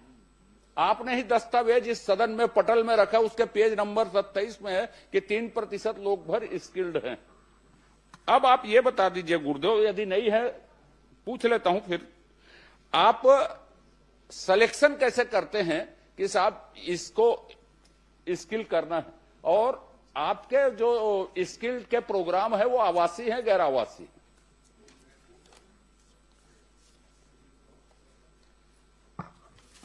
माननीय सभापति महोदय, जो टारगेट हमें मिलते हैं भारत सरकार के द्वारा स्किल के लिए, तो उस हिसाब से हम लोग करते हैं और इसमें क्षेत्र वाइज हम लोग स्किल गैपिंग एनालिसिस करते हैं। जो हमारे क्षेत्र वाइज में जिस प्रकार कार्य योजना हम तैयार करते हैं जिलों में, और जिलों में तैयार करने के बाद उद्योगों को हम आमंत्रित करते हैं, संस्थानों को आमंत्रित करते हैं, उनके साथ बैठक करते हैं, उनके डिमांड बेस्ड जो ट्रेनिंग की आवश्यकता होती है।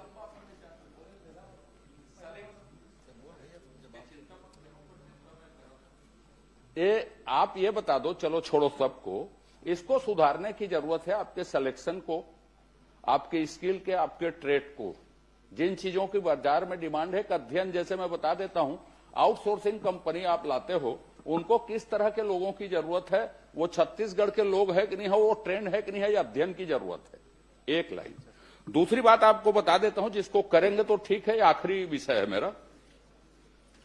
भारत सरकार ने कौशल उन्नयन की नीति, माननीय सभापति महोदय, जारी करके पब्लिक डोमेन में डाली हुई है। छत्तीसगढ़ सरकार, आपने जो उत्तर दिया है जितना, उसमें आपका कोई नीति कार्यक्रम नहीं है। छत्तीसगढ़ के नौजवानों के कौशल उन्नयन के लिए कोई नीति बनाएंगे क्या? यदि नीति नहीं बनाएंगे तो उसी नीति में से जो पब्लिक डोमेन में है उसको स्वीकार करके आप अपने अनुरूप ढालेंगे क्या, या इसके लिए कोई कदम उठाएंगे? किस तरह उठाएंगे, कब उठाएंगे, ये भर बता दीजिए मुझको। निश्चित ही माननीय वरिष्ठ सदस्य हैं, उत्कृष्ट विधायक हैं, उनका सुझाव हम सबको हमेशा मिलते रहता है, और जो सुझाव उनका मिला है उसमें आने वाले समय निश्चित ही विचार किया करने का हम सब प्रयास करेंगे, ताकि हमारे यहाँ युवाओं को ज्यादा से ज्यादा स्किल मिल सके। माननीय सभापति महोदय, जहां जहां पे छत्तीसगढ़ के लोग हैं, आपको बता दूं, चाहे वो गिग वर्कर्स हो, चाहे आउटसोर्सिंग के वर्कर्स हो, अब ये कौशल उन्नयन हो। पूरे देश में भी यदि बात करें तो 87% लोग अनस्किल्ड हैं। छत्तीसगढ़ में तो आप ही के दस्तावेज में 3% लोग अनस्किल्ड हैं। जो संस्थाएं हैं उसको पढ़ लीजिए, किसी के पास आवासीय व्यवस्था नहीं है। बस्तर को छोड़ के कहीं आवासीय स्किल्ड करते नहीं। भवन बने हैं यहीं के लाइवलीहुड कॉलेज में, उस भवन का कोई उपयोग नहीं। इसलिए ये बेतरतीब है, सिर्फ हम कागज में स्किल्ड कर रहे हैं। मेरा आपके ऊपर आरोप नहीं है बिल्कुल भी, मेरी आपसे अपेक्षा है कि इसको आप दुरुस्त कीजिए। स्किल्ड आवासीय हो, ट्रेड का सिलेक्शन नया हो, इसके लिए प्राधिकरण जो आपके हैं जिला स्तर में, स्टेट लेवल में, उसकी देखरेख की व्यवस्था। अब नियोजन कितने दिन का करते हैं? 90 दिन का नियोजन करते हैं, वो किए कि नहीं किए, इसको देखने की आपके पास व्यवस्था नहीं है। तो मेरा आपका ये आग्रह है फिर से कि कौशल उन्नयन के लिए स्टेट की कोई नीति बनाएंगे क्या? छत्तीसगढ़ के लोगों का इससे भला होगा, और बनाएंगे तो कोई समयावधि तय करेंगे। यदि विशेषज्ञ नहीं है तो संस्थाएं मौजूद है देश भर में बनाने के लिए नीति। भारत सरकार ने ही किसी से बनवाई है, तो आप छत्तीसगढ़ इसमें पहल करेगा क्या? छत्तीसगढ़ की सबसे बड़ी जरूरत है ये कि आप नीति कौशल उन्नयन के लिए बनाएंगे, कोई समय सीमा निर्धारित करेंगे क्या? उसके लिए कोई भी, मैं धोखे से आरोप प्रत्यारोप प्रक्रिया में अब नहीं जाना चाहता। आप इतना करेंगे तो सभी चीज आप ही आप दुरुस्त हो जाएगी।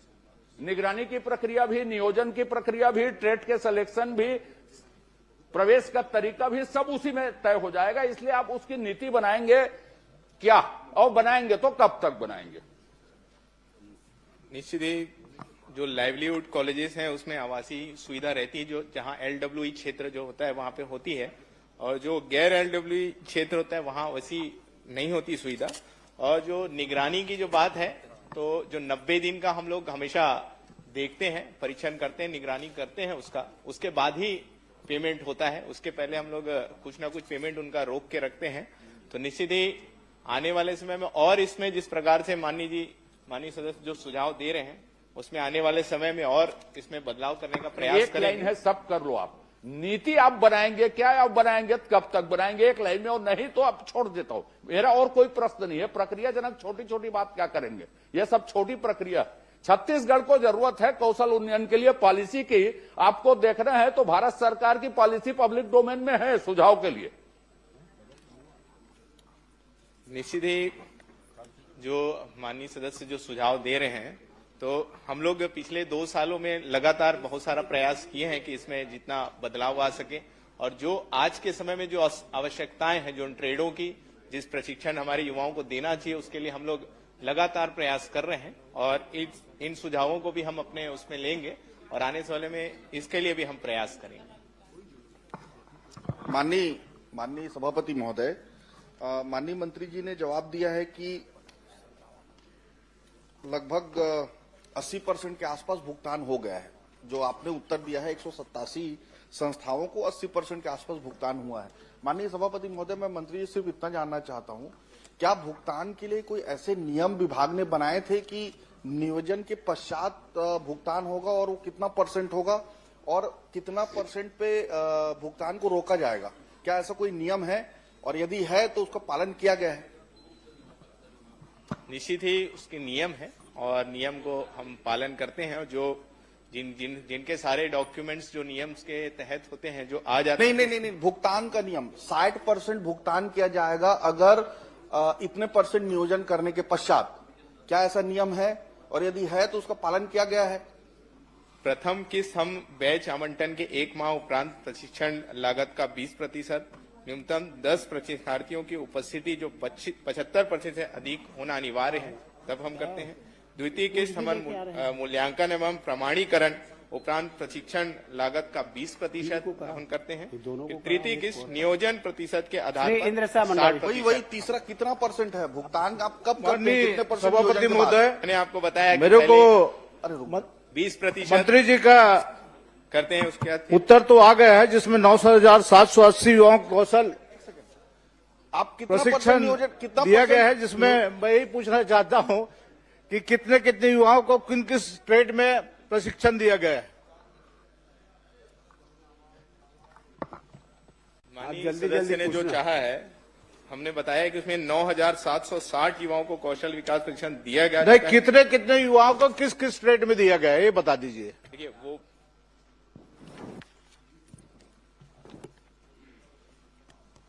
इसमें भी है, सारे जिलों का है, जिलोवार विकासखंड रोजगार एवं स्वरोजगार के माध्यम से। नहीं, किस ट्रेड में कितने युवाओं को? Plumber, car mechanic, staff nurse, electrician, बता देते तो